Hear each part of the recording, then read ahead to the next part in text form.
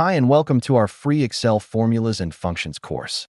This free course comprises of selected lessons and sections of lessons from our top-selling Excel Beginner to Advanced Certificate course and Excel for Accounting and Finance Certificate course.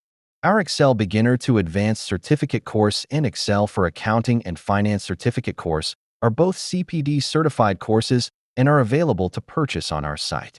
You will get the following benefits by buying the original course: a globally recognized CPD accredited certificate, free access to our innovative Excel learning app that allows you to take the course inside your Excel application itself, a lecture files and practice files, quizzes to reinforce learning, access to support from our instructors, lifetime access and lesson updates for latest functions and features as they are rolled out by Microsoft. This next video gives an introduction to our Excel learning app.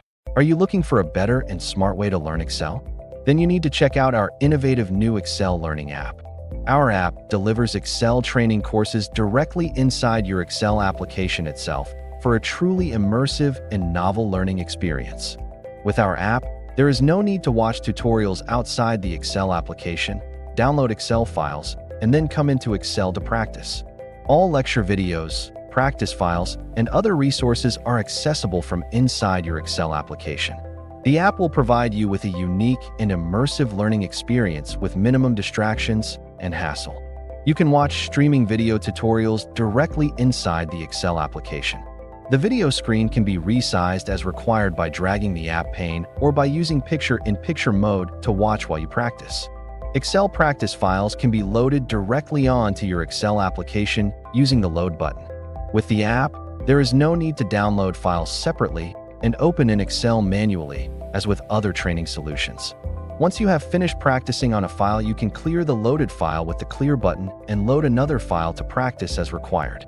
A Download button is available if you want to download files for later use. Additional learning resources such as quizzes, practice tests, assignments, and coding exercises are all accessible from inside Excel through the app as well. Our app will provide you with a unique and immersive learning experience with minimum distractions and hassle. The app is compatible with all of these Excel versions.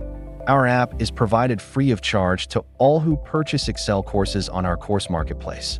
You can use the app or learn on our site as well.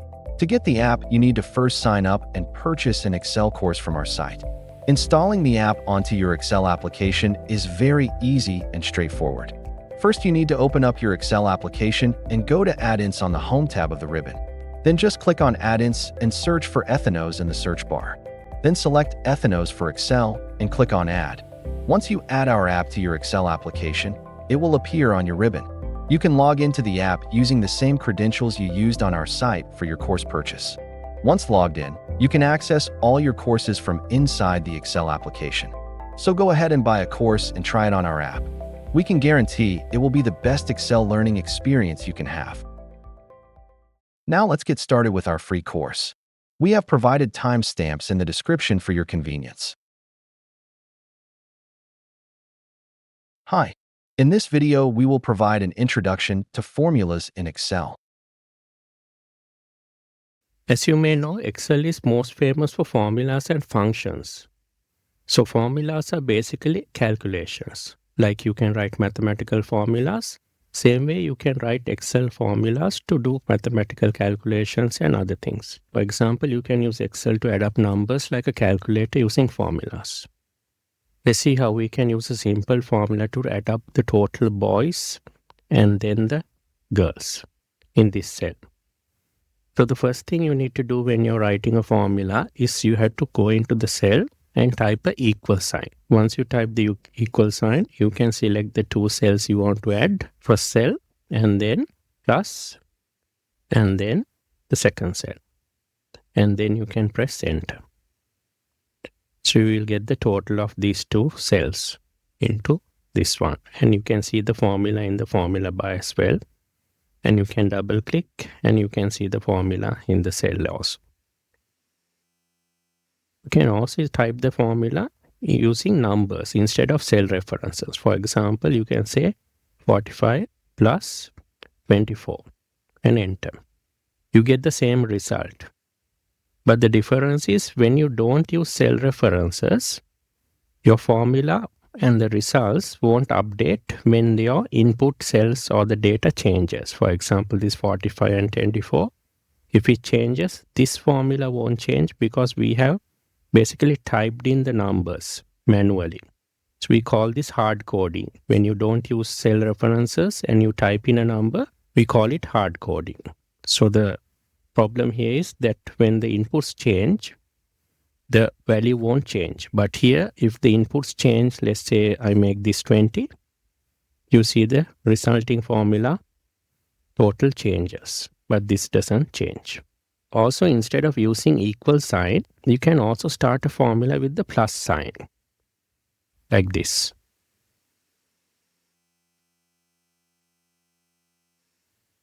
To get the same result, and Excel will automatically add the equal sign. So long time back, before Excel was there, there's a popular software called Lotus 123 spreadsheet package.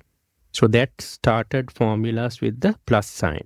So for backward compatibility, Excel has still kept that on, but most people still use equal when they are typing formulas nowadays, and Lotus 123 is long gone.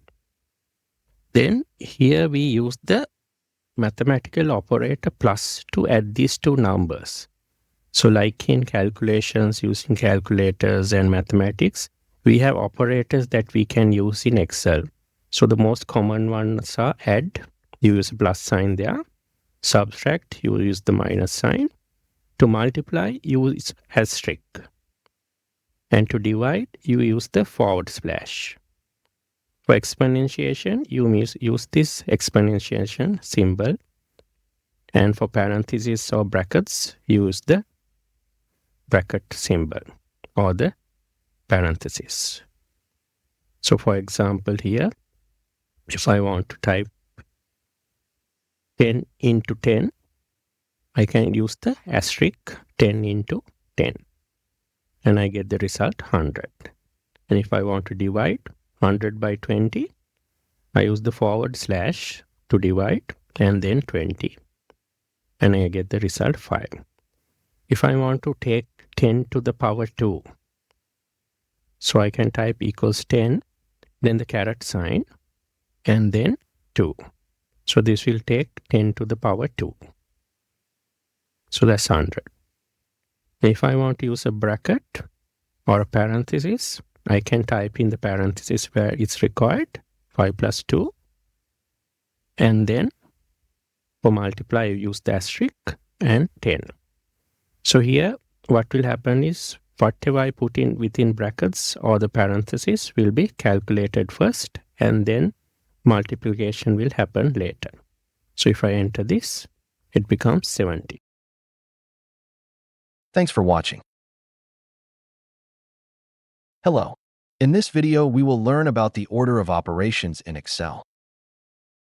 When you're writing formulas in Excel, it's very important to understand the order of operations. That's basically how Excel evaluates the formula. It basically gives the order in which all of these mathematical operators are evaluated in Excel. So we have a similar convention to mathematics in Excel when we are evaluating formulas, and this applies to the order of operation. So you can use the acronym BODMAS or PIDMAS. So both are the same. So here we first evaluate brackets or parentheses, then orders or indices. So this is basically taking to the power exponential, like this exponentiation, that is the orders and the indices. And then division, multiplication, addition, and subtraction. So depending on different countries, they use different conventions, but it's pretty much same. And it's the same that is applied in Excel. So let's see this formula over here. So this adds 5 to 2 into 3. Here we have the plus sign and the multiplication. So what comes first? So brackets are not there, orders are not there, division is not there, multiplication is there. So what will first happen is Excel will evaluate 2 into 3. And here if you keep your mouse pointer, you will see a help tip. It gives the value that is coming after evaluation. So 2 into 3 is 6. And then what it does is to that 6, it adds the 5 because addition comes afterwards. And we get the result 11. And this formula, we see there's a bracket. So brackets are evaluated first. So what it will do is it will add 5 to 2, 7, and then go to multiplication. So 7 into 3 is 21, and you see 21 is the answer. In this example, you got a division, 50 divided by 10. So here division comes before addition and subtraction. So what it will do is it will first divide 50 by 10, arrive at 5, and 30 plus 5 minus 5. So that will be the answer. So 30 will be the final result. In this example, there are 2 brackets. So it will evaluate both brackets first. So 30 plus 50 will be 80, and then 10 minus 5 will be 5. So 80 divided by 5 will be 16. So we get the answer 16. So in this last example, we got 10 to the power 2 divided by 5 plus 2. So here if you come through the, so if you go through the list, orders comes first, or exponentiation or indices. So what it will do is it will take first 10 to the power 2, it will take 100, and then we got division. So it will divide 100 by 5. Then it will get 20, and to 20 it will add the 20. So it will be 40. So if you are not sure in a complicated formula the order of operations or how Excel will evaluate it, you can go to Formulas tab, the Formulas ribbon, and go to Formula Auditing section. There you have what is called Evaluate Formula. So when you click on Evaluate Formula, it will show how Excel is basically going to evaluate this formula step by step. So first thing, after you see the formula there, you can click Evaluate, and you will see what happens first. So it will say that these 2 multiplication happened there. Then 5 plus 6 will be added to come to 11. So on the formulas also, you can click Evaluate Formula, and here you see first the bracket or the parenthesis was evaluated, and then multiplication will happen. And likewise, you can see how other formulas are evaluated. Here you'll see first the exponentiation or to 10 to the power 2 was solved, and then division will happen, and then addition will happen. So that's an easy way for you to check how formulas evaluated if you are not sure. So anyway, you need to know this. So anyway, you need to know the general order of operation in Excel, which is BODMAS or PIDMAS for short. Thanks for watching. Hi. In this video, we provide an introduction to functions in Excel. Previously, we learned about Excel formulas. So Excel function is actually a predefined formula. These are formulas that have been programmed into Excel, and we can use these to carry out different calculations. So as of now, in the Excel 365 version, there's more than 500 functions that are built into the application. To use functions, you need to understand about the different parts of a function and how to create arguments. So let's look at parts of a function. So when you start typing a function, you have to follow the rules, which is called the syntax. Syntax is like grammar. So basically, when you write a function, you need to follow the rules that apply to that function or the syntax. So always a function starts with an equal sign. Then you write the function's name. So in this case, we have example of a sum function. Sum function basically sums all the values in the range that you're giving inside the arguments. So arguments are basically the inputs that you give into the function. So arguments are the information the function needs to calculate the result. Some functions have one argument, others can have multiple arguments. So here in this function, what happens is the sum function basically sums, as I said, and it will sum all the values in this range given in the argument as A1 to A10. So all the values that are contained in these cells from A1 to A10 will be added together, and the result will be shown when we use this function. As I said, always arguments are contained within the parentheses or the brackets. And when you want to separate different arguments, you can use the comma. For here, for example, we have used a comma to separate the first set of arguments, the cell range A1 to A3, and then C1 to C2 is the second argument, and then we have used another separating comma to separate it from the last argument, which is E1. So this will basically add all the values from A1 to A3, C1 to C2, and E1. So let's look at some examples.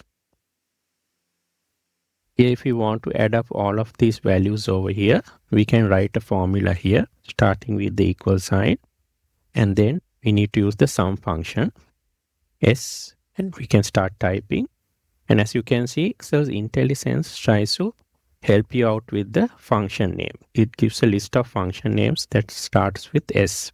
So you can select one of these or search down, or you can type SU and then M. And you see, you have found the function that you need. Sum function is there. So whenever you have XFX sign in front, that means it's a inbuilt function in Excel. So if you want to select this function, you need to press the tab key.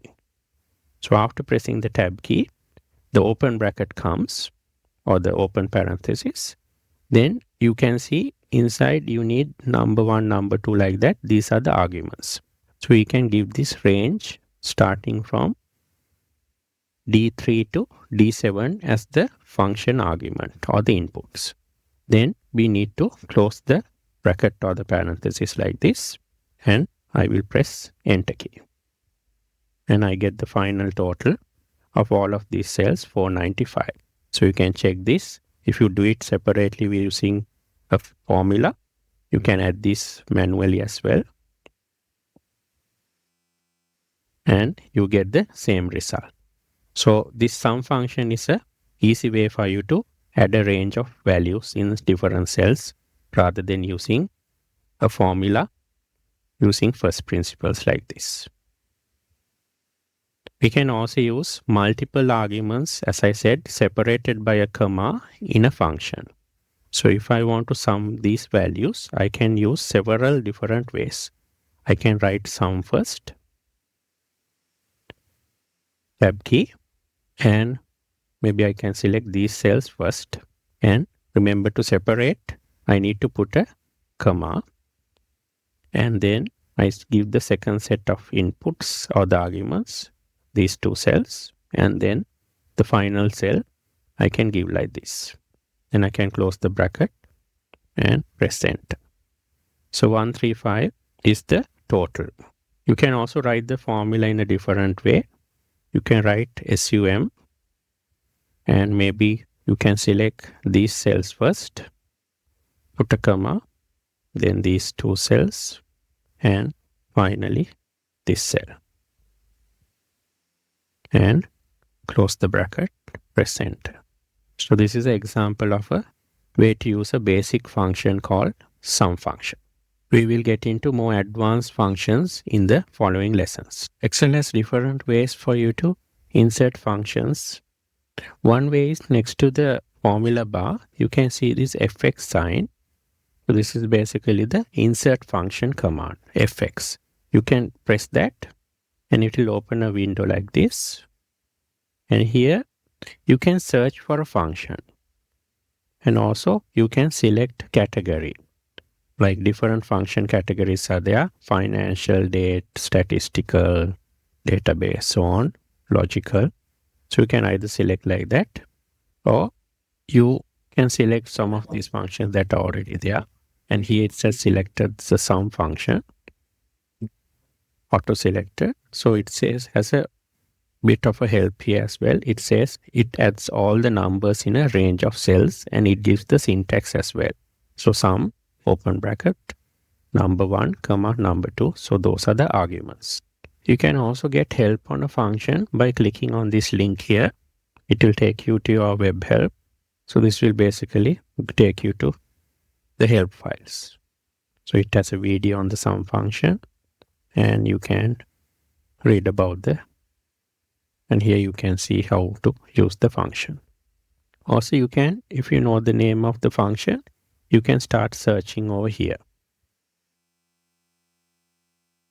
You can type min and say go, and it gives a list of functions starting with min, and this is the function that you need to use. So you can get help from here and see the syntax and what the minimum function is used for. You can also go to the formulas tab and then go to function library. And here also you see the insert function option is there, like what you have here. And also you have different functions that you can use. The sum function, those are already predefined here. And you see recently used functions. Then you have functions that in the library categorized into financial, logical, text, date and time, lookup and reference, math and trigonometry, and more functions. You can search for functions from here and get help and insert functions from here as well. Thanks for watching. Hello. In this video, we will learn about the sum function and AutoSum in Excel. In Excel, the sum function adds numbers in a range of cells, and you can use it to sum individual values, cell references, or a mix of both. So let's see example over here. So the sum function starts with SUM. So you can type equal SU and then M. Then Excel's IntelliSense will show you the function here. You can click tab to select that. And then we have to give a range of cells that we want to sum. So we'll give this range of cells, C4 to C12. And then I will close the parenthesis and press enter. So the formula has added all of these values in this column. We can also use the sum function this way. We can say equal sum function and then we can give values as well. Let's say I want 100 and then I want to also add another value. To separate the arguments, I can use a comma like this. So I can put a comma and then let's say I want to take a cell reference. I will take this cell reference C4.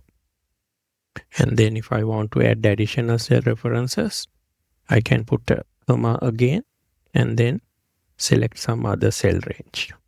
So this will add all of these values in these two cell ranges and the 100. So I can close the parenthesis and press enter. So I get the total over here.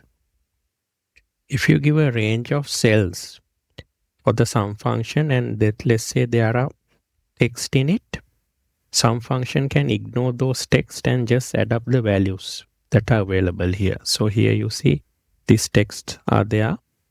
If you take this range like this, so if I use the sum function on this range, it will only add up the 100 values in this range. So let's see that. I say equal sum function and then I'll select this whole range and then close the parenthesis and I get 600. So it's added this 100, 100, 400 and then 600. The 600s only it has added together and it has ignored the text values. Excel has a useful feature called AutoSum, which allows you to automatically apply the sum function, and it will automatically suggest a range to sum, so it will save you some time. So let's try that over here. So if I come here and then on the home ribbon, if I go to this editing section, editing group, this is AutoSum over here. And it's showing there's a shortcut key, Alt and equal. So if I click on the AutoSum from here, it has selected this range as the possible range that I want to use. So in this case, it's correct. So I can just press enter to apply the formula. So it has applied the formula. So from here, this cell over here, if I invoke the AutoSum from there, it will select the closest row of data. So in this case, it is correct. But if it's not correct, I can still adjust the range like this and then correct the formula.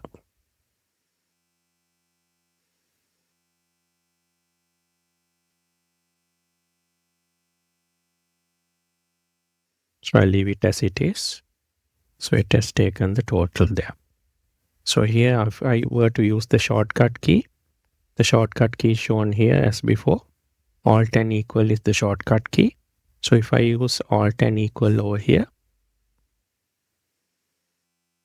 it will select the closest column of data and I can press enter.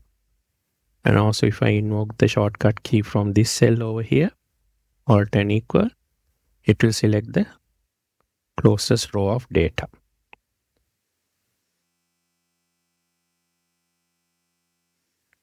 If I delete these values over here, I can also select the whole range where I want to have the AutoSum and then use Alt and equal. So it will apply AutoSum to the whole range of cells like this at once. And this one also, let me delete this. So let me select this whole range like this and I will do Alt and equal. And the AutoSum gets applied to these ranges as well. So it has correctly calculated the sums. That's another way we can do the AutoSum in this situation. I can select the whole range, including the column where I want the total and the row where I want the totals, and then do Alt and equal. So it will immediately add the total sums across columns like this and these rows like this. So AutoSum saves you a lot of time when you want to apply the sum function. And also, by the way, Excel has more than 500 functions in its library, but only the sum function has a shortcut key in the form of Alt and equal sign. So because sum function is the most frequently used function, it has a shortcut Alt and equal. Thanks for watching. Hi. In this video, we will learn about the average function in Excel. The average function calculates the average value in a range of cells that's given in the function. So for example, if I were to calculate the average of these numbers for January, I can write the formula equals average. I can select from the tab key, the first one, and then I can give the range and then close the parenthesis and press enter. So this is the average of these numbers. So I can check that with a sum function. If I were to sum all of these values,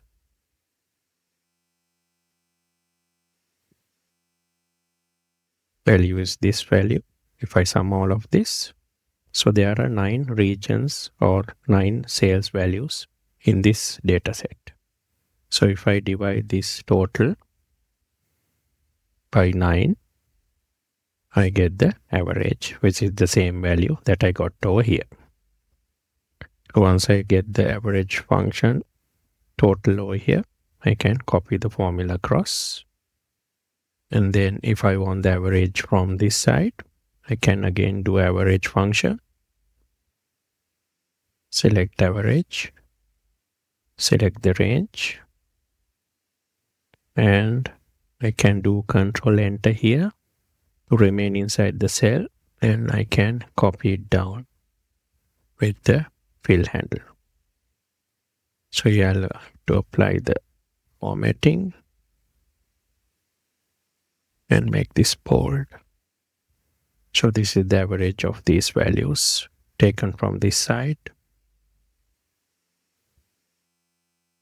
And these are the averages from these regions. So get the regional average here and the monthly average over here. And also you can use the previous AutoSum function option over here.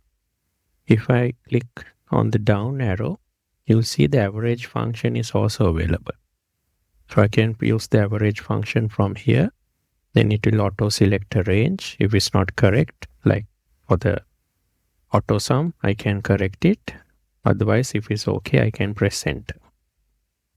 So I can insert this average function using the AutoSum drop down as well.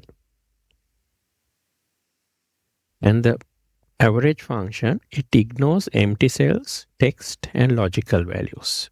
So in this range, we have some numbers as well as text and logical values like true and false. So if I do average function over here and select this range like this, I get 100 as the average.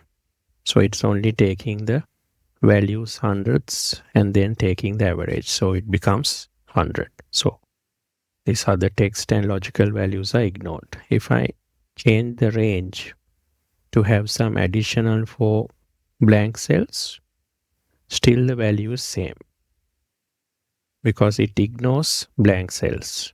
So empty cells are ignored.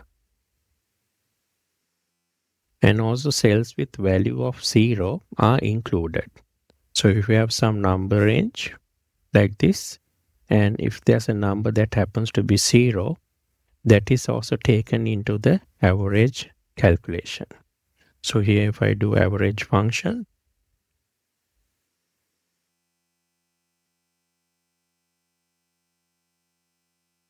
into this range, I get 54.545. So in this range actually, there are 12 cells, but one cell is empty and the others have zeros as well. So actually there are only 11 cells with numbers in this range. And the total, the sum you can see is 600. So if I divide 600 by the number of cells that have numbers, that is 11, including the zeros, I get 54.545, which is the same as the average. Thanks for watching. Hello. In this video, we will learn about the count function and other related functions in Excel.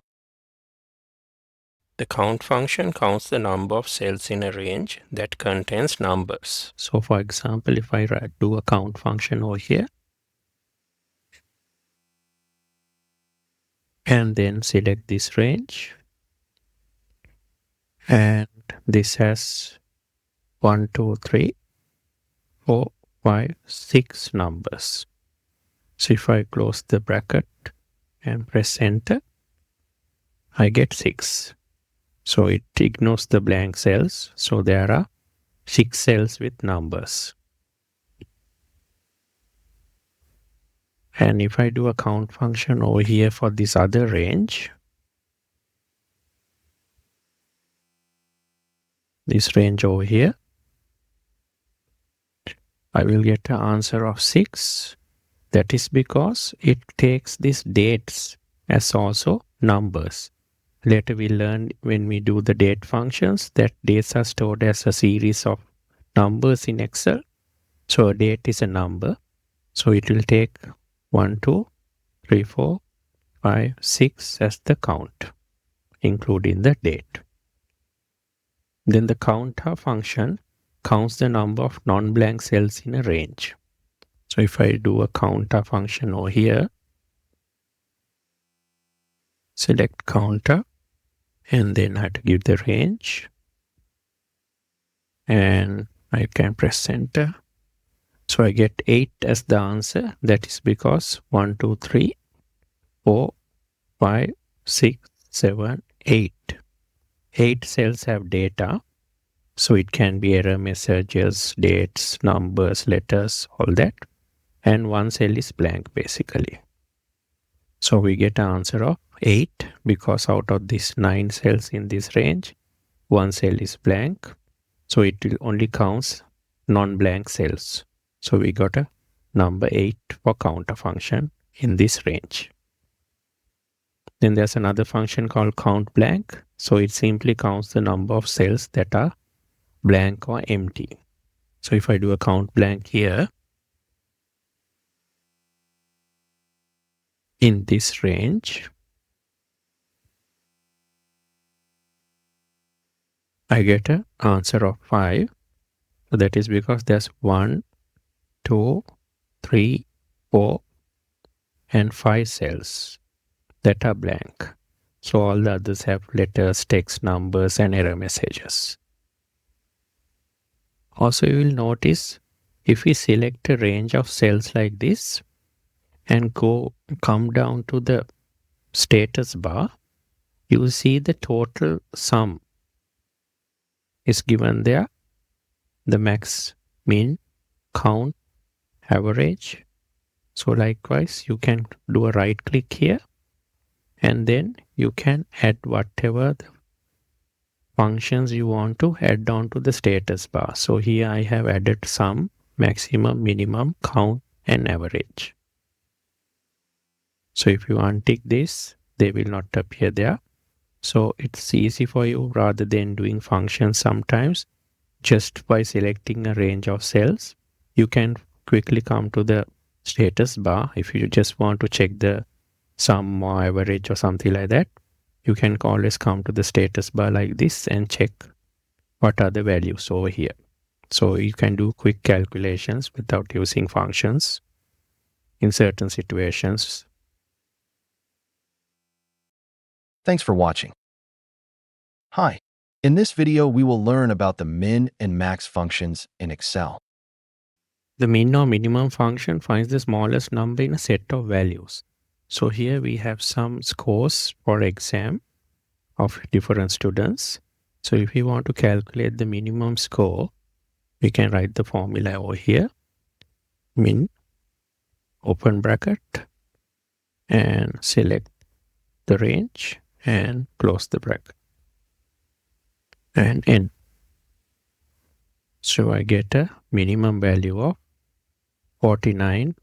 So here Mary has got the lowest score of 49. And if I apply to a range that has text and then logical values and blanks, let's see what happens. Equals min, and I select the range, and I get 66 as the minimum value. So it has basically ignored the text, the logical value, and then the blank values and the blank cell. So the opposite of min or minimum is there as well. So the max function finds the largest number in a set of values. So in this range of scores, if I want to find the largest value, I can use the max function, give the range, and int. So I got 91 as the maximum value, and James has got the maximum score, 91. Thanks for watching. Hello. In this video, we will learn about the large and small functions in Excel. The large function helps us to find, for example, in a list of numbers that are sorted in descending order, it can find, for example, the third highest number or the third highest score. So in this example, we got some scores and we want to find the third highest score. So of course, we can do one thing. We can just, let's say, take this value. So hit V to copy and Control V to paste over here. And then if I go to the data tab, and I can here sort from largest to smallest. So if I sort it like this, so this is the highest value. So the third highest score would be 1, 2, 3. 77 would be the third highest score. So if we were to use the large function, we can use the function like this, equal large, and then the function has a syntax where we have to give two arguments. One is the array. Array is simply the list of numbers. And then there's a k argument. So k argument means, do you want the third highest, second highest, like that? So we can give the number of the person that we want. So in this case, we will give the array as this scores, put a comma, and as k, we will give 3 because we want the third highest score. And close the bracket and enter. So you get the answer 77. So here also it's correct. 77 is the third largest score. So if I want, for example, I want the fifth largest score, I can change it to 5 and I get 66. So 66 is the fifth largest score. So we have the opposite of large, small as well. So here, for example, I want to find the lowest score. I can use the small function. So small function has a similar syntax. We have to give the array or the list of numbers, and we have to give k, that is the person we want. So we want the second lowest, so we will put 2 over there, close the parenthesis, press enter. So we got 66. So if you come from here, the lowest score, second lowest score is 66. So we get the correct answer, second lowest score. Thanks for watching. Hi.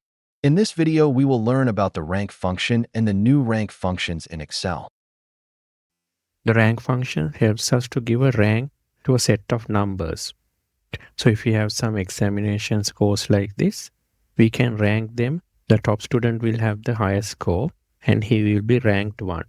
So likewise, we can rank based on the numbers or the score in this situation. So if you want to check the rank of each of these students, we can use the rank function. So first, let's see whether we can rank them by sorting them. So we'll do a Control C, copy the values here, Control V, and let me go to the data tab, and then I will sort it from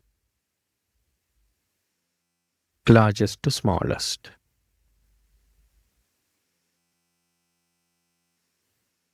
So the highest value is 91. So James should be ranking 1. And the lowest score is 49. And Mary would be the person ranking the lowest. So let's see how the rank function works. So we type a equal sign, rank. And when you come down, you'll see we have some other functions also. There is rank, and then there's a kind of a warning sign. And then we have 2 other similar functions, rank EQ and rank AVG. So equal and average. So we look at these functions. Why we have a warning sign here is because this function is not going to be supported in the future in Excel. So we recommend using rank EQ, which is the same as rank function, or rank average, which I will get into shortly. For now, we will use the rank function. Select that, tab key, and it needs 3 arguments: the number, reference, and order. So the number is basically the number related to this student over here.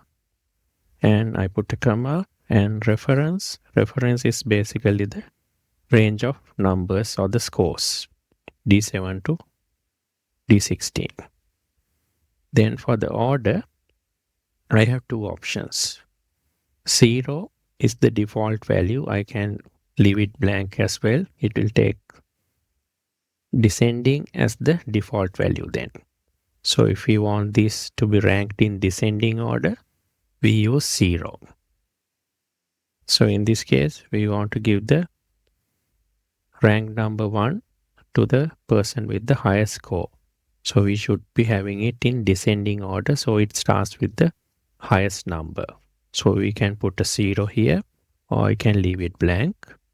And also I need to fix this cell reference for the reference, because this, when I copy it down, should not be changing. So I can press the F4 key, add the dollar signs, and then close the parenthesis and Control Enter to copy there. And to copy down, I'll use the fill handle. So I see James with 91 is ranked the first. So that's correct, because 91 is the highest score. And we'll see the lowest score is Mary, 49. She's the 10th person. So the rank of Mary is 10. So 49 is the lowest score in the range as well. So the rank function basically has ranked these students from the first to the 10th person. So let's look at another situation where we have some scores as well. So there are two students. They have the same score of 82. So let's see how rank handles this.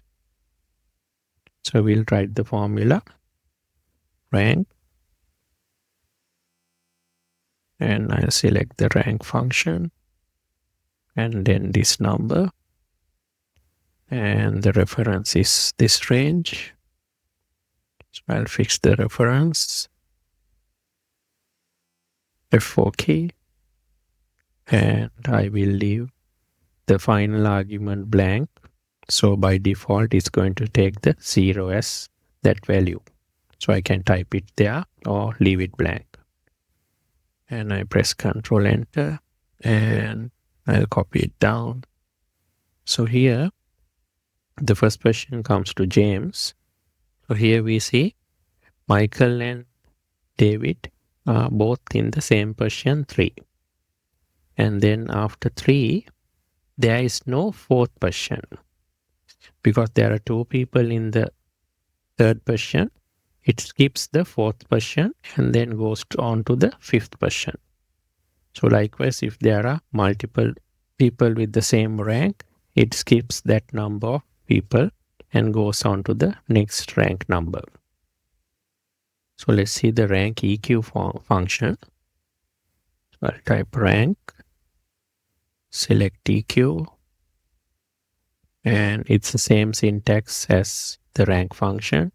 I have to give the number first and then the reference, and I will use F4 to fix that, and I will close the bracket and Control Enter, and copy it down with the fill handle.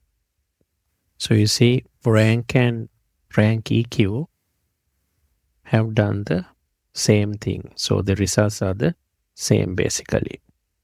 Only difference is that rank function will not be supported in the future. So it's always better to use the new function rank EQ. So let's see what happens when we use rank average.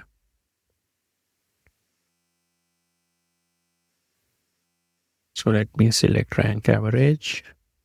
The syntax is again the same. So I'll select the range as well. Fix the range, F4. And close bracket, Control Enter, and copy down. Now we see Michael and David have the rank of 3.5.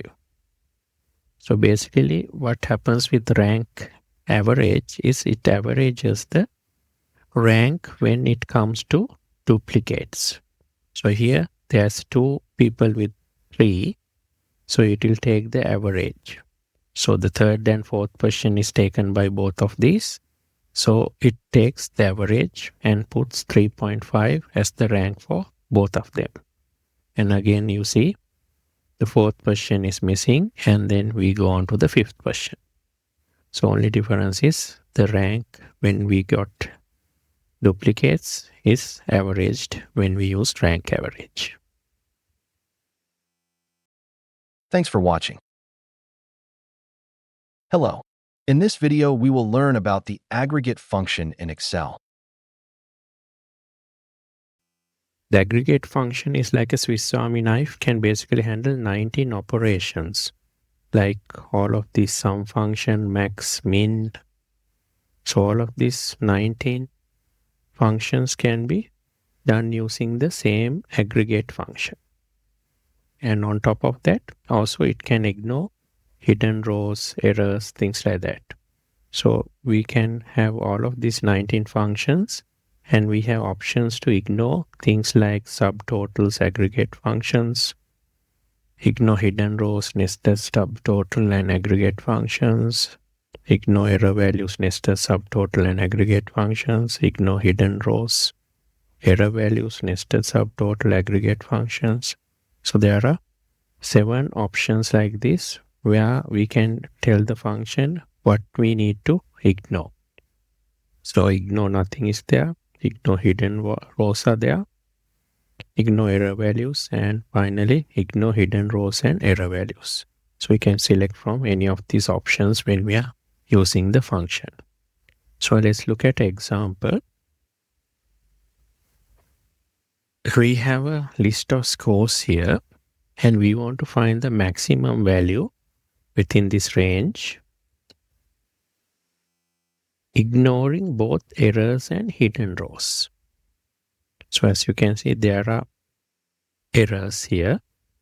Also, if you notice, after 55, we don't have 56, there's 57.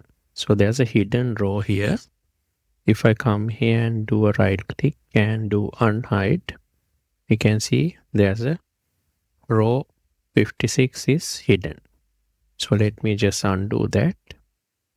So let's try to do this the normal way using the max function. So if we use the regular max function over here and give this range and enter, I get a hash div error because max function can't handle this divide by 0 error. That's there. So let's try to do the same thing with the aggregate function. So the function starts with, as usual, equal aggregate, and then we can, as the first argument, we have to select the function number. So we have the 19 functions available. So what we want is the fourth one, the max function. So what we want here is the max function. So I can press tab to select max function, and then I have to give the option for ignoring whatever I want. So here I want to ignore both errors and hidden rows. So we have to go with this one, option number 7, ignore hidden rows and error values. So I will select that with the tab key and then put a comma. Now I have to give the reference range or the array where the numbers are located. So let me select like this, and then I can close the bracket and press enter. So I get an answer of 94. So it has basically ignored these 2 error values and also the hidden row. So here it says the maximum value is 94. So actually in this range, the visible range, 94 is the maximum value. So that answer is correct. So let's say I want to take So let's say I want to take the hidden value also into account. So if you see here between these two rows, what's the hidden value? The hidden value is, if I unhide, there's 99. So 99 has got updated here because it was hidden early, it doesn't come here. So how can we do it so that even if it's hidden, it's taken into account here? So here I have unhidden it. So let me again hide that, and then come here, and here as the option, let me delete this and see what are the options I have. So I'll go with ignore error values only. So that means the hidden row will be accounted for. So I'll go with option number 6. And I will go for that. Now I see I get the 99 answer. So that hidden value is also now taken into the function. Let's look at another example. So here we have a set of data. And let's say we want to calculate the sum of the volume. So here I have done the normal regular sum function, and I have got the total sum here, 3650. So I'll do the same thing with aggregate function, but what I will do is I will hide these two highlighted rows. So to do that, let me come here to the filter and go to color filter, go to filter by color, and select no fill cells only. So those two colored rows are now filtered out. So let me do the aggregate function now. Aggregate, here I want the sum function, function 9. For the option, I will say ignore nothing. And I will give this range. And enter. Now I get the same answer as the sum function. So now let's go here, and I will change the option to ignore hidden rows, 5.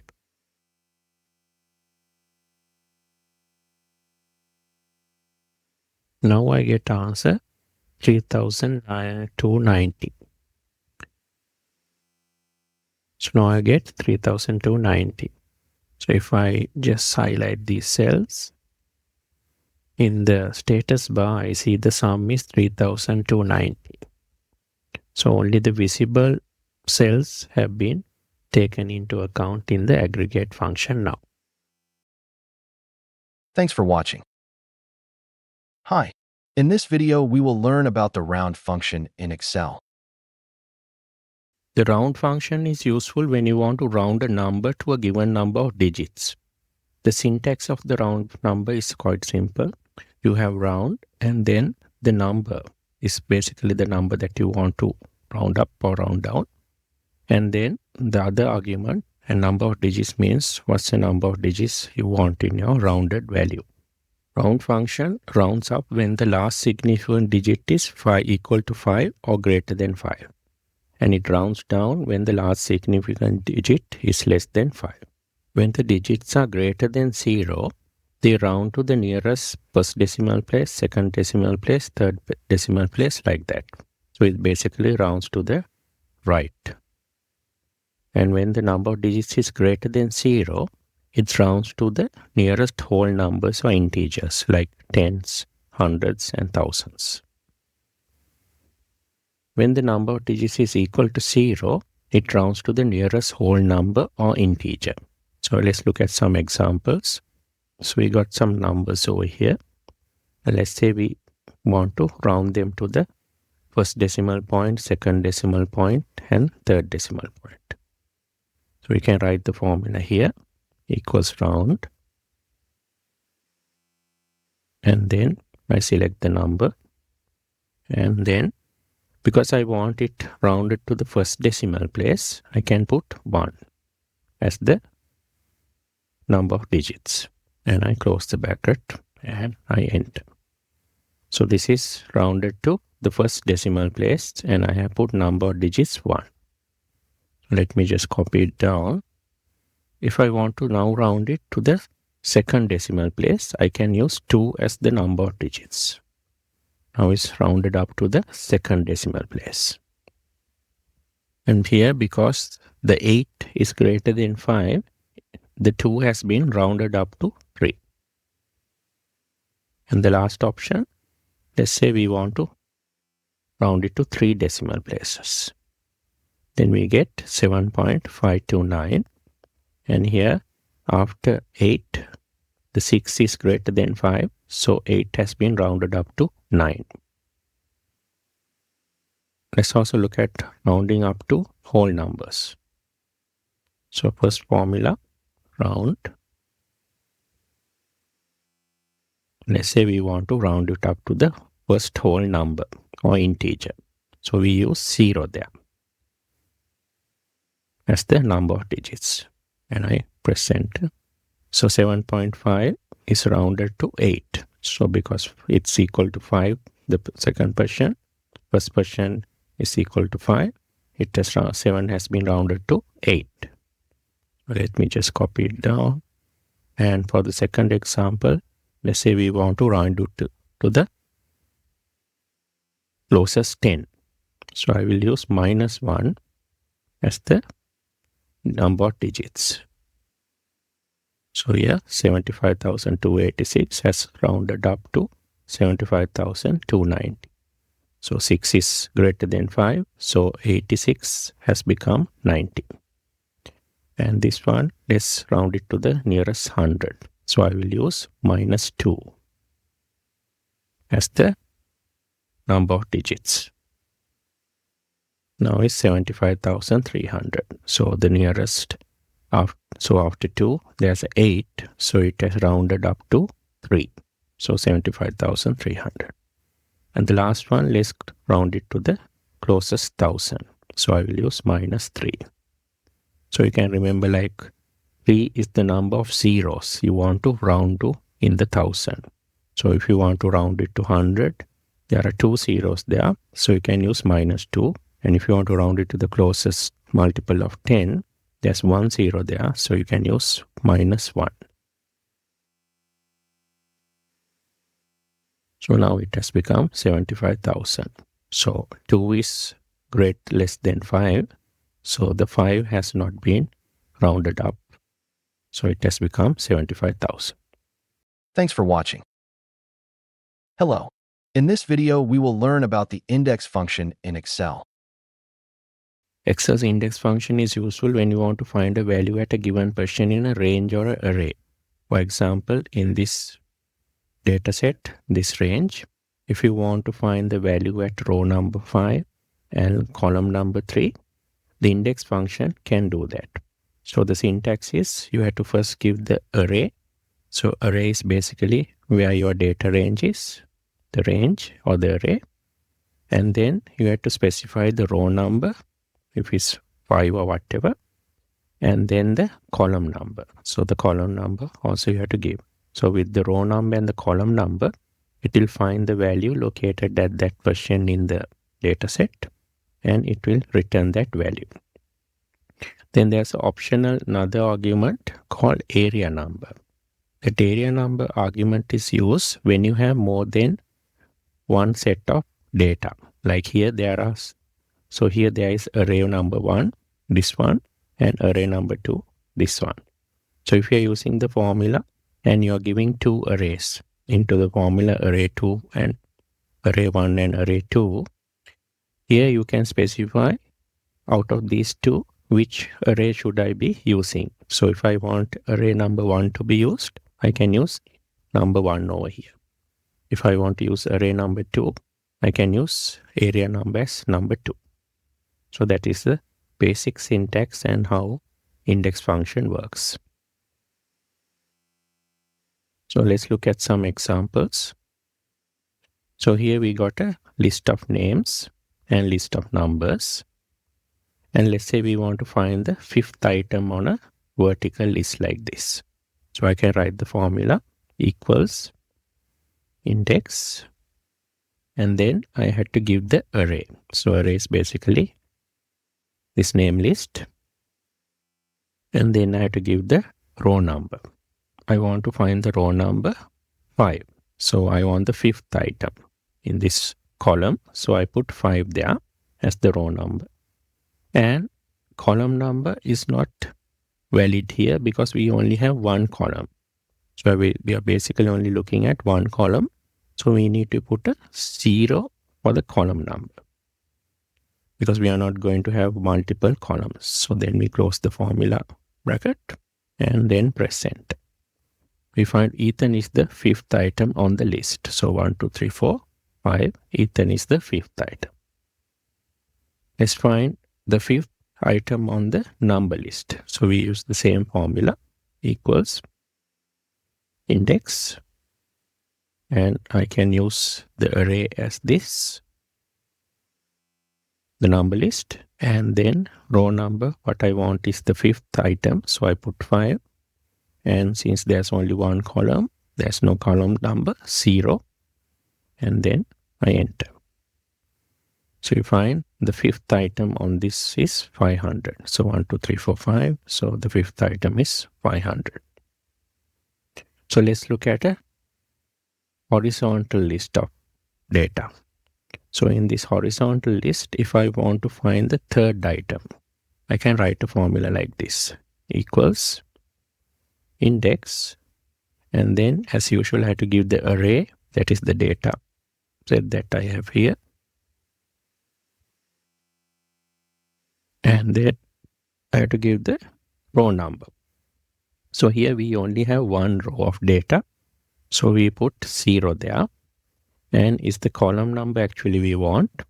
So we want the third item, so we have to put 3 for the column number and then enter. So we find third item on the list is March. So March is the third item on this list of months. Now let's look at an example where we have a data set which has both rows and columns.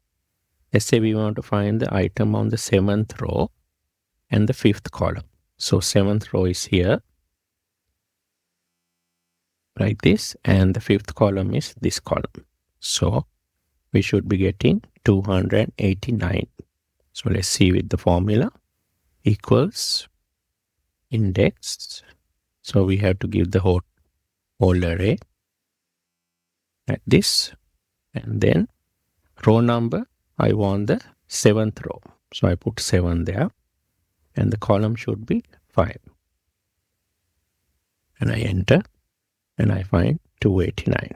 So 5th row, 7th row, 5th column, 289 is the correct answer. So let's look at a practical example. So we got some product sales for different months. And let's say we want to find the product 2 sales in the month of March. So let's write the formula over here equals index, and then the array we give as this range, and we want product 2 sales, so that is in row number 2, we put 2 there, and March sales, so column number is 3. We can enter that, and I find the answer 826 is correct. Now let's look at a reference form example where we have 2 arrays or data sets. So we have the region 1 sales here and then the region 2 sales. So if we want to write a formula that can use both of these regions, then we have to use the reference form. So we'll write a formula over here equals index, and then for array There are two arrays, region 1 and region 2. So I need to input both of those region ranges into the array argument. So to do that, I open another parenthesis like this, and then I put region 1, and the name sales R1 appears because I have named this range as we learned earlier in the name ranges. So then I select region 2. So sales region 2 also appears. Then I close the parenthesis for the array argument. Then I put a comma. Now I have to give the row number. Now we need the product for sales. So we put 4 as the row number. And then for column number, we need the March sales. So March is column number 3. So we put 3 over there. And then finally, we have to give the area number, or to tell the formula which region should I be referring to. So for that, I will refer it to this cell over here, where I have input the region number that I want. So if I change this cell, the formula will update, and I can change and select regions from there, and it will update the formula. So then I close the parenthesis, enter, and I find region 1 product for sales for March is 753. So that is correct. So what if I want to now go for region 2? So I can just select region 2 here, and the formula updates, and I have 895. So now we are in region 2, March. So 895 is the answer correct. So that's how we use it on multiple arrays or data sets. So by giving the area argument, we can use the same formula for multiple arrays of data. Thanks for watching. Hi. In this video, we will learn about the match function in Excel. You can use the match function in Excel when you want to find the location or the position of a lookup value in a row or a column or a table. For example, in this data set, this range, if I want to find the position of the 50, I can use the index function, and index function will say it's on the 5th position in this list of data. So the syntax is match, and then you have the lookup value. That is what we are going to look for. And then the lookup array is where the data is located. So like here is this range. And then we have the optional argument match type. So we have 3 options for the match type. We can have 1 or omitted. That means if it's 1 or we don't input anything, it will look for the largest value. It is less than or equal to the lookup value. And here we need to have the data sorted in ascending order, like from small numbers to large numbers.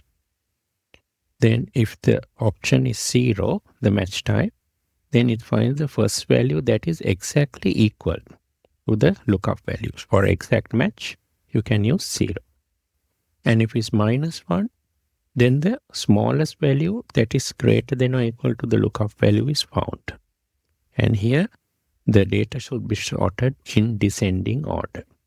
So these are the 3 options we have for the type of match we want.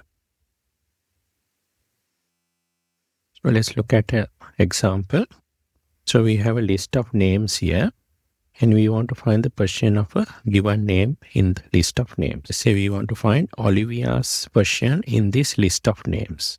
So we can write the formula equals match, and then we have to give the lookup value. So the lookup value is Olivia, so I will refer to that cell, put a comma. Now I need to give the lookup array where the dates, where the names are located. I select those, and then for the match type, I want an exact match to the name Olivia. So I need to use 0 for exact match. Let me press tab and then close the parenthesis and end. So it finds Olivia's name is located on the first version. So this is a exact match example. So we look at an approximate match example. So here we have some names of students and the scores they got. And we want to find the score that is less than or equal to 70. So again, we want to find the largest value that is less than or equal to 70. So we can write the formula here. Equals match. And the lookup value is 70. And lookup array is this. And then the match type. So here we want to find the largest value that is less than or equal to 70. So I will use the less than option, 1. And I press enter. So I get 3. So 3 is 66. So 66 is the largest value that is less than or equal to 70 in this list. And the portion of 66 is the third portion in the list. So we get 3 there. Now we look at a wildcard example. This is where you may know part of the name or some text or something, and you want to find a closest match to that in a list of names like this. So here we have to type EM and then the asterisk. So asterisk is the wildcard which tells Excel the first 2 letters are E and M, and after that you are not sure what comes afterwards. So it will try to match EM as the first 2 letters in this list.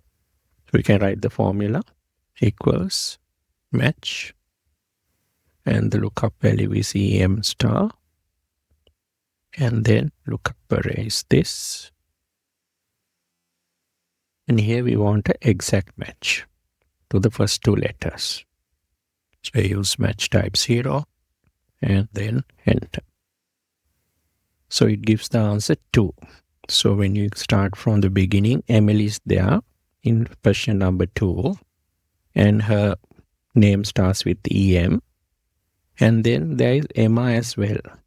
Her name also starts with EM, but she's in the 5th question. So basically the match function only looks at the first occurrence of that lookup value. So it ignores the second and third and so on other values. So if I want to find Emma exactly, what I can do is I can type EM and put another M. So then it should come to Emma. Now I find the answer 5. So Emma is 5. So only Emma has EMM in her name at the beginning. Thanks for watching. Hello.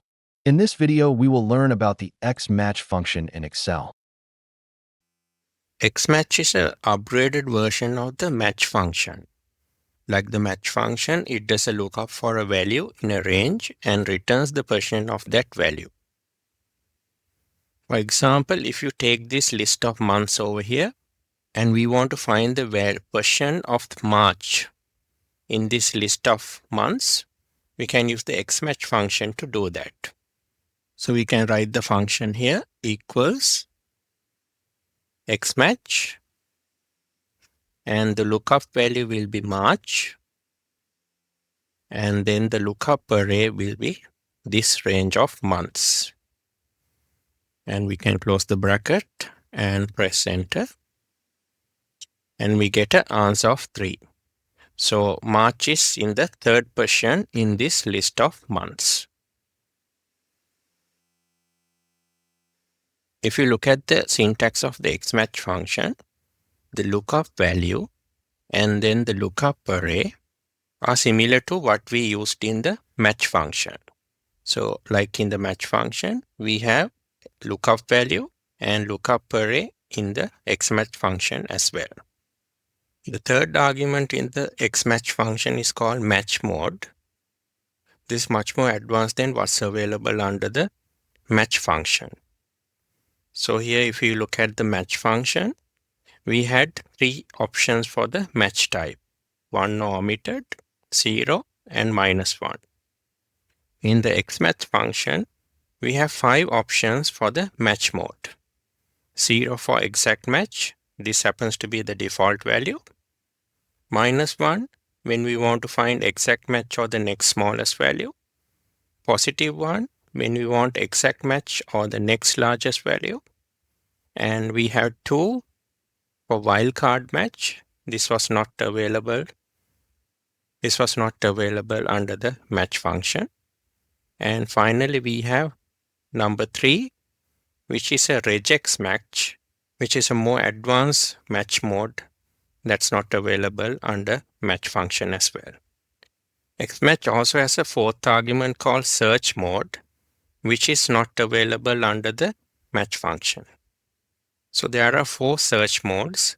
1 to search from the first, that is the default value, and -1 when you want to do a search from the last item in the list, that is called a reverse search. And then we have 2 for binary search when the data is sorted in ascending order, and -2 for a binary search when data is sorted in descending order. Binary search is a more advanced search form. We can use it when we have a large set of data and we want to quickly find the value. So binary search searches basically from both the top and the bottom like this. So if this is the list of data, it will start looking from the top down like this, and at the same time it will look from the bottom or the last item up like this. So when we start searching from the top and the bottom at the same time in parallel, we can find any item faster. When comparing XMatch and the match function, there are 6 key differences. One is XMatch defaults to exact match, whereas match function defaults to approximate match. So XMatch function is more convenient to use. XMatch also has a wildcard match mode, and it can perform reverse search, that is from the last to the first. XMatch also doesn't require values to be sorted when performing approximate match. XMatch can perform a binary search. This is specifically optimized for speed. And finally, XMatch can use regex, which is a powerful pattern matching language for matching. Let's look at an exact match example. So we have a list of names here, and we want to find the position of the name Olivia in this list. So for this, we can use an exact match. So we type the formula equals XMatch, and the lookup value is Olivia, and the lookup array is this range. And for the match mode, we have exact match, which is what we need to use here.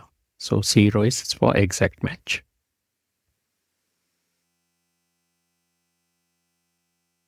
So we get a O, because Olivia is in the 4th position. If we were to use the match function, we can still write match, lookup value same, and the lookup range same. And for the match, we need to use 0 here for exact match.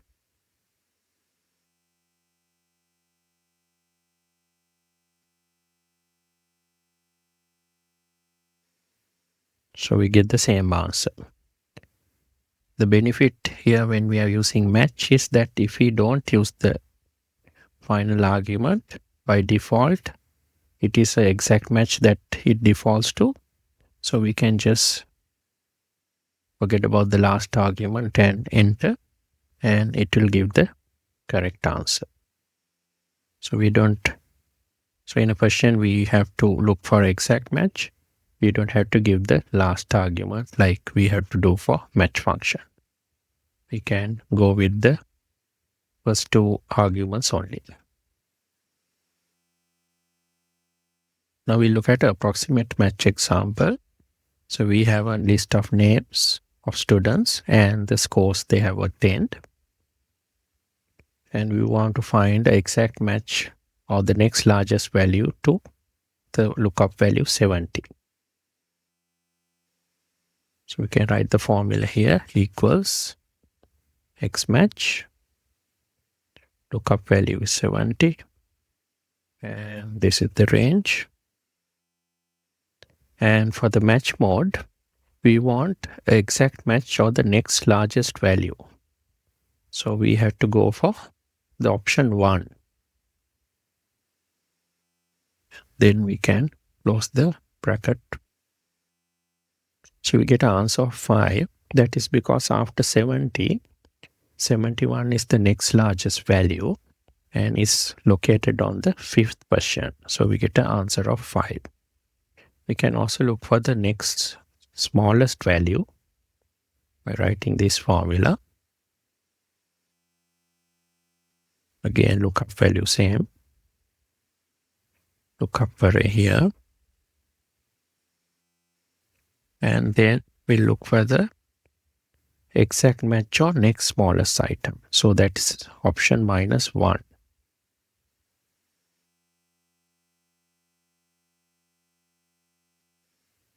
And we get an answer of 3. That is because after 70, the next smallest value is 66. And that is located on the 3rd position. So we get an answer of 3 when we look for a next smallest value. And here, notice that we didn't have to have the scores sorted in ascending or descending order when we were searching for approximate match. Normally on XMatch, you can only do a search from the first to last like this, but XMatch has option where you can search from the last item to the first item the other way. So let's look at example here. So here we want to find the lookup value 70 and we want exact match or the next largest value. And we want to search from the last item. So we'll write the formula here, equals XMatch, lookup value is 70, lookup array is this, and the match mode, we want to find the next largest value. So we'll go for exact match or next larger item, option number 1. Then for the search mode, we want to search from the last to first. So we will use -1 as the option there. Close the bracket and enter. And we get an answer of 5. So if you count from the last item, 1, 2, 3, 4, 5 is 66. So that's not correct because we wanted the next largest item. So after 70, the next largest item is 71 and it should be the 3rd position from the last item, 1, 2, 3 like that. So the problem here is when we are searching from the last item, we need to have the item sorted in descending order if the match type is 1 and in ascending order if the match type is -1. So these numbers we need to sort it in descending order, because the match type is 1. We can go to data and do a sort from largest to smallest for descending order. We click, it's asking whether we want to expand the selection because this other column of names are there. So we'll say expand the selection and say sort. Now it has got everything sorted out. And now we get an answer of 4. So 4 is correct. 1, 2, 3, 4. In the 4th position, we got 71. And 71 is the next largest value after 70. Let's look at the situation where we want to look for a wildcard match. So for example, if we want to find a lookup value, somebody's name starting with EM, and then the next letters we are not sure, then we can put a asterisk. That is a wildcard. So anything after the first two letters is disregarded, but it will search for something starting with the letter E and M. So let's look at how we can use this. So here we write the formula again, XMATCH. And for lookup value, we can use this EM asterisk. Lookup array is this. And for the match mode, you see there is an option called wildcard character match. That is option number 2. So this is not available in the match function. So the wildcard search option is only available in the match, only available in the XMATCH. So we'll select 2 for match mode.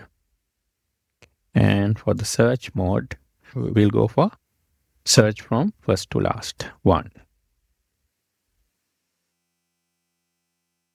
And even if we don't put 1, it anyway is going to do by default a search from the first item. So we enter that and we find, and Emily's name is what it has found. So EM, Emily, is located in position number 2. So from the first is position number 2. So what if we want to find Emma's name? So if we want Emma's name, and also remember the XMATCH searches for the first occurrence. So it stops at the first occurrence where it finds EM on the second position, and it doesn't go down to Emma, which also starts with EM. So if you want to home in on Emma, we can use, with instead of EM, we can put a double M. And then we should be able to find Emma's position. So it says 5. Emma is located in position number 5. So we'll do the same thing here. We'll look for EM's asterisk, but here we'll do the search from the last item. So we can write equals XMATCH, lookup value is EM, and then lookup array is this. And for the match mode, we'll use wildcard 2, and we'll use search from last as the option for the search mode. And we'll close it, and we find 5. So if you count from the bottom, 1 from the last, 1, 2, 3, 4, 5. So Emily is located at position number 5.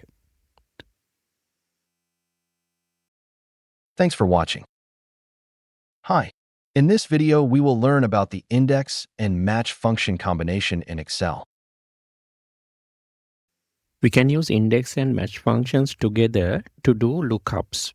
So instead of the VLOOKUP function, we can use index and match to do lookups. So there are some situations where using index match is better than using VLOOKUPs. If your lookup value is on the right, you know you can't use the VLOOKUP, so you can use the index and match.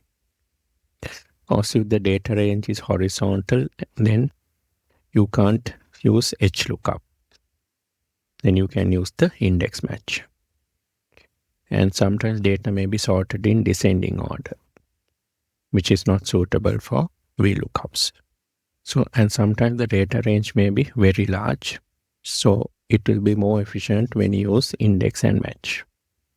So let's look at how we can use index and match together to do a lookup. So we have some monthly sales for 4 types of vehicles here. So let's say we want to find for each vehicle type the monthly sales. So we can input the vehicle product type here and the month here, and we want to write a formula that will find the F-type sale for this given month, May. So we can do it in steps. The first step is to use the match function to find the row and the column numbers. So we can use the match function to find the month that is relevant, the month number. And again, we can use the match function to find the product row number. So once we find the month column number and the product row number, we can use that row number and the column number in the index function. Because index function, we need to give the index row and the column number. So that we already found from match function, we can feed that into the index function to find the correct information we want, the lookup value. So here, let's do it in steps. First, we'll write a formula to find the row number of this product. So we can write the formula equals match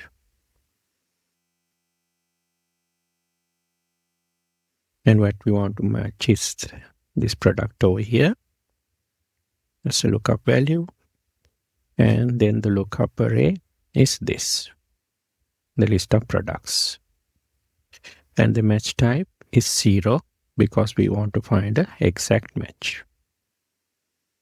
So we find the F type is in row number 2. We can do the same thing to find the month number. So we'll do another match. And the lookup value is the month of May. And the lookup array is the list of months.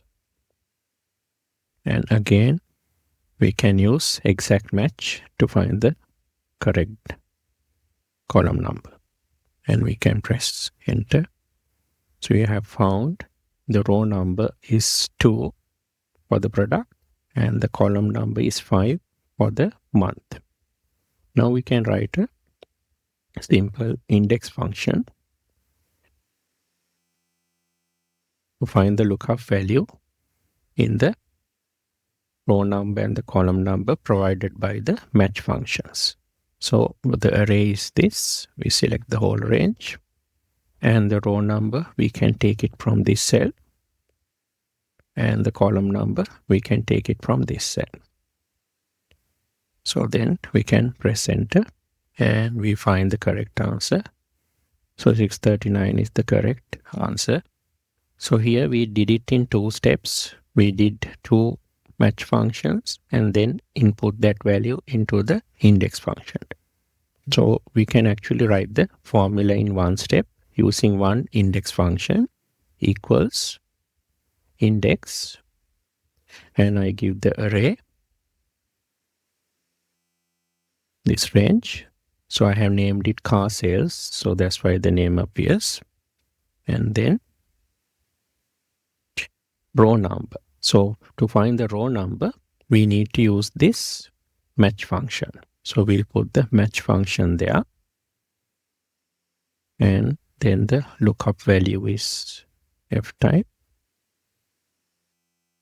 And then the range is this. And we want an exact match, 0. Then we put a comma. Now we go to the column number. So we use the other match function. Lookup value is the month. And lookup array is the month list. And again, we want an exact match, 0. And we have to close the final parenthesis and then press send.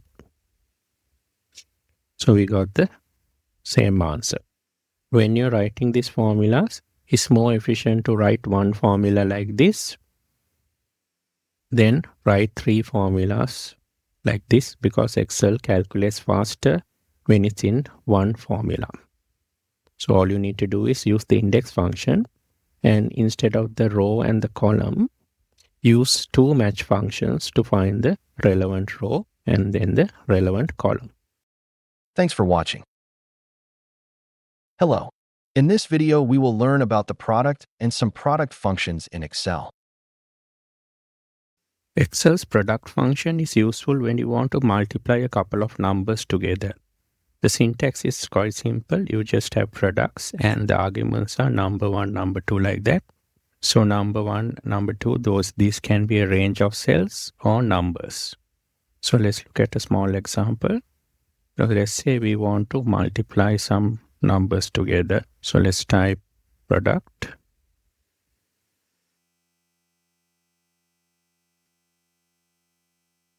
And then let's say we want to multiply 2 and next number is 5. We'll put a comma and 5 and then the last number 10. So we'll want to multiply 2 into 5 into 10. So we can enter and we get 100. If we want to multiply a range of numbers together, we can again use product.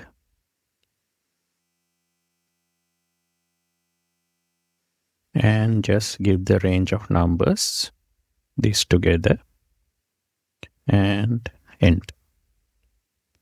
So we get 30,000 as the product of all of these numbers.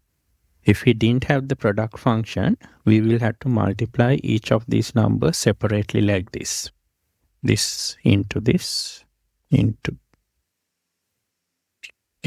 10, into 15, into 20. So rather than going cell by cell, it's easier to just give the range in the product function. Product function also works when your numbers are not together.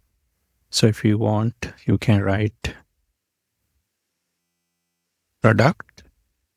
And let's say we select these two numbers first. Then we separate by a comma. And these two numbers, comma. And then this last number. And we can enter. And we get the same answer, 30,000. The SUMPRODUCT function is useful when you want to sum the products of corresponding ranges or arrays. For example, if we have two arrays or ranges like this, and you want to multiply them by each other, and then sum the total values, you can use SUMPRODUCT. So the syntax is SUMPRODUCT, and then you have to give the array or the ranges separated by commas. So these arrays need to be the same size. Otherwise, you will get an error.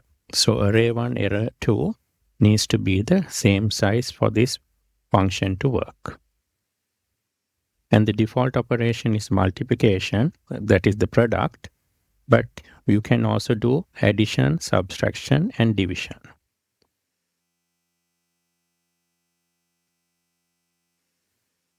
So let's look at an example over here. We got some employees, the hours they have worked, and the hourly rate. And if we were to calculate the wages, we can just calculate hours into rate, and we get the wages for Oliver, and we can do the same for the others. And then if we want to calculate the total wages, we can use the sum function to add up all the wages together. But what if we want to do it at once? If we want to arrive at total wages at once, so we can use the SUMPRODUCT function. So you can type equals SUMPRODUCT, and we just have to give the two arrays. We give the range for hours, and then we put a multiplication mark, the asterisk, and then the rate power. And then we just close the bracket and enter. And see, at once we got the SUMPRODUCT. So the corresponding hours and rates are multiplied by each other and the total is summed. So instead of having these separate formulas for wages and then totaling using the sum function, the SUMPRODUCT does this at once. It takes the products and sums all of them together. It's like a hybrid function which takes the product and then sums them together. So we can, in addition to the multiplication, which is the standard form, we can use subtraction also. So here we got the two sets of numbers and we have done the subtraction, 5 minus 2, and likewise we have done together. And we have done the same for the others. And then we have summed the total of the subtractions over here. So the total subtraction amount is 15. So 25 minus 10 is also 15. So we can do it at once using one function equals SUMPRODUCT. And here we take array number 1, and then instead of multiplying we do minus, and then the second range, and we close the bracket and enter, and we get the same answer. So we just put a minus instead of the multiplication or subtraction. We can do division as well. So here we have divided this 5 by 2, and we had done the same for the corresponding values, and we've taken the total, so it adds up to 12.5. So we can use SUMPRODUCT here as well. SUMPRODUCT,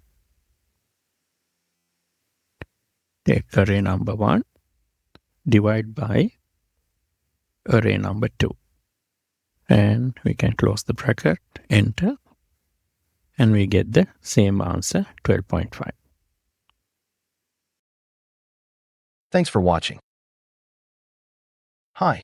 In this video, we will learn about the IF function in Excel. The IF function in Excel is a very useful and widely used function. And what it does is, it performs a logical test. And then, if the result of the logical test is true, it will give one value. And if the logical test returns false, it will give another value. So for example, let's say we want to compare some students' scores with their pass mark, then the logical test can be whether the students' marks are greater than or equal to the pass mark. So if the logical test is true, where the students' marks are greater than or equal to the pass mark, we can do value if true and then say pass here. And if the students' marks are not greater than or equal to the pass mark, we can do the value if false and say fail. So it gives us the option to give two outcomes depending on a logical test. So let's look at an example. Here we have some students and their pass mark and their scores are these, and the pass mark is 50. And we want to write a formula here to find out whether they have passed or failed. So we can write a simple if function equals if, and then the logical test is whether the score they have got, which is in this case ML is 45, whether it's greater than or equal to the pass mark 50. So the logical test is whether the score is greater than or equal to, this is how you write greater than or equal to in the Excel function, and then the pass mark, and then we have to put a comma and give the argument a value if true. So if this condition is true, what happens is we have to say the student has passed. So we can say the value if true is pass. So we can write, we can put a double quotation and write pass and close. So whenever we want to have text output, we have to enclose that between a double quotation like this. If it's a number, we don't have to put double quotations. So then we go for the value if false. So if they haven't passed, so the other option would be they have failed. So we can again put double quotations and write fail and close double quotations and close the final bracket. So this is our formula. So we can enter that and we find it says fail. So basically that's correct because 45 is less than 50. So this student Emily has failed. So before we copy this down, we will need to fix the pass mark cell reference, that is C40. Because if we copy it down, it will go down because it's on relative cell referencing now. So we can press F4 to fix the cell reference. I'll do a Control Enter. Then I will click the field handle to fill down the formula. So 50 is correct, pass, 68 pass, 70 is pass. So this formula is correct. So this is a simple if function. Now let's look at a more complex example where we have to go for what is called nested if functions. So nested if functions are basically where we have to use more than one if function because the number of outcomes are greater than 2. So here you see in a normal simple if function, you have a logical test and there are 2 outcomes, value if true and value if false, like in exam, whether the student has passed or failed. So if you have more than 2 outcomes, you can't handle with one if function. You have to go for multiple if functions. So there we will have to kind of nest if functions inside each other. So that's why we call it nested if functions. So here there's an example. We got some score ranges and we have 5 grades that we need to allocate depending on the score range. So we don't have just 2 outcomes like pass and fail. We got 5 outcomes. So the rule is if you have an n number of outcomes, you have to go for a number of if functions that is n minus 1. For example, if it's 2 outcomes, 2 minus 1 is 1, we can basically work it out with one if function. If we have 3 outcomes, we have to go for 2 if functions because 3 minus 1 is 2. So likewise, if it's 4 outcomes, we will need 3 if functions. If it's 5, we have to go for 5 minus 1, 4 if function. So it will get clear when we go through the example and work it out. So let's try to write a formula here to do the grade allocation. So we can start with a single if function. And then we have to do the first logical test. So what we'll do is we will do the first logical test and check whether a score is greater than 89 and then allocate a grade. So the logical test will be whether the score is greater than 89. So that is the first logical test. So if it's greater than 89, value if true is the grade A. So we will give it within double quotations like this. Then we have a, if it's not A, what is the value if false? So here, if it's not A, straight away we can't say whether it's B, C, D or F because there are 4 criteria we need to check to allocate to these grades. So what we need to do here is we will have a, instead of the value if false, we will go for another if function. So we will start another if function like this and do the second logical test to allocate to B grade. So the second test will be again whether the score, in this case it should be greater than or equal to 79. If it's greater than or equal to 79, we can say it's B because already A has been allocated and only then we go for B. So if it's greater than or equal to 79, we can say value is true is a B. And we again close the, put a comma, go for value if false. So now we have allocated A and B and still value if false, we can't say whether it's straight away a C, D or F. So again, we have to go for another if function. And we check for the third condition, whether it's greater than or equal to 69 for C. So we'll say logical test is whether this is greater than or equal to 69, and in that case value is true, is a C, type C. And again, comma, value is false. So although we have allocated C, we can't still say whether it's a D or F. We have to check for these two criteria. So we'll need to go for another if function. If, and the logical test is whether the score is greater than or equal to this one, 50. So we put 50, and if it's greater than or equal to 50, we can say value is true, is a D, and put a comma. Now, if it's not a D as well, we don't actually have to check whether it's less than 50, because only one other option is available, that is the F. So we can straight away say, without going for another logical test and if condition, if function, we can say value is false. If it's not a D, should be a F.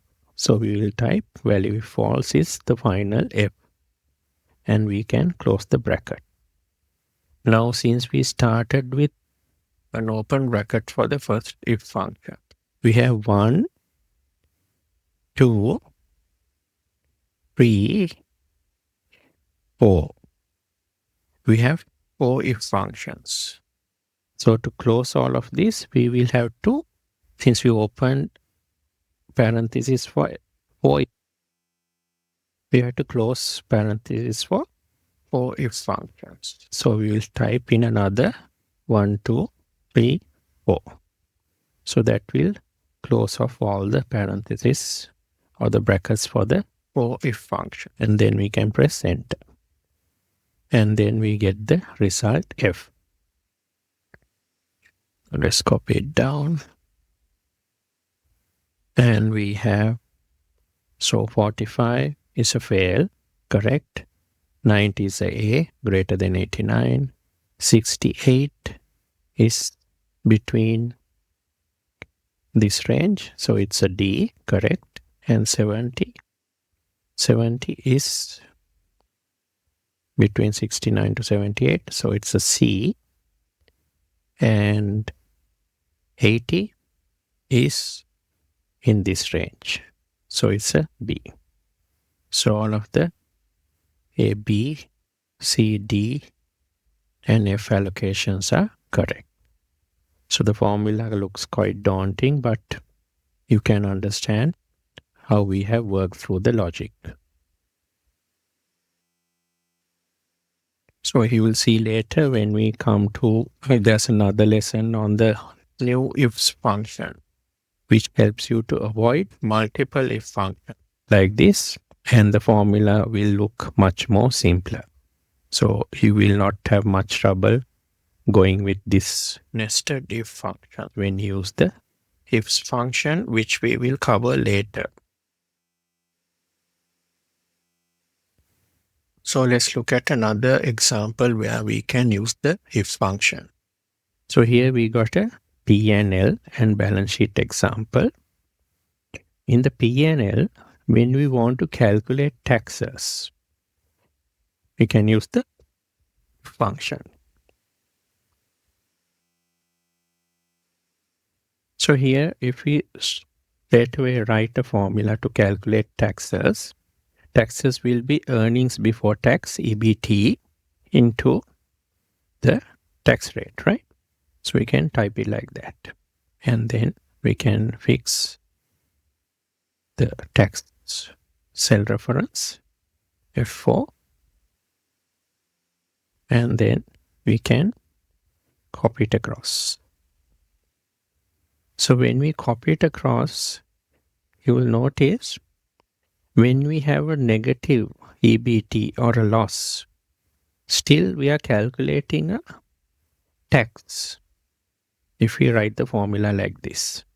So we should be able to only calculate tax for positive EBTs, and for when the earnings before tax is negative, we should not be calculating tax, right? So how can we revise this formula? We can use the if function here. So here we can write a if function to check whether EBT is greater than 0.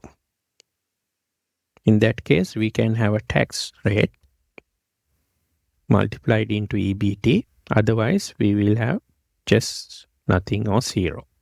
So we write if, and the condition we need to check is whether earnings before tax is greater than 0 or positive. And in that case, if it's positive, we can say what we want to do is we want to take the earnings before tax and multiply by the tax rate. And we'll fix the tax rate over here with the F4. And that completes our value if true. Value if false is basically we have a negative value for EBT. It's not greater than 0, so it should be negative. So in that case, or it can be 0 as well. So in that case, we don't have to calculate a tax. So we can just put a 0 there. Value if false will be 0. And we can close the parenthesis, press enter. And then we can copy the formula across this. So now see, when there's a negative value, we have not calculated a tax. We have just put 0 over there. And only for positive values, we are calculating tax. So this is another useful place where you can use the if function. And in the balance sheet, always you need to balance your balance sheet. So what do you do for that? You need to check whether your total assets are equal to total liabilities. So we always have a check or a calculation, or we call it a checksum as well, to check whether your balance sheet balances. So for that, we can write a if function like this, equals if, and we can say the total liabilities equals total assets. If they are equal, then we can say value is true. We can say OK. And if it's not true, if they are not equal, we can probably put maybe error like that. And close bracket. So we got OK here. Both sides are balancing. And we are OK on the balance sheet. So actually, you need not use a if function here. The easiest way to check whether two numbers are equal is you can use this formula, equals total liabilities equals total assets. So that formula will give a true or a false. So here true means it balances liabilities equals assets. So this formula is quite simple to write. You don't have to use a if function actually here. So here, if you see, here also you can of course check visually and see it balances, but it's always good to have a checksum, because the reason is where you might have some error where you have some decimal places, and although it's rounded and showing as equal numbers, it's not really equal. So for here, if you make the cash and bank balance 17.01, you see you get an error and a false here. But if you see, because of rounding, it just shows 17 and 288 here, 288. So because of that, always better to have a checksum like this. Thanks for watching. Hello. In this video, we will learn about the IFS function in Excel. Excel's if function is an upgraded version of the if function. So it can basically check for more than one condition, unlike the if condition, which can only check for one condition. And if condition is quite powerful, it can check up to 127 different conditions. And the syntax is you have ifs and then logical test 1. And if logical test 1 is true, the value is true. And then you have a logical test 2 and the value is true for that. And it continues like this.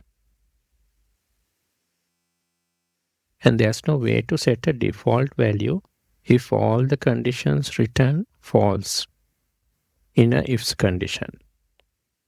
So instead of what you have to do is we have to enter true for the last test and then a value to return the default value if false. So this will get clear when we do example here. So here we have the same example we did for the nested if functions.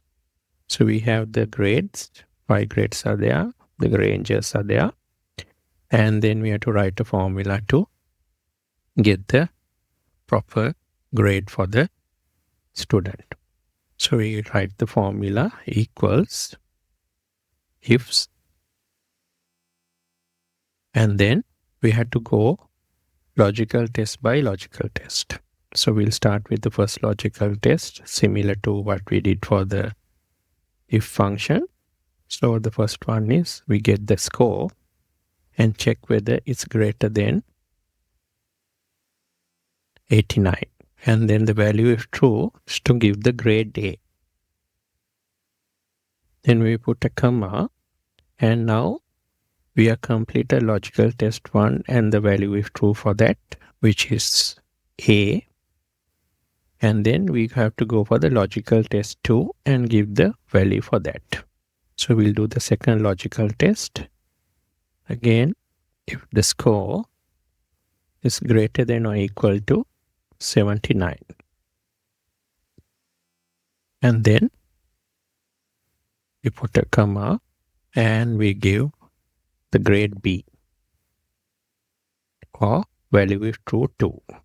And then we go for the third logical test, which is to check whether it's greater than or equal to 69. So we can again write greater than or equal to 69, comma, and the value is true is a C. So then we put a comma, we go for the fourth logical test. So that is, we have to check whether the score is greater than or equal to 50. In that case, what you have to give is a grade D.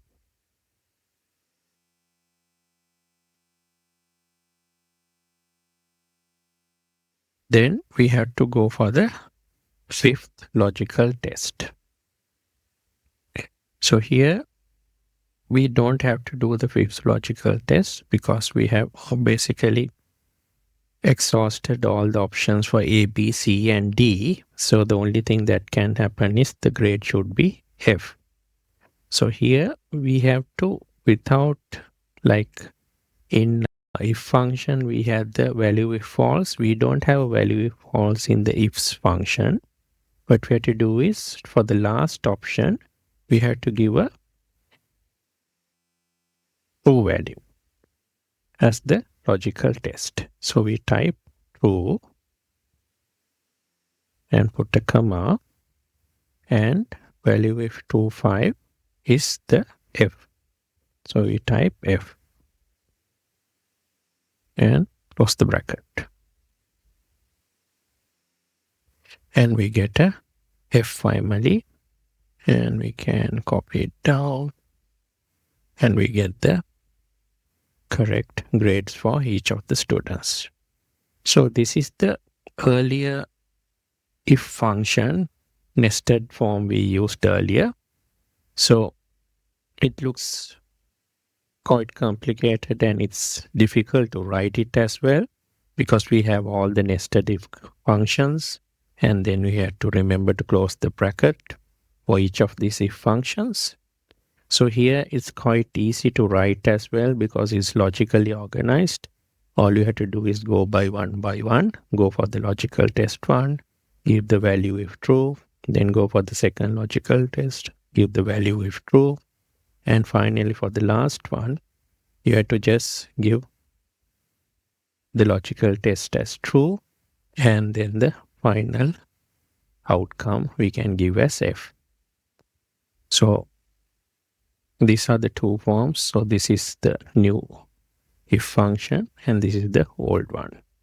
Although both functions look long, it's easier to write and understand the ifs function than the nested if functions. Thanks for watching. Hi. In this video, we will learn about the choose function in Excel. Excel's choose function returns a value from a list using a given position or an index. For example, if we have a function like this, choose 3, high, medium, and low as the 3 values, and the index number is 3. So out of this list of values, it will select the third value, which is 1, 2, 3, low. So if we put 2, it will give the second value, medium, like that. So this is the syntax. And so here we got a practical scenario where we can use the choose function. When we are building financial models, sometimes we need to build in different scenarios as well. Like for inflation levels, we can have a high, medium, and low. So for the different financial years we are going to forecast, we can have a high inflation rate range, a medium range, and a low range. And we can have what is called a kind of a switch in Excel, where we can change the inputs that we are giving into the financial model depending on the inflation scenario we are going to select. So we got 3 scenarios named 1, 2, 3, high, medium, and low. And we got a switch here. It's basically a data validation drop down where we can select whether it's the first scenario, the high one, 2 for medium, or 3 for low. So depending on this inflation scenario number we have here, we can have a formula that basically updates depending on the value. So here, if we select 1, it has the high values for the 4 years. If we select 2, it has the medium values for the 3 years, and so on. So let's try to see how we can build these formulas. So we could write the first formula equals choose, and we need an index number. So index number we'll select from this cell over here, and then we have to give the 3 values. So if it's 2, it will go for the second value in this list likewise. So for the first year, we need to give the 3 values, value 1, 2, and 3 for three situations, high, medium, and low inflation. So we'll give the first value, and then the second value, and then the last value. And then we can close the bracket. And when we are copying the formula across, we will need to fix the D33, which is the inflation scenario. So you press F4 there, fix that, Control Enter, and then I can copy it across. So now we see the formula. We got the index number from here. If it's 2, it will go for C29, the second value. So here, C29 is medium value 2 we got. So likewise, it will update depending on the scenario we select. And these values will be fed into the financial model when we are forecasting, let's say, P&Ls, cash flows, cash flow statements, balance sheets. So depending on the scenario, this will be the inflation assumptions that are feeding into the model. Thanks for watching. Hello. In this video, we will learn about the SUMIF and related functions in Excel. Excel SUMIF function is used, for example, when you want to find sum of cells that meet a single criteria or condition. For example, let's say you have a sales database like this, and you want to find the total sales value by Alice. So the syntax here is SUMIF, range, criteria, and sum range. Range is basically where you are going to check for the criteria. The criteria here is Alice. The name should be Alice. And the range that you're going to look for is the name range, highlighted in red here. So in this name range, you're going to look for the criteria Alice. So you're looking for the Alice name in this range of names. And the sum range is basically the range where you got the values that you want to sum or add together. So here the sum range happens to be the sales range over here in green. So the sum range is this green range. So what we want to do is look for the name Alice in this range, and whenever we find Alice, we want to find the total of the sales done by Alice. So what the function will do is it will keep on looking for Alice in this name range. Whenever it finds Alice, it will find the corresponding sales value and add all of these together to find the total sales done by Alice. So for the criteria here, we can apply dates, numbers, and text. And the function also supports logical operators like greater than, less than, not equal to, and equal. And also wildcards and question marks, like for partial matching. Let's say we know part of the name, and then we can use one of these wildcards. And we have to remember it will only check for a single condition. So it can't check for multiple conditions. You can think of SUMIF function also as a kind of a hybrid function. So it has the sum, the mathematical function, and also the if logical function. So it's kind of a hybrid function that combines both the mathematical function sum and the if function to check for certain criteria.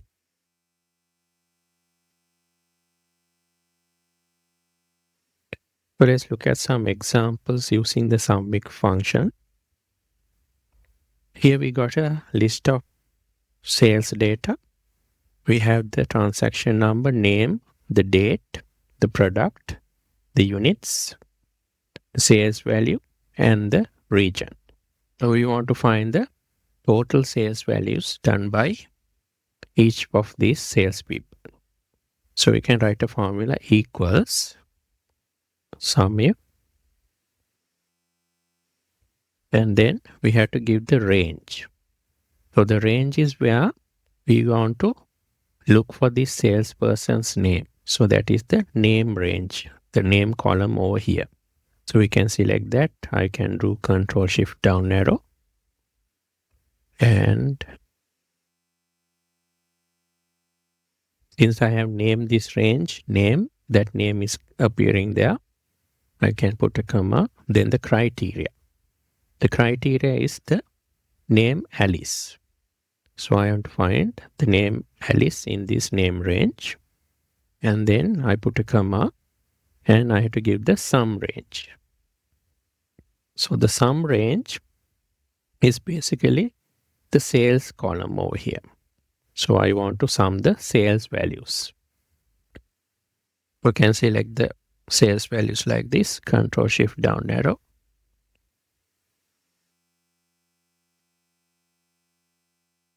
And I can close the parenthesis. So since I have named this range sales 3, that name is appearing there. So I find name the total sales by Alice is 1046 and 18 cents. So I can copy it down for the other people.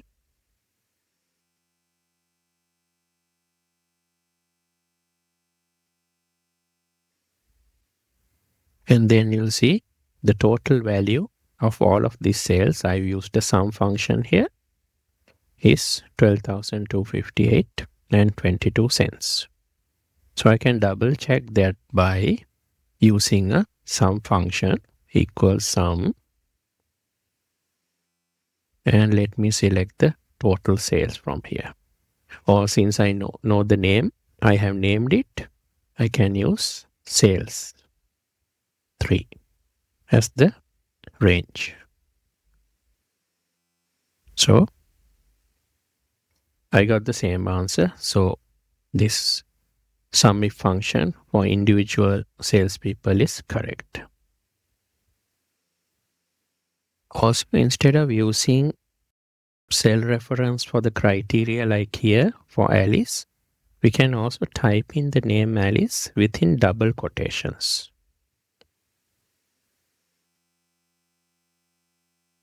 Like this.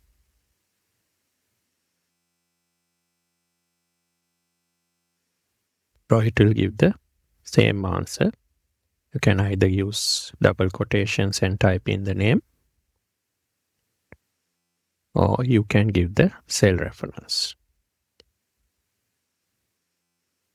Let's look at example here. Here we want to find the total sales of units for each product. So these are the products, and we want to find the sales of each of these products in units, not sales value. So we can write the formula equals SUMIF, and then the range. Here we want to go for the products, so we need to go for the products range like this.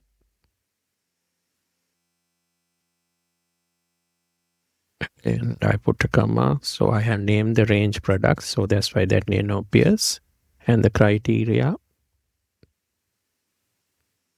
is the name of the product, J4124. And the sum range, here we want to go for the units column.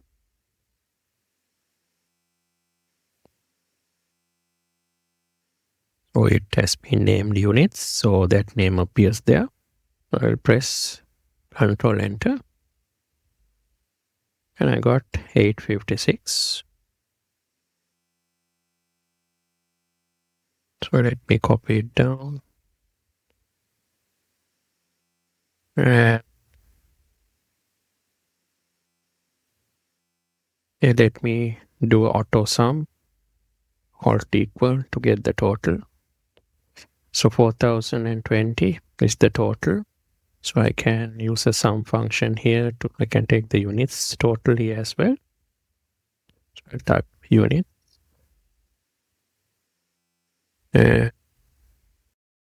Close the bracket. So it checks out. We got the same answer.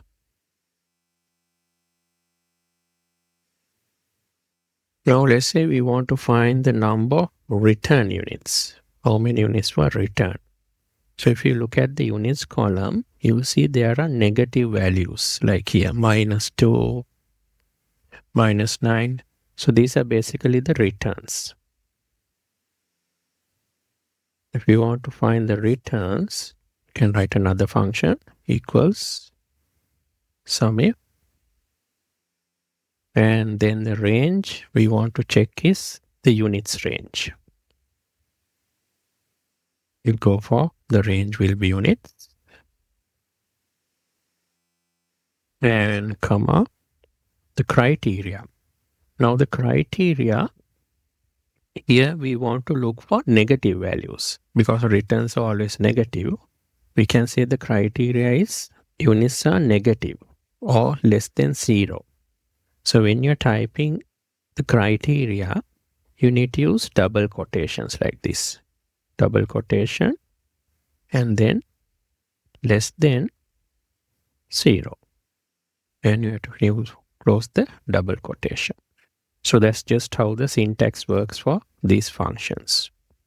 and then we put a comma, and then the sum range. So the sum range here happens to be the units column as well. So we can again type units and close the bracket. And if I press enter, I see there are 45 returns in total in terms of units. So here you will notice in the syntax we have the range and the sum range, and you will notice the sum range is within square brackets. That means it's optional. So here, if the sum range is omitted, what it will do is it will take the range as the sum range. So if you leave this blank, you can automatically take range as the sum range. So this is the situation we are in here now. So here our units happens to be the sum range as well. So we can actually leave it blank. So if we leave it blank like this, we can type the formula equals SUMIF and then units as the range and comma and then the criteria less than 0. And we don't have to put the sum range because by default it will take the range as the sum range if we leave it blank. So we can close the bracket and see we get the same answer. So the units can be left out because the range and the sum range are the same in this situation. So if we want to double check whether this answer is correct, we can go to this range, we can go to this data, go to data and add a filter, and in the filter we'll go under units column and we'll have a number filter less than 0 and say OK. So we got only the negative values here. If we add all these together, you'll see here in the status bar, the sum is minus 45. So let me undo this. So 45 is correct. So actually, since we are getting negative answers here, the units negative, we can add a minus in front of the function to get a positive value. So here we got actually 45 returns. So this one also we can put a minus in front to make it a positive value. So the total units returned are 45. So what if we want to find the total sales excluding those by MIRR? We can do that also. So we can write the function equals SUMIF. The range will be the name range.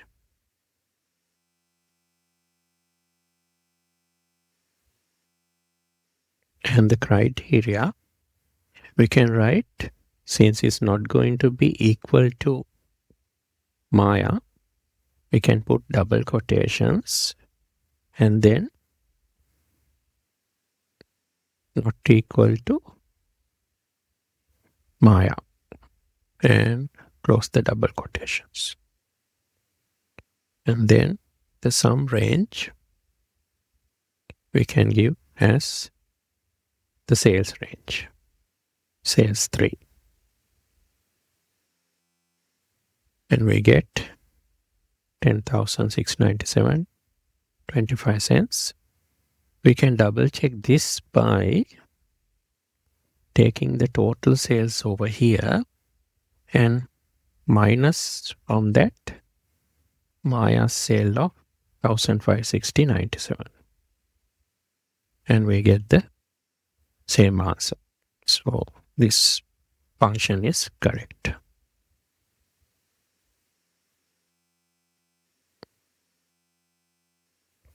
Again, if we want to check by date criteria, let's say we want to find the total sales after 31st December 2021. So we can write the function equals SUMIF, and here the range will have to go for the date range. So let's select this range. It's been named date, so that name comes there. Then the criteria will be, we want to go for dates after 31st December 2021. So again, we had to put double quotations for the criteria greater than 31st December 2021. And we have to close the double quotations. And the sum range is we want to find sales. So we will use sales 3 as the sum range. And we can close the bracket. And we got 3,058 and 15 cents as the total sales after 31st December 2021. So if you want to double check, we can go to the date range, add the date filter, or we can select, since it's after 31st 2021, it should be only year 2022 dates that are applicable. So 2000 and 2021 will be excluded, and say OK. And now if you add the sales here, we got 3,058 and 15 cents. So same amount we have got here.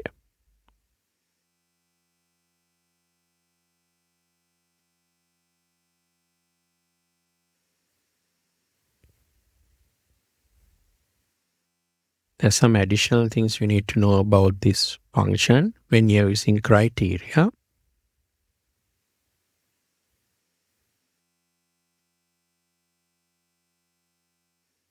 So here, when we want to combine a cell reference like A1 into a criteria, we can use the concatenation, that is the ampersand.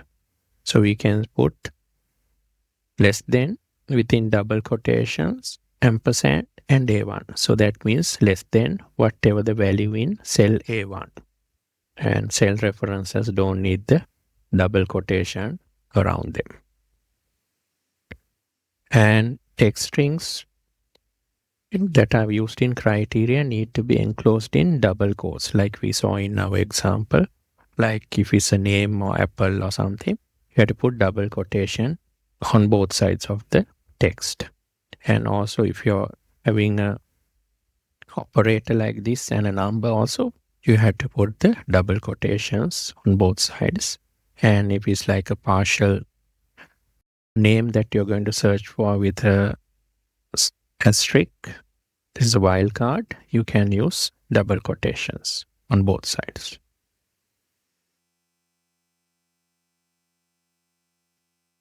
And there's two wildcards we can use, the question mark and the asterisk. A question mark will stand for one character. Like if you want 2 characters, you can put 2 question marks. And the asterisk matches any sequence of characters, 0 or more. So if you don't know the number of characters, you can use the asterisk. And if you know the number of characters, you can use the question mark. If you want to really find a question mark or asterisk, you can use the tilde, this wavy line, in front of the question mark or the asterisk. So that will find a question mark or an asterisk in the criteria. So SUMIF works on ranges and you can't have arrays. And also it only supports a single condition. Later we'll see there's a function called SUMIFS which can support multiple conditions or criteria. So that is the SUMIFS function. So when you want to apply criteria, it's a bit tricky. So there are certain syntax rules we need to follow. So it's the same for SUMIF, AVERAGEIF, COUNTIFs. These functions we'll cover later, and the SUMIFs and so on. So all of these 8 functions need to follow this syntax when you are applying criteria. So let's look at some examples. So if you want sales greater than 50, you have to put the double quotation between on both sides of the greater than 50. And if you want equal to 100, you can either just type 100 or you can put the 100 in double quotations. Similarly, less than or equal to, we'll have the double quotations on both sides. And if it's like text something red, you need to use double quotations. And as we saw, not equal to and text, you need the double quotations. If you want to find cells that are blank, you can use double quotations without a space in between. So opening double quotations and closing double quotations. If you want to find cells that are not blank, you can use not equal to sign within double quotations. And if you want to use the star, if you want to use the asterisk as the wildcard, anything starting with X, if you want to find, you can put double quotation X asterisk and then close the double quotation. So anything starting with X and any other text will be found here. If we want to find cells equal to some cell reference like A1, you can just put A1, no need for double quotations. Cells less than A1, you can put double quotations on both sides of the less than sign and combine that with the ampersand and then the cell reference.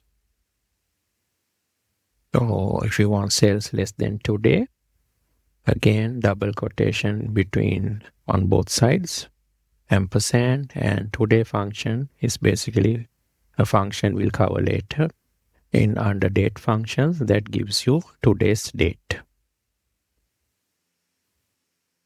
On the wildcards, as we saw, asterisk will match 0 or more characters. Question mark will match any 1 character or more. If you want 2 characters, you can put 2 question marks. 3 characters, you have to put 3 question marks likewise.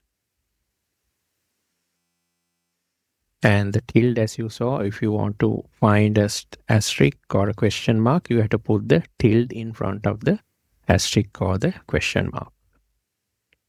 So here's some examples.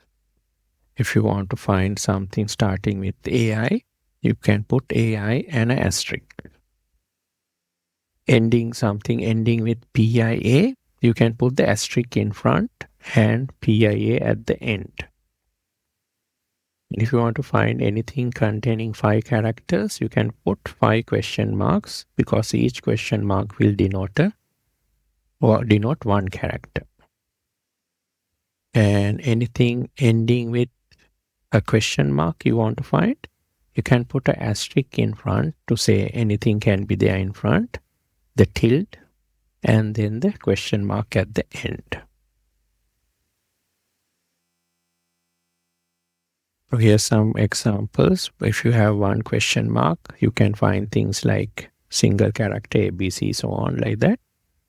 2 question marks will give 2 characters, 3 for 3. Asterisk will give any characters. So basically, it can be any number. So if you put asterisk in front and TH, that means ending with TH. So these will come in there. And starting with C, you can put a C and asterisk. So cat all these starting with C will be found. So if you put a question mark and asterisk, that means at least one character. So it can be any of these combinations, 1, 2, or whatever number of characters, but at least one character need to be there. That's why we have one question mark. And the asterisk thereafter means it doesn't really care whether we have one or more or 0 characters after that.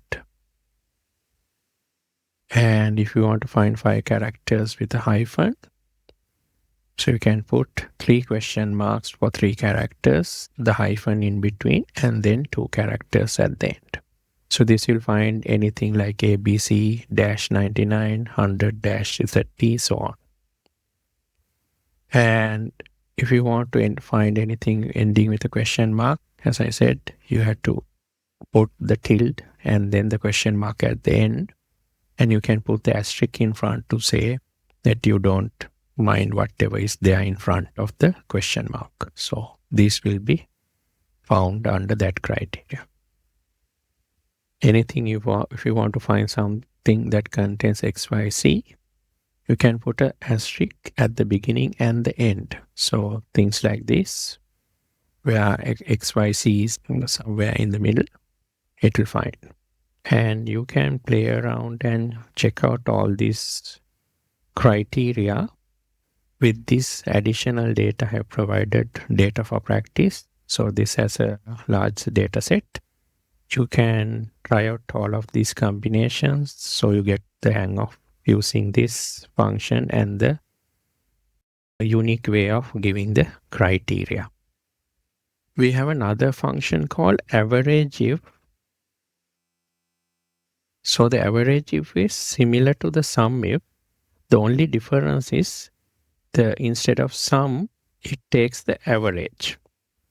The rest of the syntax is similar. You got a range, you got a criteria, and then instead of sum range, you have an average range. So let's look at example using same data we have. So here we got the average, we got the total sales of each of these salespeople. So if you want to find the average sales, we can use AVERAGEIF. So average if, and then we can give the range. So we'll give the range. Let's say we want to find Alice. We want to find Alice's average range. So we'll go for the name range. And then we will give the criteria as Alice. And then we'll give the average range as the sales range. So the average sales by Alice is 130.77. Then we have another function called COUNTIF. COUNTIF is also similar in that it counts the cells that satisfy a certain criteria. So for example, we can type equals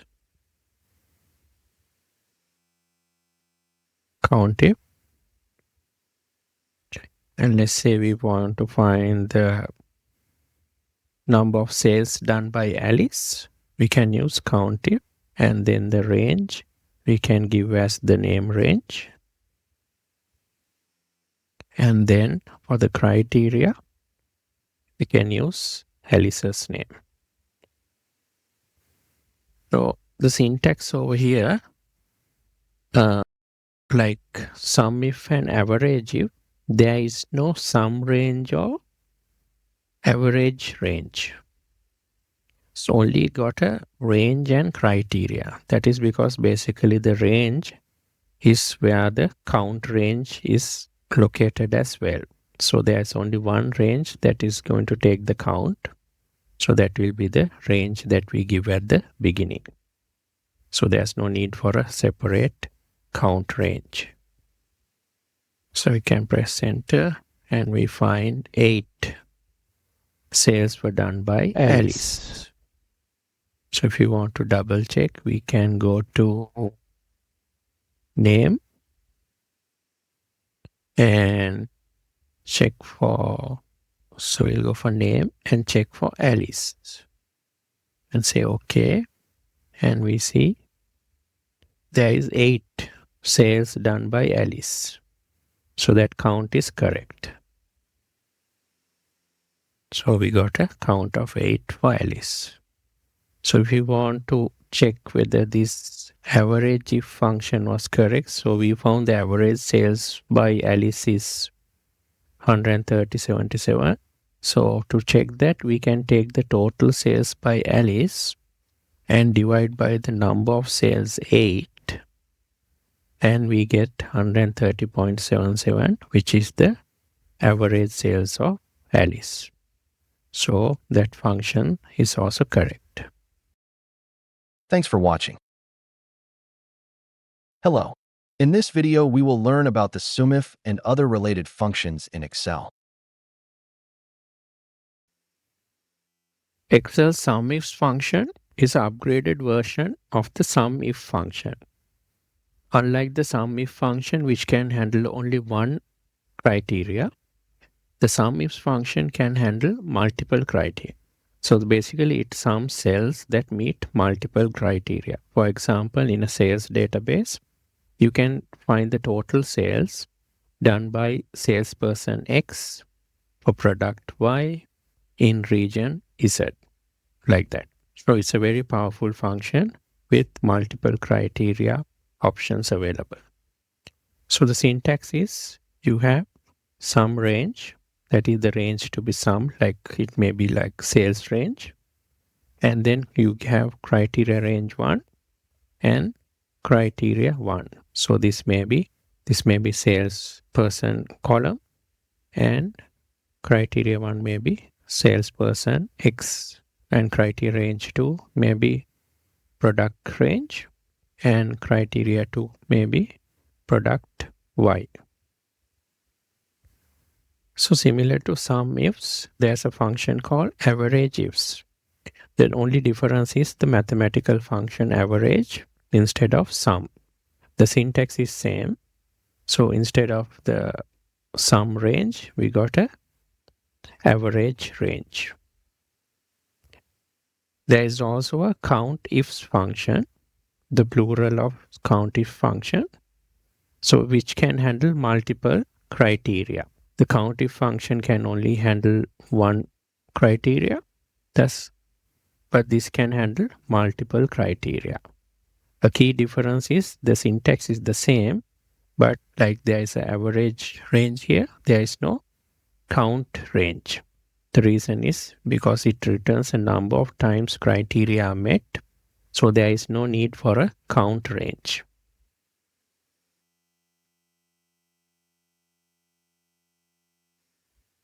Let's look at some examples. We got a sales database here. We got the name, date, product, units, sales, and then the region. Let's say we want to find the total sales done by salesperson Alice for product SendGlow. So we can write the function equals SUMIFS,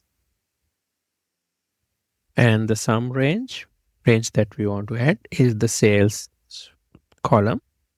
So we can put sales here, sales, and then the criteria. So we have 2 criteria. The name should be Alice and the product should be SendGlow. So criteria range 1 will go for the name range, and the criteria 1 is the name should be equal to Alice. So we'll select that cell. Then we can go for criteria range 2. So range 2 is the product range. So we'll type product. Select the product range, and then the criteria is SendGlow. The product should be SendGlow. So we can close the parenthesis. press enter, and we find 298 is the total sales by Alice for product Senglo. Then here we use the cell reference for the criteria 1 and then criteria 2. What if he didn't use the cell references? Let's type the formula equals SUMIFS. So the range is again sales range. And for criteria range 1, we will select the name range. And for criteria, let's try typing Alice name. And then for criteria range 2, that is products. And we want Senglo. So let's type Senglo. And close brackets, enter. And we don't get the correct answer. The reason is the criteria cannot be typed in as text. We need to actually type it within double quotations. So what we can do is, let me just, rather than type everything, I will copy this. And let me paste it over here, Control V. And in front of Alice, I will put double quotation and at the end double quotation. And for Senglo, I will put double quotations at beginning and double quotation at the end and end. Now it works. So basically, you can either have a cell reference for the criteria, or if you are using text like this, you will need to put the text between double quotations. So this is the same way we did for the SUMIF function. Let's look at another example. We want to find the total sales of Alice for Senglo product where the number of units are greater than or equal to 75. So here we got 3 criteria. So let's use the function SUMIFS, and the sum range is sales again, and criteria range 1 is the name,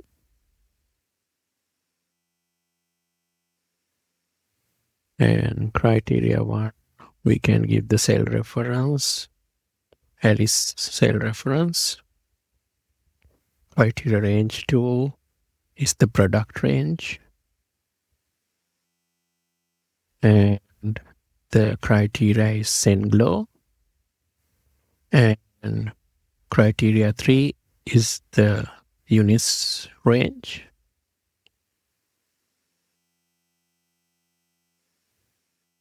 and the units criteria, it needs to be greater than or equal to 75.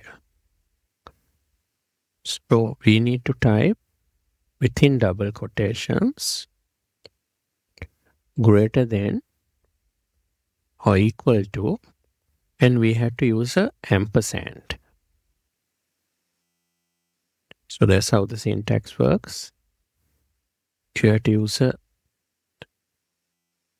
after the equal sign, you have to close the double quotation and then use the ampersand and then give the cell reference. So that is the syntax. Your operator here, greater than or equal to, needs to be between double quotations, and before joining with the cell reference, you have to put a ampersand or the and sign. And they can, and now we can enter. They got to answer 256.97. So that's another way we can do the function. So let me just copy this cell, Control V, paste it. And here, instead of having the cell reference, let me delete the ampersand also, and I will type 75 and put a double quotation. So here I'm typing greater than or equal to 75, and without cell reference I have hard coded that. So if I press enter, I get the same answer. So if you are using cell references, you have to put after greater than or equal to within double quotations ampersand and then the cell reference. If you are hard coding it or typing in the value directly, you can avoid the ampersand, and just after greater than or equal to, you can type in the value 75 and close the double quotation. So it works that way. So here we have another example where we need to work out. So we want the name to be Alice, the product to be Senglo, number of units needs to be 10, actually greater than or equal to 10, and the date needs to be after 1st of May 2000.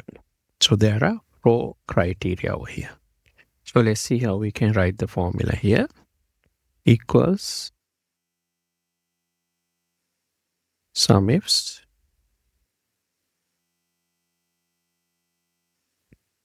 so the sum range is the sales range.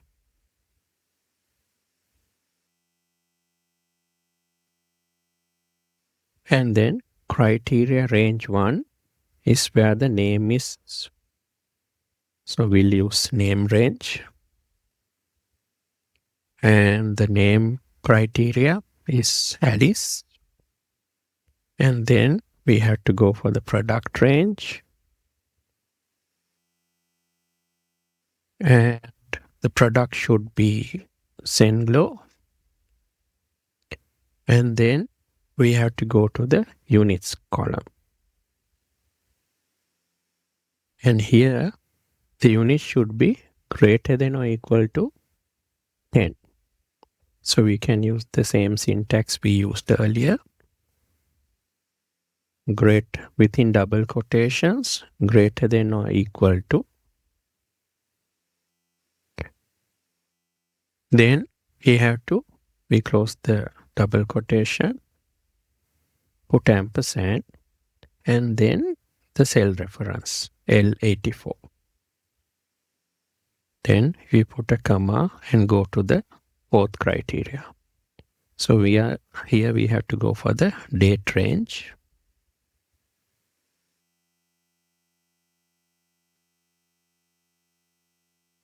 And then the criteria is after 1st of May 2000. So we have to type within double quotations, greater than or within double quotations, greater than, close the double quotation,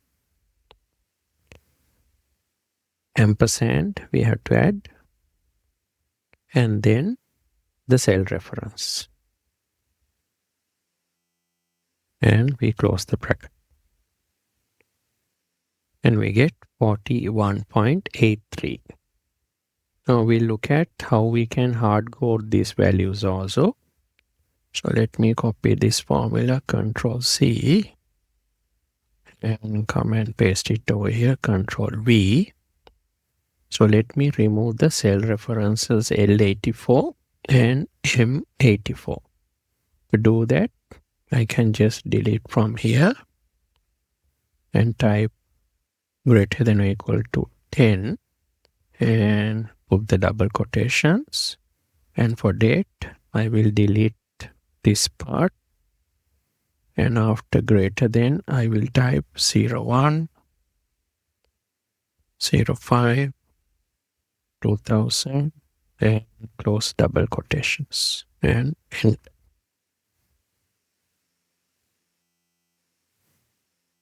So here I got the same cell reference.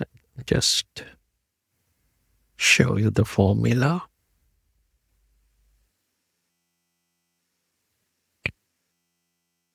So here we have just type greater than or equal to using the ampersand when we want to use cell references like this.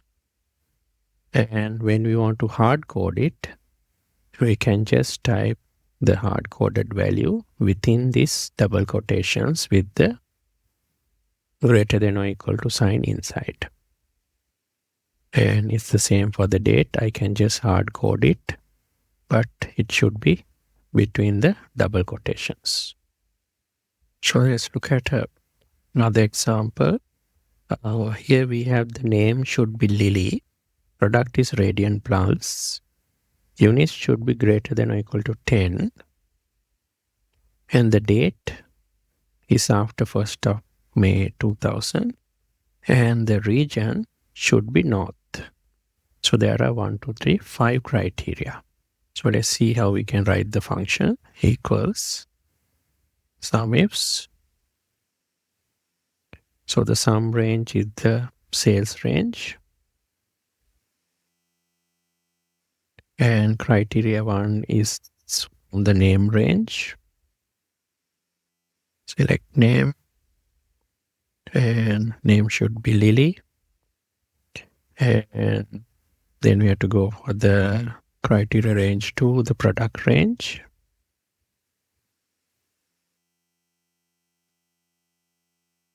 And product should be radian pulse. Then we have to go to the units column.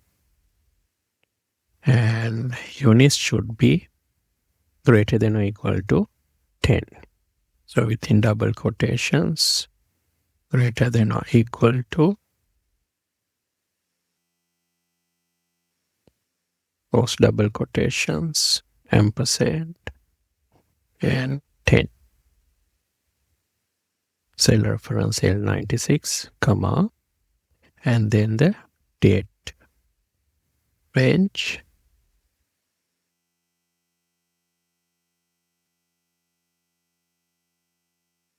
And the date should be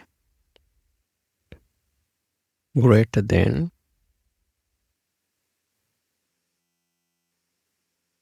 ampersand,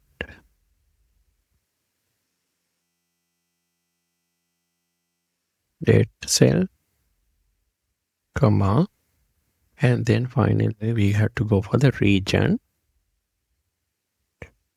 The region should be just equal to north. So we can just select that cell and close and enter. We got 127.33. So let's check whether our answers are correct. So we can do that in 2 ways. One way is we can either do a pivot table for this data, or we can filter it. So let's try filtering it. We'll go to data, filter, and first we need to find the sales by Alice for the product Senglow. So let's come here. So let's select the name is Alice. So I will just select Alice over there. And the product is Senglow. So we got these 2 sales. If you take the total, is 298.80. So it's correct, 298.80. So let's check this. Alice, product Senglow, units greater than or equal to 75. So units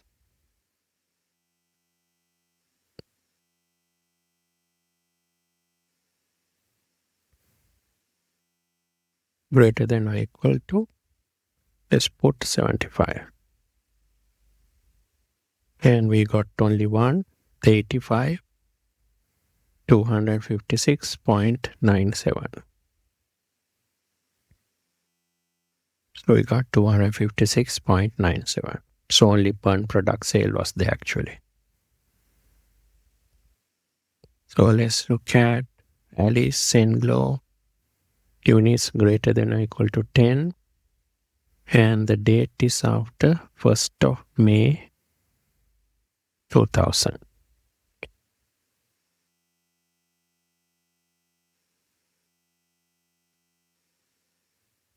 So we leave Alice, Senglo is fine.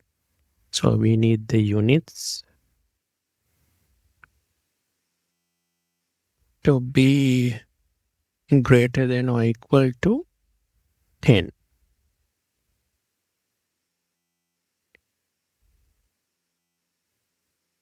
And the date should be after 1st of May. Date filters. So date should be actually greater than 1st of May 2000. So we say after 1st of May 2000. And say OK. So we only got one sale there, 4183. So that's what we got, 4183. Let's check the last one also. So it was Lily, Radiant Pulse, units greater than or equal to 10, after the same date in North. Let's do those filters.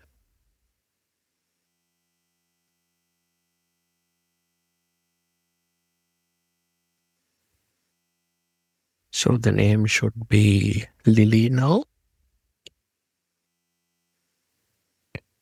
And the date range is the same. Units same, greater than or equal to 10. And the product is Radiant Pulse.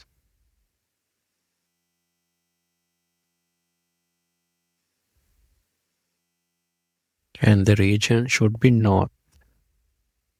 So at the moment anyway, only 2 North are available there.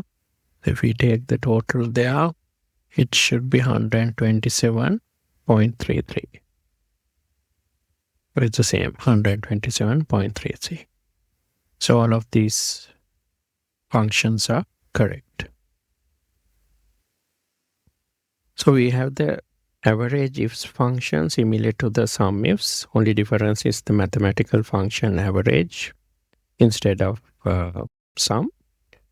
You can substitute any of these earlier functions with AVERAGEIFS instead of SUMIFS, and it will give the average value.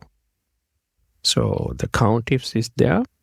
So here we don't have a COUNTIF range, only the ranges and criterias are there. So we'll look at a COUNTIFS example. So we want to find the sales count of MIRR or Radiant Pulse where the units are greater than or equal to 10. So we can write the formula equals COUNTIFS, and then the criteria range 1, we can say name range. The criteria would be MIRR, and product range is next. Criteria is Radiant Pulse, and then we want units.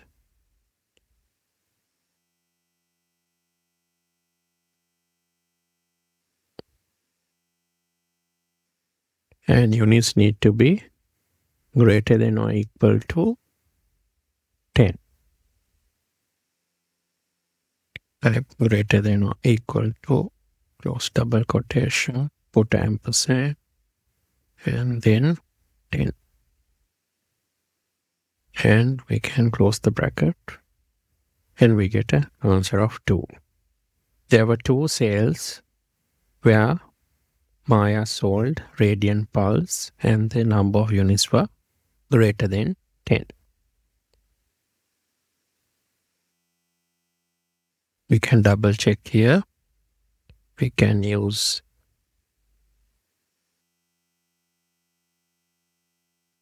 wire here, and then we want radian pulse. That's okay. We don't need a date filter. That, and we don't need we need a units filter greater than 10. Oh, that's greater than 10. That's okay. And then we see there were two cells. These two cells where the units were greater than 10 radian pulse held by MIRR. So this is correct. So let's look at this one. So here the name should be Alice, product Senglo, units greater than or equal to 10, and then we got the date after 1st of May 2000. So let's try that. Equals COUNTIFS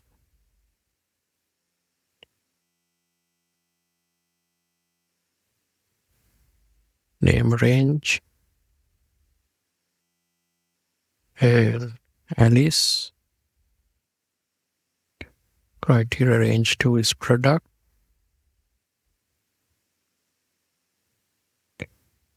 And product is Senglo. And criteria is units, bench, and greater than or equal to 10.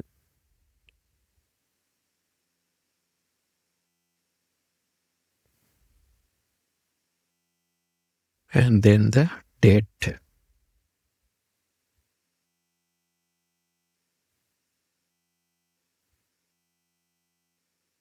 Should be greater than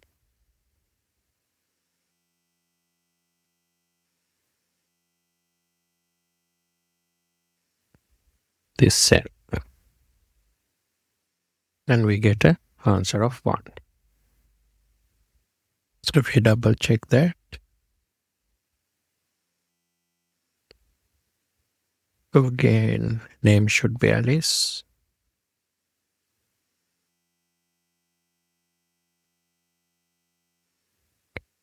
It should be after 1st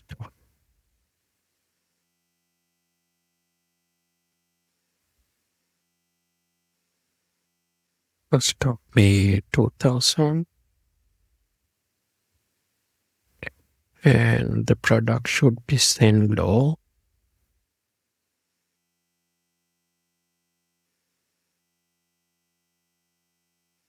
And we got only one cell that fulfills this criteria. So this one is correct.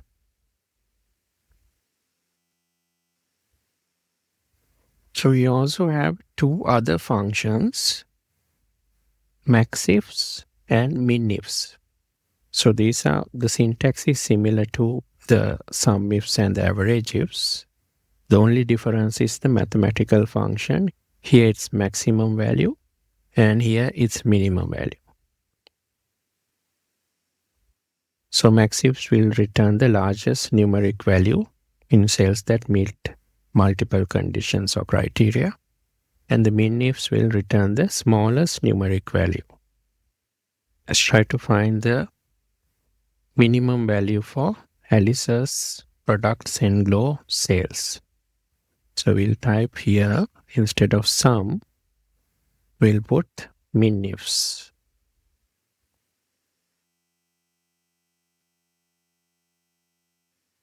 So we get an answer of 41. So at least for Senglo, let's check whether the minimum sale was 41.83.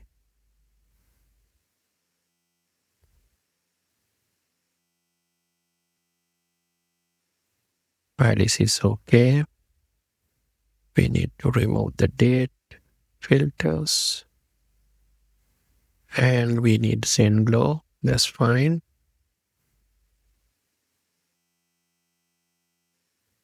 And we need to remove the units filter.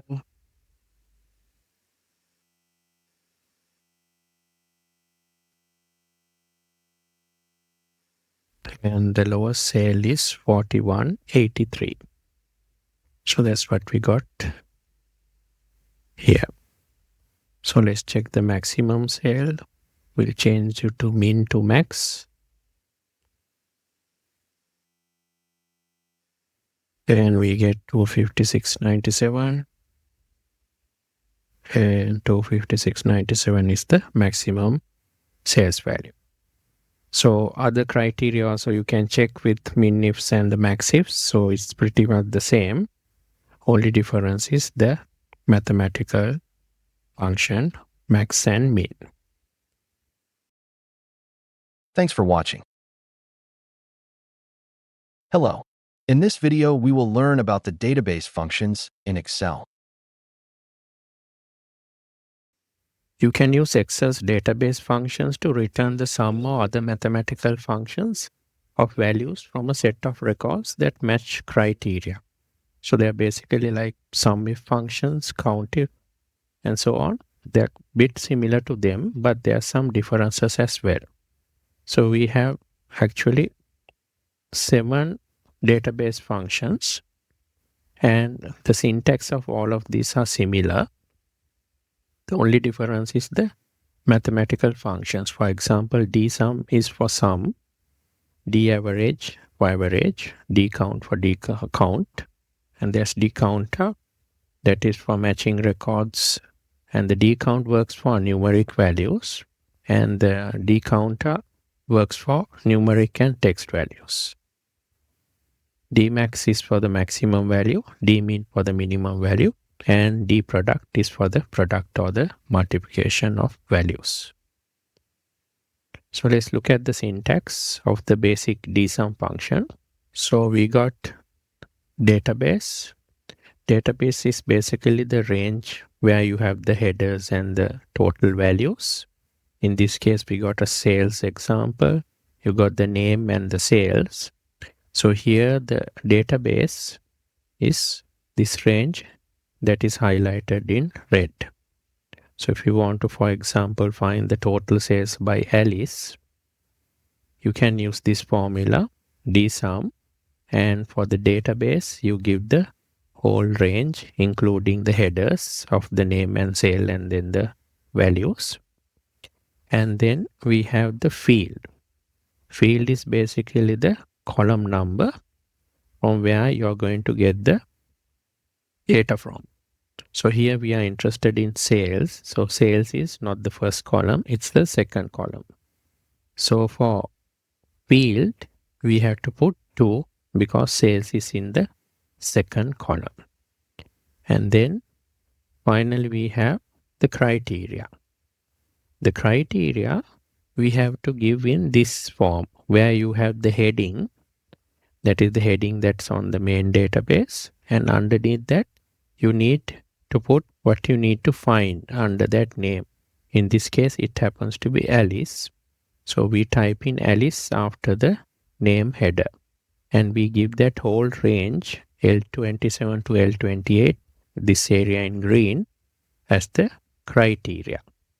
So the formula understands that in this database, the red area, we need to go to the field called sales, that is the second column, and find where the name is equal to Alice. So that's why we give L27 to L28. So if I write the formula over here, equals dsum,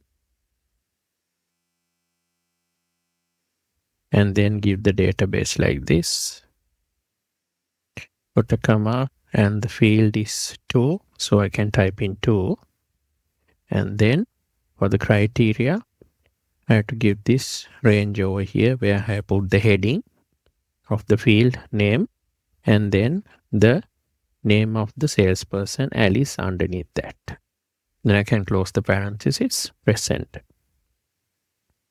I get 461.6. So if I add this Alice value, and then we got another one here, and third one. So we get the total is 461.16. So that's what we got under the dsum.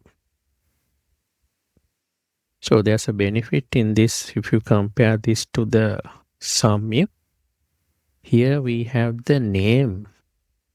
We have the field name and then the criteria, the search value here visibly for us.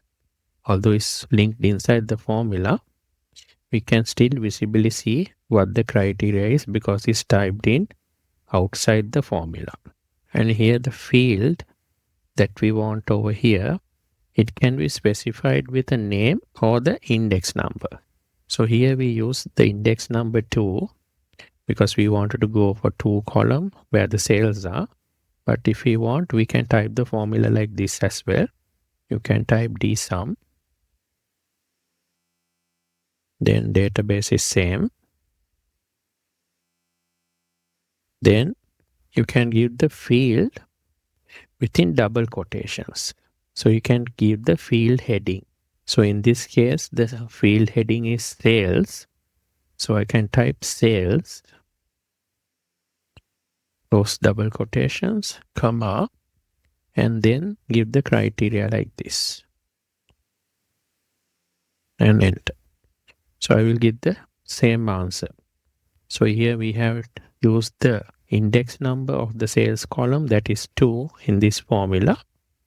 But here you can just type the name as well, sales. But we have to put it within double quotations.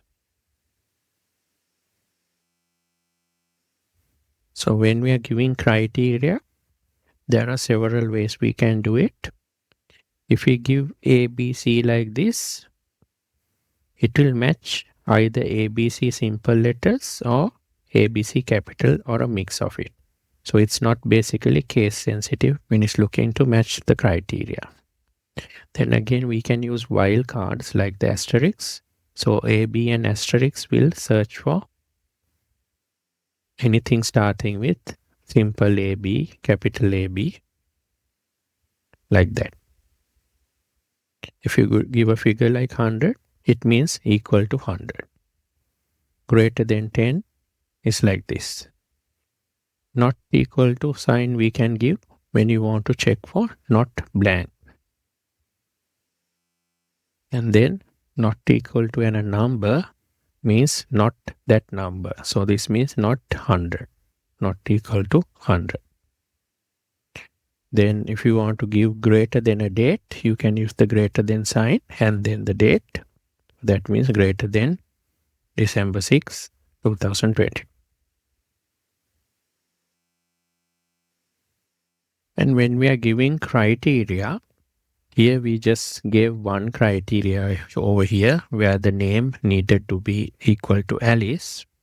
But when you are giving multiple criteria, you can separate them out to rows like this, like row 1, then row 2, and row 3. If you separate out the criteria like this into different rows, we will be using what is called OR logic.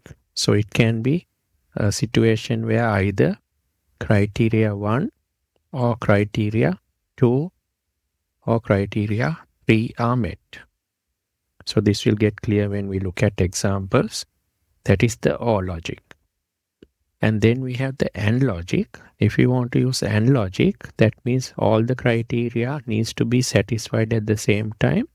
We can use one row and we give the criteria one after the other in a row like this, one single row.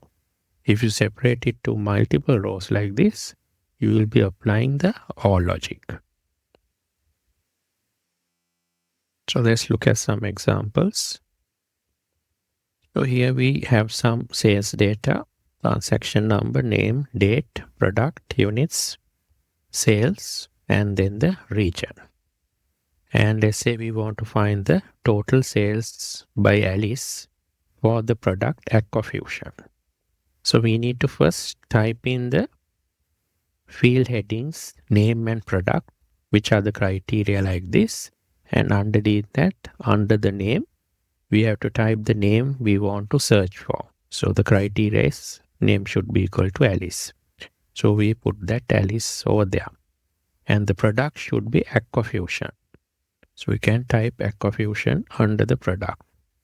Since we want both of these conditions to be fulfilled, that means name should be Alice and the product should be AGGREGATE. We use one row to put both of these criteria, like here. So that means we are going to use AND logic when we have the criteria in one row like this. So let's write the formula. Equals dsum, and we can select the database like this. I'll use Control Shift right arrow and then down arrow.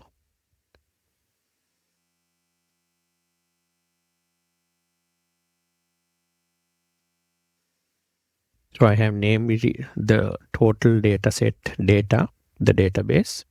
So I can use that name in future. And then the field. So the field what we are going to looking for is sales. So sales is 1, 2, 3, 4, 5, 6. 6 column is where the sales are located. So I can type in 6 there. If I want to type the name, I can do that within double quotations as well. I can type double quotation sales USD and then close the double quotations. So it's shorter to use the column reference. I'll use 6 there. And then the criteria, I need to just highlight the total criteria area like this, including the headings and then the criteria. Then I can close and then enter. So I get 5,761.77 is the total sales by Alice for the product AGGREGATE. I can do the same calculation using SUMIF function. So SUMIF function, as we did earlier, it allows us to look for multiple criteria. It can look for the name Alice and the product AGGREGATE. So I have written the formula. The SUMIFS, sum range is the sales, where the sales is what I want to total, sales column, and the criteria, range 1 is name, and criteria should be Alice. So I've taken it from this cell. And then the criteria range 2 is product, this column, and criteria range 2 needs to be AGGREGATE. So I've taken it from this cell reference. So with SUMIFS also, I will get the same answer. But see the difference, because here I have the criteria outside the formula. I can easily change the name here or the product name, and this formula will get updated, the dsum. But if I want to change the criteria in the SUMIFS, I'll need to go inside. So here both functions are giving me the same result. The dsum, the function looks shorter because we can give the criteria with cell references like this. So it's much more shorter than typing in the all the criteria for the SUMIFS.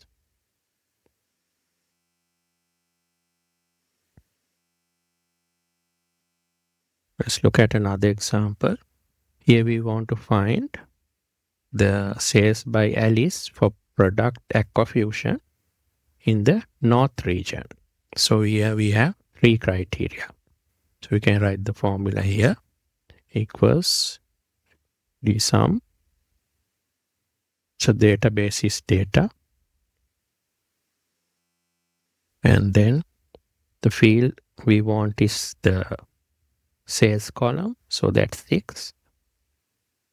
And then the criteria, we can just select this range and close. So we got 853.37 as the total sales that fulfill these criteria. We can use the SUMIFS again to do the same function. So sum range is sales, criteria range is name,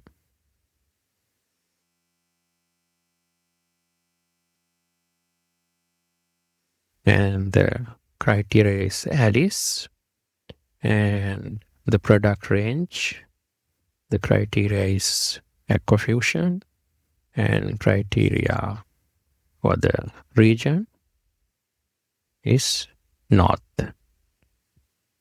So we still get the same result. And again, this formula looks very short because we have all the criteria outside in this range.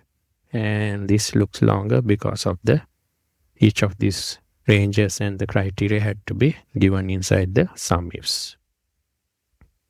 Now we have a situation where we want to find the total sales of Alice or MR for Aquafusion in the North.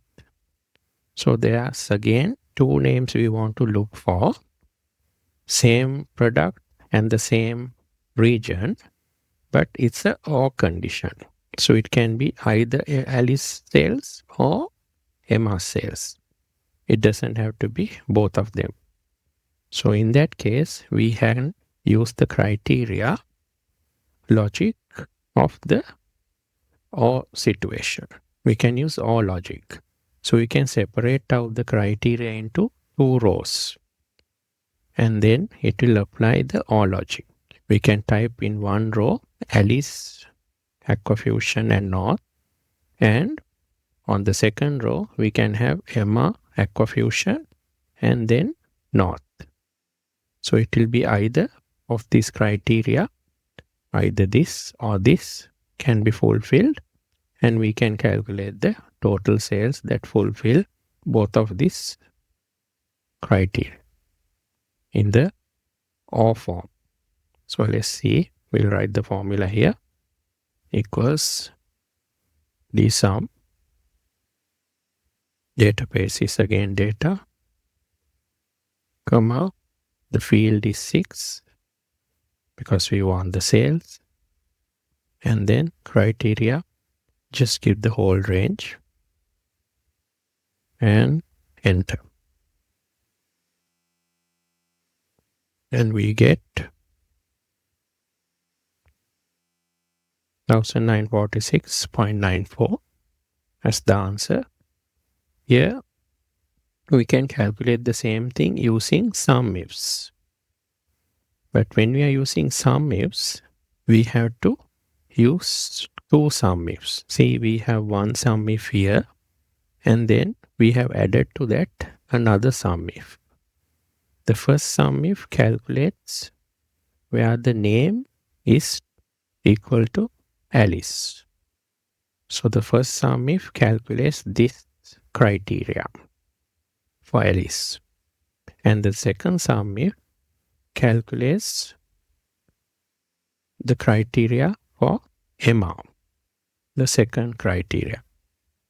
So if you are using SUMIF function, we have to use two SUMIF function to get this or criteria result. But if you are using the DSUM, we can do it in one formula, but we have to type the criteria in two rows like this. But still, the DSUM is very simple when you compare to having to write two SUMIF functions and with lengthy criteria. Now let's see whether we can find the number of SendGlo transactions that were not in the North region. So when you are writing not in the North region, we can use the not equal to sign in front like this, the greater than or less than equal facing each other, and then North. So this means not equal to North. So we can give the criteria in one row because we want a AND condition there. Both of these criteria need to be fulfilled. So we can use, here we want to find the number of transactions. So we have to use the D count. So let's use D count. Database is same, data. And then for the field, we can use the same 6. It doesn't really matter because whatever column we use is just going to take the count. And then the criteria we can give with this range like this. And we can close the parenthesis, press enter, and we get answer 320. So same thing, we can use the COUNTIFS function. So the COUNTIFS function, we have to give the criteria range product, and then the product should be SENGLO from this cell. And then the second criteria is the region, and the region should be equal to, actually not equal to, north. So we can type not equal to north and link it into the cell. So we get answer 320, same. So we can do the same two calculations using dcount and COUNTIFS. So if we basically just wanted north, we can just change this, remove the sign, and we get the north region is 84 and 84 in both functions. So here we'll do another calculation to find total sales for the perfusion product by MR in the year 2021. So name should be MR, product is aquafusion. Now we need to get all the days that fall in 2021. So for that we can give the criteria in two cells like this. One is greater than or equal to 1st of Jan 2021. So that will take all the days starting from 1st of Jan 2021. And then the other criteria is less than or equal to 31st December 2021. So that will take all the dates up to 31st December 2021. So basically these two criteria will take all the days in 2021 from January 1st to 31st December. And since we want all of these criteria to be fulfilled at once, is an AND condition, we will use one row to put all the criteria in. So let's try the formula. Equals tsum. We can use data as the database. And for the field, we want total sales. So we'll use column number 6.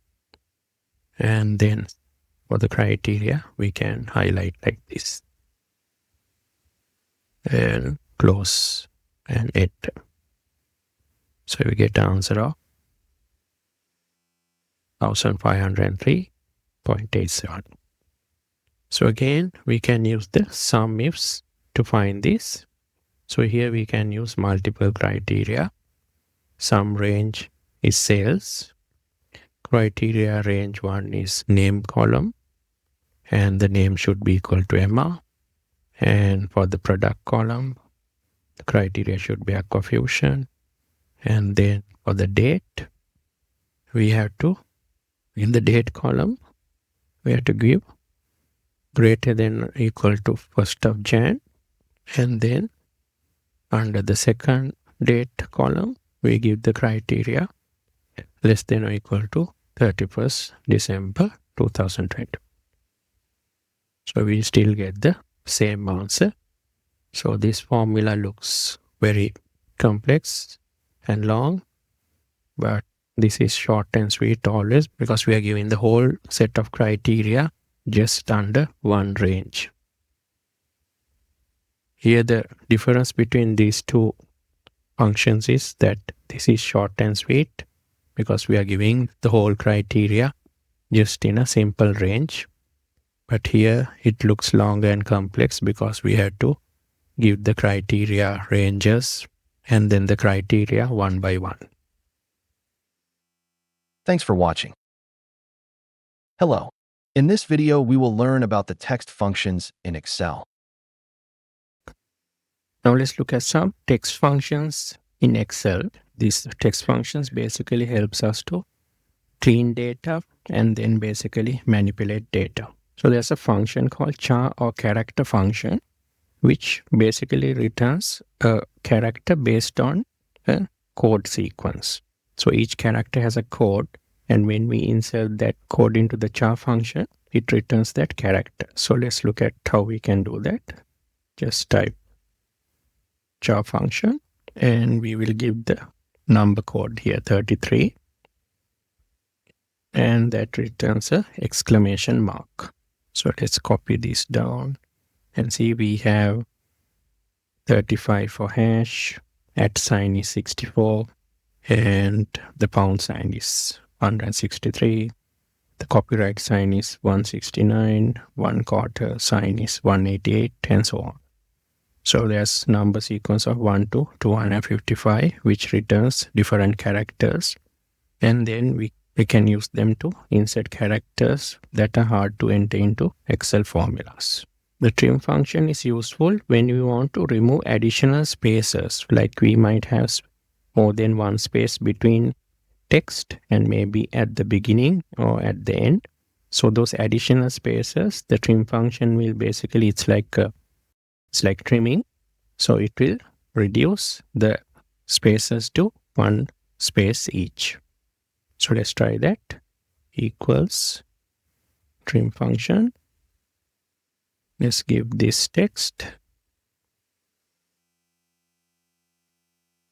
And we got those additional spaces in between excess and space and included removed here. So if we copy it down,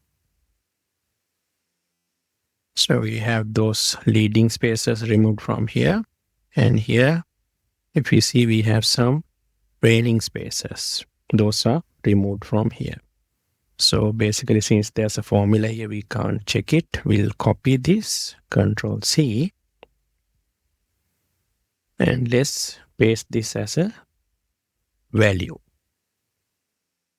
So now we can see here we had additional spaces, but now only one space is there between this text. And here the leading spaces have been removed from here, and here the trailing spaces have been removed. There's no spaces at the end after the last spaces text. The exact function is useful when we want to compare two text strings, and basically it takes into account whether they are basically uppercase or lowercase, and it's case sensitive. So if the both texts are having the same case, it will give a true return. Otherwise it will say it's false. So we'll check that. So we can say equals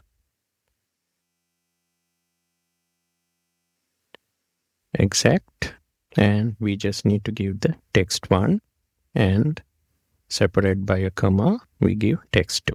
Those are the two texts we need to compare. So here it says these two are similar, so it gets true. We copy it down. These two are not similar. So here there's a simple letter here, SIM. Then it says false, and this also only part of the text is there. It's not equal. So not exactly the same. So it says false. There's another easy way for you to compare text. That is by using the equal sign. For example, you can say equals. If you want to compare these two, we can put this equals this. So you get a true. So basically when you use the equal sign, it is not case sensitive. That's why we get a true return. So this text and this text is similar, except for the simple letters are there here on the text too. But otherwise all the text is the same. So that's why we get a return of true when we compare with the equal sign. But if we compare with the exact, it checks whether all the letters are in the proper case in each question. The concat function or concatenate function is useful when you want to join different texts together, like first names, last names, things like that. So let's try an example here. We got a person with 3 names, first name, middle name, and last name. Let's see how we can combine these to one cell. So we can use concat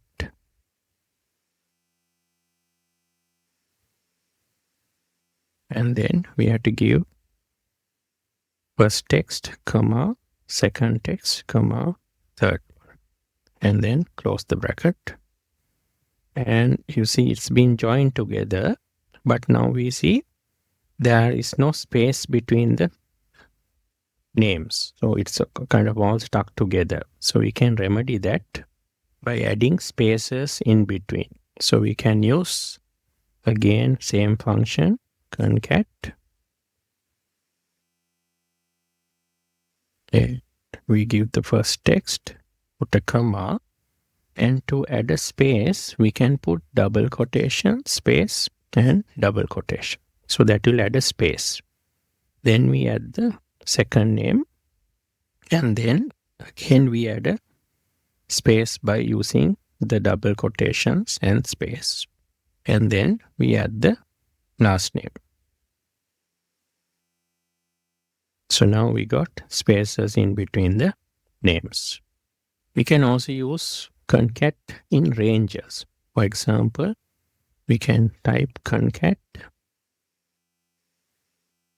and then if we select this column of letters like this, we get it all in one cell in one line like this. So it was earlier a column of data, now it has become a row of data in one cell. We can use it for a range as well.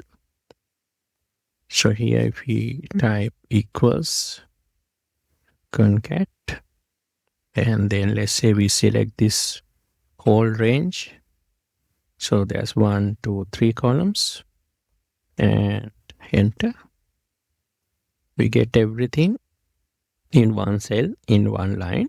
So it goes 1 is the first question, we got A, and then it got 1, and then the simple A, and then it has gone to the second row. So it has started again from B to B.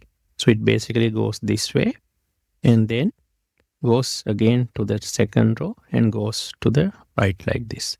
So it goes in this sequence. So it's from the top over here, it goes to the right, and then again from the beginning it goes to the right from the second row and third row and so on. So that's how these texts are combined into one cell in this situation.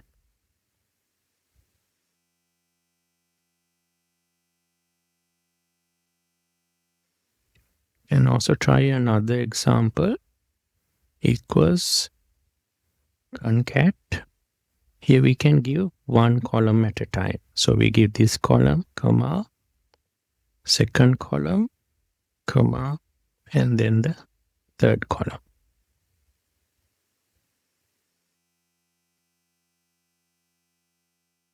Now what has happened is we get the first column first, A, B, C, D, E, and then it goes to the second column, 1, 2, 3, 4, 5, and then at the end it goes to the last column, A, B, C, D, E.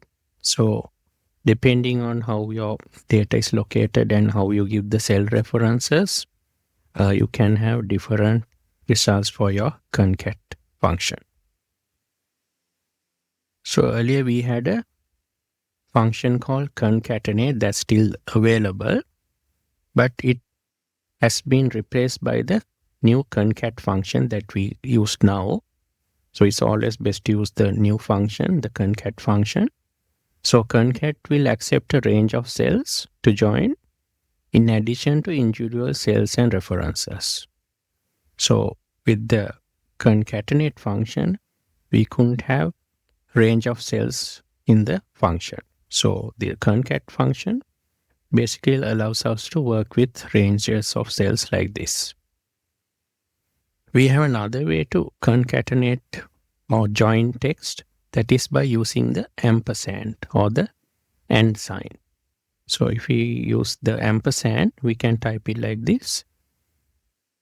We get the first name, and then we can put an ampersand, and the second name, ampersand, and then the last name, and enter. So again, like this is normal concat. If you don't put spaces, everything gets basically stuck together. So we can add spaces using the double quotation and space method. So you can type like this.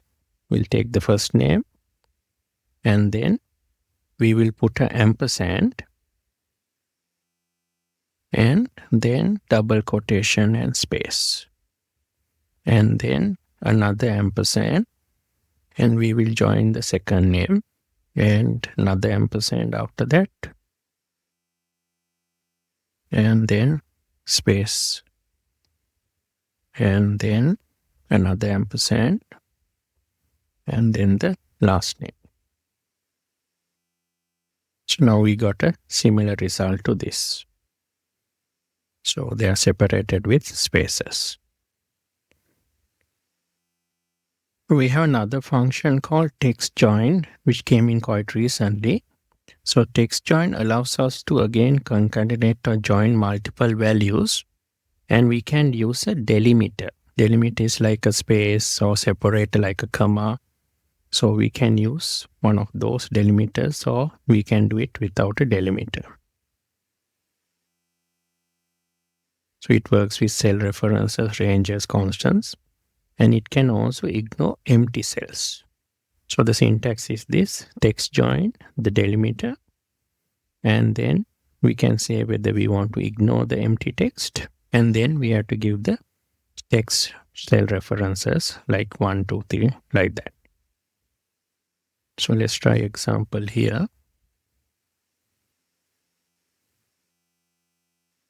Equals text join,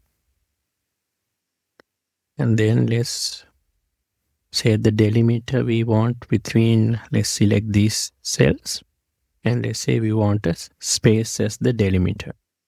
We can put double quotation, space, double quotation for space, and here we can say, do we want to ignore empty cells in between if we get, or do you want to include any empty cells? We'll say ignore. So we will use the true option, and then we will give the text references, and close it. So we got, see, the name separated by the delimiter of a space, and also use it for 2 rows like this. So we'll use the same function.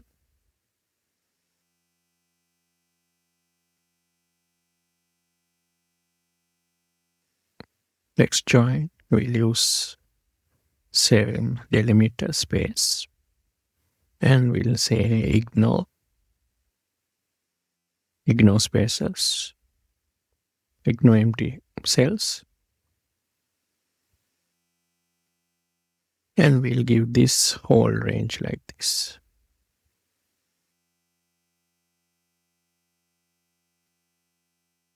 And it has basically added both of these names together. So first you got the first row name, John Alexander Smith, and the second row name comes after the first row. So here, since we have given this range 3 cells, if we delete Alexander, see, we just get John and Smith. So that is because we have given in the formula to ignore empty spaces. So because of that, if this cell were empty, it just ignores that and goes on to the third cell and gets that into the We can use different types of delimiters as well, like commas. So if we try here, text join, and here we'll use a delimiter of a comma. So you put double quotation, comma, and then double quotation. And again, we'll say ignore empty cells. And then we will give this range. And we got the whole list, ignoring spaces separated by commas in one cell. So here if I copy this same formula and paste it here, and here let's say instead of true, I'll use false.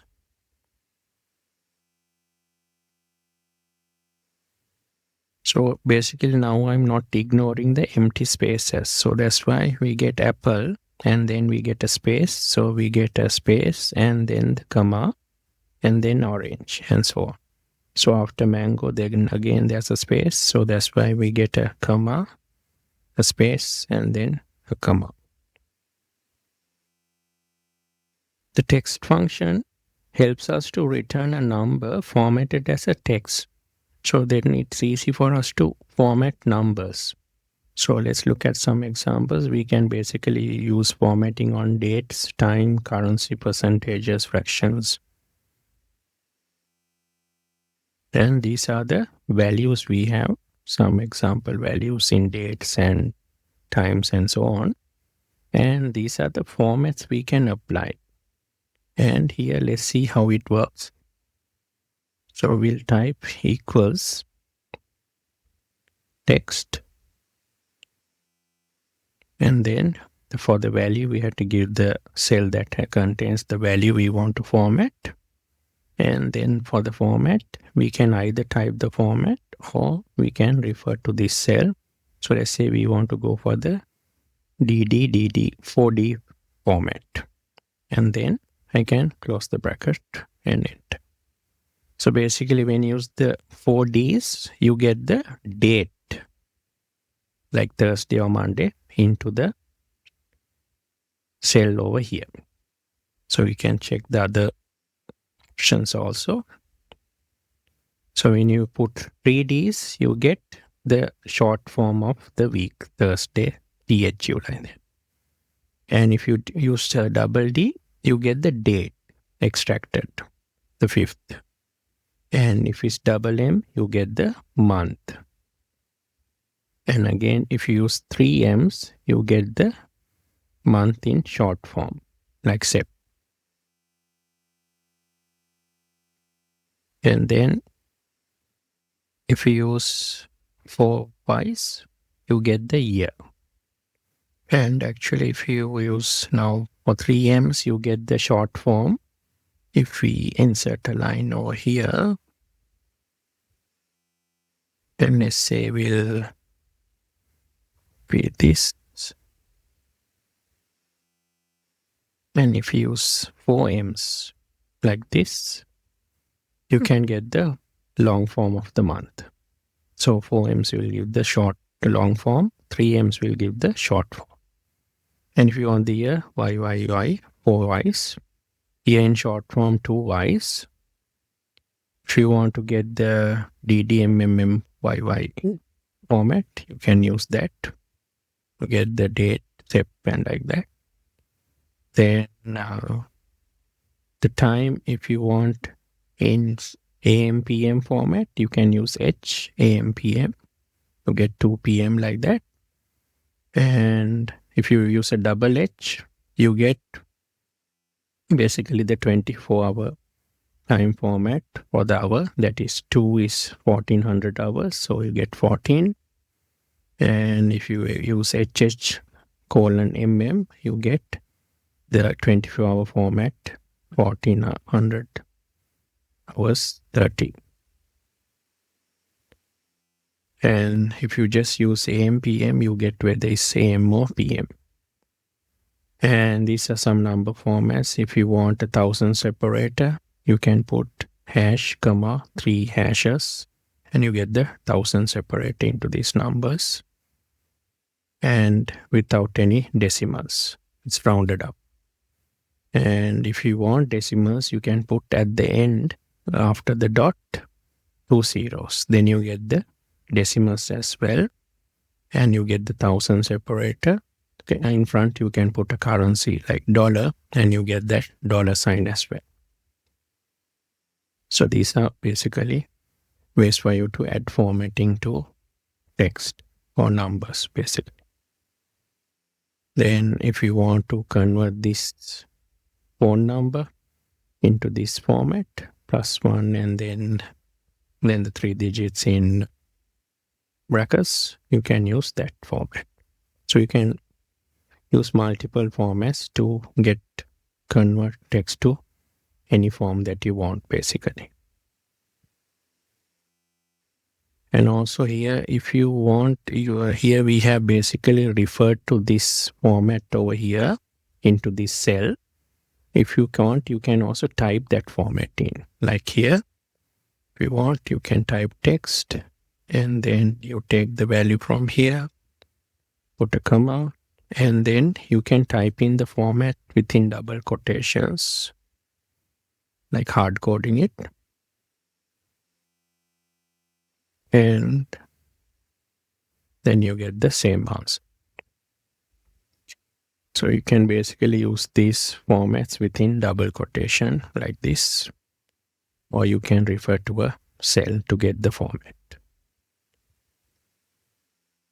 Then these 3 functions, lower, upper, and proper, basically they convert text into lowercase or simple case, and upper case or all caps basically. So its function is quite straightforward. You can say lower, and let's say we want to convert all of this into lowercase.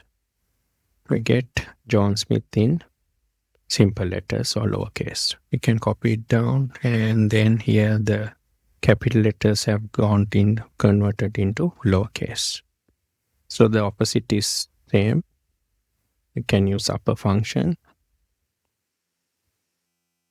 and we get everything into uppercase or cap or capital letters.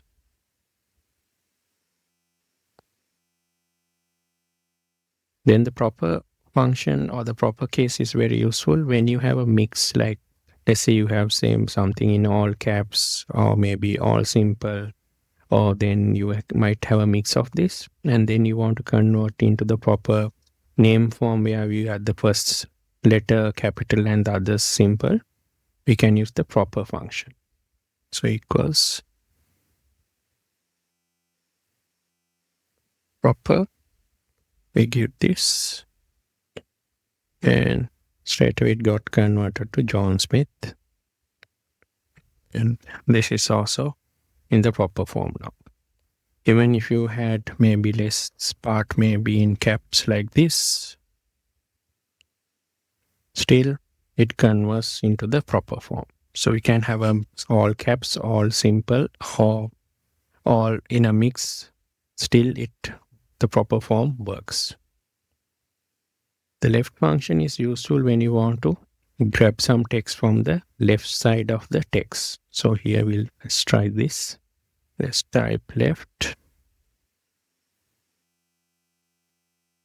And let's say from this text over here, we want to take, let's say, the 3 characters from the text from the left side. So for number of characters, we can insert 3 over there. And then we got JOH, the first 3 letters we got captured over here. So again, if I just copy it down and let's say I want to get 5 characters, I'll get the first 5 characters from the left side, A, B, C, D, E. So the opposite of left is there, right is there, what we have here. So it works the same way.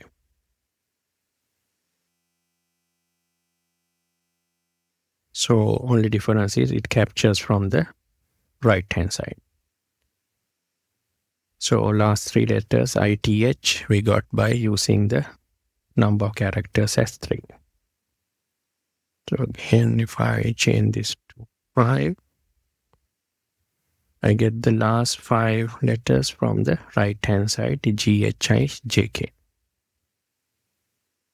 The mid function is useful when we want to extract. Now here we did extraction from the left and the right. So what if we want to extract text from the middle of the text? Then we can use the mid function. So let's use it here, equals mid. Then you have to give the text. And then you have to give a starting number. That means from where do we want to count? Let's say we want to start counting from the first letter. So we can use the starting number as 1. And then the number of characters means how many letters or characters do we need to extract from that person. So here we'll say we want to extract 2 characters. So here we got JO. So we have started from the first person, J, and we have taken out 2 characters. So JO has come here. So if I copy it down, so here we have said start from the third person. So ABC, C is the third person, and from there we want to take 4 characters. So C, D, E, F. So those are the 4 characters we have taken from the middle of the text. The len function is short for length, so it's easy for us to use it when we want to calculate the length of a text. So let's try it here, equals len, and let's refer to this cell, and we got 10. So this 10 includes spaces. So 1, 2, 3, 4. Fifth question is a space, 5, 6, 7, 8, 9, 10. So we got 10. So here we got 11 over here. We copy it down for this number. It says 4. So it calculates characters, text, and things like exclamation marks and so on, special characters. So then we come here. Now it says 4. So although there's a $sign and then there's a comma, these are formatting. So if you check the number over here, it's just 1,000 in the formula bar. So this is formatting and it ignores the formatting. So length function ignores formatting. So number formatting is not included in the count. So it just goes for the number of real characters in the text or number or combination. The rep or repeat function is useful when you want to repeat a character or some text a couple of times. So let's try that. Equals rep. And let's take this one. And number of times we'll say is 5 times. And we get it repeated 5 times. So this high also we can get it repeated 3 times using number of times as 3. We can also type into the formula the text we want to basically repeat. So we can say, let's say I want to have A. So I had to put within double quotations A, and let's say I want 5 A's. So I can type like this and enter. So I have basically hard-coded. When you hard-code, you need to put double quotations on both sides of the text. So you can refer to a cell like this. So we also have a function called find, which helps us to find certain characters within some text, and it gives the version of that character. So let's try this with this first one. So find, and we want to find a capital R within text of Aaron over here, and the starting number, you see it's a square bracket, so it's optional. So if you don't enter anything there, it will assume the default value is 1. So it will start from the first character in the text. So I leave it blank now and I will enter. So it says third person. So correct 1, 2, 3. Third person is where we find the R. So let's do it for different starting positions as well. Equals find, say same R within text, and here we'll have a starting position as 1. So we get the same answer, 3.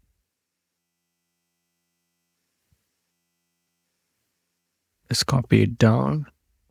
So now here we can't find a simple R in this text. So that's why we get a hash value. So the reason is find is case sensitive. So it can't find a simple R, so it gets a hash value error. And it can't find a X because there's no X in this text. So again, it gives a hash value error.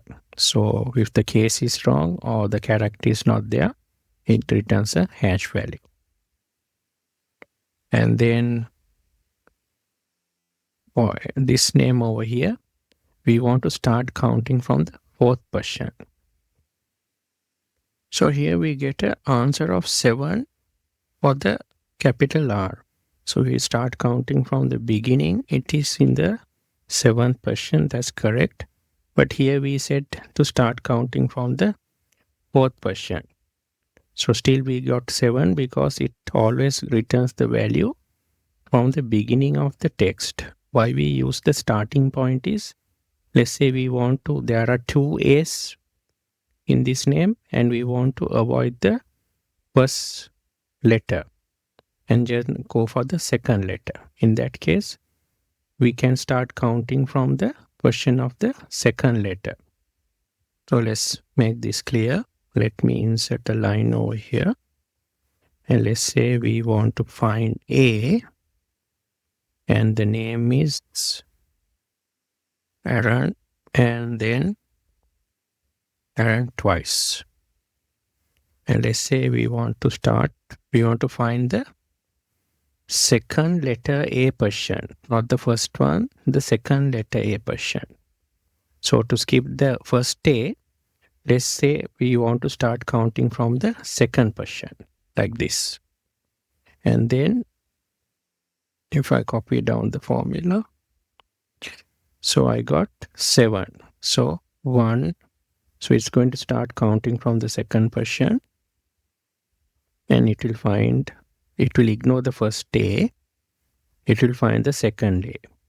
And the second A is in the 7th position from the beginning. So here 1, 2, 3, 4, 5, 6 and 7th position, we got the second A. So if we want to capture the first A, we can say start counting from 1.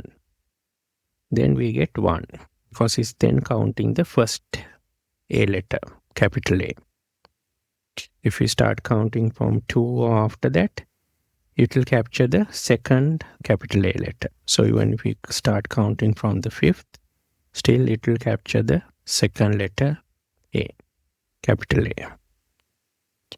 So we can also find the first space as well.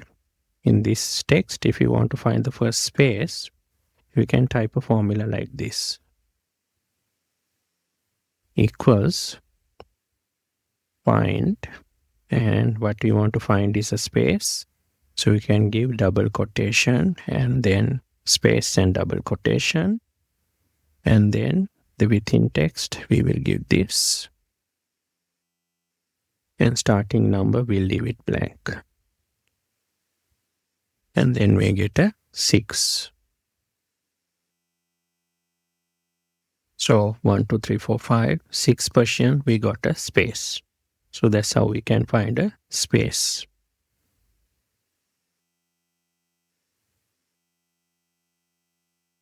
So here if we had a, let's say we had a question mark here, or a dollar sign.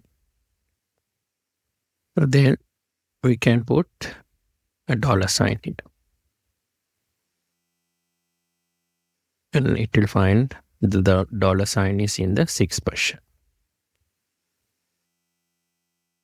And we have another function called search, which is quite similar to find function. The difference in search is that it is not case sensitive. So here the find function is case sensitive. It's case sensitive, but the search function is not case sensitive. So let's look at some examples. So if you want to find, basically search for R in this text, and we don't have a starting point, so then it will always default to the first question as the starting point, like find. So it finds 3, so the capital R is at the third position. So if I copy it down, see the simple R is also taken as the third position because this is not case sensitive. So either simple or a capital, simple or capital R, it doesn't matter. It will look for the letter only and the case is ignored. So that's why we get 3 for both of them. So let's look at example where we use the starting position also, equals search for X within this text, and we start from the first position. So we can't find X, so we get a hash value. And here we are searching for a capital R, and we are starting from the fourth position. We get an answer of 7. So here actually it doesn't matter where we start because there's only one R over here. So let's change this name to, just put R over here. And now it's starting from the fourth position. So it finds 7 is where the capital R is. So if I start from the first position, it will return 1 because it will then find the first star and it will say 1. Then we have the replace function also, which will find something and it will basically replace that with something that we can give as the replace option. So we'll look at example over here, equals replace, and we have to give what is called the old text. So the old text is the previous text or where we want to replace. And then again we have to give the starting number, where to start counting from. We'll give 1. And the number of characters we want to replace is the, let's say 3. And then we'll say we want to replace the new text is XYZ. So we want to take the first 3 characters from this ABC incorporated and replace that with XYZ. We got XYZ limited. So again, if I copy it down, now in this position I want to replace. So in this case I want to replace this long text. Starting from the fourth position, I want to take 3 characters. So if I start 1, 2, 3, 4, fourth position is 1. And we got numbers 1, 2, 3. And the number we want to replace is 3. So it will start from the fourth position, the first one. And it will replace this 1, 2, and 3 with DEF. So that's what it has done. So it's taken the 1, 2, 3 and replaced that with DEF over here. So we have a final function called substitute. It's basically again a find and replace type of function where you can give what is the old text you want to replace, and then the new text you want to replace that with. And then there's another optional argument called instance number. So instance number means, do you want to replace the first occurrence? Like here we have 2 occurrences of AAA. So if I want to only replace the first occurrence or the first instance, I can put 1. If I don't put anything there, it will replace every occurrence of the AAA. So the default value is, for instance, is to replace all the occurrences. But if I give a instance number, it will only replace the first, second, or whatever time it repeats the same text. So let's look at some examples. Here we can have substitute, and the old text is this. So the original text is this. And the old text we want to replace is the 3 letters ABC. And I want to replace that with XYZ. And here you see the instance number is in square brackets.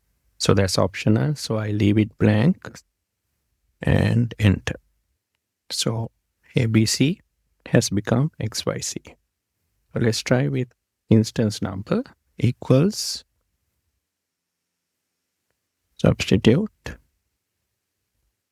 original text, old text, and then the new text, and finally instance number 1. So that means I only want to replace the first instance. That is the first instance. I get AAA is over here. So that has been replaced with the XXX. The second instance where I have AAA is ignored here. So again, if I copy this down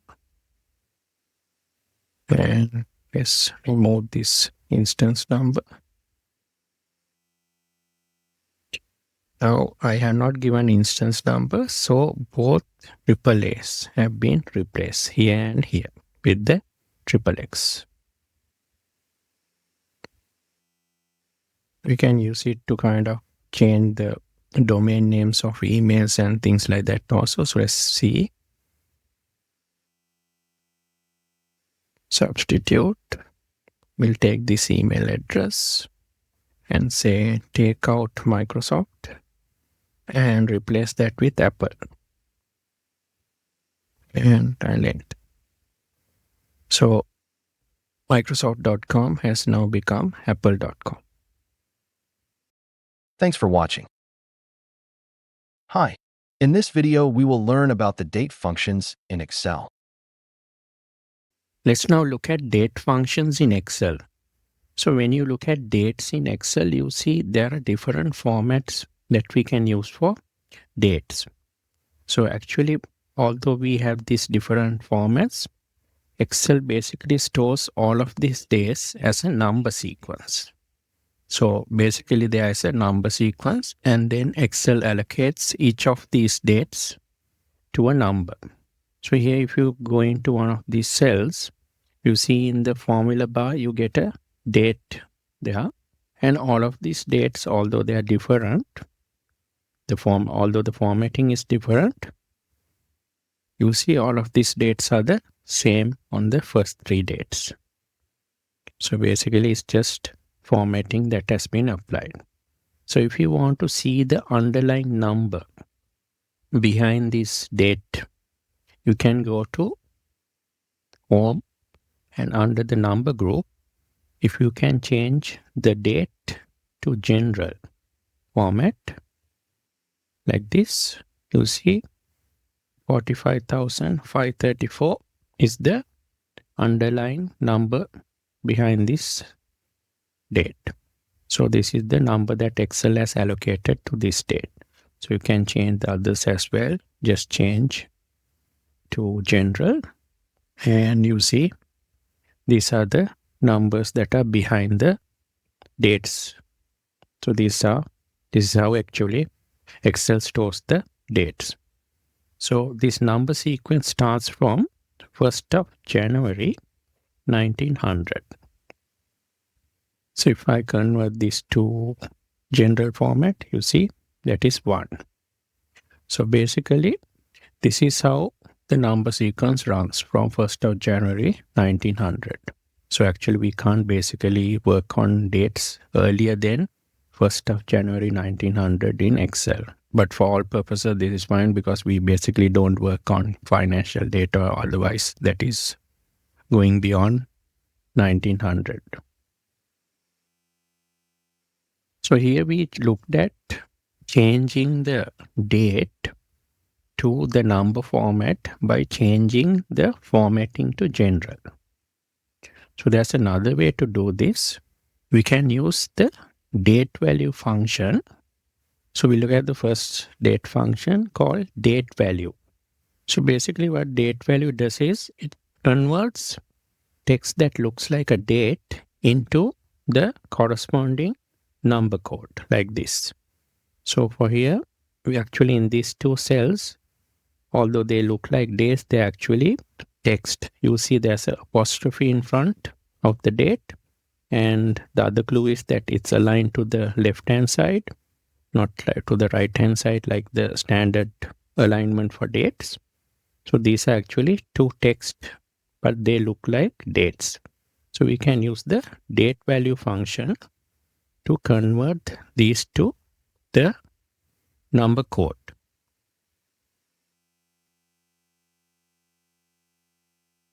So here we can give the cell like this and enter.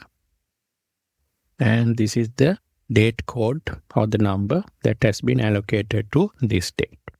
So if I copy it down, you'll see 1st of January 1900 is the first date. And it's been allocated date number. It's been allocated number 1. Now these are actually actual dates that are in cells. So if we try to use date value on those,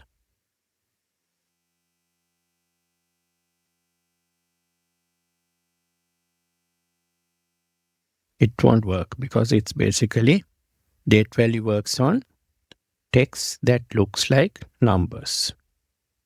So once we have converted the dates, the text that looks like dates into real dates like this, we can actually then apply whatever formatting we want. Let's say we want to go by short date, we can apply that format. And if we want to go by long date, we can apply that format. So any format we can apply after we have converted the text into a date value using the date value function.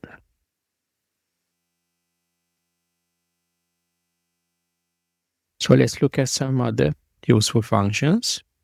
The day function basically extracts the day out of a date and returns that value into a cell. So we can use equals day and just give the cell reference and enter. And see the 30th, the date has been extracted using the day function. So let me copy it down. So this is 6th and this is the 3rd. So the day is extracted using the day function. We can also use the function text to extract the day name. So for here, let's say we type text and then give the value in the cell, and then we have to give the format. The format is what we want to use for the day name. So we have one format. We can use 3 Ds like this within double quotation, DDD format, and then let's enter, and we get the short form of the day, month for Monday. Then we can also use the long format. For that, we can use 4 Ds. Let's see that. So again, we'll use the format. Instead of 3 Ds, here we will use 4 Ds. So that will give the full day of the, that will give the full day name, like Sunday. So let me just copy that down and we get Tuesday. So if you want the short format, you can use 3Ds, and if you want the full name, you can use 4Ds. So if you want to extract the month, like we extracted the day, we can use the month function. So month function works like this. So just give the cell reference and you get 8. So August 8th has been extracted. So let me copy it down. So this is March and this is December 12. Again, you can use the text function to extract the month name. So here we can type equals text. Then we can give the cell reference and the format we can use. If you want the short form of the month, we can use 3 M's. So MMM and then close the bracket. Then we get the short form August AUG. And if I copy it down, if you want the full month name, we can use 4 M's instead of 3. So I'll type in 4 M's and you get the full month name March. And copy it down and I get December, the full month name. And we can extract the, like we did the day, the month, we can extract the year as well using the year function. So equals year and just give the cell reference. And I can copy it down like this. And for these functions, day, month, and year, instead of giving the cell reference, we can give the date as well within double quotations like this. So if I type 30th August 2021 and then close with a double quotation, I still get the year. So here I have used the date within double quotations instead of the cell reference. So we can do the same for month and then the day functions. Then we have a function to extract the weekday.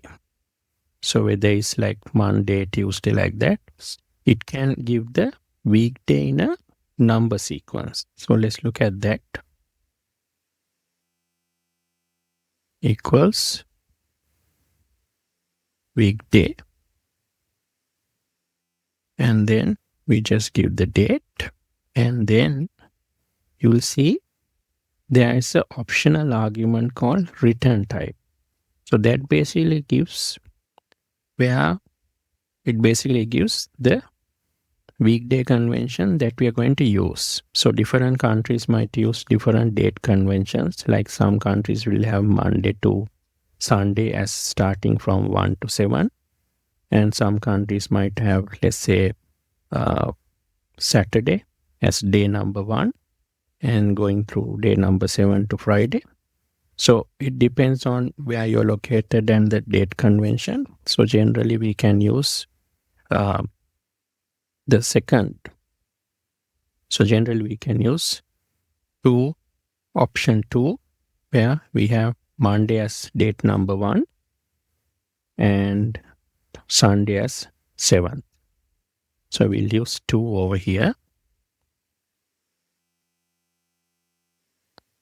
And press enter. So 1 means this is a Monday. So I copy it down. 7 is a Sunday. 2 is a Tuesday. So if you want, you can use different return types to give different weekday conventions. Then there's a week number function, week num, which will give the week in the year. Like this is the first week in the year, second year, whatever. So we can use equals week sum, week num, and then we give the week, we give the cell reference. And then, so here the return type, basically we can say whether we want to start counting from the Sunday or the Monday or whatever other date. So we can give whatever date we want to start counting from. So the default value is Sunday. So we can use 1 for Sunday, or we can use 2 for Monday. So it will return the week number out of the 54 weeks of the year. What week does this week date fall into? So here this is the 36th date. And we come up to 49. So if I make this 31st of December, I get 54 here. So it depends on the starting week convention. So if I take this and change this to 1, so here basically the year will have 54 weeks, but here we have started counting the week from Sunday. So that's why we have used 1 as the return type. But here this date falls on a Tuesday. This is a Tuesday. So if we change the return type from here and we go for the return type as Tuesday, so that will be 12. We select 12 and then we get 54. So this falls on the last week of the year. Then there may be situations where we got the year in one column, the month in another column, and the day in another column. And we want to combine all of this together into one cell and get the date into that cell. So for that, we can use the date function. So equals date, and then we just need to give the year cell. So this is the year cell, and the month cell, and then the day cell. So we got 30th August 2021 in one cell. So we can copy it down and it will create different dates into the different cells depending on the inputs we have given.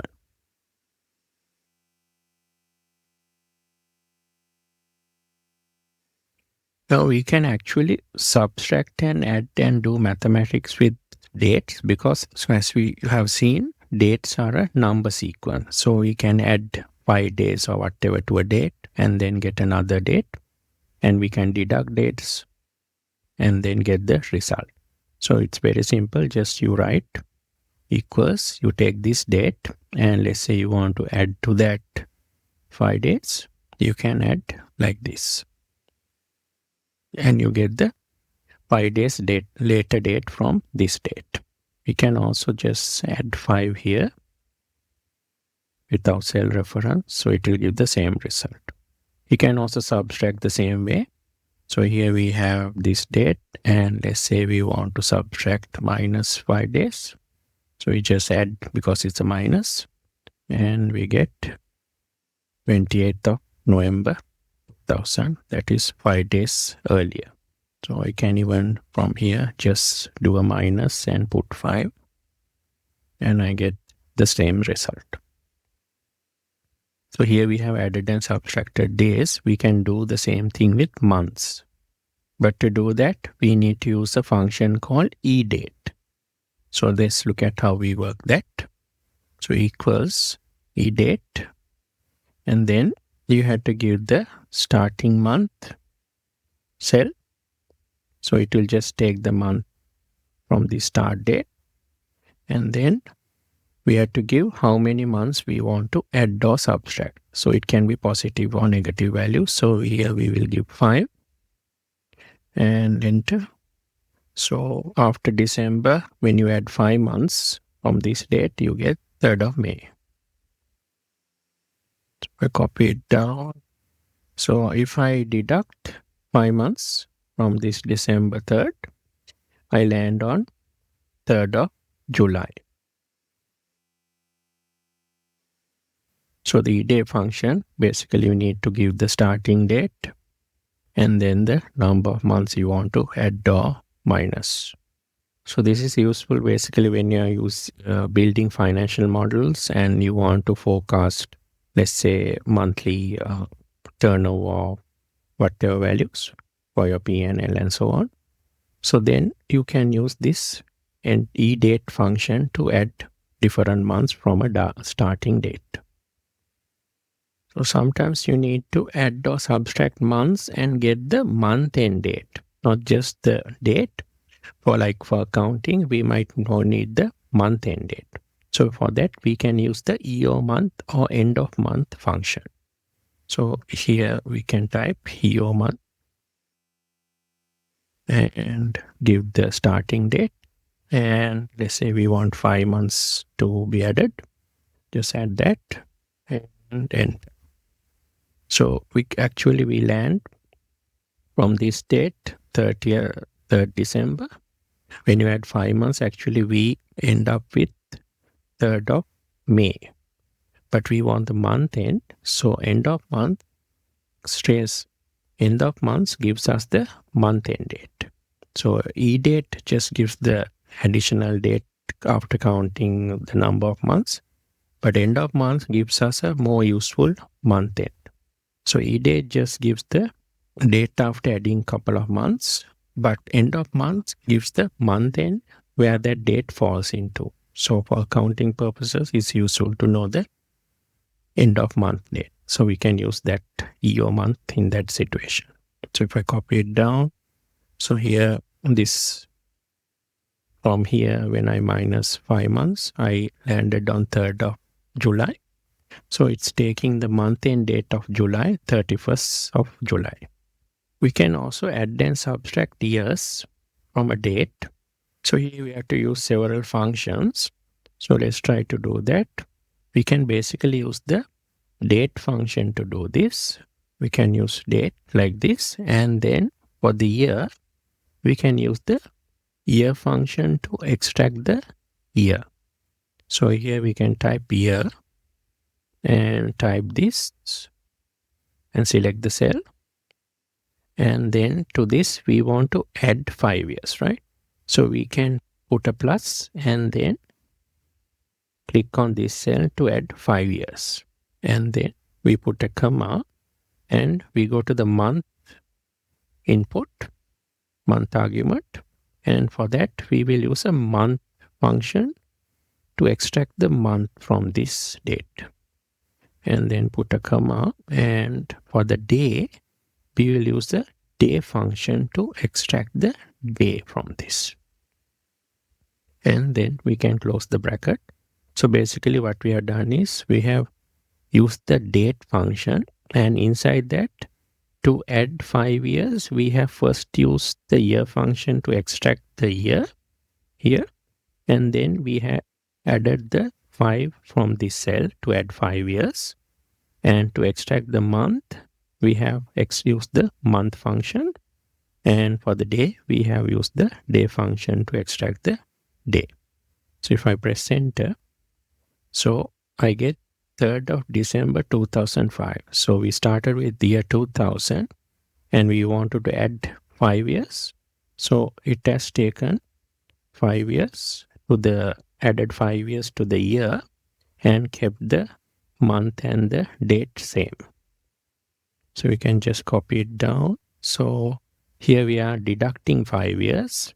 So from 2000, when we deduct 5 years, we end on 1995. And we keep the same date, 3rd, and same year, same month, December. We can also add and subtract different days, months, and years from a given date using the same date function and the same methodology, where we take the year out using the year function. And if you want to add something to that or deduct, we do it there. And then we extract the month. And if you want to add or minus anything from the month, we do it there.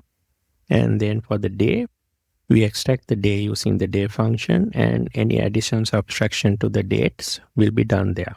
So let's try to do it here. So we will use the date function first, and then for year, we will use the year function to extract the year out of this. And we want to add 1 year. So we can do a plus and refer to this one cell. Or if I want, I can just hard code 1 here. Then put a comma Then I go for the month function to extract the month. So I take the month from the same cell reference, and then I need to add 4 months. So I take 4 from this cell reference, or I can say +4. Then I put a comma, and for the day, I use the day function to extract the day from here. And to that, I want to add 10 days. So I use this cell reference, or I can hard code 10 into this cell. Then I can close the bracket and press enter. So I got the result. From this date, I have added 1 year and 4 months and 10 days. So this is the ending date, 13th April 2002. So I can copy it down for the other cell. So here I have taken different values for the year, month, and days. So that's how we can, if you want, you can add years separately, months separately, and days separately using the date function. And within that, using the year, month, and day function. If you want to insert the today's date into your Excel sheet, you can use the today function. So the function is like this. You just type today. And basically there is no arguments to input. You just close the bracket like this. And then you can press enter. And you get today's date inserted into your cell. There is also a keyboard shortcut, Control and the semicolon. So if you press Control and semicolon, you will also insert today's date into the cell. When you're using this today function, you need to be careful, because if you share this file with somebody and he opens that on a different date, it will take the system date from the PC or the machine and it will display here. So it might be misleading. So this is a dynamic function that updates based on the system date on your machine. So best thing, if you want to share this with somebody, to copy paste this as a value so it won't change on different dates when it's opened. We can use the days function to calculate the number of days between two given dates. We can use equals days, and you have to just give the ending date here, the last date, and then the start date. And you get answer 365. So you can use subtraction for this as well. So we give the ending date minus the start date, and we still get the same result. So let me just copy this down, and I will copy this down as well. So it will give the same, subtraction will give the same results as the days function. Then we have the days 360 function, which works on a 360 days per year convention. So it will again calculate the difference between dates. So you can use it like this. Days 360, you give the start date and then the ending date. And then you have two methods. You can use the US method, where it says start and end days will be approximate to a 30-day month via US nest method. Or you can go for the other one, the European method, which says start and end days that occur on the 31st day of a month will equal to the 30th day of that month. So it's just two methods of convention that you can use. So let's say we use the European one here. So we get 89 days. And let me copy it down. So here we have used the European method. We will now use the US method, the false option. So we get 1 day difference, or 2 day difference actually. So this is 89 days because of the date convention we have used. And this is 90 days. The dative function gives us the difference between two date values in years, months, or days. So let's start using the function. Date. See, when you type date in your Excel's IntelliSense, you don't get the date diff function available. So this is because this is a compatibility function that came from Lotus 123, which was a old version of which was old spreadsheet version. So we can type date diff, and then we can, once we open the bracket, so you see that function is supported. That's why you get that kind of notification. So the syntax is, first you need to give the start date separated by a comma, then you give the end date, and then you can give the unit format that you need to use. So here, let's say we want to use the Y for year format. So we'll type Y here and enter. So here we have gone by the unit of years. So we get from 1st of Jan 2022, 2021, 1st of Jan, number of years is 1. So that's why we get a 1 over there. We can also type, instead of giving the cell reference, you can type Y over here within double quotations like this, either capital or simple Y. And then still you will get the same result like this.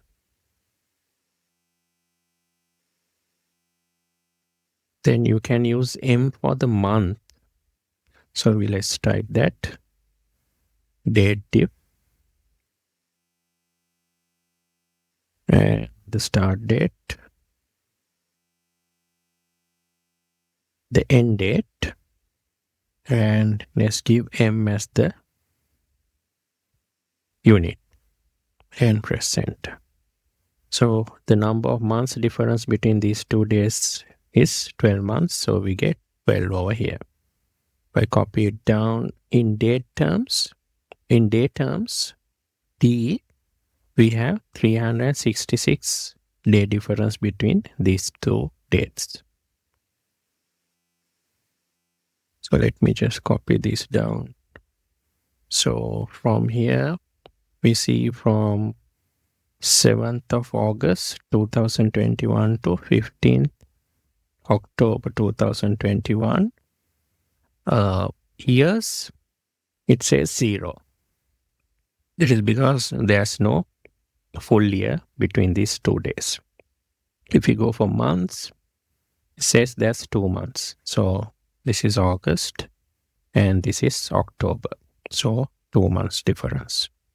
And in days, you get 69 days. So you can just even subtract this and see end date minus start date, you get 69. So date diff is another way we can use to calculate the difference between 2 dates in years, months, and then days. When we want to calculate the ending date for working, say, X number of days, we can use the workday function. So from this date, if you want to add 5 working days and then find out which date that ends in, we can use the workday function. So we can type equals workday, and you need to give the starting date and then holidays, then the days that you want to work for, and you see there's an optional argument, holidays. So holidays can be, these are not basically weekends, but these are other holidays like New Year, Christmas, and so on, that can be differing from company to company. So here, since this is an optional argument, let me not give a holidays. Let me not use holidays here, and I will just press enter. So from 30th June, when you work 5 days, you end up on 6th of July. So here the workday function takes the Saturday, Sunday or the weekend as off days. So here when you start from here, these two Saturday, Sundays working days. So from here we start counting 1, 2, 3, 4, 5. So we end up on 7th of July. So that's why we get this date. So if I copy this down and then in this situation, let me give some holidays. So I will give these 2 days as holidays. So 4th and the 11th are holidays. So then we end up after working 5 days on 10th of July instead of 7th. So if we count from here, these 2 days are off, 1, this day is off, 2, 3, 4, and 5. So it's 10th of July, that is the ending date. So again, if you work, I can just copy it down. So here when I copy it down, I need to change the cell reference again.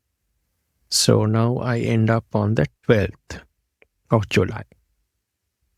So after 6 days, I'm landing on 12th of July. So if I count days here, these 2 days off, 1 off, 2, 3, 4, 5, and 6, 12th of July.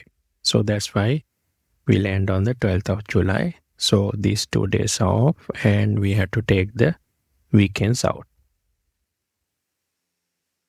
The workday INTL or international, workday international is a upgraded version of the workday function. So this is basically similar to the workday function, but here we can specify the weekend. Generally it's taken as Saturday and Sunday, but if you want, we can change it to a different format, like maybe Sunday and Monday is the weekend. So different territories and companies might have different working conventions and weekends. So we can incorporate that using the workday international function. So let's see how it works. We type workday international and then we have to give the starting date and then the number of days we have to work for. And then you see we have 2 optional arguments in square brackets, the weekend and then the holidays. So holidays we can give as a cell reference like this, like in workday. But in addition to workday function, we have another argument called weekend. So weekend, we can give whatever weekend format we want to use. So if you put a comma here, you see these are the options of the weekends that we have. The default option is 1, where the conventional Saturday, Sunday is the weekend. But if you want, you can take Sunday, Monday, and different options are there. Some companies may have only Sunday off, so we can use 11 in that case. So likewise, you have different options you can use. So here I will just go by the standard format, Saturday and Sunday. And then for holidays, I will select these 2 days. And I will close the bracket. So I get 10th of July is 5 days after this day in working day terms. So if I copy it down for different dates, I will get different results. So here we had the weekend convention as Saturday and Sunday. So here if I change that to maybe let's have only Sunday off. So I will use option number 11.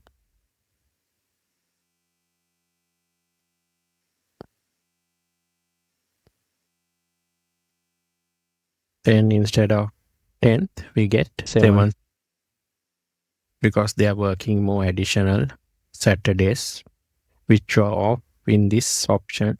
Saturday, Sunday was the weekend. Here only Sunday is the weekend. So we are finishing the project or the 5 days earlier when we go for that convention. The network dates function basically calculates the working days between two dates, and it excludes weekends, that is Saturday and Sunday, as off days.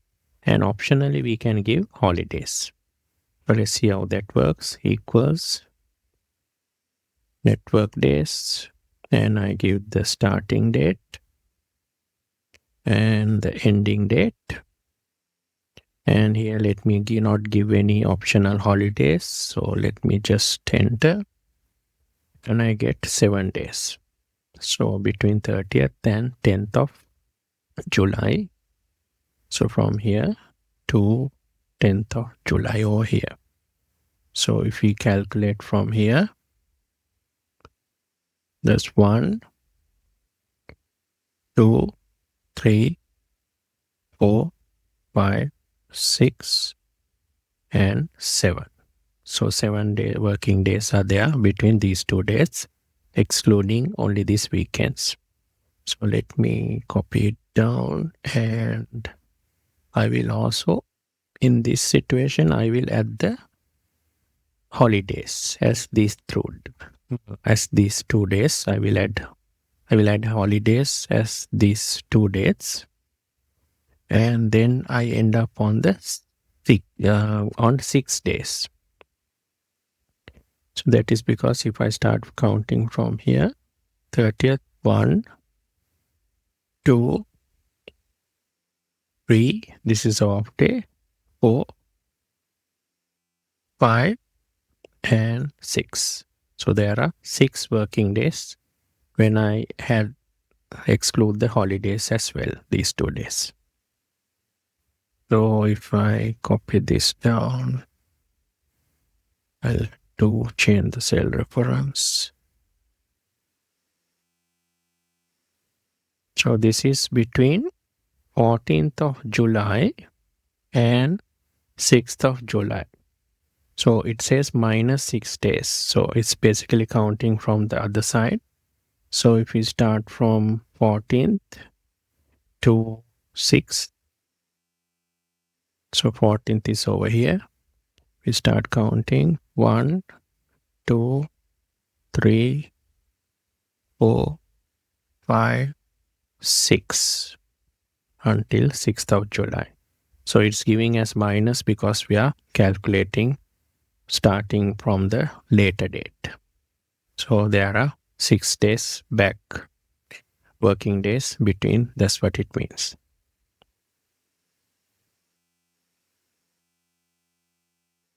Then we have additional function, network days, INTL or international. So what happens here is, in addition to the network days functionality, it has given us the option to define the weekend. So generally, network days, we always take Saturday and Sunday as the weekend. But here we can give our own custom weekends, like maybe Sunday is the only off day, or Sunday is the only weekend, something like that, depending on the company's policy. So let's try that. Equals network days international. So you get the starting date and then the ending date. And see, now we got a weekend drop down option. So we can give any of these weekends. By default, Saturday and Sunday is the weekend. So we'll use that as the weekend. And in this situation, we will give optional holidays. These 2 days we'll give as optional holidays, and enter. See, from 30th to 10th, we have 6 working days. So 1, 2, 3, 4, 5, 6. So 6 days is what we have between these 2 days as working days, excluding these 2 holidays and the weekends. So let me just copy this down And we need to change the cell reference to the holidays.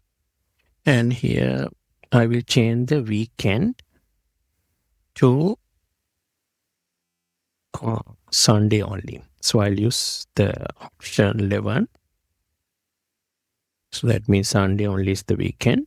So then we get 8 days until 10th of July. So let's count from here. 1, 2, Saturday we are working. 3, 4, 5, 6, 7. We are working on Saturday. 8. And that's what we got over here. 8 days. So when we change the weekend to Sunday only. So this is Saturday and Sunday as weekend. And this is Sunday only. So let's try the same function without giving any holidays. Network days international. Starting date this. Ending date this. And let's keep Saturday and Sunday as holidays. We'll keep Saturday and Sunday as weekend. And present. So now we get 7 days. Earlier we got 6 days when we gave the holidays. So if we count from here, 1, 2, 3, 4, 5, 6, 7. So 7. So 7 days we got between these 2 days when we go with this only the weekend as off days. The year frac or the year fraction function basically can calculate the fraction of years between 2 dates. So let's use that and see. Equals year frac, and you get the starting date and the ending date, and then we have something optional argument called the basis. So we have 5 bases actually. The US NSD 30 or 360 convention, actual to actual, that means we are using actual dates. Actual to 360, that means we are using a 360 date year. Then actual to 365, that means we are using 365. And then the European 30 to 360 convention.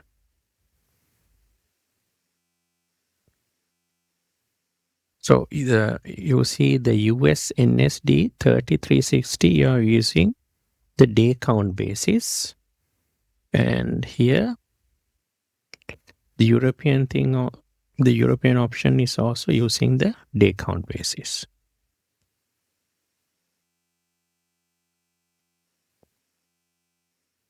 So here we'll go with actual to actual to get the real actual date calculation as the basis.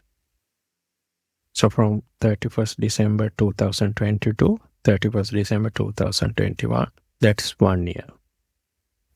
So if I copy this down, I get from 31st December 2022, 10th of July is 2.52 in fraction form years. We can use this year frac function to calculate the age from a given date. So we got these employees, the names are there.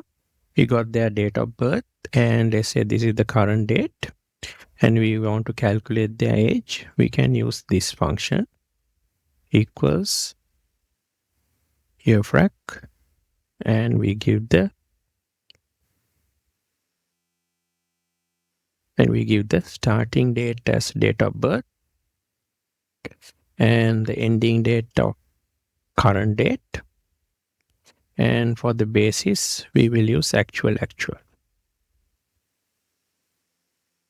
And we find this person is 21.3 years. And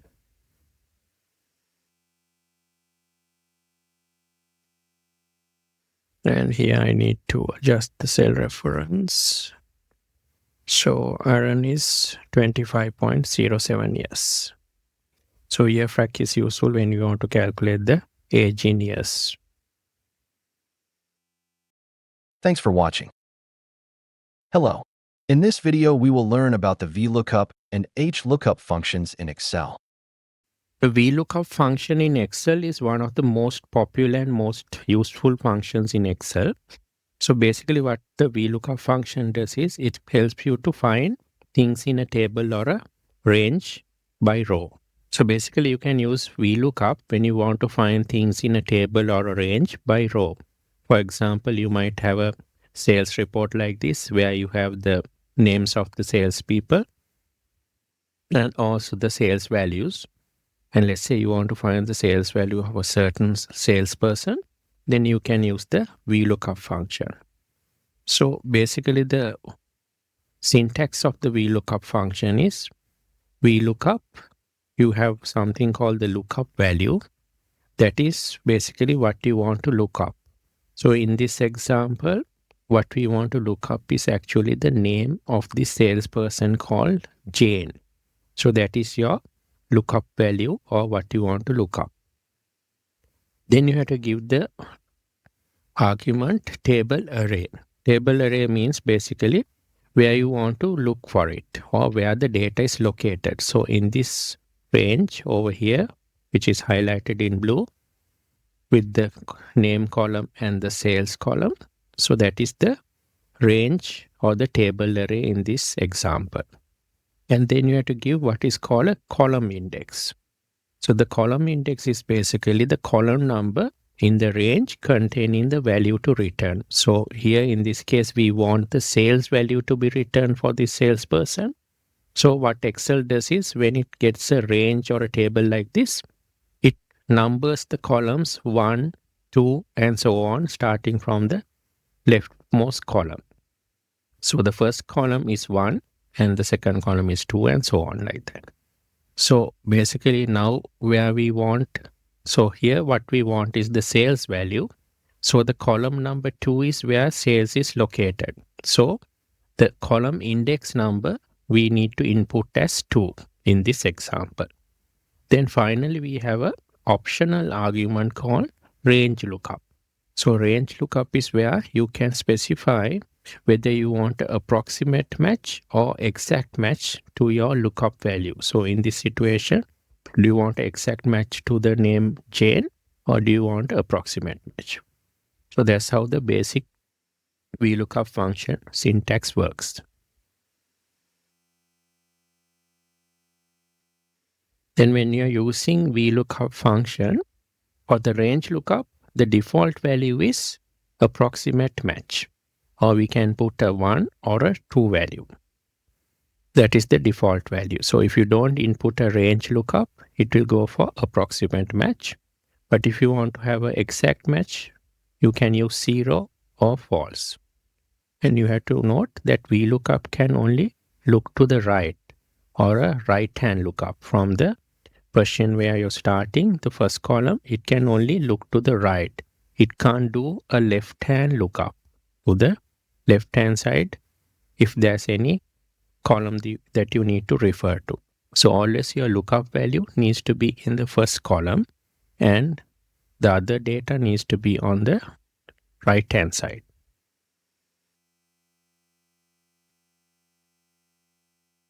So let's look at a basic exact match example. So most commonly we use VLOOKUP to find the exact match to the lookup value. So here we got some data where we got the product code, the product name, and the sales value in USD. So here we want to write a function which can return the sales value for a given product code. So the product code we can basically select with a drop down like this, or we can input that, or we can hard code it into the function. So let's see how we can write the function. We type equal VLOOKUP and then we have to give the lookup value. So lookup value is what we want to look for in the first column. So lookup value is this product code. And then we have to give the table array. So table array is where we have to give where is the data located. So we can give this whole range like this as the table array. So I have named this range data 1, so that's why that name appears there. And then for the column index, what we need to find is actually the sales. So sales is 1, 2, third column. So we can put 3 as the index number. Then we have to specify whether we want an approximate match or an exact match. So the default value is approximate match. You can either put true or leave it blank. Then it will go for approximate match. But here what we need is an exact match. We have to give false as the option for this.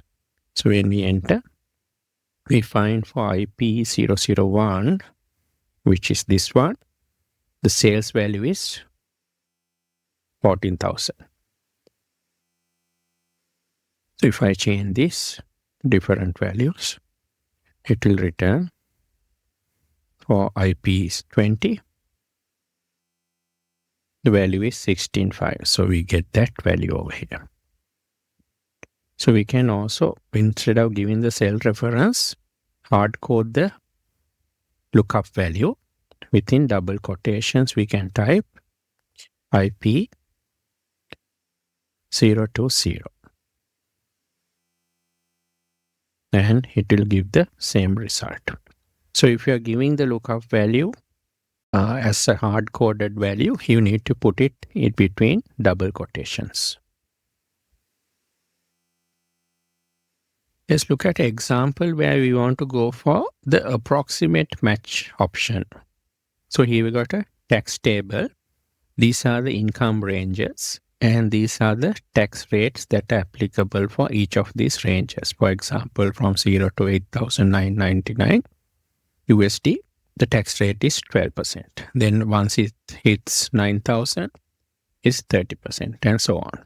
So if you want to write a function in VLOOKUP, first we need to give the data in a table like this.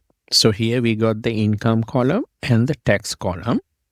And here we can't input a range like this, so we had to first give the starting value. So here it starts at 0, so we can put 0 there.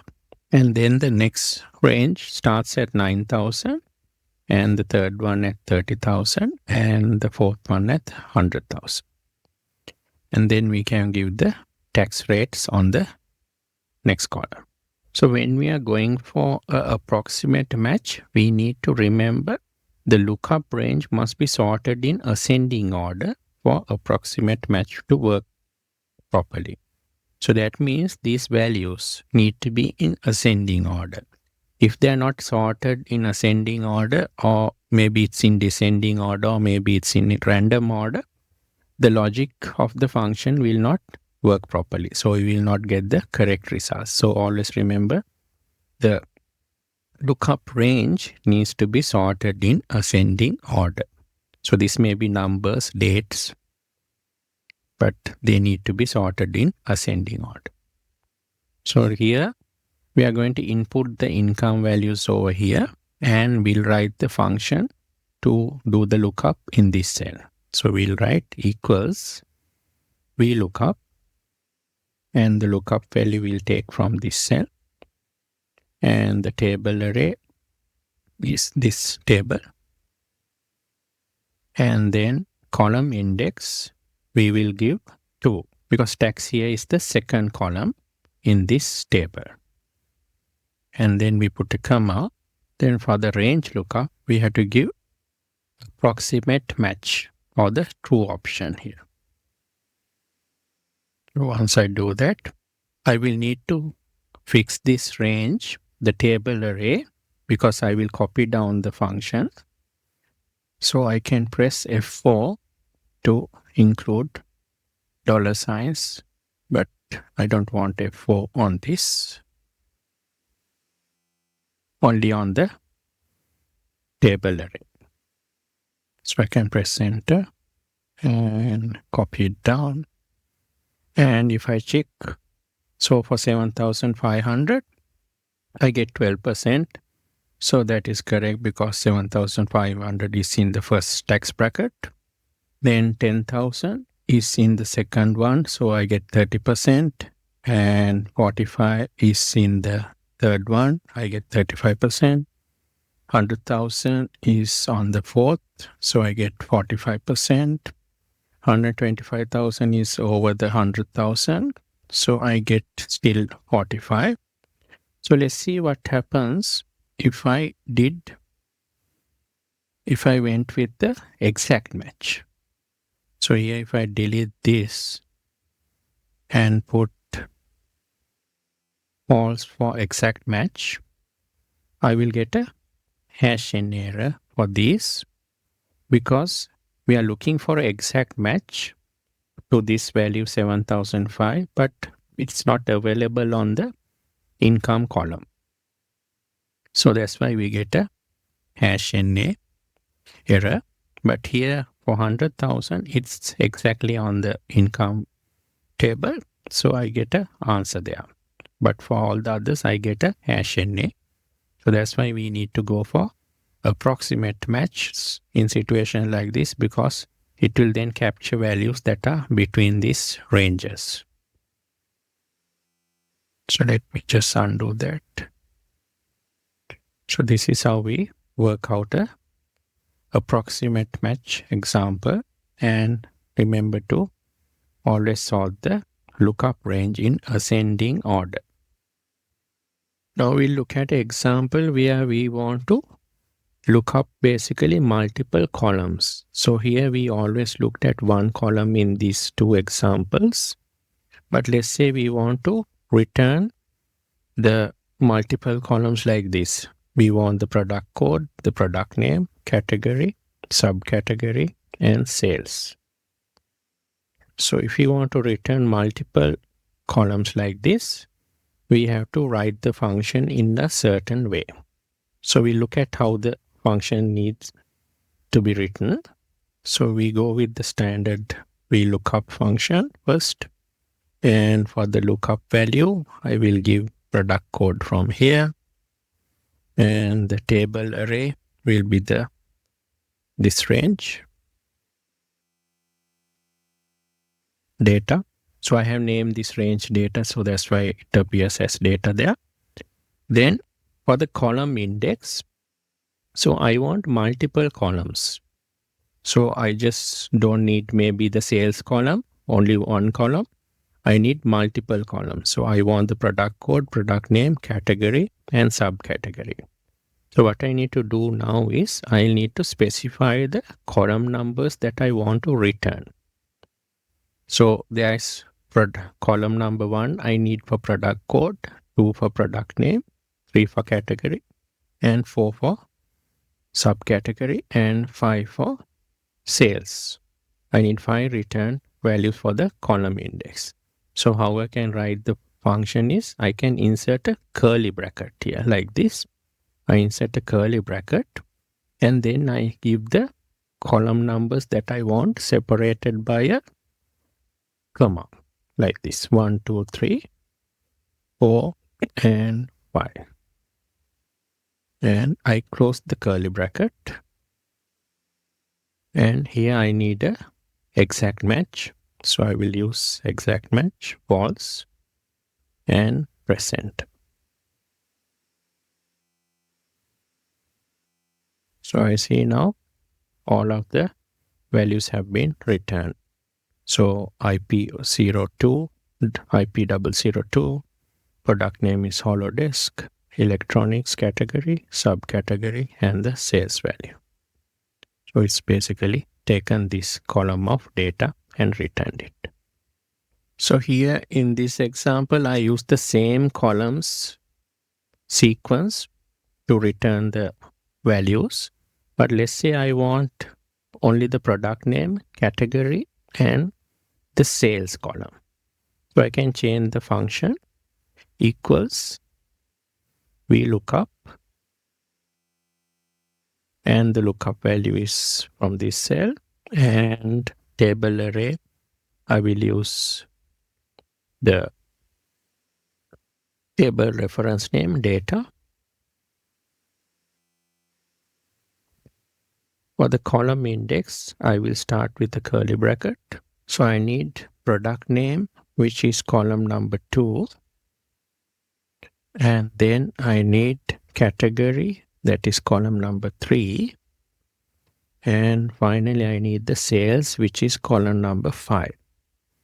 After that, I close the curly bracket.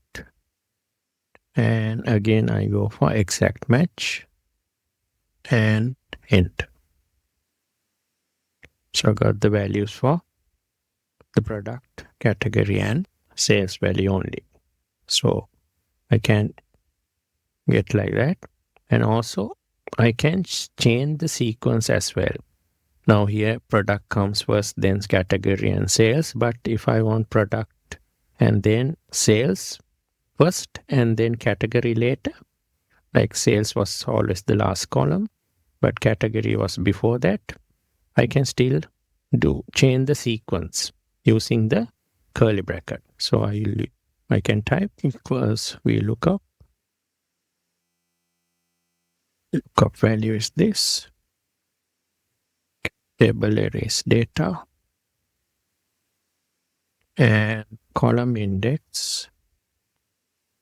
I need second column, product name. And then I need sales, that is column number 5. And I need category. So category is column number 3. So I can close the curly bracket, comma, false, exact match, and enter. So I got now Holodesk, sales, and then electronics in the sequence that I want. Now we will look at the HLOOKUP example. HLOOKUP basically stands for horizontal lookup and VLOOKUP stands for vertical lookup. The reason we need two lookup forms is sometimes your data is in vertical form like this in columns.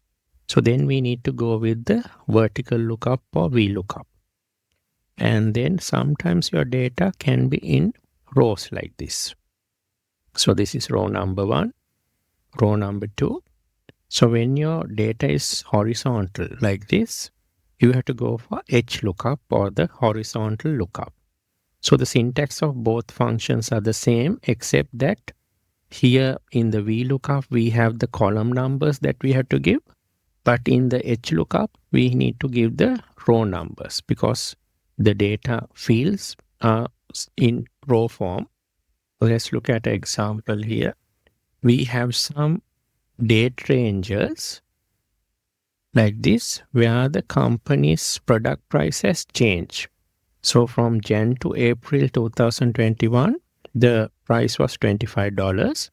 Then from May to August, it increased to $30. And then for September to December, it increased again to $37. So we want to write a function that will return the applicable price when we input a date as the lookup value. So first of all, because this is in a range, first we need to put it in a table like this with the starting dates for the price changes. So for Jan, we will take 1st of Jan 2021 as the starting date. And for May, we will take 1st of May. And for September, we will take 1st of September. So that's a cutoff point where the prices have changed. So this will be our reference range. So we can write the function over here, equals.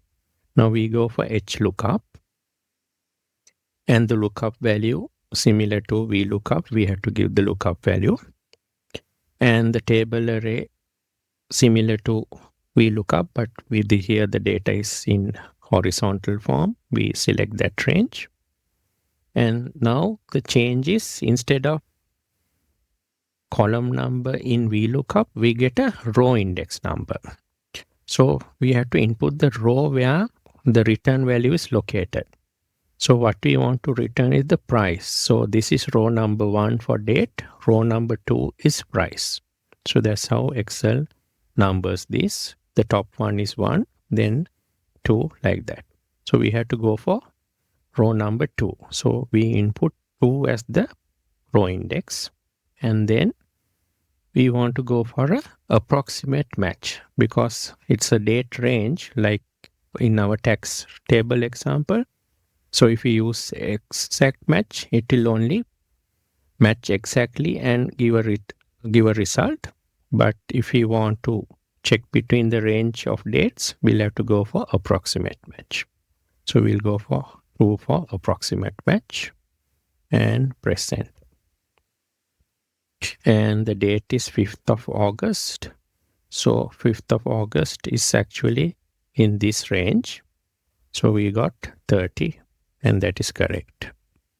And also when you're using the range in either VLOOKUP or HLOOKUP, the approximate match is the default value.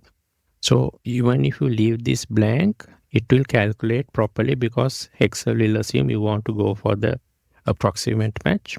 So if you want to use approximate match, you can either type in true or you can leave it blank like this. Still you will get the same answer. Now we'll look at example where we can use a wildcard as the lookup value.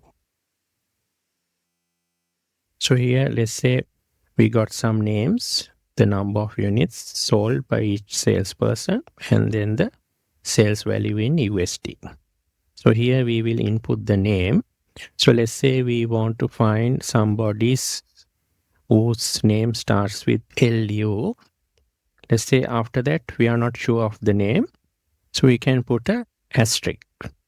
So like the wildcard we have used in earlier functions. So asterisk denotes something, some number of characters, but we are not sure what those number of characters or what exactly the characters are.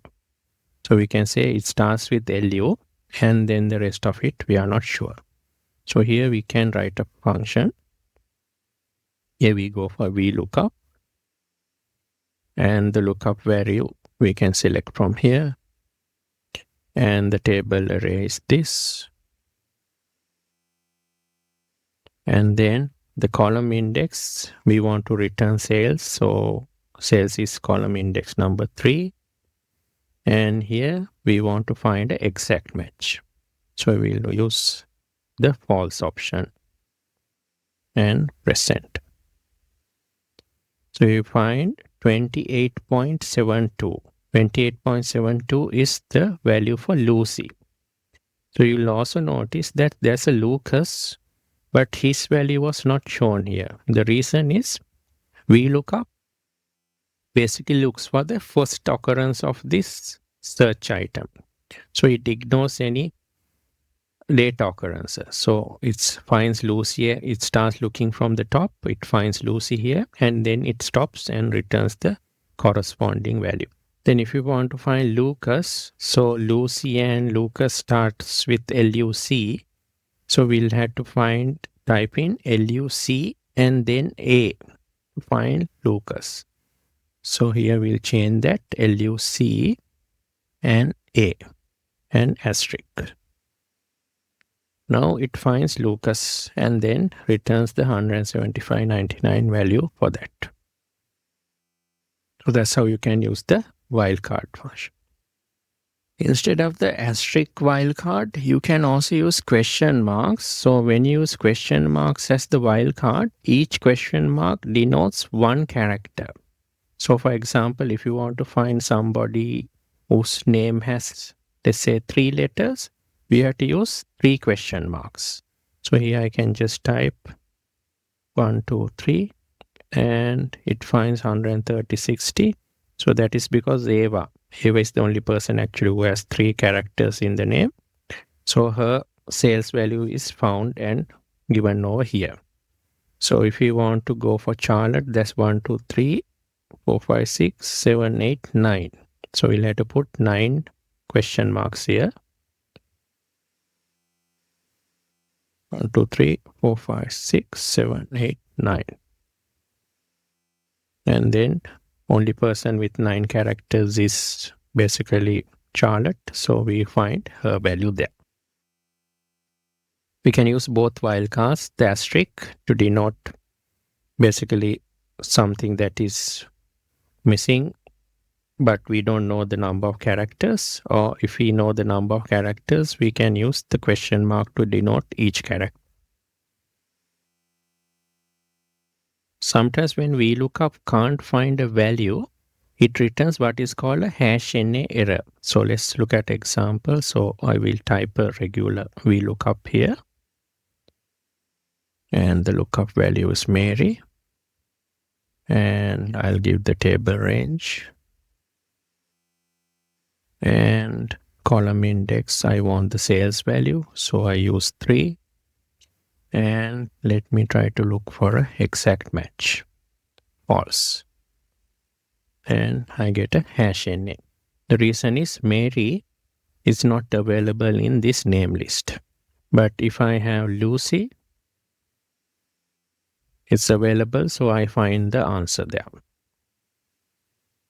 So how do I handle this #NA errors? So there's several ways we can handle. One easy way is to use the IFERROR function. So what we can do is we can start with the IFERROR, and then for the value argument over here, we will use our regular VLOOKUP. So basically inside the IFERROR function, we will use the VLOOKUP function. So we give the normal VLOOKUP the same way. Table array is this. And column index is 3. And we want an exact match. And close that. And then put a comma. Then we go for the second argument in the IFERROR function. That is value if error. So if I find an error, or like here we can't find this name, what can we display? So we will say not found. So within double quotations, I can type not found. And then close the double quotations and close the bracket. And I can press send. See, now Mary is not available. I get an error message instead of #NA, not found. And if I use Ava, for example, I get the correct result. So we can use the IFERROR function as well. And we can also use this function, the IFNA function. So IFNA function is also similar to IFERROR, but the benefit of using the IFNA function is it only will identify #NA errors. IFERROR function basically identifies all types of errors, not only the #NA. So it might give a wrong result. It might be some other issue, but we will think it's the #NA error that is there. So we can use the IFNA function this way. Let me just delete this and type IFNA. And again, I just do the regular VLOOKUP.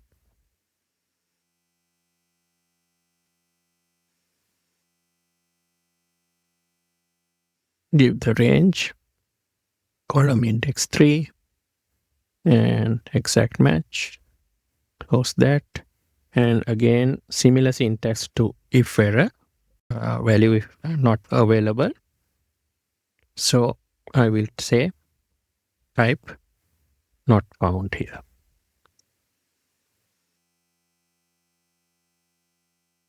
And close that. So Ava is there. So I will use Mary again. And I again get the not found.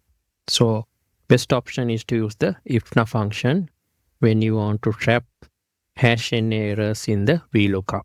For HLOOKUP also, you can use the same two functions. Thanks for watching. Hi. In this video, we will learn about the XLOOKUP function in Excel.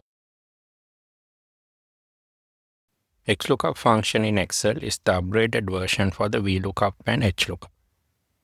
So it replaces both VLOOKUP and HLOOKUP and is available in Excel 365. So it does the same thing as VLOOKUP or HLOOKUP. And when you want to find things in a table or a range by row or column, we can use the XLOOKUP. For example, you might have a list of salespeople's names, and then you want to find a certain salesperson's sales value. You can use the XLOOKUP for this purpose. Like VLOOKUP and HLOOKUP, XLOOKUP will return the first match it finds. So it will ignore subsequent matches. XLOOKUP can do exact matching, wildcards, and partial matches. XLOOKUP can also find values starting from the first value or the last value. But in VLOOKUP and HLOOKUP, you can only start from the first value and do the search, but last value search is not available. So this is the syntax of the XLOOKUP. You had the lookup value, and then lookup array, return array, and optional arguments of if not found, match mode, and search mode. So the lookup value is similar to VLOOKUP. It's basically the value you want to look up in the lookup range. So in this example, let's say we want to find the salesperson Jane's sales value. So Jane will be the lookup value. And then we have the lookup array. Lookup array is where we want to search for the lookup value. So that range will be this blue range, the name range. And then we have the return array. The return array is what we want to return. So here we want to return the sales value. So the green, this sales range will be the return array. So here there's a difference from VLOOKUP and HLOOKUP.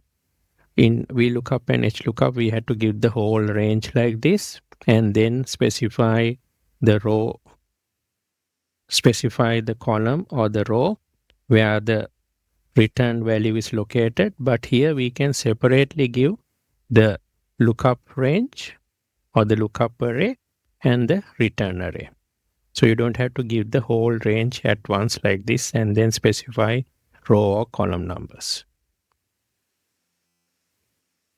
Then we have an inbuilt option if not found. So if we can't find without resorting to if NA or if ERR functions, we can say what to do if the value is not found. So that is an improvement from the regular VLOOKUP and HLOOKUP. And also we have several match modes. The default match mode is 0 or exact match. And you'll remember in VLOOKUP and HLOOKUP, the default value is approximate match. So most of the time what we need is an exact match when we are doing lookups. So it's easy to go with the XLOOKUP and you don't have to specify the mode if you are going with the default mode of exact match. And then we have a -1 option. This is the exact match as well. But if not found, it will return the next smallest item. So that is a difference from the VLOOKUP. And we have another 1 or +1 option, exact match again. And if not found, it will go for the large item. So -1 will go for the small item. 1 will go for the next large item. Then we have a wildcard search option where we can put 2 and then we can use the asterisk, the question mark, and then in addition we can use the tilde also. So question marks specifies any single character, asterisk any number of characters, and the tilde can be followed by the question mark, asterisk, or the tilde. So for example, if you want to find FI06 with a question mark at the end, then you can use FI06 tilde and then the question mark. So whenever you want to search for question marks or asterisks, you have to put the tilde in front like this when you're giving the match mode. And the search modes, this is also improvement from the VLOOKUP and HLOOKUP. VLOOKUP and HLOOKUP only has the search starting from the first item, but this has additional options, and the default here is search from the first item. -1 is to start from the last item. So we can start looking from the bottom of the list like this upwards also. Then we have binary search options where these are optimized for speed. So in a binary search, what happens is it starts looking from the top and the bottom at the same time in parallel. So you have a faster way of identifying or locating what you're searching for, because you're searching from both sides instead of starting from first and going down, or from the last to the first like this. So you can find the item faster. So we have two options. If you are using 2, then you need to have the array sorted in ascending order. If not sorted, you'll get invalid results or wrong results. And -2, if you are using, it needs to be sorted in descending order. So let's look at an exact match basic example. We got some product codes, product names, and sales in this database here. So let's say we want to give the product code and want to find the corresponding sales.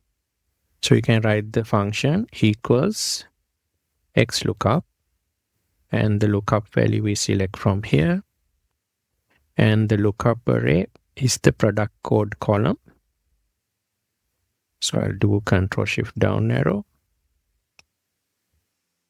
And I have named the range product so that name appears. And then the return array is the sales column. So I'll do Ctrl+Shift-down arrow. And here I'm looking for an exact match. I don't have to give the argument for the match mode. So I'll close the bracket. And the sales value for IP3 is 18,000.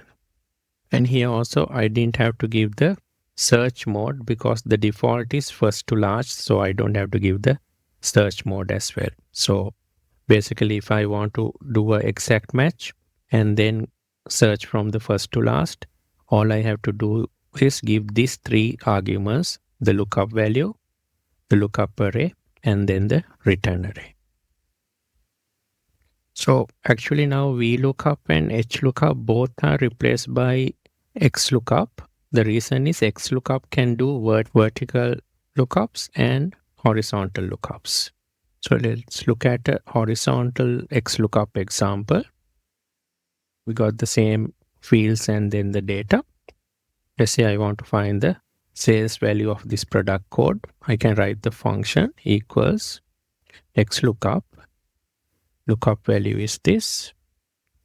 Lookup array is the product code array like this.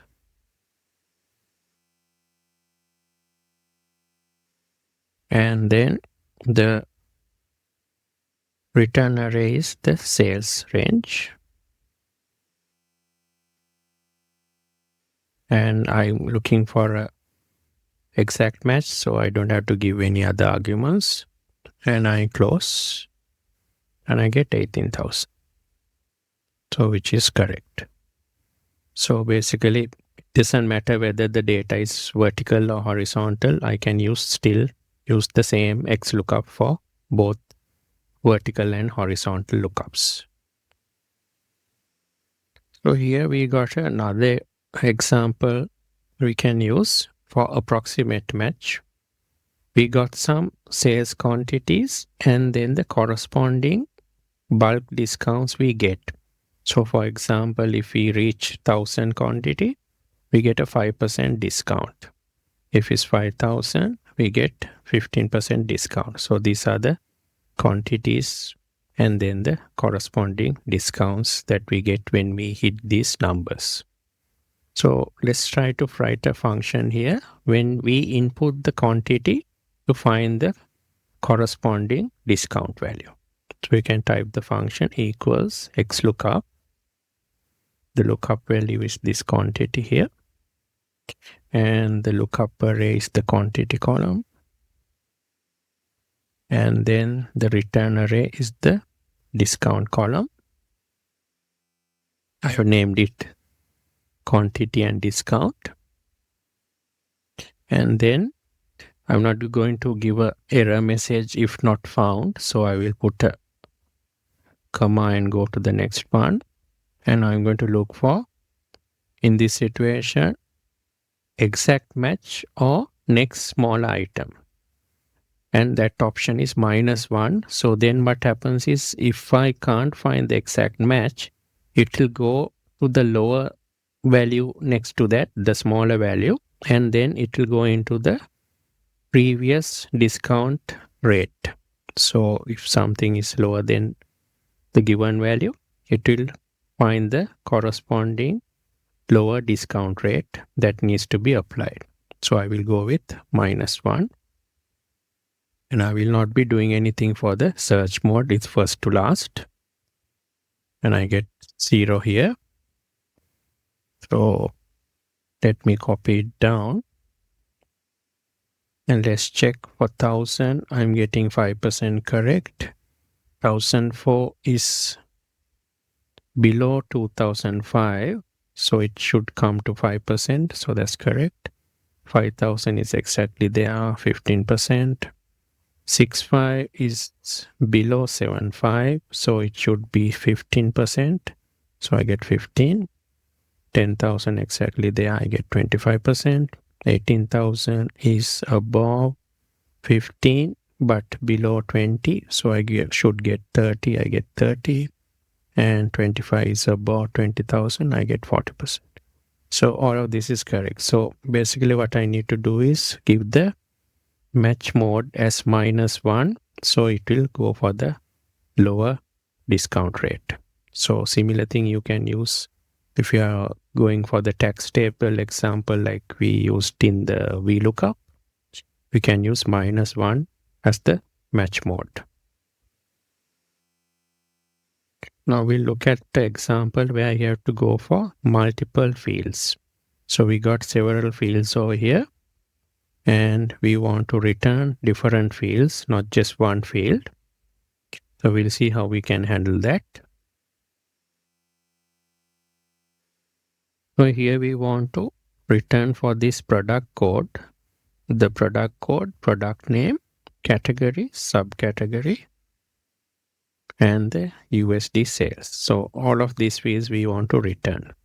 So we can write the function equals XLOOKUP. Lookup value is this. Lookup array is the product code column.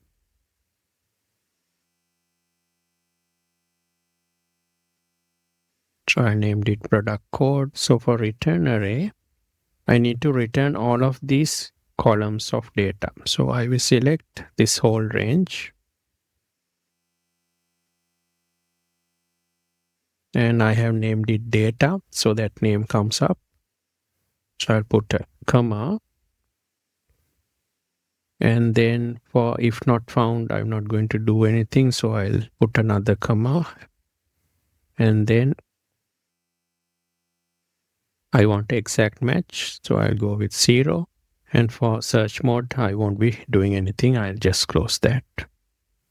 And I have got the product code, IP002, Holodesk, electronics, office, and then finally the sales value. So all of the fields I got returned because I give the whole range as the return range. Now in this next example, I need to find the product name, the sales, and then the category columns only. And they are not in the same order that is there on the table over here. So here we'll have to actually write 3 different functions to get these values. So I'll do the first one, XLOOKUP. Lookup array is this. And the lookup array is the product code. So I'll just type the product code. And for the return array, I need product name. So I type in the product name since I have named the range. And I get Holodesk there. Then for sales, I write another XLOOKUP.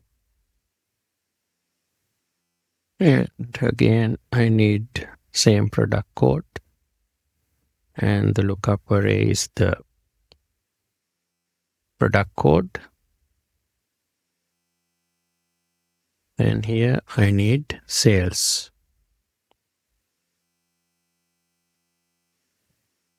I got the sales. So I can do the same thing for category equals XLOOKUP. Search is this. And the lookup array is product code. And the return array is category.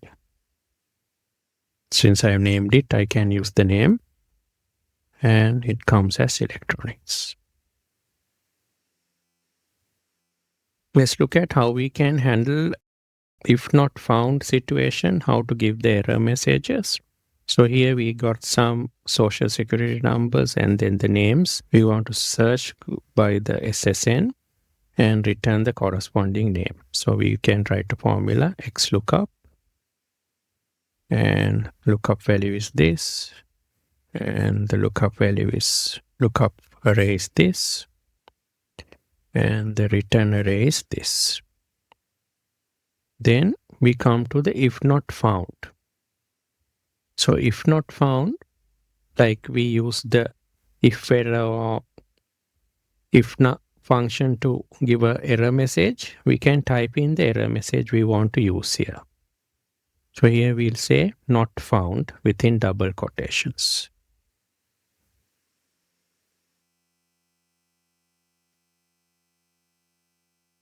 And I can close and enter. So this code is available. So let's try something different. So that is not available and we get the not found message. So basically we don't have to use the if now or if error function because error notification is inbuilt on XLOOKUP. So that is convenient. So basically you know that VLOOKUP can't do a left-hand lookup. It can only do a right-hand lookup. But XLOOKUP doesn't have a problem of left-hand lookups. So let's see how that happens. So we can write XLOOKUP. We want to find this product code. And this is the product code range.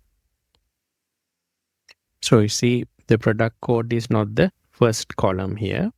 So we'll have to do a search to the left-hand side. So we can put comma and then the return array, what we want is sales. So sales is to the left side of the lookup range. And I can press enter. So for IP003, the sales value is 18,000. And no problem, it has found it. So let's look at a wildcard example as well. So here we are going to do a wildcard search for ISA, somebody's name starting with ISA, and then we don't know the third and the other following characters. We can put a wildcard asterisk for that. So let's do the function equals XLOOKUP. This is the lookup value and lookup array is this and return array is this, and if not found we will not give any messages, so we'll skip that, put a comma, and we'll go for, and here now we have to specify that we want to go for a wildcard character match. So 2 is the option we need to select from here. So thereafter, we are not going to do the search mode. So we'll close from there and enter. So ISA is found for Isaac. So his value is, so his code is 386. So that one is appearing over there. Now let's say I want to find Thornton. So Thornton's first name maybe, let's say we don't know. And then we want to find somebody whose surname starts with THO. Then we can put an asterisk at the beginning to specify we don't care what is at the beginning. And then THO. And then after that I can put an asterisk again. And then I find Thornton's code 535418433. So that means we don't basically know or specify what's at the beginning before THO. And also the asterisk here after the THO means we are not going to specify or we don't know what is ending after, what is coming after the THO. So that's why we can home in on a part of a surname as well in the middle of the name. Thanks for watching. Hi. In this video, we will learn about error types and error functions in Excel. The if-error function in Excel helps us to trap and handle errors. So sometimes when we do calculations and formulas and functions, we get different types of error types. So what if-error does is, when we get these errors, we can give kind of a error message that we can display when we encounter these different types of errors. So the syntax is if-error. The value is basically the value reference or formula you're going to check for in the error. And the value if error is the value you want to return, or you can say it's kind of a message that you want to display if you encounter one of these errors. So the syntax basically is where you have the if error, you have your regular formula, and if this formula returns an error, you can give a custom message that will be displayed. The if-error function traps many types of errors. The hash NA, hash value, hash rep, hash divide by 0, hash num, hash name, and hash null. The hash NA is basically means not available when you use VLOOKUP, XLOOKUP, index match functions like that, and you can't find some value. You get this hash NA error messages. Also, missing data and incorrect references can also cause hash NA. The hash value means there's an error in the type of data used in a formula function. One example is where you have used text where it expects a number inside the formula of the function. The hash rep means the cell reference is invalid. This may be because you have deleted some cells or ranges or data, and that range is no longer available. The hash div by 0, this means basically that you have tried to divide a number by 0. So mathematically it's undefined, so Excel can't calculate. You get the hash num error when Excel basically can't do a calculation. It's basically a numeric error flag. When you use invalid mathematical operators, like trying to find the square root of a negative number, sometimes you get overflow errors where number is too large or too small to display.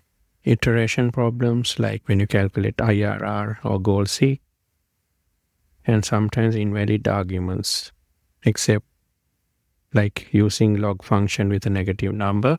So these are some examples where you can get the hash num error. The hash name error comes when Excel doesn't recognize text in a formula.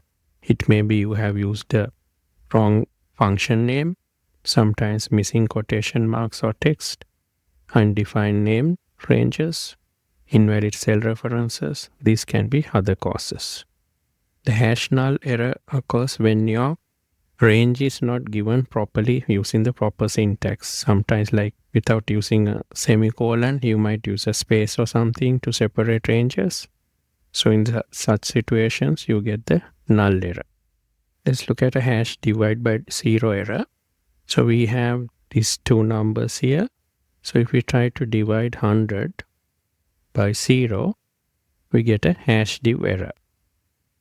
So we can correct that using the if error function like this. You can type if error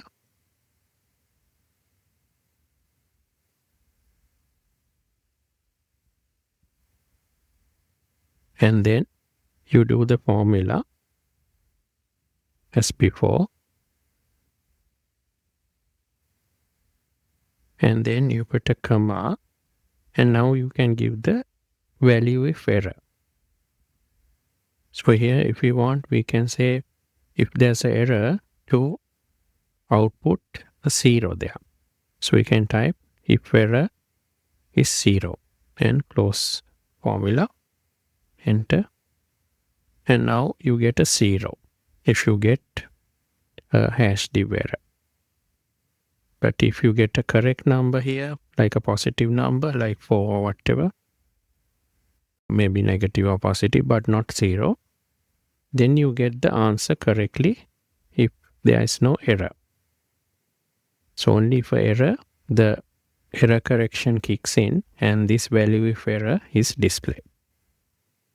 Also, instead of 0, you can use what is called an empty string, where you can use double quotations together instead of the 0. So it will return an empty string. So here if I go and change this, I can put double quotation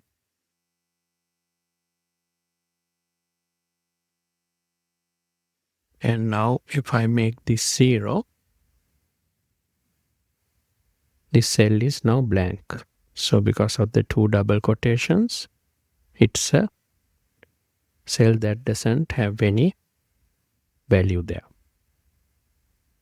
So it looks like a blank cell.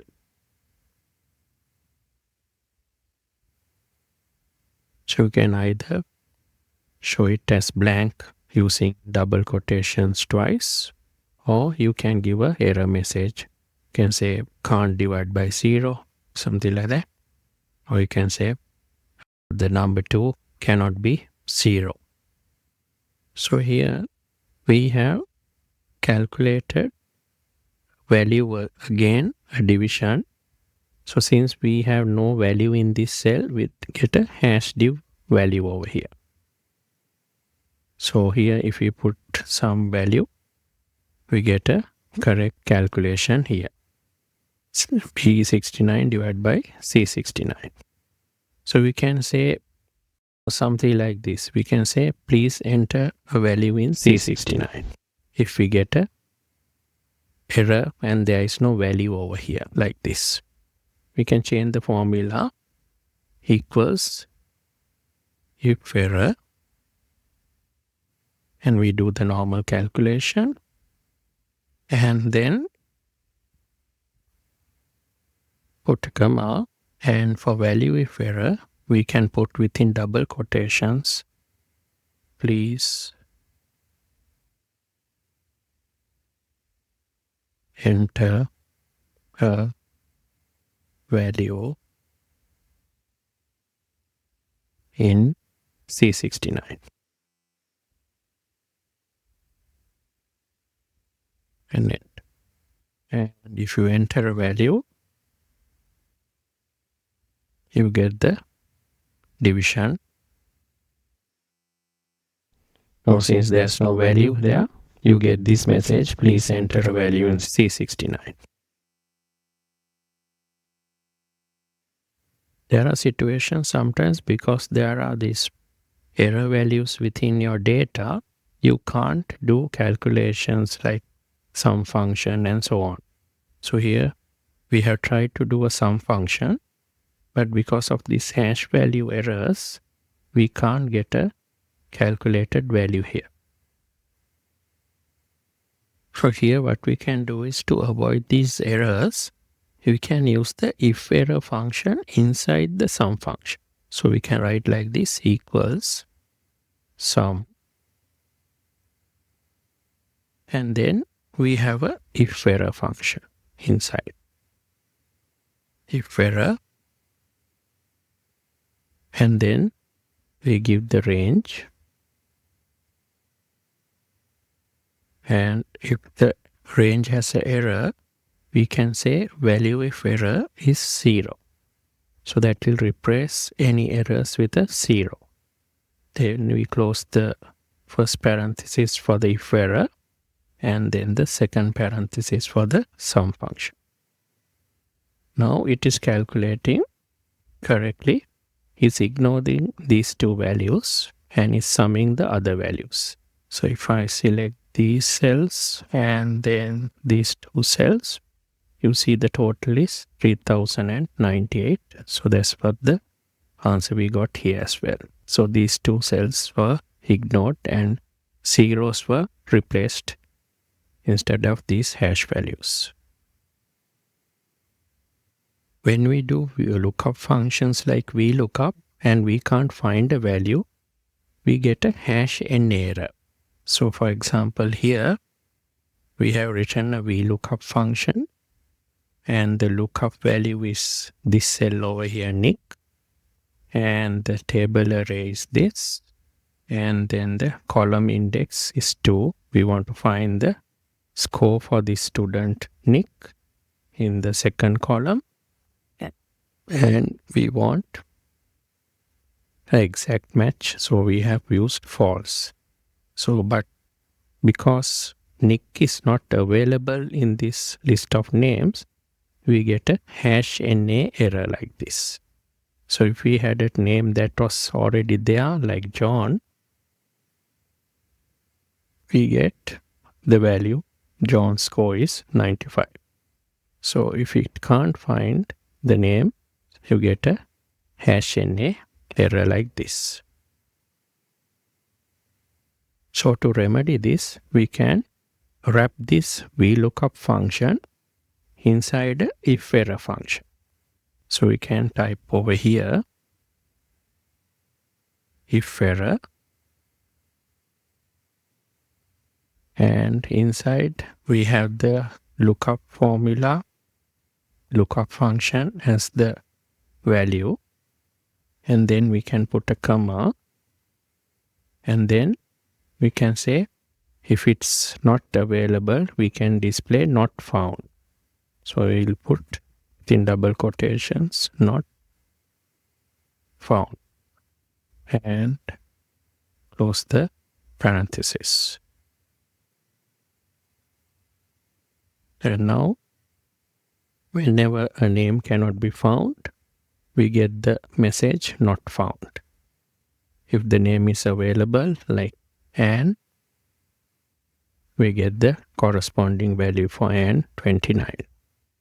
So that's how we can wrap a function inside the if error to avoid the error. When we use the if error function, it's like, as we say, it's a blunt instrument. It will trap all kinds of errors. So all of these error types, it will capture. And for example, if we misspell the function name, we get the hash name error. It will still calculate and give a alternative result. So this may hide important problems. Because of this, in most situations, it's better to use the IFNA function instead of the if error function. The IFNA function only traps hash n errors. It will ignore all the other error types. If error basically traps all of the error types. So if you want to isolate only hash n errors, you should use the IFNA function. So here if we use the IFNA function to wrap a VLOOKUP function, it will only give a message, error message not found, if the hash NA error is encountered. So if there's another type of error other than hash NA, it will still display an error message. So we can check it over here. If we write the formula over here, equals IFNA, and then we can give the VLOOKUP function.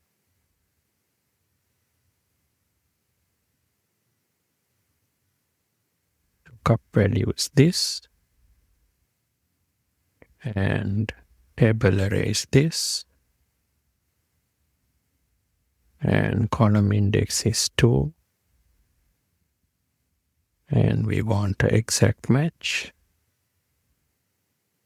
You can close that, and then we can give the value if not available, or you can say not available,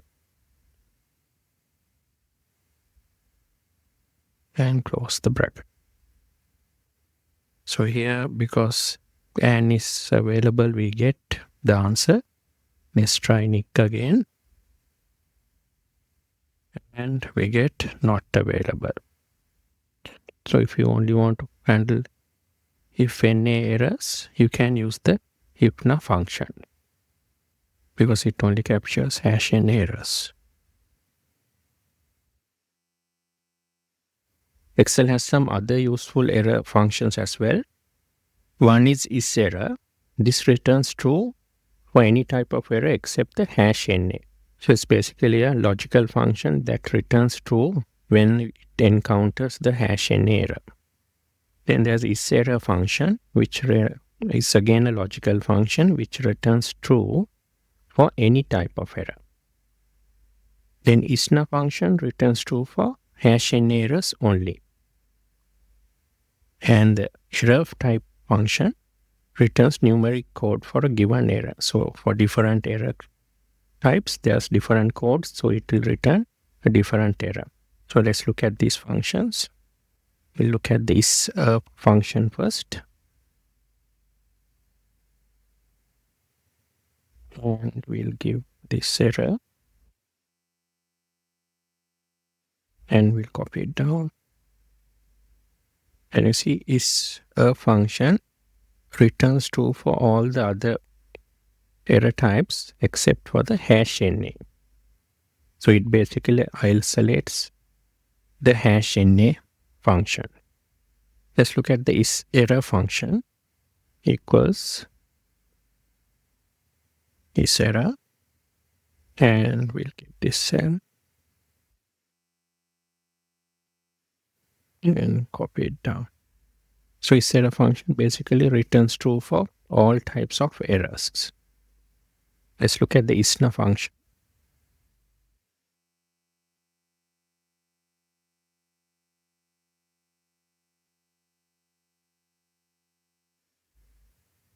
So this basically returns false for all error types except the hash NA. So ISERROR and ISNA is kind of opposite functions. So except for everything, ISERROR returns true, and for hash NA it returns false. And the ISNA is opposite. It returns false for all other error types, but returns true for hash NA. So true means there's a hash NA error.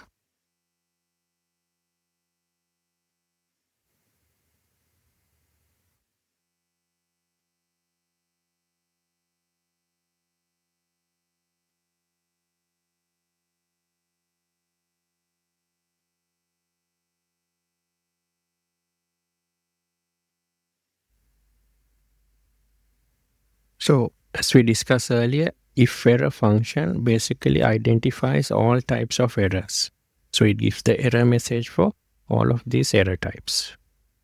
Let's look at IFRA function.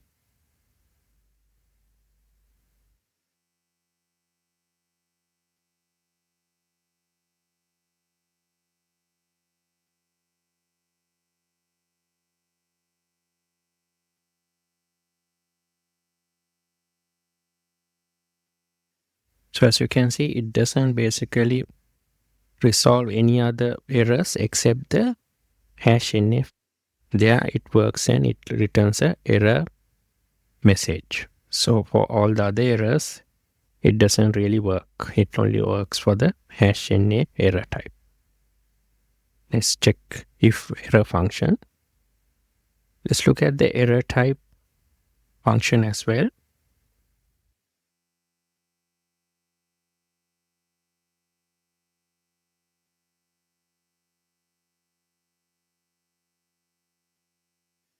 As you can see, the error type returns a code. For each of these error types, it has a code, and it will return that error code. So for null it's 1, and for hash div by 0 it's 2 likewise. So these are the useful error functions. You can use them wherever it's relevant for you to either trap errors or to find errors. Thanks for watching. Hi. In this video, we will learn about the GETPIVOTDATA function in Excel. Let's see what happens if we refer to a cell inside a pivot table like this. And when we press enter, you see we get a function, GETPIVOTDATA, and then we got data field, pivot table, field, item 1, field, item 2, like that. So this is actually auto-generated. So I did not write this function. This is a function in Excel that helps us to get data out of a pivot table. But here I just referred to a cell and I got this function inserted when I pressed enter. So here this data field sales means I have got this data from the sales field in the original data set. Then pivot table is actually the name of this pivot table and it's actually the first cell that is in the leftmost upper corner. So this B3 is actually the starting point of this pivot table. So the pivot table can expand or contract, but always the first cell will be B3. So here field 1 means I have gone to the product field, and item 1 means I have gone to the EcoWave product.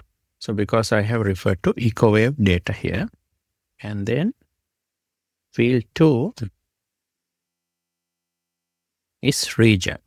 So I have referred to the region field, and then under region, this data was under East. So that's why it shows as East.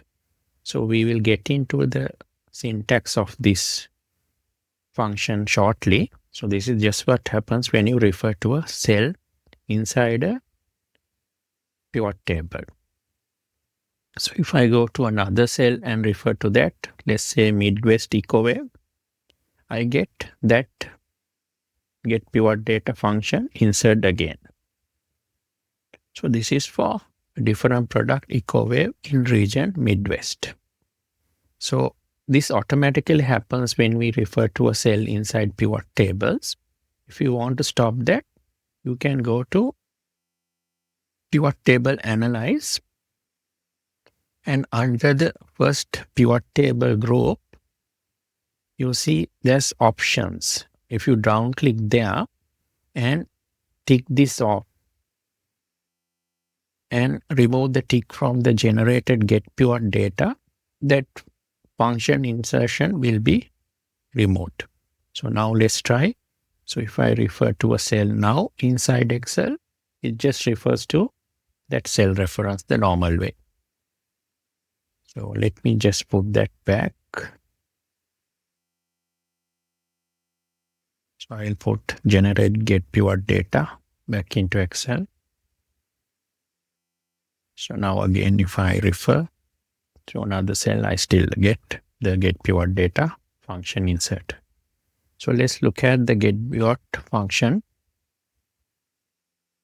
So it basically retrieves specific data from a pivot table by name based on the structure.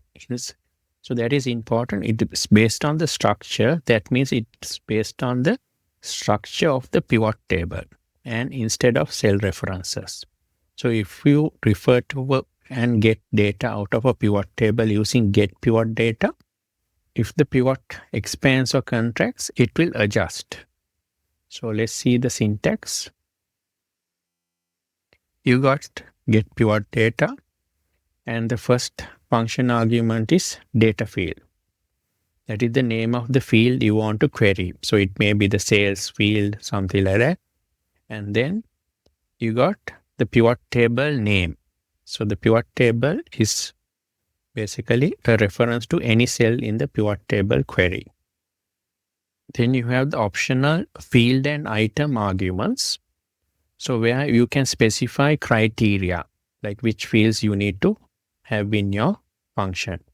So since GETPIVOTDATA works on the structure and not cell references, it continues to work correctly even if the pivot table changes or the source data changes, so the pivot table changes, as long as the fields being referred are still present. For example, if the sales field is in the function, that needs to be in the original data source as well. So the additional field and item argument might be something like region needs to be East. So it will limit the sales data to sales in the East region only. So it's like giving criteria into the function. So let's look at some examples. So this is actually the source data where we got this pivot table generated from. And let's say I want to write a function to generate the total sales, to calculate the total sales.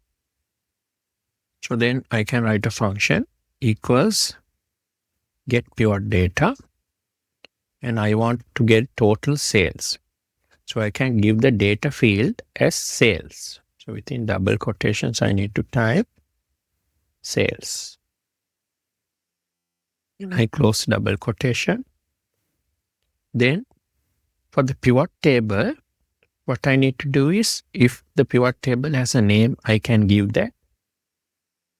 Or I can give the first cell reference in the pivot table. So this pivot table starts at B3.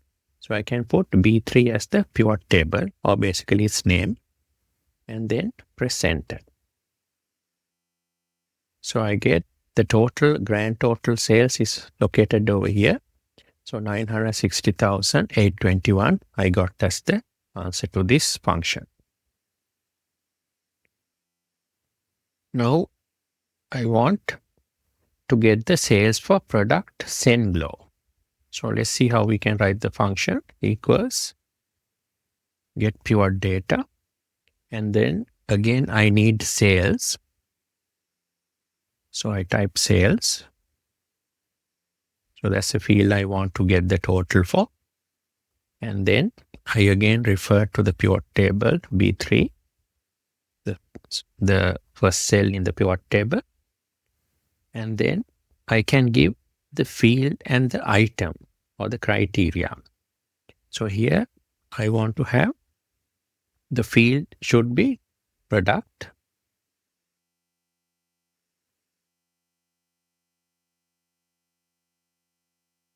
And under the product, the name of the product should be SENGLO. So I can type SENGLO.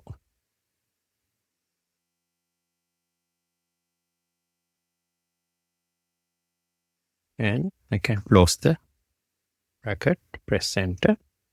So I get 170,753. So for SENGLO,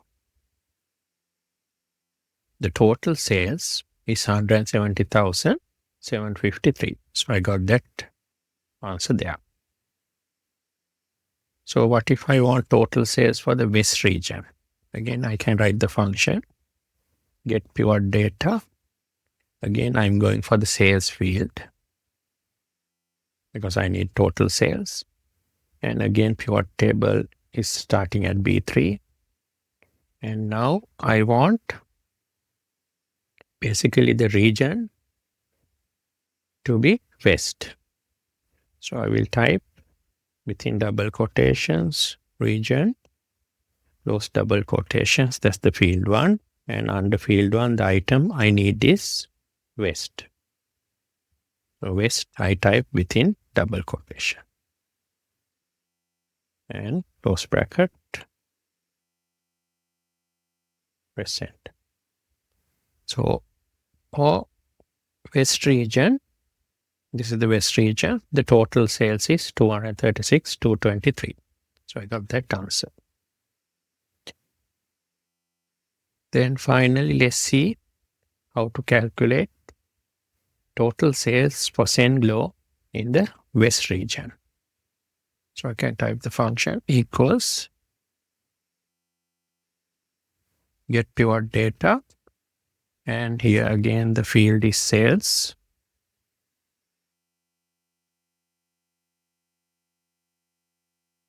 Your table is the same, B3. And here I have, I need the product to be Senglo and the region to be West. So I can type within double quotations, field 1, the product,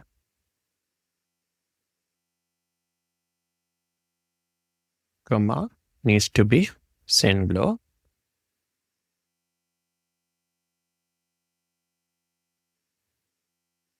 And then the region within double quotation needs to be West.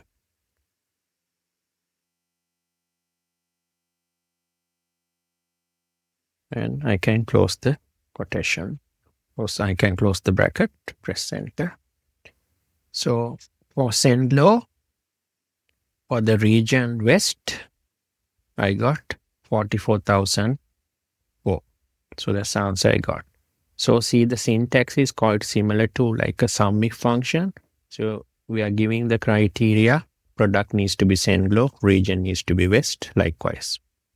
So also, see, I typed in or hard-coded the names of the product field and then the product and the region and the West. So you can obviously provide cell references. So on a side, you can type the region, product, and all that and refer to in the function instead of typing or hard coding like this. Now let's look at how we can use cell references instead of hard coding. So here I want to get the product sales for Senglo. I will type equals GETPIVOTDATA and the data field is sales. And the pivot data starts at B3. And the field 1 is basically product. So I can give product from here. Cell reference F26. And the item 1 is Senglo. And I can press enter. So this is the same answer I got over here when I typed in or hard coded the fields and the products here. Again, if I want total sales in the West region, I can type equals GETPIVOTDATA, again sales,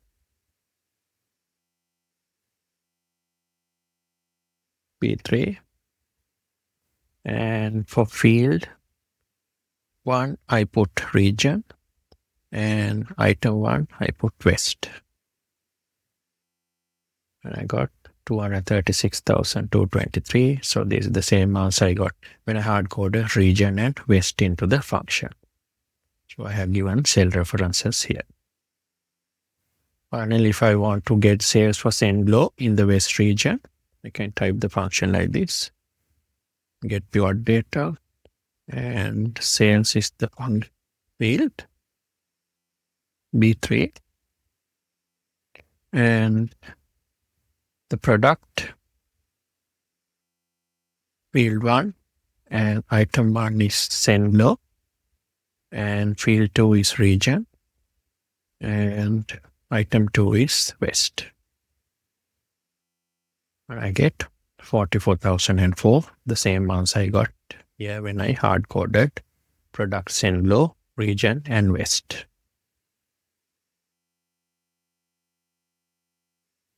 When you're using dates in the GETPIVOTDATA functions, like if you want to use individual dates, let's say under the date field, you want to have April 1st, 2021, then you need to use the date function and give the year, the date, the month, and then the date inside the date function for GETPIVOTDATA to work. So for dates, you need to use the date function.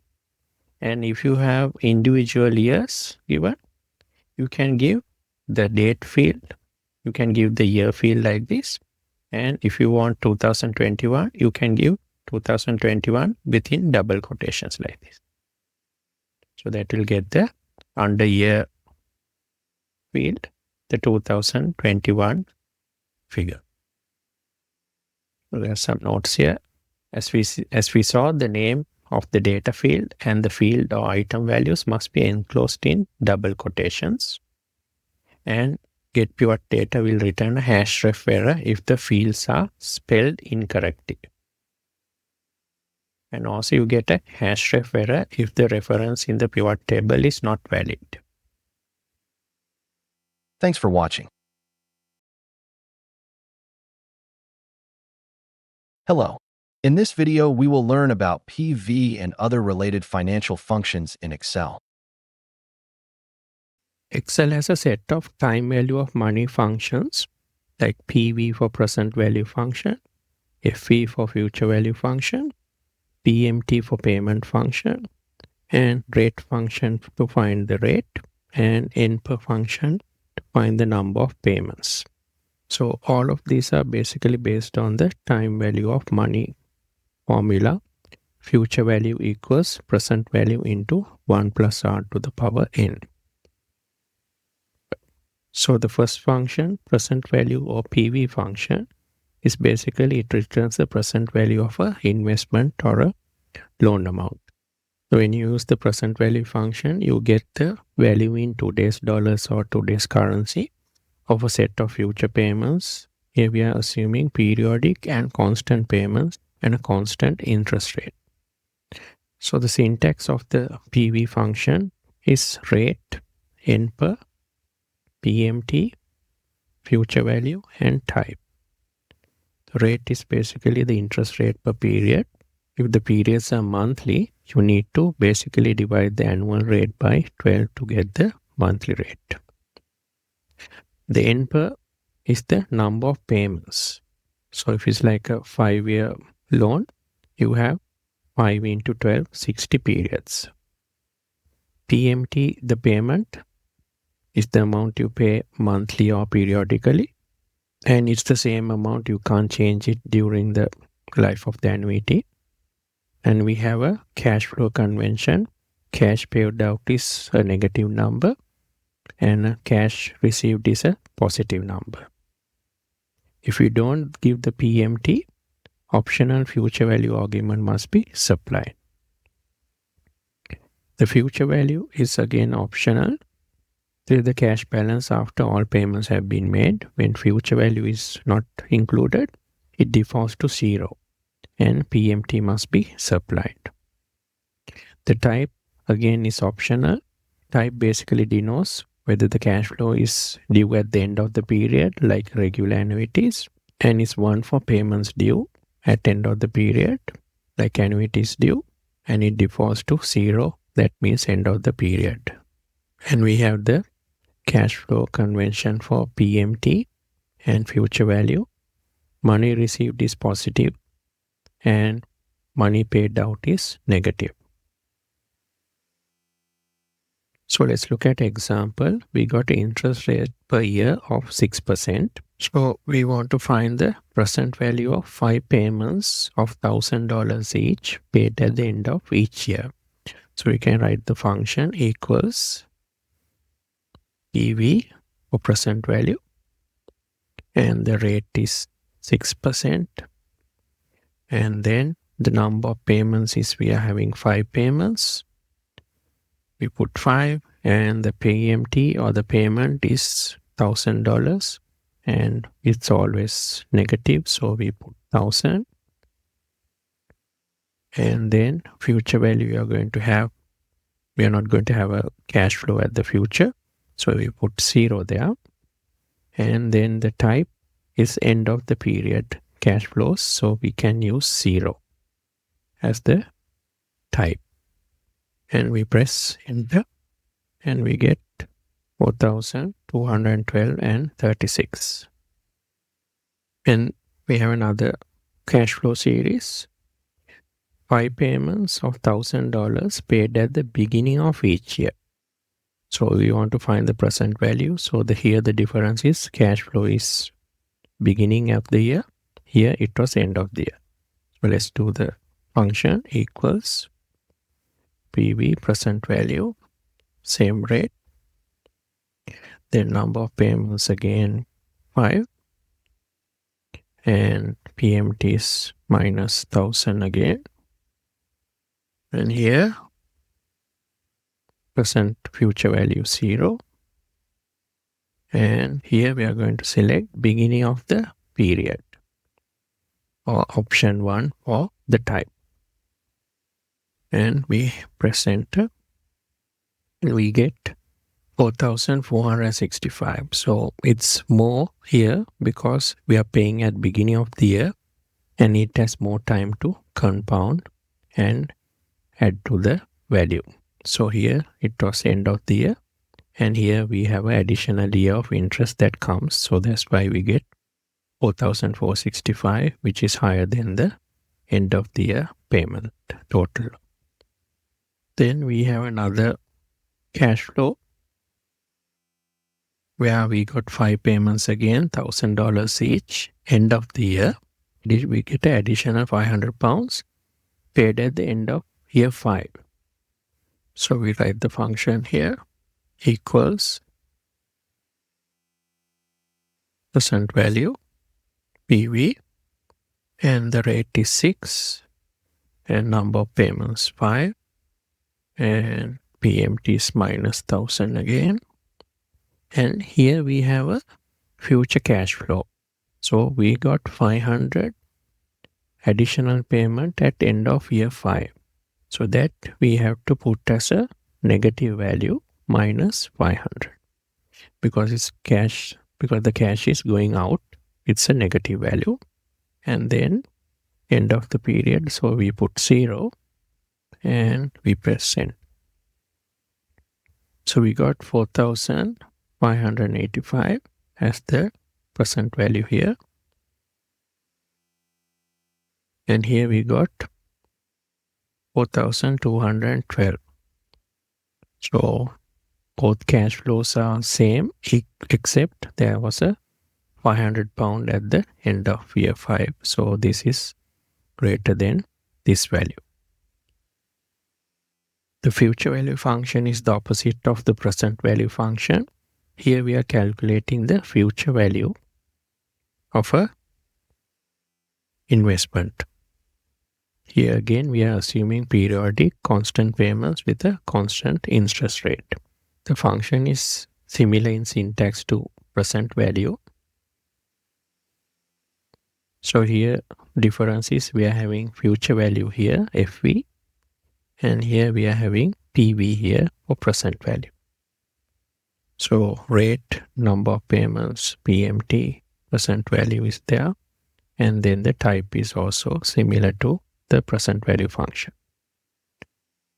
So let's look at an example where we are going to invest $1,000 per year for 30 years at the end of each year at a 6% rate, and we want to find the return that will be available for retirement when this person retires.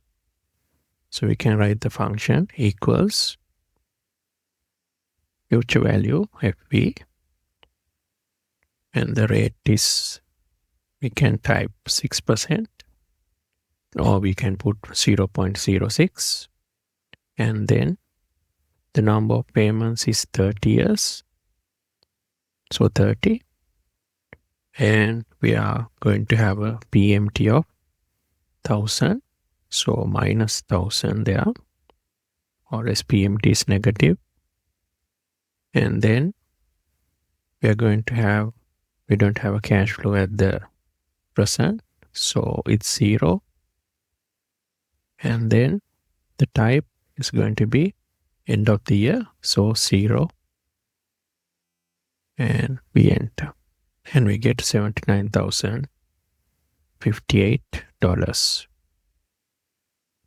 So again, if we are using the same example, here we are going, here we did end of each year, so here we will do beginning of each year and see what the retirement fund will be. So let's do the function here. Equals FV, the rate is 0.06 or 6%, and number of payments 30, and PMT is 30 payments, and the payment is minus 1000, and present value is 0. And here we are going to have beginning of the period, so 1. And we get 83,000, which is higher than the 79,000 we got for end of the year cash flows. And beginning of the year, since we are paying cash early, we got more time to earn interest. So we get 83, which is higher than the 79,000. Then let's look at this final example. Here we are going to invest $10,000 initially at the beginning, and then $1,000 for 30 years, end of the year, or at 6%. So let's see the retirement fund on that situation. So equals future value. The rate is again 6%. Number of payments 30. And PMT is minus 1000 again. And here we got a present value because we are initially investing 10,000. We put in as negative 10,000 because money is going out. Cash convention is negative then. And then it's end of the period. So you put 0 and enter. So here we get 136,493 because we started off with initial 10,000 investment, which compounds for 30 years at 6%. We can use the PMT function to calculate the periodic payments like on a loan or a lease, the equated monthly payment, assuming constant payments and constant interest rate. So the syntax is this: PMT, we give the rate, NP, number of payments, present value, PV is the present value or total value of all the loan payments in current terms. Then we have future value, which is optional. It is the cash balance after your last payment is made. So this defaults to 0.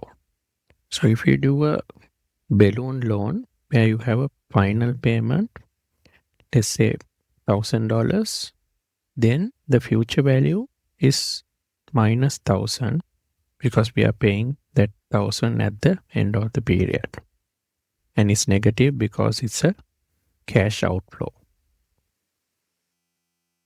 The type is optional. Again, it's the same convention like PV and FV function. So when payments are due, end of the period, we use 0 and 1 for beginning of the period. And the default is 0 or end of the period payments. So we have one loan here. We are borrowing $10,000 and it's for 18 months. And the interest rate is 6.5%. So we can calculate the monthly payment or loan installment using the PMT function. So let's type the function equals PMT. The rate is 6.5% per year. So we divide that by 12 to get the monthly rate. And NPER is the number of payments. So we got 18 months. And the present value is the amount we are going to borrow. That is 10,000. And future value is going to be 0 because we are not going to have any balance at the end. And the type is end of the period. So we put 0 and enter. So and we get a negative value here because by convention PMT is always negative because it's taken as a cash outflow as like a loan payment paying out. So we need to put a minus in front to make it positive. So we get $584.58. That is the monthly installment on this 10,000 loan for 18 months at 6.5% annual interest rate. So we look at another example here, similar cash flows and the loan amount, except we have a final balloon payment of $1,000 at end of the loan tenor on the 18th month. So we can calculate the PMT using PMT function. So we'll start with the minus PMT, and the rate is 6.5 divided by 12, and number of payments is 18, and present value is 10,000, and future value is, in this situation, we have 1,000 balloon payment at the end. So you put that as outflow minus, and then this cell is linked to that for the minus 1,000. And these are end of the period, so we use 0 and we press enter. So now the loan installment is $531.54. So it has reduced from this amount because we have a final balloon payment of 1,000 as well. So it's reducing from the capital. So we have less interest we had to pay. So we got monthly installment of 531, which is lower than the 584 because of the balloon payment. We can build a loan amortization schedule where we get the breakdown of each of the monthly payments into principal and the interest payments by using the Excel's time value of money functions. So here we got a loan. We are going to borrow $10,000 for 18 months and at 6.5% interest rate. So we can first calculate the loan installment using the PMT function. So equals, we put a minus PMT, and then the rate is 6.5% divided by 12, and the number of payments is 18, and the present value is the loan amount 10,000, and future value we are not going to have anything, it's going to be 0, and then the type, it's end of the period, so 0. So we got $584.58 as the loan installment we had to pay monthly. So we got a kind of a template here we can use to build the loan amortization schedule. So the beginning balance, we can link it to the loan amount from here. And the monthly payment, I can link it to this cell. And I can fix it using F4 to put the dollars because monthly installment is always the same. So we got monthly installment, and now I need to break down the principal payment in this loan installment. So I can use, there's a function called PPMT or principal payment to do that. So I can type equals, and I had to put a minus here because the function always returns a negative value like the PMT, and the function is PPMT for principal payment, and the arguments are rate, where is the installment number, and NPER is the number of payments, present value is the loan amount, and future value is the future value at the end of the loan. So here that's going to be 0, and type is the whether it's a beginning of the month or end of the month. So for the rate, we can use 6.5% divided by 12, and since I'm going to copy it down, I need to fix C7 using F4 to add the dollars, and then the installment number, the per, I can use this cell to link there, B13. Number of payments is 18. I can link it to that cell. Then I will need to fix that.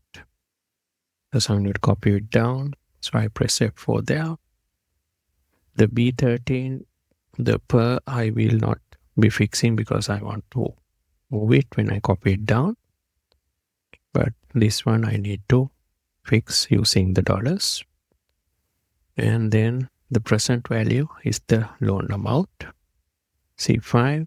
So I need to fix that also because I'm going to copy it down. So I press F4 and come up, and then the future value is going to be 0, and it's going to be end of the period, so 0. And I get principal is $530.41. So out of this monthly payment, $530.41 is the principal or the capital. So we can calculate the interest payment also. For this, we have a similar function to PPMT. It's called IPMT, interest payment. Same syntax. So we can use that here, equals. Again, we have to put minus IPMT for interest payment.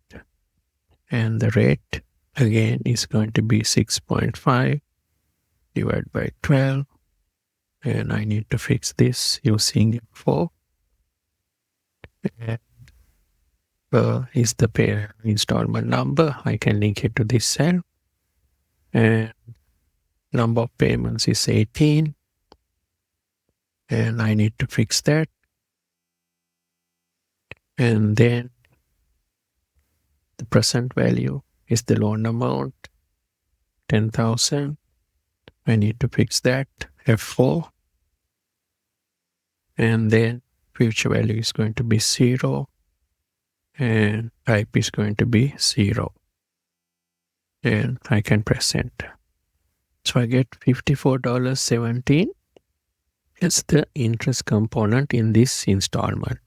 So if I add these together, if I highlight this, I can check in the status bar, the total sum is $584.58, which is equal to the monthly installment. So that's correct. So I can also calculate on first principles this interest payment by doing this formula, equals. We start with the loan amount and multiply by the interest rate, and we had to divide the interest rate by 12 to get the monthly interest rate. And I get 54.17. So it's the same answer that we get if we calculate using first principles. If I didn't know the PPMT function and the IPMT, I can still calculate the interest using first principles like this. And to get the capital or the principal, I can reduce from the monthly payment the interest that I calculated over here. So I get 530 and 41. That is the principal or the capital. So it's much more easier because we have the functions ready-made. We can use principal payment and IPMT to calculate. So the ending balance will be the beginning balance minus the principal component, and I get 9,469 and 59 as the balance. So on the second row, I need to start this ending balance as the beginning balance, and I can copy this down. Monthly payment is going to be same, and principal payment I can copy it down, and the interest payment I can copy it down. So again, these are calculated. So the ending balance also I can copy it down like this. So once I have copied to the second row, I can copy down to the whole range, and I get my loan amortization schedule. So here you can see the ending balance capital principal has become 0. So our calculations have been correct. So loan has basically reduced to 0 by end of the loan tenure. So this is how we can do a loan amortization schedule. And we also have two other functions, the cumulative principal function and the cumulative IPMT, or the cumulative interest payment function. So this calculates the cumulative principal and this calculates the cumulative interest payments. So it basically computes the principal paid between two periods, inclusive of those two periods. For example, if I want to calculate the principal paid from first to the fifth installment. So here I have the first installment and up to 5. If I want to calculate the total of this principal payments, I can use the cumulative principal function. I can type the function here to calculate the cumulative principal equals, and we start with a minus because the value comes as a negative value, cumulative principal, and we need to select the rate. Rate is 6.5 divided by 12, and then we got the number of payments, which is 18, and the present value is the loan amount, 10,000, and the starting period I can give 5. Starting period I can give 1, and the ending period is installment number 5, so I could put 5 there, and then the payment type is end of the period, so I can put 0.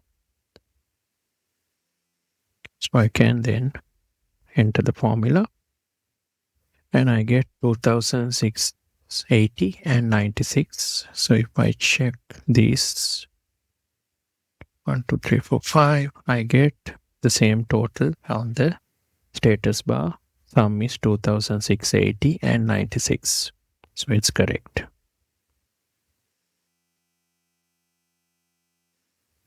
So I have the similar function to calculate the cumulative interest payments. So I can try that for, let's say, 5th to the 10th installments. So I can type the formula equals, same syntax, minus cumulative. Here we are going to go for cumulative interest payment, IPMT. And the rate is 6.5 divided by 12. And the number of payments is 18 again. And then we got the present value loan amount, 10,000. And the starting period, we want to calculate from 5th to 10th. So 5 is the starting period. And the ending period is 10. And it's end of the period. So we put 0 there. And press enter. So we got 211 and 13 cents. That's from 5th to 10th. So let's check that. 1, 2, 3, 4, 5. From here to 10. So this total is 211 and 13, which is the same answer we got using the function. So that is correct.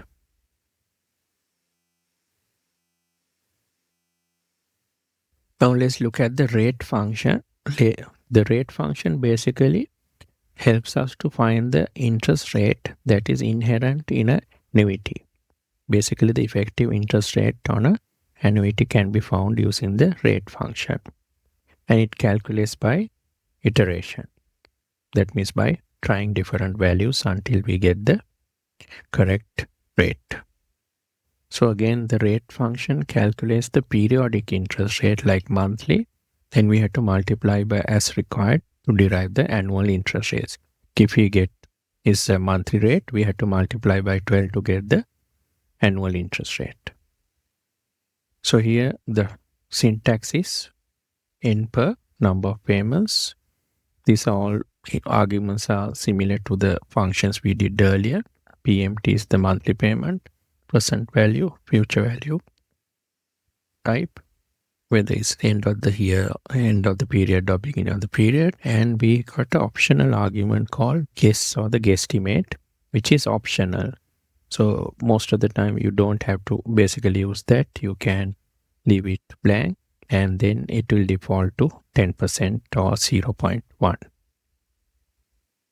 So let's take this example. We got a loan of 10,000, 10 of 18 months, and 584.58 is the monthly installment. So we want to, let's say, infer the interest rate, effective rate in this loan. So we can write the function equals rate, and then we have to get the number of payments 18, and PMT is the monthly payment.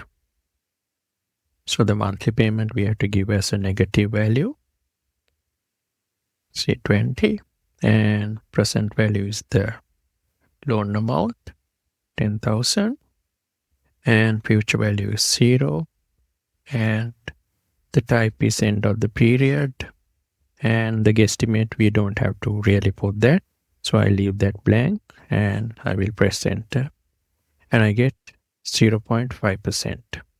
So this is actually the monthly rate. So to get the annual rate, I will need to multiply this by 12.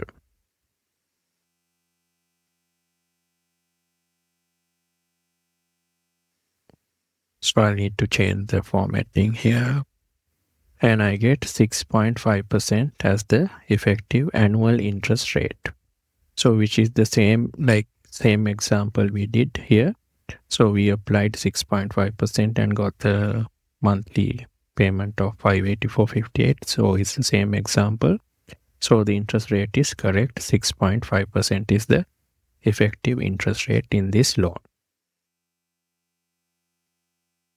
Then we have a function called NPER function. NPER basically returns the number of periods in a loan or investment. So it's basically deriving the number of period that's inherent in a loan amount and at a given interest rate with a certain installment amount or payment amount. So the syntax is rate, PMT, present value, future value, and then there's the type for the payments due and end of the period and beginning of the period options are there. So all of the arguments are basically the same that we have used in the other time value functions. So here let's look at example. We got a loan 10,000. Loan installment is 584.58 and interest rate is 6.5%. We want to find what is the tenor of the loan. So basically we are giving the other variables and deriving the missing variable, which is the loan tenor. So let's type the formula equals NPER, and then we have to give the rate.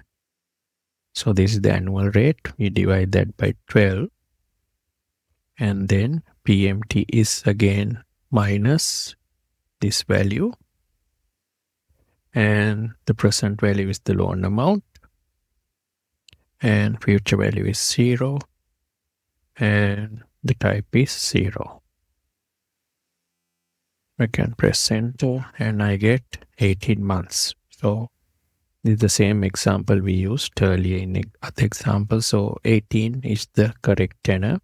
So number of payments we got 18. So that is correct.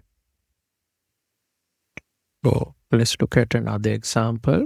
Here, if I borrow 100,000 at 7% interest and make installments payments of 10,000 per year, how many years will it take for me to pay back the loan? So basically I'm giving a fixed payment amount, and then I want to find out how long will it take. This is, let's say, this is the amount I can afford to pay. So how long will it take for me to pay at this interest rate for this loan amount? So we can use the NPER function to calculate this as well. So we can type equals NPER function, and then the rate we are going to have 7%. So we can put, so these are annual payments, so I can just put 0.07 or type in 7%. And the PMT is going to be 10,000, so I put negative 10,000. And then present value is the loan amount, 100,000. And future value is 0. And it's end of the period, so 0. And I can press enter. And I find it will take about 17.79 years, or roughly 18. It will take me 18 years to pay this loan off. So if I want to calculate X in months, so there is 17 years here. So if I deduct from here 17, this is the fraction of a year that I have, 0.79. So if I divide, so if I take 12 months and multiply by 0.79, so that's about 9.5 months. So it will take me 7 years. So it will take me 17 years and 9.5 months to pay off the loan. Thanks for watching. Hi. In this video, we will learn about the NPV function in Excel. We can use the NPV function in Excel to calculate the net present value. The syntax of NPVs, you got the rate, that is the discount rate over one period, and then we give the values of the cash flows one by one. Or you can give a range, as we'll see in the example. We use NPV in capital budgeting, where we want to determine whether to accept or reject a project. Here the goal is to maximize the profitability of the company and to enhance shareholder value. And the decision rule we use is, if the project has a positive NPV, it increases the value of the company, so we can accept it. If the project has a negative NPV, it decreases the value of the company, then we reject it. And if the project has an NPV of 0, it basically keeps the value of the company unchanged. So it doesn't really add value or reduce the value of the company. For net present value calculations, what we do is we use this formula, future value equals present value into 1 plus r to the power n, to calculate present value. So here if we rearrange this, the present value, so present value will be equal to future value divided by 1 plus r to the power n. So that's how we discount each of these cash flows to arrive at the net present value. So the general formula is NPV equals minus C0. So this is the initial investment. We are reducing that. And then each of the cash flows we have to divide that by 1 plus r to the power n to discount it back to the present value. So these are future cash flows. So depending on the time it occurs, we divide by 1 plus r to the power n, where n is the time period. So it can be the first year, second year, and so on. So let's look at an example. We have a company having a discount rate of 12%.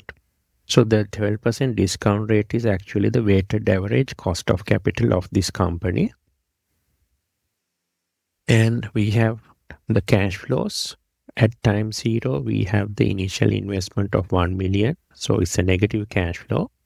And from year 1, we have these cash flows onwards until year 5. So we can calculate the present value of these cash flows using first principles. So what we do is we take the cash flow and divide that by 1 plus r. That is the 1 plus the interest rate.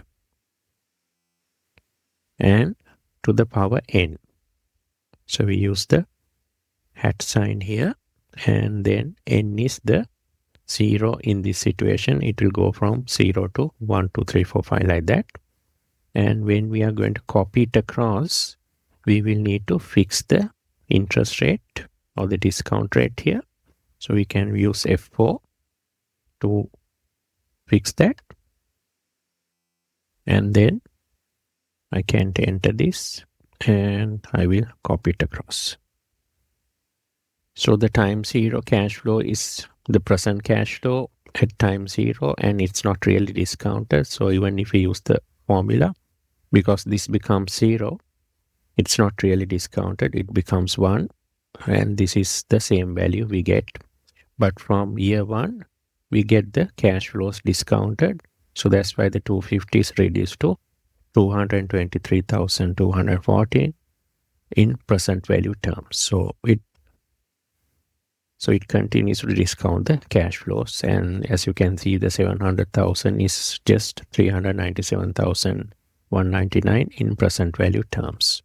So this is the total of the present value. So if you want to do the net present value in the DCF or the discount or the discounted cash flow method, we can just sum all of these cash flows to arrive at the net present value. We can sum all these cash flows like this, and we arrive at 676,492. That is the net present value in discounted cash flow terms when we do the first principles calculation for discounting. So we can actually use, so now we will see how we can use the NPV function to calculate this. So let's do the NPV function. I can write here NPV, and then I can use the rate from here, and then I need to give the cash flows, and I close the bracket and enter, and I get 604,000 versus the actual value of 676,000 when I calculate on DCF methods. So this is less. The reason is NPV function assumes that the cash flows, that the first cash flow is one period from now. So we need to exclude the first cash flow or the initial investment from the NPV function. So otherwise the calculation is wrong, because NPV assumes that cash flows are occurring 1 year from now and onwards. So here, so it's basically assuming this initial cash flow will occur in year 1. So that's why we get a different value. So what we need to do here is we need to change the range inside the NPV function to just start from year 1 onwards. And we can add the initial cash flow, the initial investment, separately into the formula like this. So it's outside the NPV function. Then we get the same result. So now our NPV function is correct. So we need to be careful. We need to exclude the initial cash flow at time 0 from the NPV function's cash flow range, and then add it separately into the formula. Thanks for watching. Hello. In this video, we will learn about the XNPV function in Excel. When we use NPV, we assume that the cash flows are occurring at regular intervals like year-end. But as you know, cash flows can occur anytime during the year. So to be more accurate, we can use the XNPV function, which is an upgraded version of the NPV function, where you can handle irregular interval cash flows. So cash flows occurring at irregular intervals can be accommodated under the XNPV. Then the NPV calculation is more accurate. So the syntax is you give the rate like the NPV and the values, but in addition, you can give the dates or the exact days that the cash flows occur. So it's more accurate than the NPV function. So here we need to remember the cash flow dates. The first date listed must be the earliest. Other dates can be not in chronological order, so they can be in random order, but the first date must be the earliest date. And XNP assumes the current date is the first date of the sequence. For example, if the first date is 30th August 2021, NPV is computed in August 30th, 2021 dollar terms. So the first date is the time zero and cash flows are calculated in terms of that date. So let's look at example. We got a 12% discount rate or weighted average cost of capital for this company. And these are the dates starting from 3rd December 21. So this is the earliest date. And these other dates can be in random order as well. So then we got the cash flows. And then we can calculate the net present value using the XNPV. So we write equals XNPV. And we need to give the rate and then the cash flow values and then the dates. So here you will notice we are giving cash flows from the initial date inside the XNPV. Like for NPV, we don't have to remove the initial cash flow at time zero from the function because XNPV is programmed so that it will properly discount the cash flows based on the date we are giving over here for each of the cash flows. So it doesn't matter if you put it inside the function, it calculates properly from time zero. So we got a XNP of 1.13 million here. So let's look at another project. Here the cash flows are the same, but the time here we are starting from 1st of January 2020. And notice all of the cash flows are occurring at the end of each of these years, 31st December. So in this case, we should get the same XNPV and NPV values because NPV is anyway programmed to do cash flows at year end like this. So let's try XNPV first equals XNPV. There's the rate and these are the values. And then we give the dates.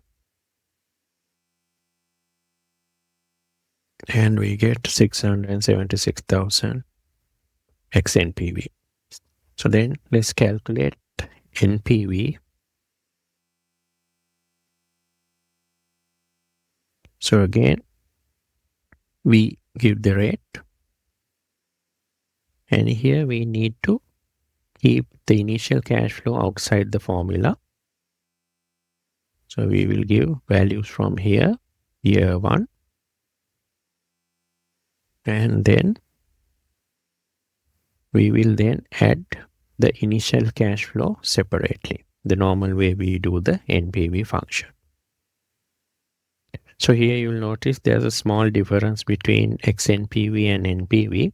That is because XNPV uses the actual dates and discounts properly each of these cash flows, depending on the number of dates in each of these years. But the NPV function will assume each of these years are the same length with same number of days. So that's why we get a difference. But the actual value, the correct value is the XNPV.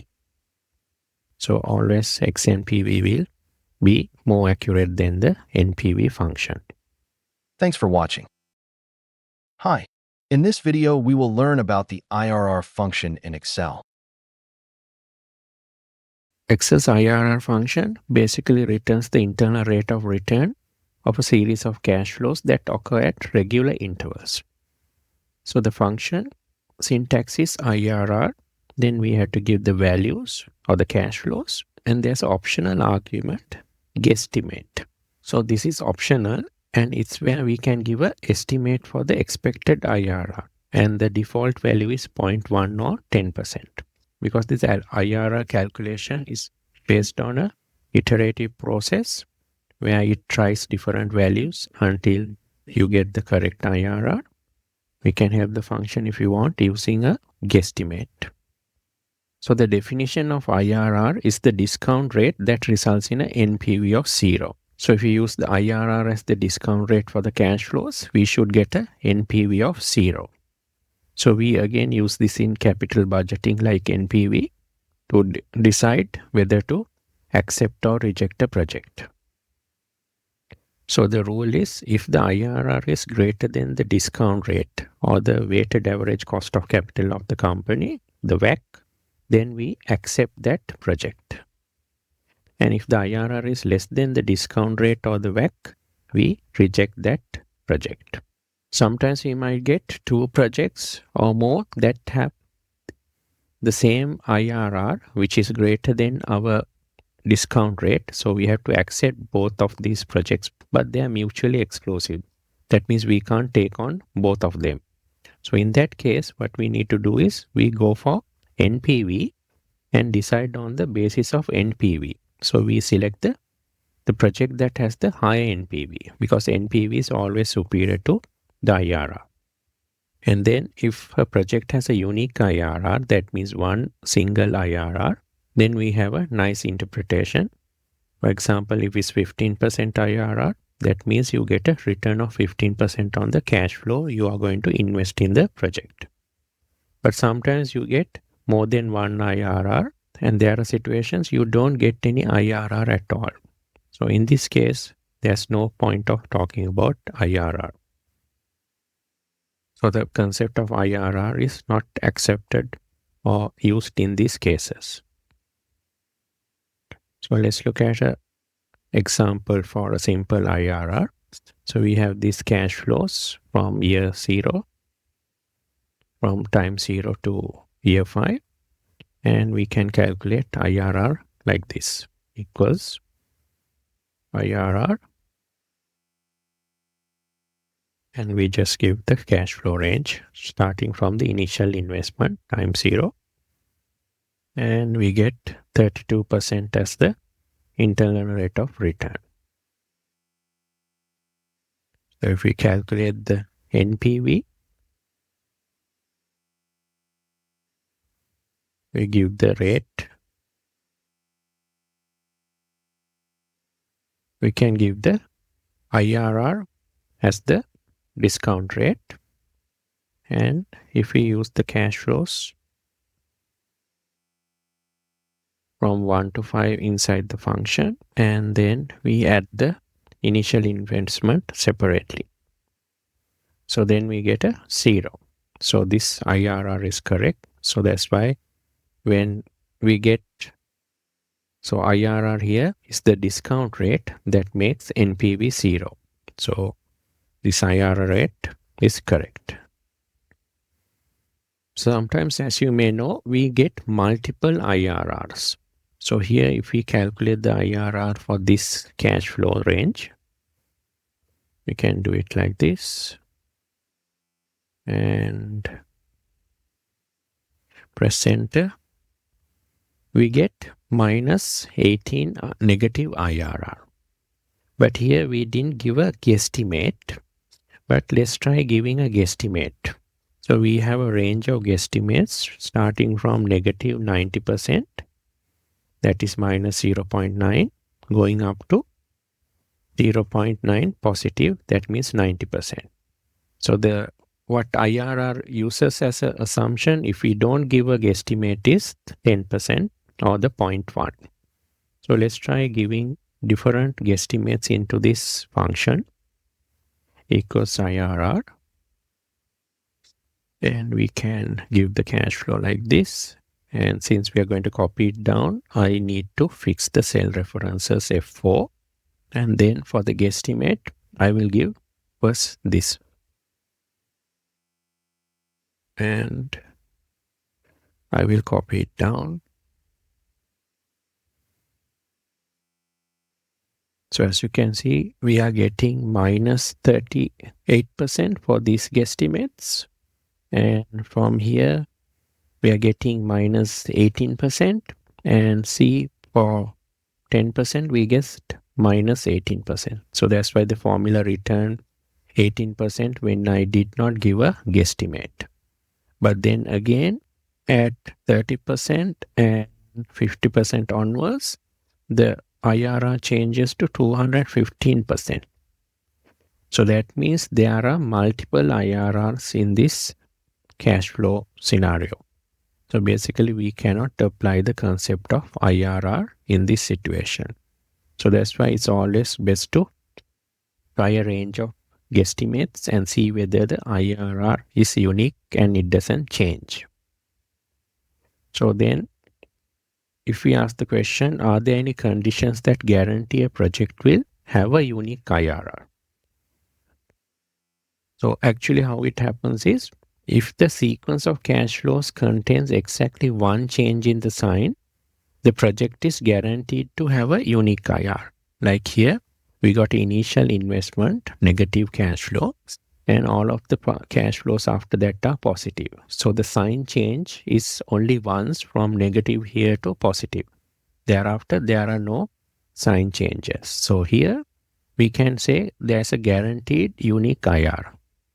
So most of the time this works because basically most of the projects we start initially have negative cash flows, and then it starts positive cash flow, and then it continues. So we can apply IRR for generally most projects because of this reason. Then if the sign change is more than once, here we got negative to positive, one sign change, and then again another change to negative, and then again to positive. So there's more than one sign change in the cash flows. Now in situations like this, we can't basically guarantee where we have a unique IRR. So there we might have, but there is no guarantee there is a unique IRR in this situation. So only if the sign change is once, we can guarantee we have a unique IRR. Then there might be situations where we don't get a IRR, a no IRR situation. So let's try these cash flows. If we put IRR function here, apply the range, and we get a hash now. So that means there is no IRR for this cash flow.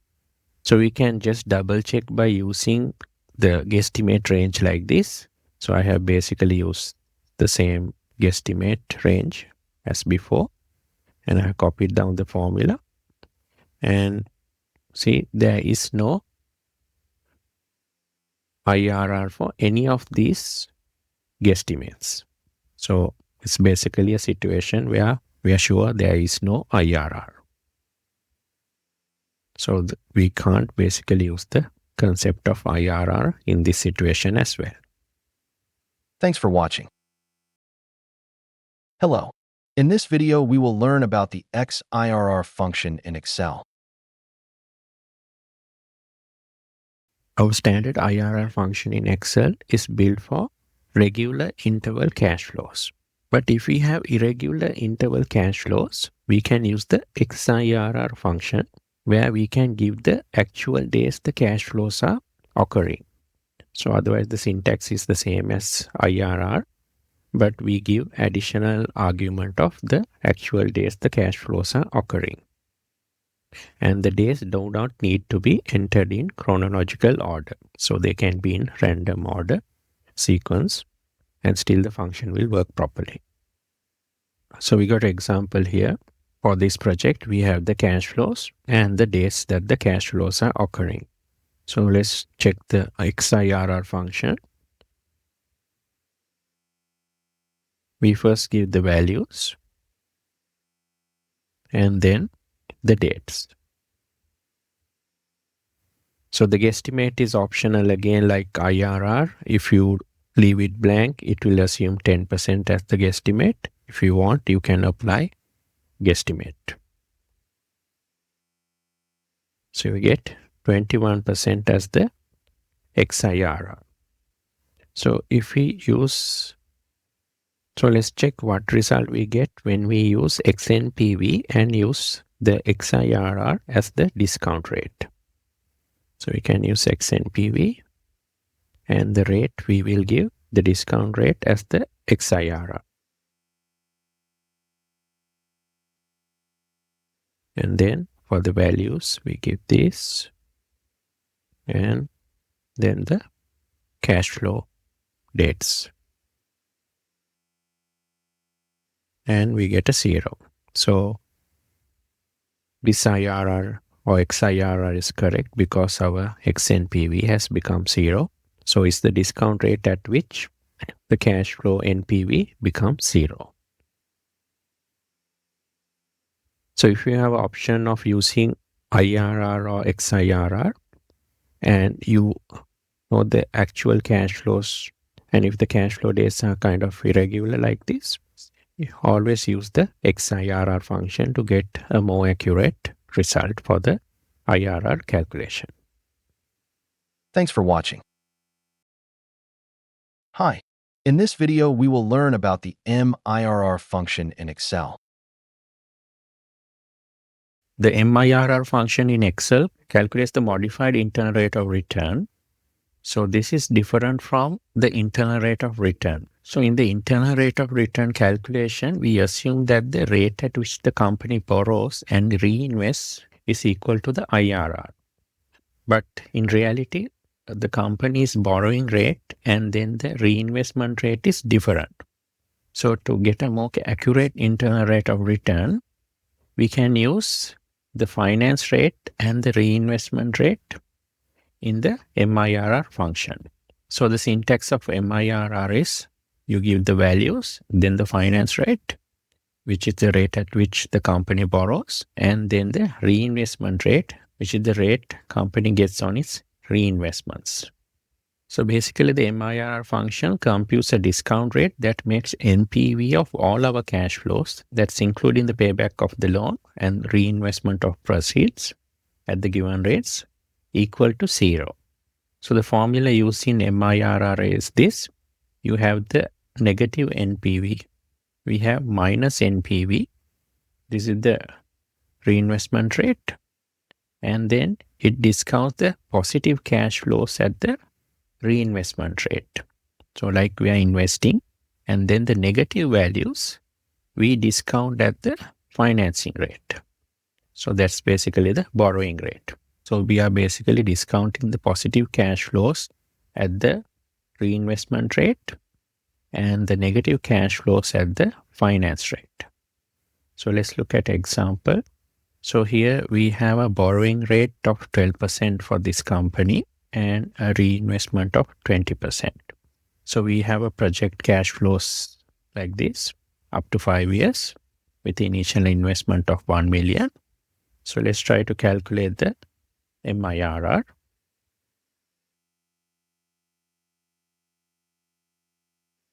So here we have to just give the values and then the finance rate, that is the borrowing rate, and then the reinvestment rate, and then we close the bracket, press enter. So we got 27% MIRR. So let's calculate the IRR.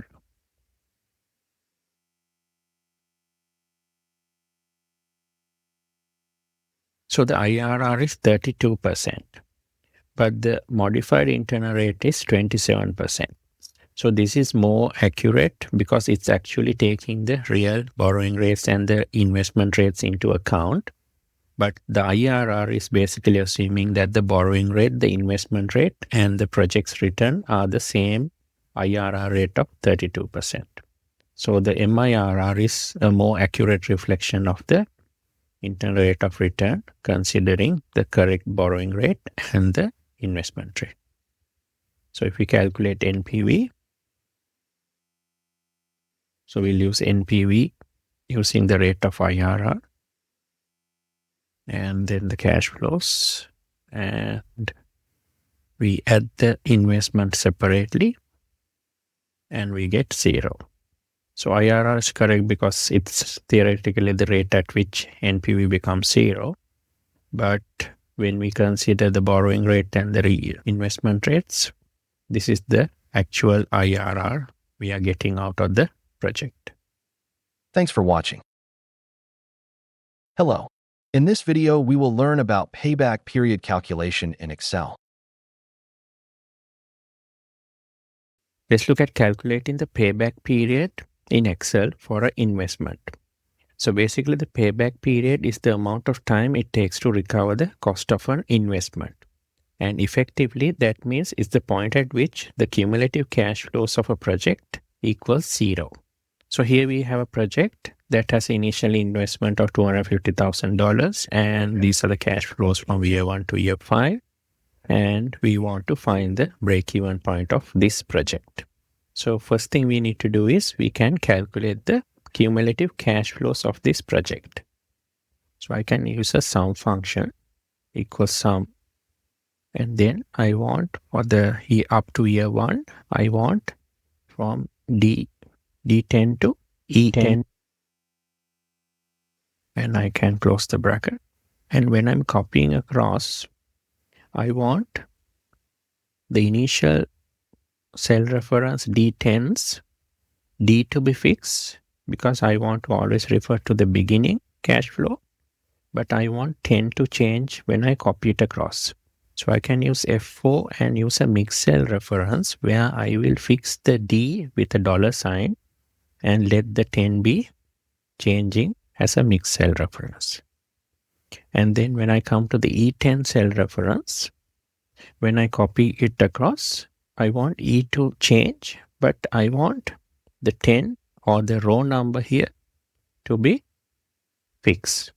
So what I can do is I can then press F4 until I get a dollar in front of the 10 only. So this is my formula. I will control enter and copy it across like this. Okay. So here if I check the formula on the second cell, so cumulative cash flows are from the beginning year 0 to up to here. So that's correct. And for the other cells also the formula is correct. And get rid of this error marks by clicking ignore error.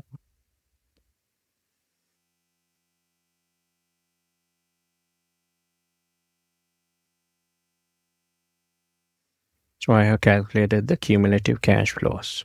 So I see now between year 2 where it was a negative value and year 3 where it has become a positive value, I should get the break-even point. So somewhere between year 2 and year 3 is our payback period. So it's greater than 2 years but less than 3 years. So I can calculate this manually by doing it this way. So I know from year 2 the cumulative cash flow was negative 50,000 and year 3 it became a positive 50,000. And somewhere in between is the payback point or the break-even point where the cumulative cash flow has become 0. So and also I know that from year 2 to year 3, the total cash flow was 100,000. So if I apportion this cash flow evenly across this period, I can calculate the break-even point. So it will be year 3 or basically 3 years minus this portion of the cash flow until 0.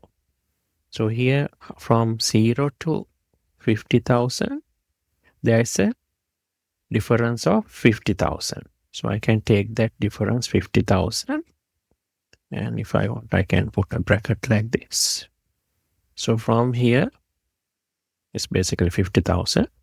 So from the 0 point up to here there was 50,000 cash flow, and if I apportion this across the total period from year 2 to year 3, it was 100,000. So as a proportion, it's 50,000 divided by 100,000. That is the fraction that I need to reduce from 3 to get the payback period. So I'm reducing the period from this 0 point to the end of the year 3 by taking 50,000 and dividing that by 100,000 to get the fraction of the year I need to reduce from 3 years. So from this calculation, I find the break-even point is 2.5 years. So that is the payback period of this project.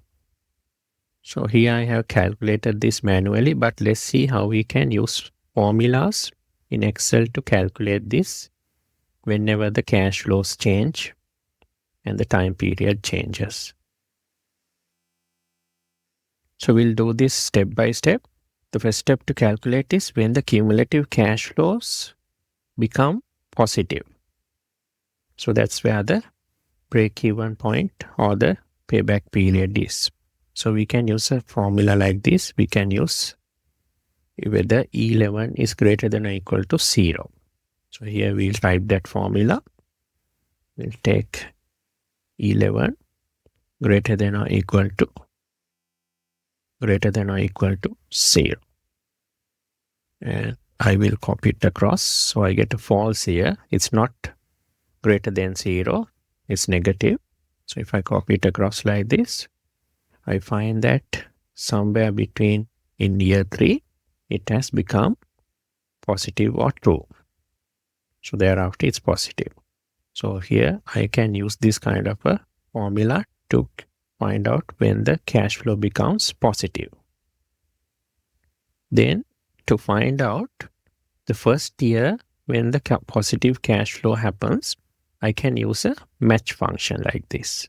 So I'll type a match function over here equals match, and then the lookup value is true because I want to find the true or the positive value, and then I can give the lookup array like this, and then I want exact match, so I can use 0.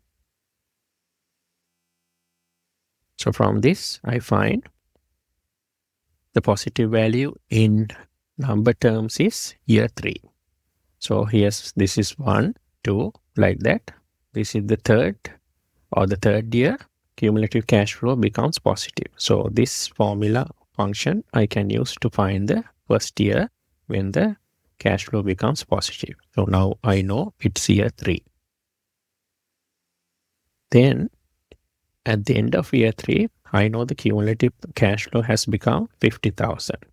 So its break-even point or the payback period is between year 2 and year 3. So again, if I come down here, so earlier we manually calculated the payback period here. So here, if I take this whole period from year 2 to year 3, so we can say this proportion from the payback period 0 to 50,000, we'll call that X. So from 0 to 50,000, the cash flow difference is 50,000 from 0 to 50,000, and I will call that X. So that's basically the equal to the year 3 cumulative cash flow. And then from year 2 to year 3, the total period, we had cash flows of 100,000. So we'll call that Y. So the payback period will be 3 years minus this X, this 50,000, divided by Y, this 100,000. So that's what we did manually as well. So to find the value of X by using formulas, we can use this formula equals offset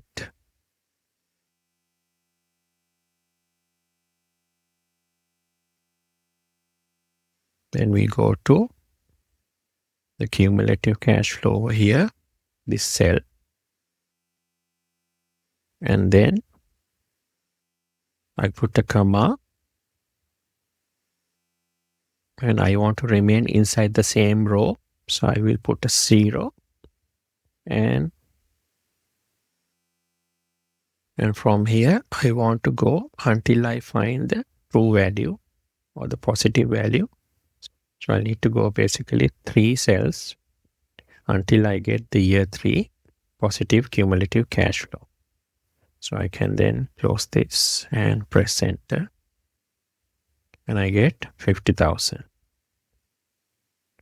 So basically what this function does is it goes from this version, the starting year, the number of years until the positive cash flow occurs, that is 3 years, and then gets that value that is located over here. So it's 50,000. That is the year 3 cumulative cash flow.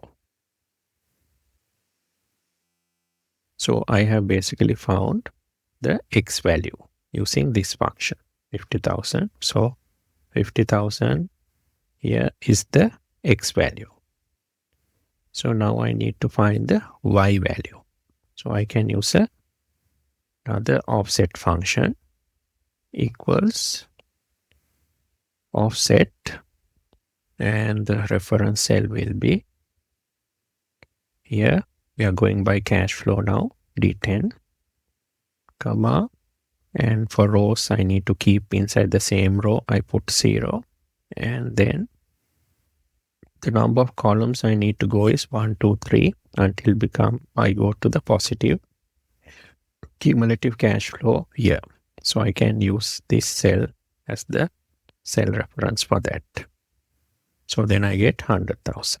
So I got the Y value as well. So now I have found, using offset function, the X value and then the Y value.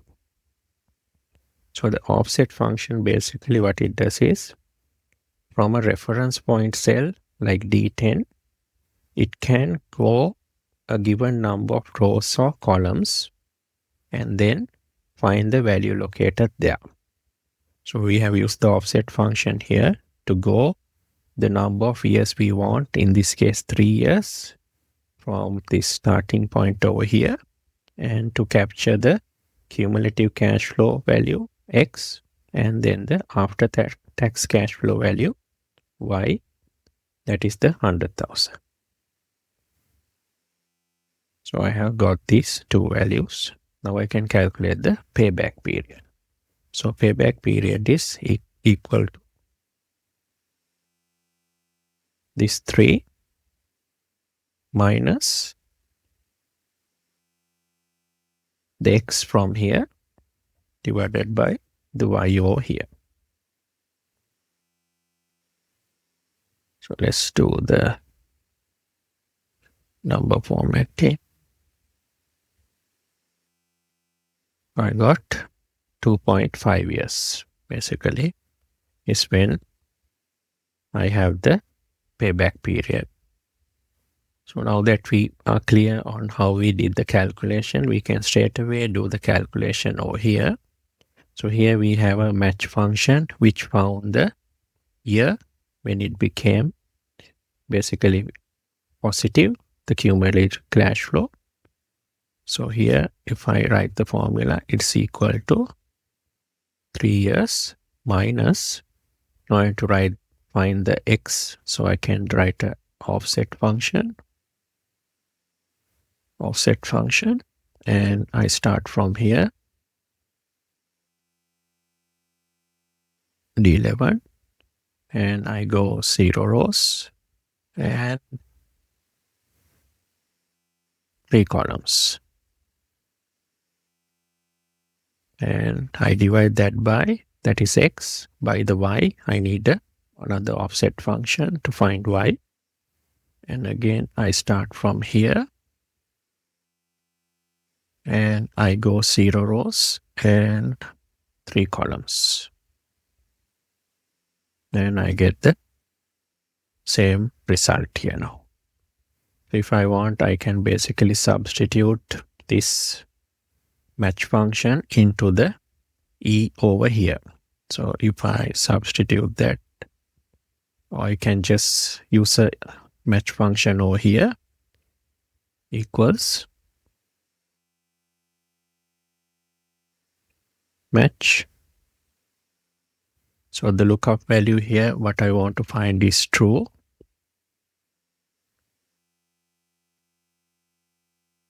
And then I want to find that in this range. And I want an exact match. So 0. So this is the final function I need to write when I want to find payback period. The initial match function will find the year when the cash flow has become positive. So the offset functions we have used to get the proportion of the year that corresponds to the value that we need to reduce from the year. So we are taking cash flow, we are assuming cash flows are occurring evenly throughout the year 3. And we want to find from this 0 point somewhere in the middle until year 3, what is the fraction we need to reduce out of that full year. So we get 2.5. So now this formula, when the cash flows change or when the timeline changes, we can just change the cell references here and it will automatically update. So like here, we don't have to manually calculate for each of the cash flows and then the time periods separately. So this is a kind of a universal formula you can use depending on how the cash flows and then timeline differs. So this is, Excel doesn't have inbuilt payback period function, so we can use this as our own custom function to calculate payback period. Thanks for watching. Hi. In this video, we will learn about the depreciation functions in Excel. Excel has inbuilt depreciation functions that can handle basically all of the standard depreciation methods we can use. So we got SLN, that's the straight line depreciation function.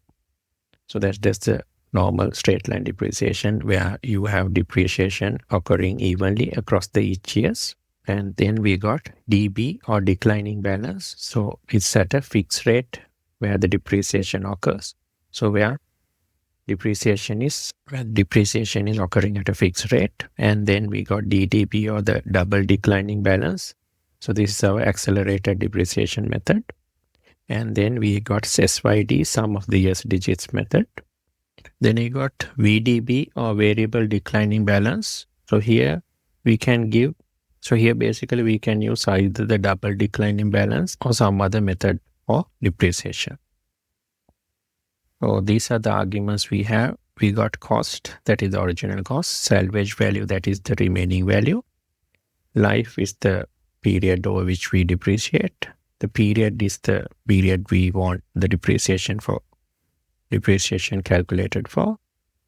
And month is number of months in the year, and the default value is 12. Practice the rate of depreciation. For example, 2 is double declining. And we can use no switch or false. That is for the variable declining balance.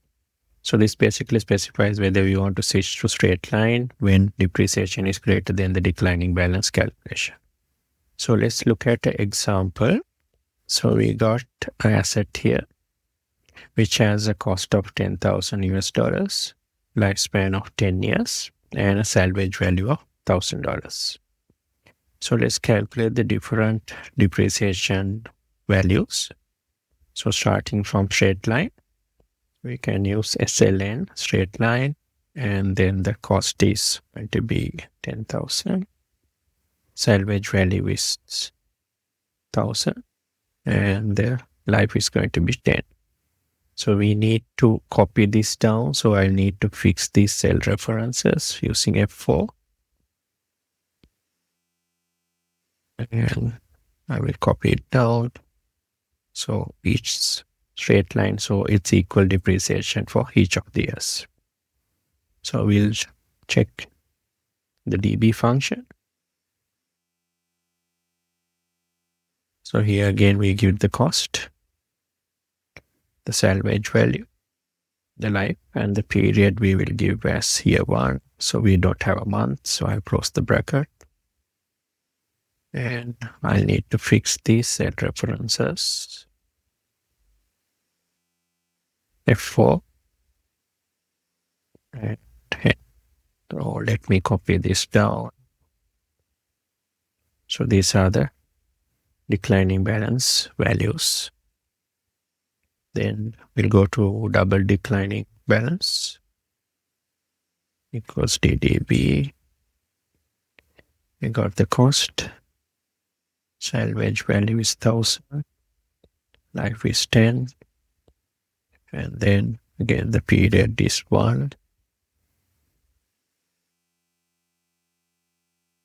And for the factor, so here we can give the factor 2 will be double declining balance. So here factor 2 is double declining balance. That means 200%. 1 means 100%. So we can basically, if you want double declining balance, we can put 2 or we can leave it blank because the factor default value is going to be 2. So I will type in 2 here. So I need to fix the cell references. And I'll copy it down. So this is the double declining balance values. So let's do this by D. Sum of the US digits. So we give again the cost, salvage value, and then the life, and the period is the first year. So then I need to fix these cell references, F4. And I will copy it down. So these are the depreciation values for sum of the years digits. So we'll check the last one, the variable declining balance equals VDB. Then I give the cost and salvage value and the life. And here the starting period is basically, and the ending period is what is the period that I need to calculate depreciation for. So if I'm going to start from time 0, what I can do is I can refer to this cell 1 minus 1 and put the ending period as year 1. So from time 0 to year 1 ending period, it will calculate. And for the factor, I can put like 2 for double declining, 200% depreciation, so on. So, but I will leave it blank. And the switch also, I will leave it blank. And now I need to fix the cell references. F4 and it. I'll copy it down. So these are the variable declining balance depreciation values for the 10 years. So now I can calculate for balance sheet values, the values of the assets. So I'll start with year 0. Year 0 is going to be C47. So everything is going to be C47. What I'll do is I will fix that and I will copy it across. And for year 1, for straight line, the value of the asset will be the starting value minus the year 1 depreciation, like this. So that's 9,100. I can copy it across like this. And I can copy it down. So let me select these values and insert a chart. Let's select a simple line chart.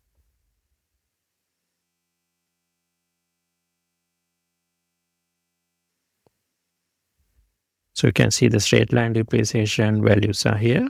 And you can see that all of the others are basically accelerated ways of depreciation. So the depreciation is more accelerated. Thanks for watching. Hi. In this video, we will introduce you to dynamic array functions in Excel. In 2018, Microsoft introduced a new calculation engine for Excel and 6 dynamic array functions.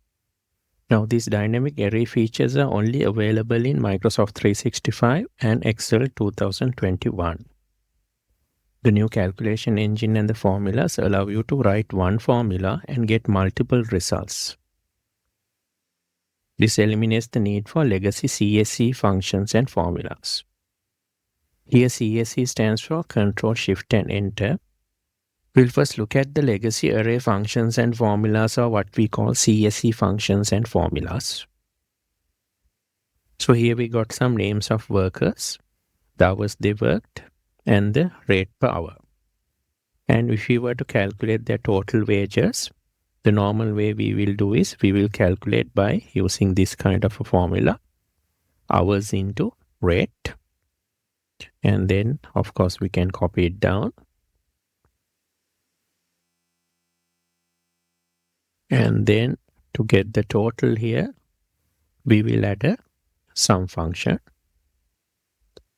equals sum, and we will take this range and press enter. Now here we have calculated the total wages for each of these workers and then the total wages. So here we have used normal formulas. So let's look at how we can do this using the CSV formulas. So first of all, if we want to calculate the wages of each of this person without writing a formula like this and copying it down, we can do like this. We can calculate all of these wages using an array formula. To do that, what we need to do is first select the whole range like this, where we need the total wages to be located. So here there's 1, 2, 3, 4, 5 cells where the total wages are, because we got 5 employees.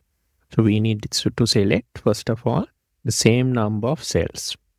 Then we can write a formula like this, equals, and then we can select the range where we got the hours. So that is array 1, and then multiply that by array 2, which is the rate per hour. So all we need to do is write like this, and instead of pressing enter key, we use the CSV. So we press Control Shift button and then enter key. And see, at once all of these calculations have been done and they are okay. But if you check inside the formula bar, you'll see there's a curly bracket which has been automatically entered around the formula. So that is because this is a CSV formula that we have entered. So the curly brackets indicate that. And we have anyway calculated all of these wages at once instead of calculating separately like in the earlier formulas and then copying it down. We can also calculate the total wages at once using an array function. So to do that, what we need to do is, let's select this cell over here, and I will write the formula equals, and I use the regular sum function. And here I will select first the hours array, and then I will put a asterisk to multiply, and I will select the rate per hour array. So these are 2 arrays I have selected. So the sum function will multiply these inside the function and add them together. So it will calculate the total ages for Oliver and so on, and sum all of them together to arrive at the total wages here. So here I can close the bracket and I have to press Control Shift and enter. And I get the same answer. But here also you see I have curly brackets around the formula. When you calculate multiple values like this for total wages, we call it a multi-cell array. because it returns multiple results across a range of cells. And in this example, we have what is called a single cell array. So these formulas return a single result inside one cell. These are some of the legacy CSV functions. So we got transpose, which converts rows to columns and vice versa. mmult, frequency, minverse, MDE term, linst, trend, frequency, and growth. So we'll look at one of these functions, transpose. So basically, transpose function can convert from vertical to horizontal and horizontal to vertical, vice versa. So it's similar to the phase special transpose, but it's dynamic. So what happens is if you use the transpose function, unlike space special, if you change the original data values, your transposed values will also update. So let's look at how we can use the function. First, we need to count how many cells are here. So there are 5 cells. If I want to transpose to horizontal like this, I need to select 5 cells, first of all, like this. So I have selected 5 cells. Then I can start writing the function equals transpose.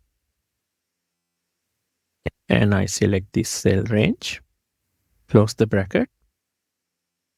I need to now press Ctrl+Shift+Enter instead of Enter key.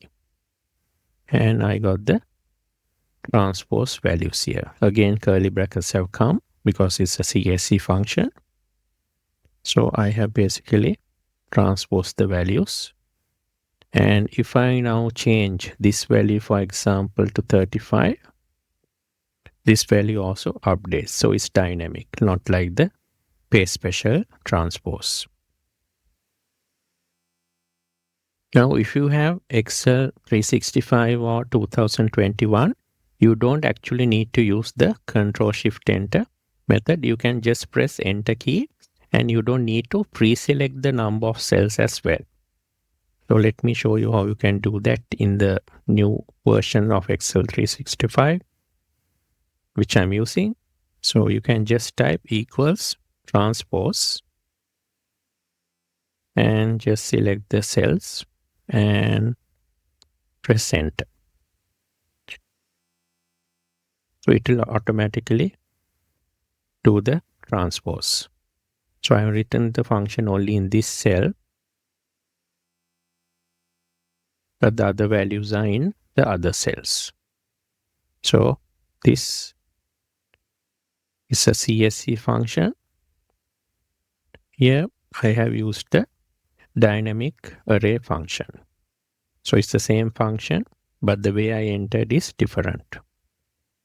So basically, if you have Excel 365 or Excel 2021, you can completely forget about this CSV functions and formulas and go with the normal dynamic array functions or the formulas. Now, the legacy array functions are less flexible compared to modern dynamic arrays, and they require manual resizing and editing. They are still supported for compatibility reasons, but gradually they are being replaced by dynamic array functions in newer versions of Excel. Now we'll get into dynamic array functions and formulas, and we'll look at a behavior called a spilled array, which happens when you write functions or formulas in dynamic array form. So here we have the same data. So let's say I want to calculate total wages. I can do a formula like this, equals, I select the hours, then multiply by rate power. So I don't have to pre-select the range like this, where I have the total wages, like when I did for the CSV version. And I can just press Enter key. And see, the formula has now spilled into these other cells. So what we call spilling is where the results are being spilled into the adjacent cells. So my function, if you come to the formula bar, it's there only in cell E62. Or my formula is only in cell E62. But the answers or the results have spilled into these other cells. And if you see the formula bar, they're kind of grayed out. That's because the formula doesn't reside in these other cells. It only resides in the first cell where I wrote the function. And I can also do the same total wages calculation in one shot by using this function equals sum, and I can select the hours like this multiplied by the rate. And again, I don't need to use Ctrl+Shift+Enter. I can just press the Enter key. And I got the answer in this cell. So it's a one cell array. In my previous transpose function also, you can see the transpose results have spilled into these other cells. And when you have a spill range, if you have a spilled array like this, you can see there's a blue line going across the border. So that indicates there's a spilled array. And here as well. Now when we have the spilled arrays like this, we also have a new error type called hash spill error. So let me demonstrate how that happens. So let me say I do the same total wages formula over here. So I will write equals hours into rate. And I got it spilled here. And if I write the same formula here, equals this into this array and press enter. See, now I get a hash spill error. We get a hash spill error because, as you can see, so there's some type of data in this cell which blocks the spill from going through. So here it needed up to this cell to spill, but in the middle of that I got some data and it can't spill. So that's why it's getting a hash spill error. So whenever you get a hash spill error, what you need to do is remove whatever the data that is blocking your spilled area. So here I can just remove this to the side and it spills. So it can be anything basically. It can be any type of data that can block, like it can be text, numbers, dates, whatever. So if it's blocking, you will get the hash spill error. With this new dynamic array functions and formulas, we also have what is called a hash operator or a spill range operator. So let me demonstrate that with example. So I will again write the same formula here, hours into rate power, press enter, and I got the answer spilled here. And here in another cell, let's say I want to write a sum function. And I start the sum function and I select this range where the spilled data is there, and see it has changed. The cell reference has changed to B83 hash. And if I close the bracket and press enter, I of course get the total. But the cell reference here, it has a, instead of saying B83 to B87, it says B83 hash. So the hash operator in this situation, it denotes it's a spill range. So what it's saying is there's a spill range from B83 onwards, and that's what I'm taking into the function. So if this spill range updates and I wrote the formula like this, it will again update automatically and it will be dynamic. So I don't need to adjust the function references. I can even type the formula using the hash operator like this. I can write equals sum And I know the range, I know the cell is B83. So I can type B83 and put a hash. And it goes and selects the spill range. And I can close the bracket. So the syntax is the starting cell, B83, and then the hash.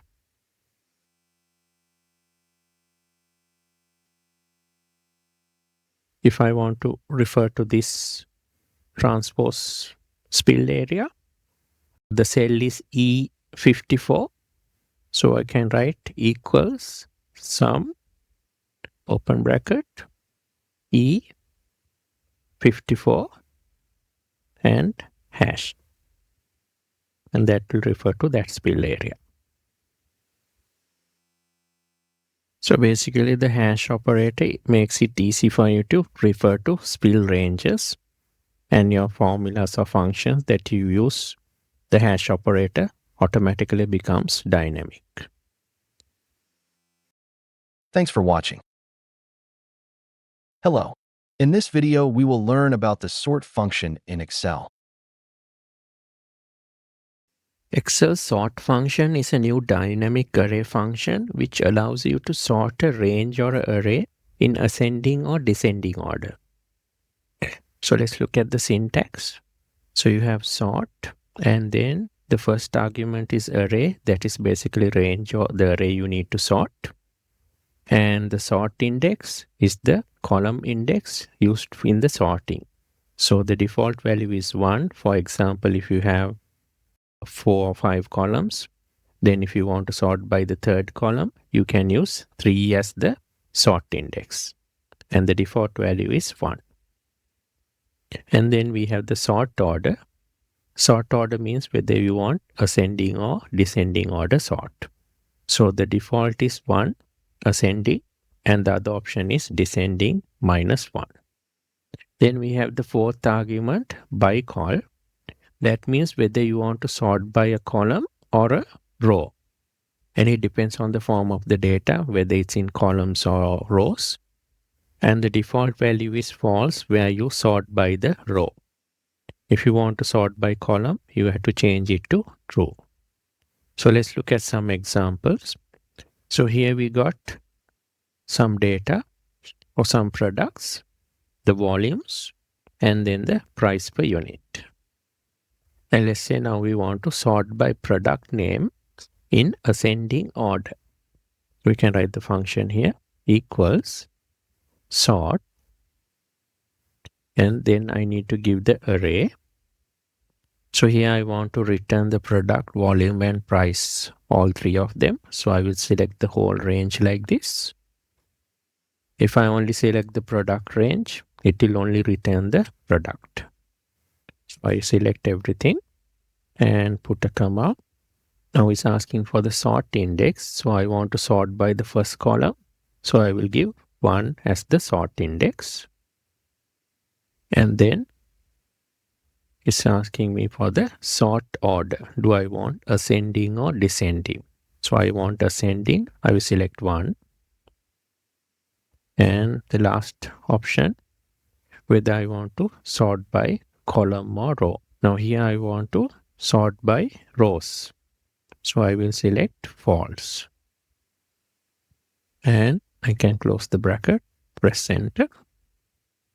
And my data is now sorted by product in ascending order. So B, C, D, F, I. So alphabetically in ascending order, the product names are sorted. I can also write a simpler formula to get the same results. I can just write the function equals sort, and I again select the whole range for the array, and I don't give any of the optional arguments. I don't need to give sort index because I'm going to sort by the first column. So by default, the sort index value is the first column. So I don't need to really put that. And at the sort order, what I want is ascending order. And the default sort order is ascending. So I need to not give that as well. And I want to sort by, not by column, by row. And for that, and the default value for that is also by row. So I need not give all three of these last optional arguments. Only the simple form of the function I can write here. So I can close the bracket and press enter. And I got same results. That is because I was using the default argument values. I need not give any of them. But it's a good practice to fill in the optional arguments as well, so that you know that you are using the correct argument options. So let's look at another situation where we want to sort by the first column in descending order instead of the ascending order. So you can write the function like this, equals sort. Again, I select the whole range because I want all of these columns to be there. And the sort index, I can give 1 because I want to sort by the first column. And I need here in descending order. So I need to select -1.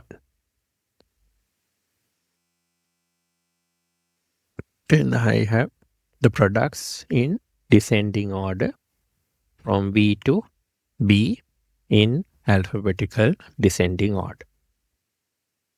What if I want to sort by the second column instead of the first column in descending order? So that means I want to sort by volume. Volume is the second column.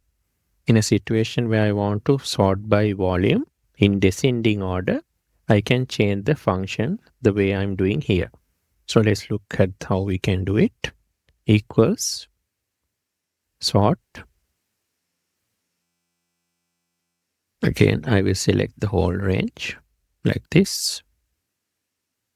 And now I want to sort by volume. So volume is the second column. So the sort index needs to be 2. So I will put 2 there. And then I want descending order. So -1 and close bracket. I got it sorted by volume in descending order. So largest volume is at the top and the smallest volume is at the end. Now let's look at a situation where the data is in rows like this. Now let's look at an example where the data is now basically in different columns like this. Here we had it in rows like this. And here now we are having the data as columns for each of these products. So we got the product, the volume, and then the price. Let's look at how we can sort horizontally by column using values in row 1. And we want in descending order. Now here I want to have the product names sorted in descending order. So I can write the function here, equals sort. So I need to select the whole range here.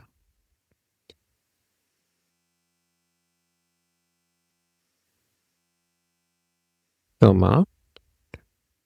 Then the sort index is, I want to sort by the first row, the product. So I select 1. And I want it in descending order. I select -1. And now I need to sort it by columns. So I can select true. And press enter. So my product names are now sorted in descending order, starting from V and ending in B. So that's descending order alphabetically. In this example over here, we want to sort by products in descending order and by price per unit in ascending order. So we want to basically sort by 2 fields. So still we can use the same sort function. Let's see how we can do that. So we start with the equal sort. And since I want all of the product, volume, and price columns, I will select the whole range like this. And now I have to give the sort index. So I want to sort by product in descending and price ascending. So product is column number 1 and price is column number 3. So I need to give both of these inside this sort index. The way to do that is I can start with a curly bracket. So I press a curly bracket because I'm going to give an array and give different values for sort index. The first one I need is 1 or the product, and then I can put a comma, and the second sort index is 3 or price per unit. So I can basically change the sequence. If I wanted price per unit first, I can type 3 first, and if I want product after that, I can type 1 after that.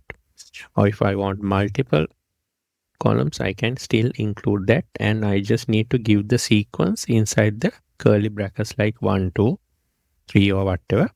And in this case, I'm just using first and third columns. So then I need to close the curly bracket. And I put a comma. Now I have to give the sort order. So the sort order also, since there are 2 columns I need to sort by, I can give the relevant sort orders for them in the same sequence. So first I need to give the sort order for 1 column, and then I need to give the sort order for the third column. Again, I need to use a curly bracket because I'm giving multiple values or array. So for product or the first column, I need descending order. So I can put -1. And then for price, I need ascending order. So I can put a +1. And I can then close the curly bracket and put a comma. Now I need to say whether I want to sort by column or row. So in this case, I want to sort by row.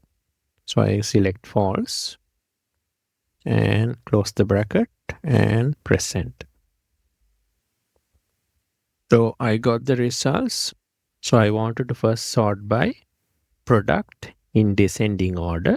So V is here and B is here. So alphabetically it's sorted in descending order by name.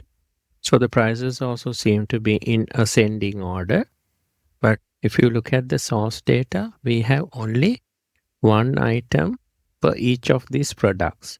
So if you want to double check whether our sorting is okay, we can probably have a duplicate of the same product and then see whether the sorting is fine.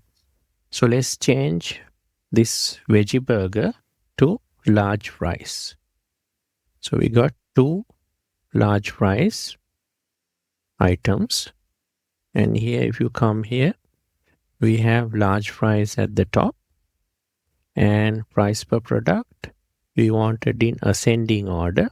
So the 2.5 is at the beginning and the higher 3.5 is after that. So within the same product, we can see the price per unit is in ascending order. So our function seems to be working correctly. So we have used duplicate products to verify whether the sorting is happening properly. Thanks for watching. Hi. In this video, we will learn about the SORTBY function in Excel. SORTBY function sorts contents of a range or array based on values from another range or array. So this is different from the sort function, where you are not using another range or array to sort by. So unlike the sort function, in the SORTBY function, we are using another array or a range to sort by. So this is the syntax of the SORTBY function. So first argument is array, that is the range or array to sort. And by array is the range or array to sort by. So it's different from the array. Then we have sort order, ascending 1, and descending -1, and default value is ascending. And the fourth argument is array or order. You can give it in sequence. Like for array 1, you can give the order. Array 2, you can give the order, whether ascending or descending. So likewise, you can have multiple sets of arrays and orders. So there's another difference in the SORTBY function when we compare with the sort function. So it doesn't have a separate argument to say whether we want the sorting by rows or columns. So here the range or array provided by the by array argument will determine the sorting orientation automatically. When by array is vertical, it sorts vertically by rows, and when the by array is horizontal, it sorts horizontally by columns. So here we have some products, the volumes, and then the price per unit. And let's say we want to sort product range in ascending order by the volume range. So basically we are sorting the product range by another range, which is the volume range. So let's see how we can do the function. So we type equals sort by, and then we only want the product. So we give array as the product range, and then by array is where we want to sort by. So in this case, we want to sort by volume. So we will select the volume range,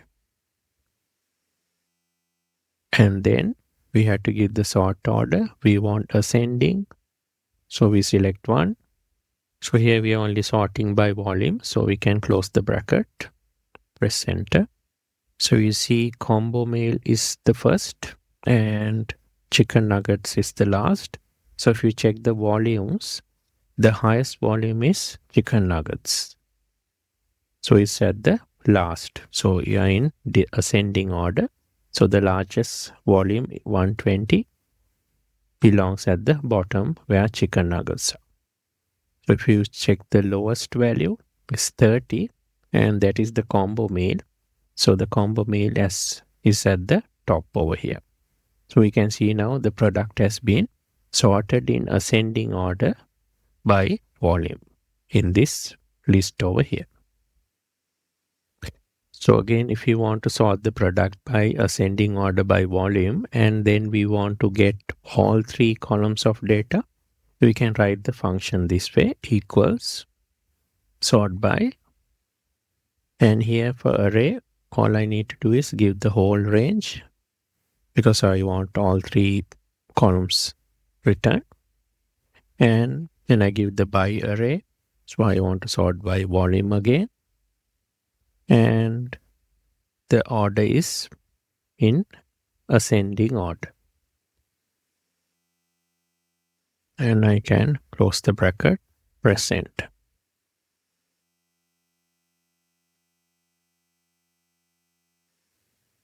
So now I can see all the data is written. So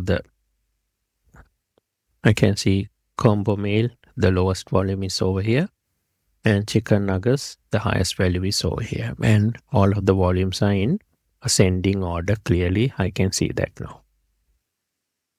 Now we'll look at how we can sort by descending order by volume. Now let's see how we can sort the products in descending order by volume range. So I can write the formula here, equals sort by.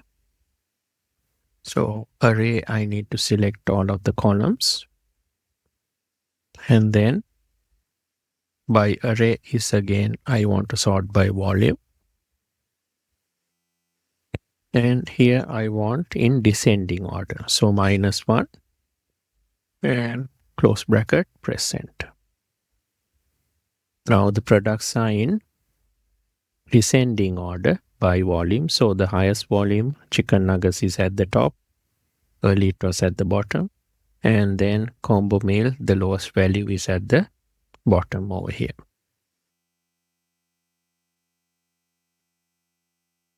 Now let's look at sorting by 2 levels. So here I have some data, the name of the salesperson, the product, the region, units sold, and then the sales value in dollars, 1,000. So what if I want to sort the data to range in ascending order by region and then in descending order by sales? So I have two levels of sorting.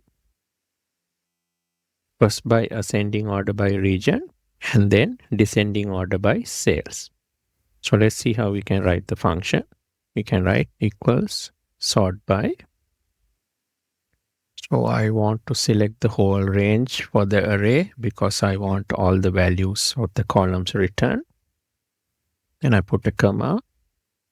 So first I need to sort by region in ascending order. So I will select region,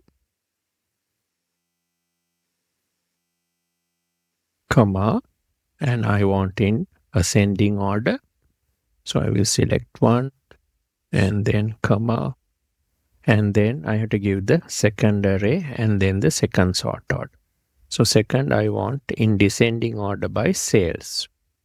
So I need to select first sales and then I need to select descending order. So I can put -1 and close the bracket and press enter. So let's see whether the data is fine.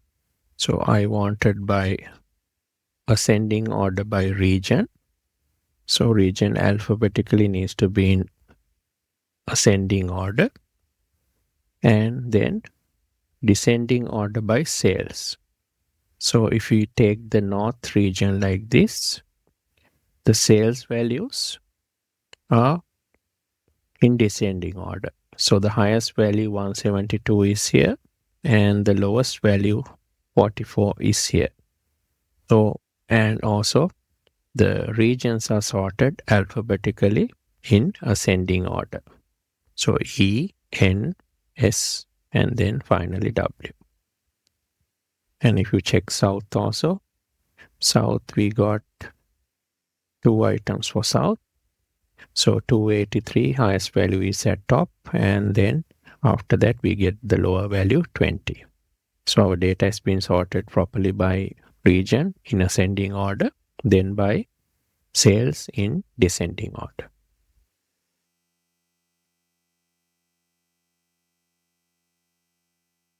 So let's look at what's called a horizontal sort by, where we are sorting data across columns from left to right rather than the default vertical sorting where we do top to bottom.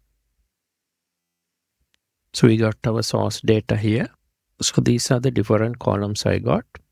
Let's say I want to have column 1 as product, column 2 as sales,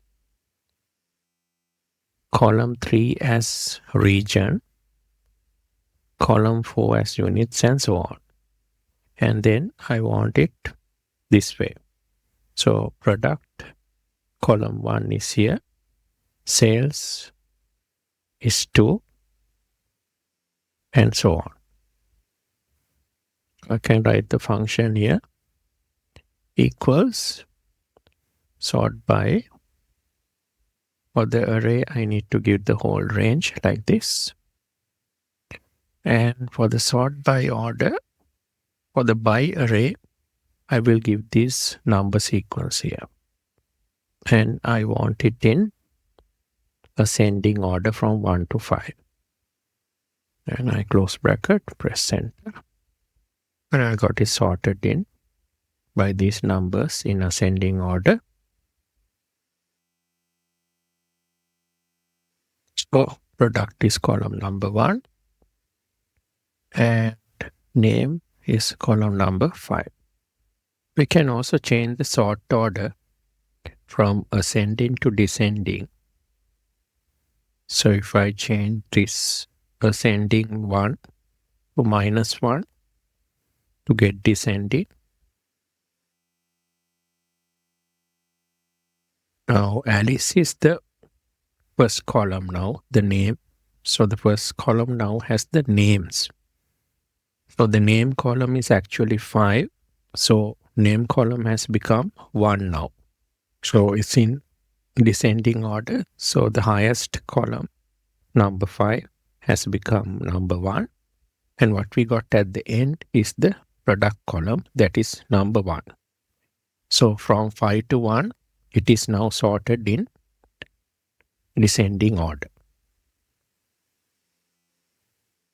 So let me just change this back.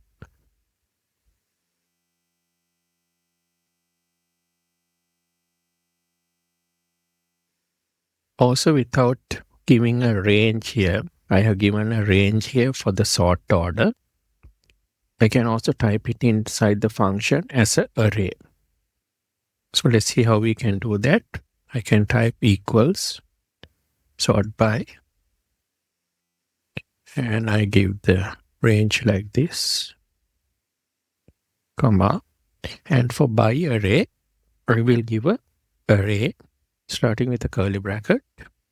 So what I want is 5, 1, 3, 4, and 2. So that's the column sequence I have given here, column number sequence. So I give it like that. And I can close the curly bracket. And I will put ascending order. And close bracket and enter. So I got the same arrangement for the columns from product to name. Here also product to name. So here I have given the by array in array form. And it gives the same result. Thanks for watching. Hello. In this video, we will learn about the filter function in Excel. We can use Excel's filter function to filter data based on given criteria. For example, in a data set, we can find the sales records where the sales value is greater than $1,000. The syntax is filter. We got arguments array, include, and if empty. Array is basically the data set that we want to filter. For include, you can give criteria like whether a number is greater than or equal to some number, or you can give other criteria based on dates, times, and multiple other values. The if empty argument is optional. This is where you can specify what to return when no results are returned. Now let's look at an example. So here we got some scores obtained by different students at an examination. We want to find the scores that are greater than or equal to 50. So we can write the function like this, equals filter, and the arrays where the data is located, the scores. For include, we can give the criteria. So what we want to do is give the criteria range again like this. And these scores should be greater than or equal to 50. So that's the criteria we need to go for. And I will leave the optional argument blank and close bracket, press enter. So I got all the results that are greater than or equal to 50 in this filtered list.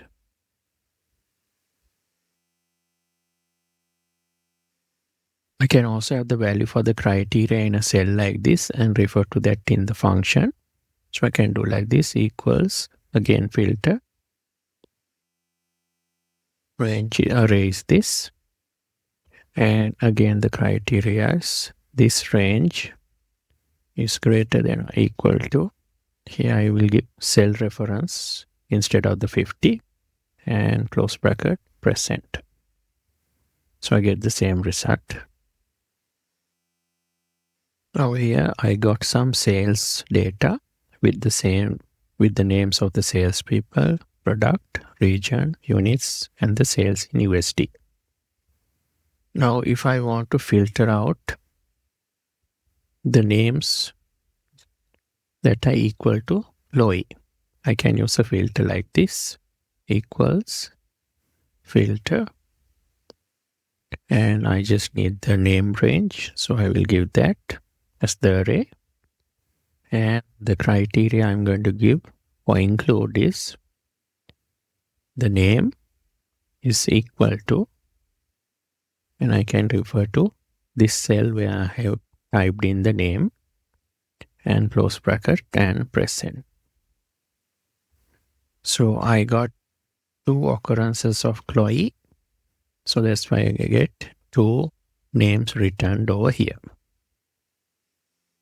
So if I have another name for Maya, I only got 1 record here. If I want the other values of the columns also returned, I can write the formula this way, equals filter. And for array, I will give the whole range because I want all the columns to be returned. And then include this basically where the criteria name needs to be equal to this name over here.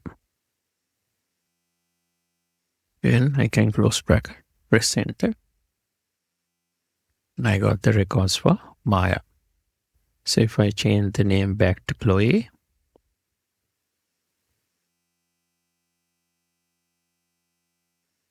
I got the records returned for Chloe with the other fields. I can also, instead of referring to this cell over here, I can give the name Chloe inside here in the formula using double quotations. Instead of the cell reference, I can put double quotation CHLOE and close the double quotations. And I get the same result.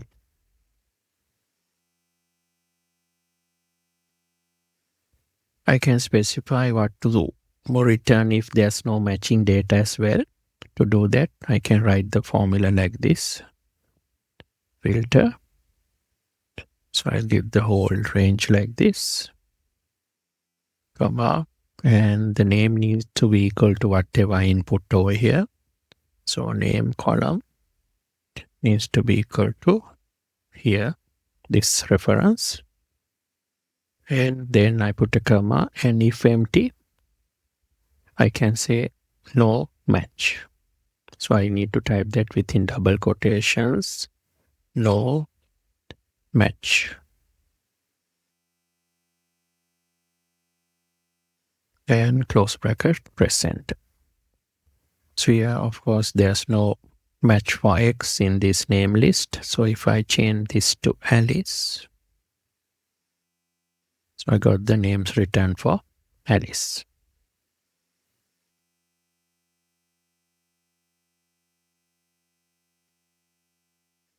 Let's see how we can handle multiple criteria.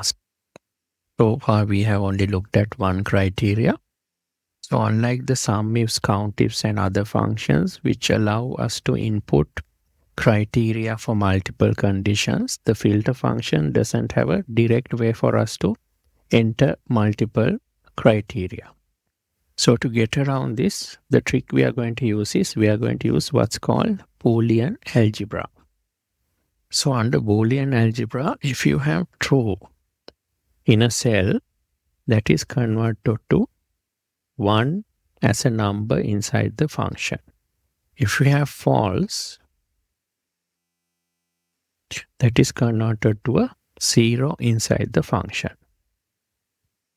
So if you check for a criteria and you get a true, that is converted to a number 1 in the function. And if it's false, it's converted as a 0. So we can use the multiplication or the asterisk math operator to demarcate AND logic. And we can use the plus operator to demarcate OR logic. So what happens is, if I have 2 rows like this, 1 and 1, and I multiply that together, I will get 1. So here the 1 is taken as the AND condition is true. So another situation where I might get is I get a 1 and a 0. So if I multiply 1 by 0, I get 0. So here only if both conditions are true, like 1 and 1, the AND condition returns 1 and we say the condition is fulfilled. If 1 is true and 1 is false, the multiplication gives 0. So in this case, we say the AND condition is not fulfilled or it's false. So let's look at an example where we can use AND logic. We have this sales data and we want to find records where the name is equal to Chloe and the product is equal to AGGREGATE. So both of these conditions or criteria need to be fulfilled, and it's a AND logic we are going to use. So we are going to use multiplication.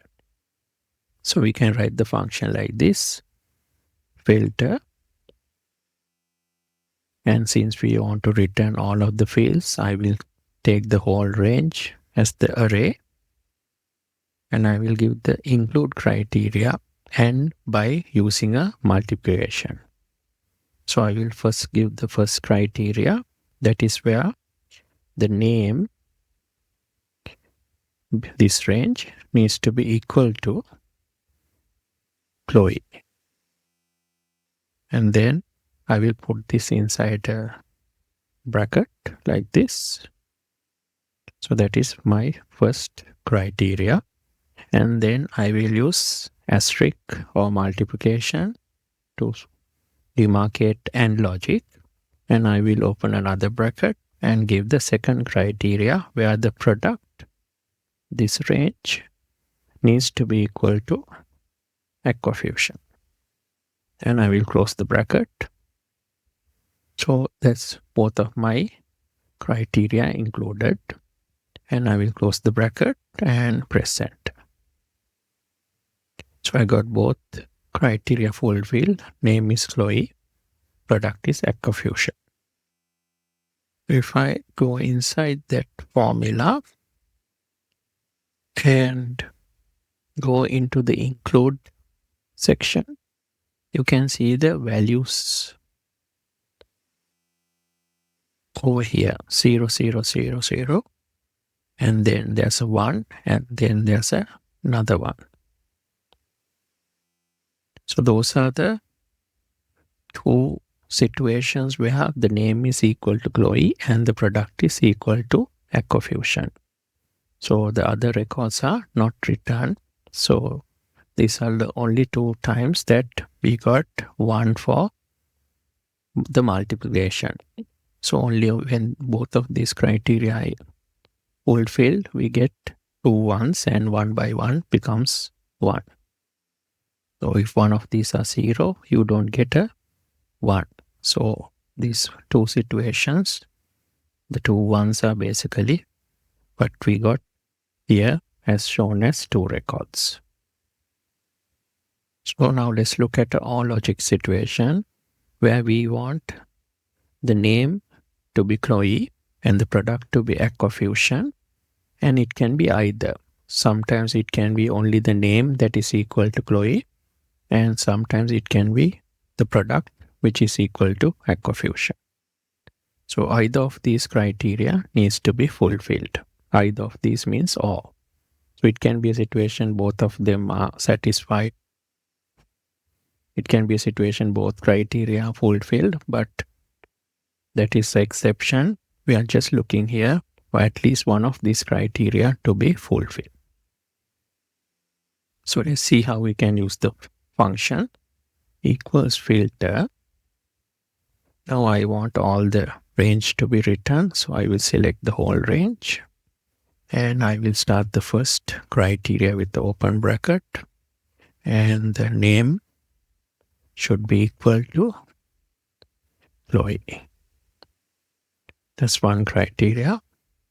And now since I'm going for all logic, instead of the asterisk, I will go for plus. And then I can start the second criteria where the product needs to be equal to AGGREGATE. And I close the bracket and close the main bracket and press enter. So now I got this records return. So this is Alice and these are Chloe. And we got Emma's name returned as well. So Emma's name got returned because the product is AGGREGATE in this case. So that record got returned. And Alice is not equal to Chloe, but we got that returned because AGGREGATE is the product we want. And Sophia is also there because she has sold AGGREGATE, which we want. So it's basically taken or logic where either the name is equal to Chloe or the product is equal to AGGREGATE. So we got a special case where Chloe and AGGREGATE are both fulfilled as well. So we can actually extend this for multiple criteria using a plus sign. If you want to check for another third criteria, we can include another plus and give the third or logic or the third or condition. And same way for here, for AND logic. If you want to add multiple other criteria, you can combine them using an asterisk like this between the different criteria. So for example, if I want the units to be greater than 15 or something, I can put asterisk and have that third condition added.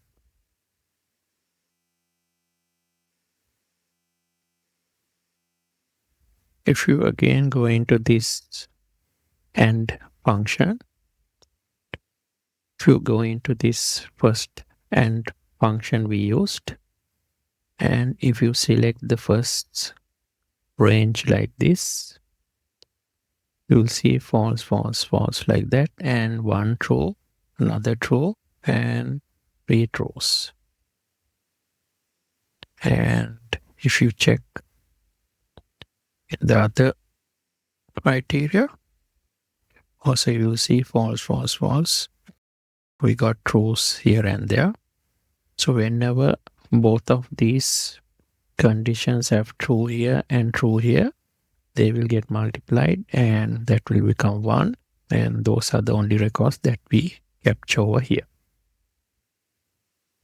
In the OR logic function, if you come here and select the first criteria, you will get false, false, and then trues. So only the true values are taken into this record. And it's a plus, so any true records coming on the second criteria are also taken into this filter.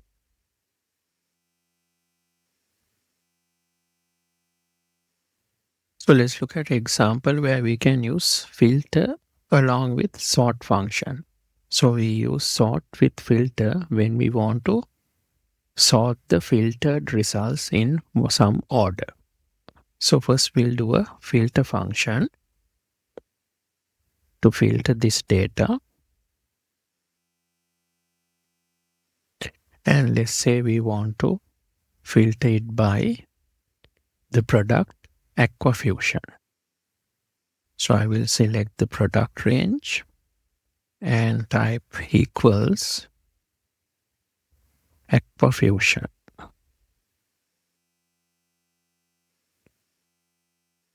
And close bracket and press send.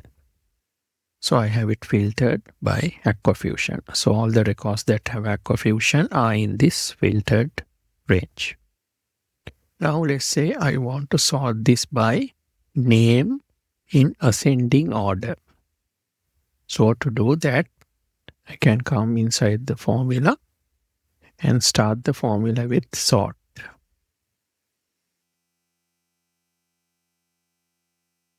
And I give this as the array. and I put a comma and the sort index. So here I want to sort by the first column. The first column is the name, so I will put 1 there. And for the sort order, I will say I want it in ascending order alphabetically from A to Z. So I will type 1 and close bracket, press enter. See now, all my names are sorted in alphabetical order from A to S. What if I want it sorted by the highest sales to lowest sales? In that case, I can come here and sales is the 5th column. So I will change this to 5. And then I will have in descending order from highest to lowest. So I'll make it -1 and press enter. Now I got the highest sales to lowest sales in descending order. Thanks for watching. Hi. In this video, we will learn about the unique function in Excel. We can use the unique function to extract values from a range. The syntax is unique array. The array is basically the range from which we want to extract two unique values. The by-column argument means whether we want to extract from a column or a row. And by row is the default value, and by column is the other value. The final argument exactly once means whether we want to extract values that occur only once or whether we want all unique values. The all unique values is the default value. When we are looking for all unique values, we say we are looking for distinct values. Let's look at the function in action. So here we got a list of countries with duplicates, and we want to find a unique list of countries out of this list. So we can write the function here equals unique, and we just give the range like this. And here we are not going to use the optional arguments. We can close the bracket, press enter. And here we got a unique list of the countries. So there are no duplicates here. So it's a unique list of countries. We can use the unique function in array form as well. For example, we can use unique function using arrays like this. We type equals unique, and we can give different values within double quotations as an array. So I need to start with a curly bracket since I'm giving an array, and within double quotations I will type the first item A, and to indicate that the data is in rows I will put a semicolon to separate, and I will have B semicolon, then C semicolon, then again I will have A semicolon, and finally a B. And I will close the curly bracket and close the bracket and press enter. So I got a unique list of letters A, B, C. So out of this only A, B, and C are unique. So I got the unique list. So I can use a similar syntax to get a unique list of numbers. So I will just copy this and paste the formula over here.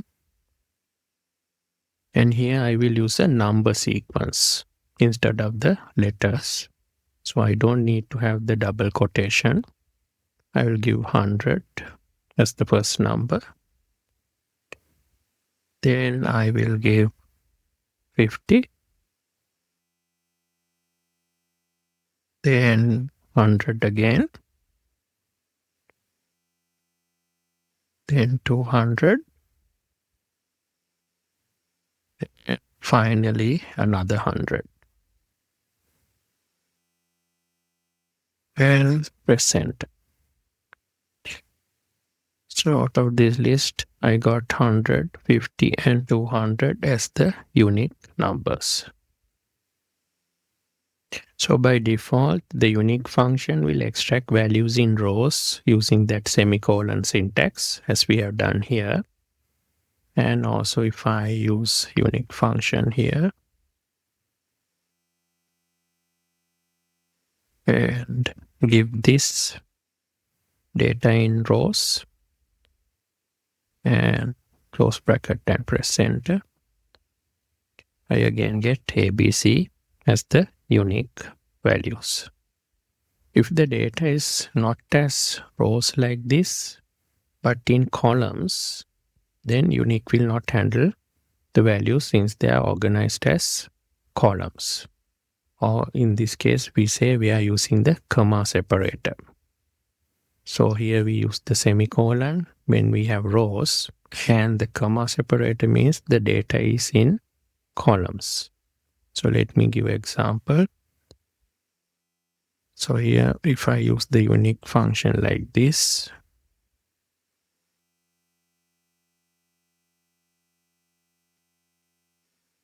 so this data is in columns. So I have selected it like that. And if I press enter, see the unique function doesn't return only the unique values. It's basically returning everything. So that is because it doesn't work when it's in column form. I need to do a change to the function. So I will also show you if I type in the values like this. So I will just copy from here.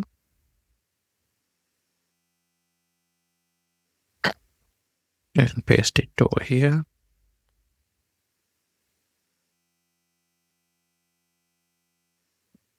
And see when I even give the function in the array form separated by commas, it doesn't still give unique values. It's showing all the values.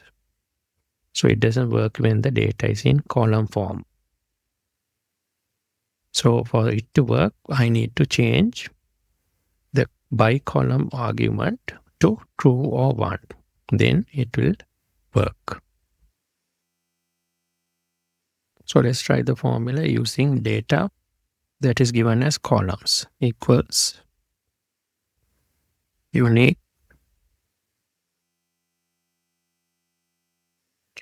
and I will select this data and I will put a comma, and for by call I will change it to true and press close the bracket, press enter. Now I got a unique list. So that's because I have given true as the by call argument. Here also in this function over here, if I give the by call argument, I will put a comma and change it to true and press enter. Now I got the unique results ABC.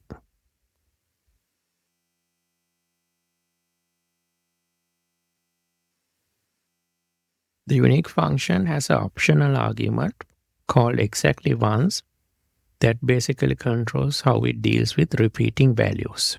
So the default form of the function is false, which means it will extract unique values regardless of how many times it appears in the source data. If you want to find values that exactly occur only once, you have to set the exactly value argument to true or 1. So let's look at how we can do that. So equals, we'll write the formula, unique, and I will select the country range. So here I want unique rows, so I will select that. And then for exactly once, I will select true and close bracket, press enter. So I got United Kingdom and United States, which occur only once. Well, here's one United Kingdom and one United States. Well, let's look at extracting distinct values or values that occur more than once. I can just write unique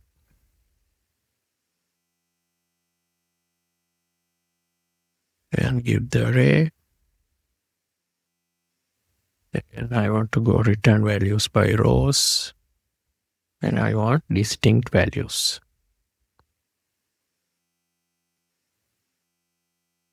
And I got this distinct value list. So by default, actually, we have false. The by call is false and exactly once as false. So I need not give these two arguments at all. I can leave that blank and still I will get the distinct list.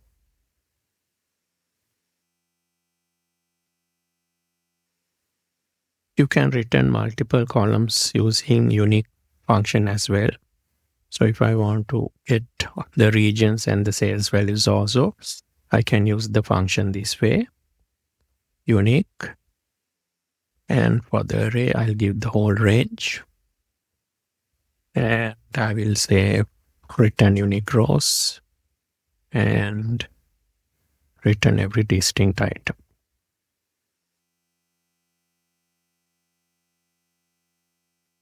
I got the region and the sales as well. Since there are multiple records of the same name appearing here, we will only get the first record. For example, Alice East 26 is the first record. And for Grace, North 172 is the first record. So records after the first one are ignored and not shown over here. Again for MR, North 151. So MR's first occurrence is this one that's shown there. And for Sophia, the first occurrence is this. So only out of the multiple records, only the first record for each name is shown in this list.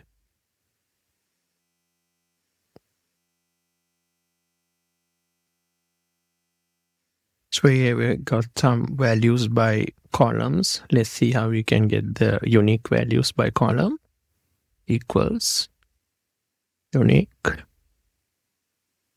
And I just select the columns like this. And I need to make this true to return unique columns. So here we got a company that sells 8 packs of products with different color combinations. Here I have highlighted packs which have similar color combinations like pack 1 and pack 5. They have the same color combinations. And pack 2 and pack 7, they also have the same color combination. So let's try to find the unique packs or exactly once packs in this set of packs. So we can write the function equals unique. I will give the whole range like this as the array. And now I want to go by column. So I will select true. And then I want to find the exactly once. So I'll select this and press enter. So we have 4 packs which occur exactly once. So there is these two, there are 2 that are duplicated. So total of 8. So there should be 4 exactly once packs. So that's what we got over here. So we have this first one is basically the pack number 3. And then blue, white, yellow, that is pack number 4. And Then we got white, brown, red, orange. So that's pack number 6. And the last one is pack number 8. So they only occur once. Pack 1, 2, and 5 and 7 are duplicated. So let's try to find the distinct packs. So here we write the function equals unique. Select the whole range. Again, we need to go by unique columns. And then I want to get the distinct items. So I select false, close the bracket and press enter. So now I got 1, 2, 3, 6 distinct packs. So there's altogether 8. 2 are duplicated twice and twice. So that leaves 6 distinct packs. So those are displayed over here. So if you take this red, blue, green, yellow, orange, and white, the first one, it's only indicated once. And we have no duplicates of that. And then the pack 2, blue, green, red, purple, that is also indicated only once. And so there are 6 distinct packs. When we want to extract unique values that meet specific criteria, we can use the unique function together with the filter function. So here we got some names, products, and the regions, and this is the sales report. And let's say we want to find the people who sold in the north region. So here we can use a filter function to do that. So I will type equals filter, and I will just select the name range because I just need the name. And then for include, I will use region range equals the north. And I will close bracket and press enter. Now I have a list of the salespeople in the north region. As you can see, there are duplicates of some names like Grace, like Chloe. So to get a unique list, we can use the unique function and then wrap the filter function inside the unique function. So we can do it like this. So I will start with the unique function. And for the array, I will give a filter function. So this array is returned. So I will type the filter function inside the unique function. So I will do the same thing I did earlier. So name is the array and region should be equal to north. So I close the bracket for the filter function and close another bracket for the unique function, press enter. And I have now got a unique list of names. Now if I want to get this name sorted in ascending or descending order, I can use the sort function as well. So what I will do is I will just copy this function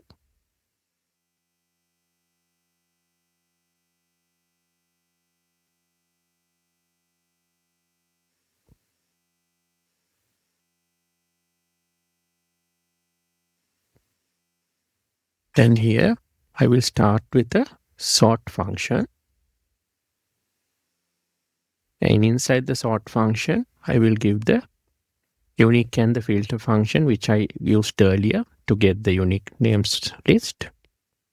And then for the sort index, I will use 1. And for the sort order, I will use 1 for ascending order. And I will close the bracket and press enter. So now I got the name sorted in ascending order from C to S.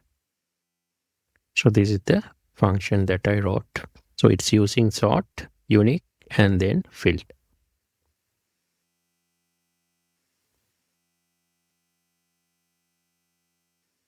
We can create what's called dependent drop-downs using unique function and the filter function. So here we got some data for employees. We got the name, the department, and their salary. And I want to filter it by department and by name and get a report with the same headings like this. So for the department drop-down, I can create a unique list of the departments. So to do that, I can use the unique function over here. So I will type unique.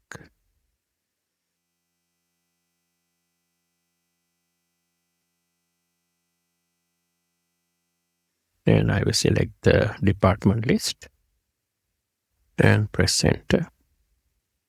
So here I got a list of unique departments. I will now create a drop down using this unique list given over here. So I will go to the data tab and select data validation. And I will say I want to use a list. And for the source, I will select from here and give this cell over here.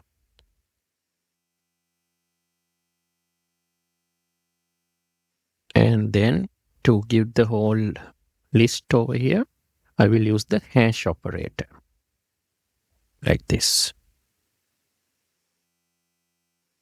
So the hash operator will make this list dynamic. And I will say OK. And now I got a list of unique departments over here, from which I can select. Now under name, I want to create again a drop-down list, but that needs to be dependent on the department I have selected over here. For example, if I selected HR, only the employees whose names are in HR should be given in the drop-down list. So we call it a dependent list. So I can use the filter function first to create a list of names here. So let's use the filter function to create list equals filter. And I want to filter the names.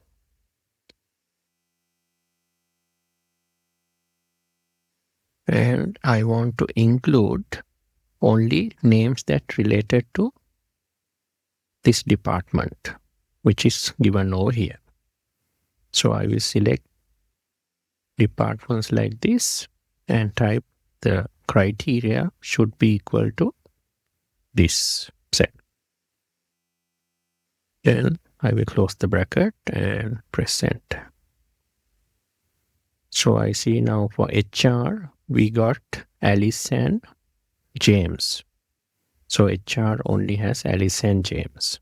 So if I change this now to IT, for example, I get Emma and then Olivia on the list. So this list is basically dynamic and it depends on what department I select over here. So let's create a drop down over here that links to this data over here. So again, I will come here, data validation, and I will select list. And for the source, I will select this first cell and come back and I will put the hash operator so that the list is dynamic and click OK. So now if I click here, I see for IT, I only get Emma and Olivia. So I can select from that. So if I select HR, I will get only Alice and James. So this name drop down is now dependent on the department drop down. Now I will use the filter function to get the report over here. So I'll type equals filter, and I need the whole range as the array, comma, and I will have the two criteria for the include function. And the first criteria is the department should be equal to HR. So I will select department range equals HR, and I will close the bracket. Now I will use the Boolean algebra method we use for the AND condition. So asterisk or multiply.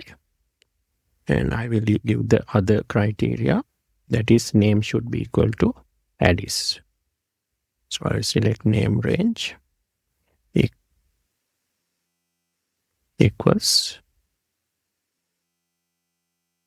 Alice, and close the bracket, and we'll put a comma, and if empty, I will give a message no record.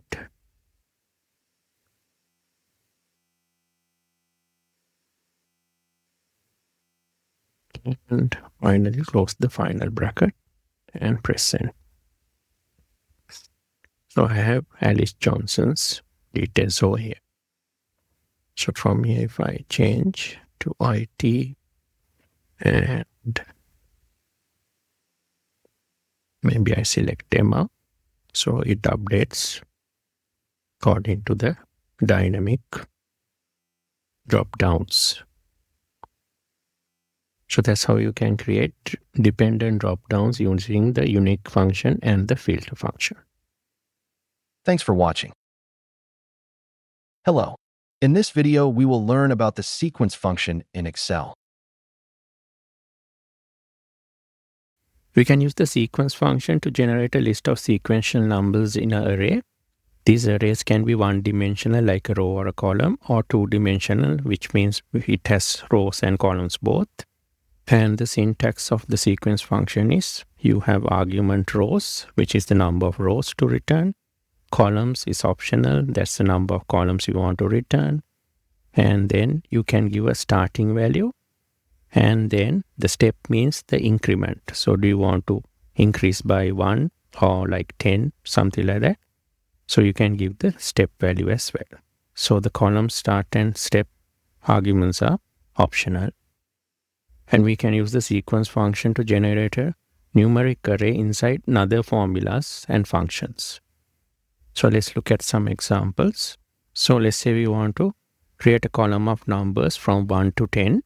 So we can write the function here equals sequence, and the rows here we want it as columns. So we only need one row, and then we need 10 columns. So I give the number of columns, and the start value is 1, and then the increment or the step is 1. So it will generate a number sequence from 1 to 10, starting from 1 and increasing by 1. And I close the bracket and press send. So I got 10 number sequence. So I got the number sequence as columns. Here actually the starting value and the step I can actually omit, because the default values of start is 1 and default values of step is 1.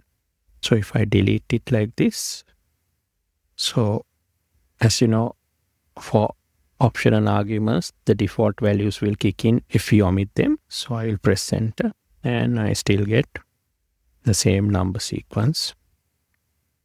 So what if I want, now here we had columns, what if I want numbers 1 to 5 in rows? So I can write the function equals sequence, and here I need rows. So I need 5 rows, and the number of columns is 1, and I need not give the start and the step, because basically I'm going to start from 1, which is the start value, default value, and the step is also 1. So I can just close this and press send. And I got a number list 1 to 5. So here we got numbers in columns as a one-dimensional sequence or array. So here we got a one-dimensional array in the form of rows. So we can create two-dimensional arrays as well.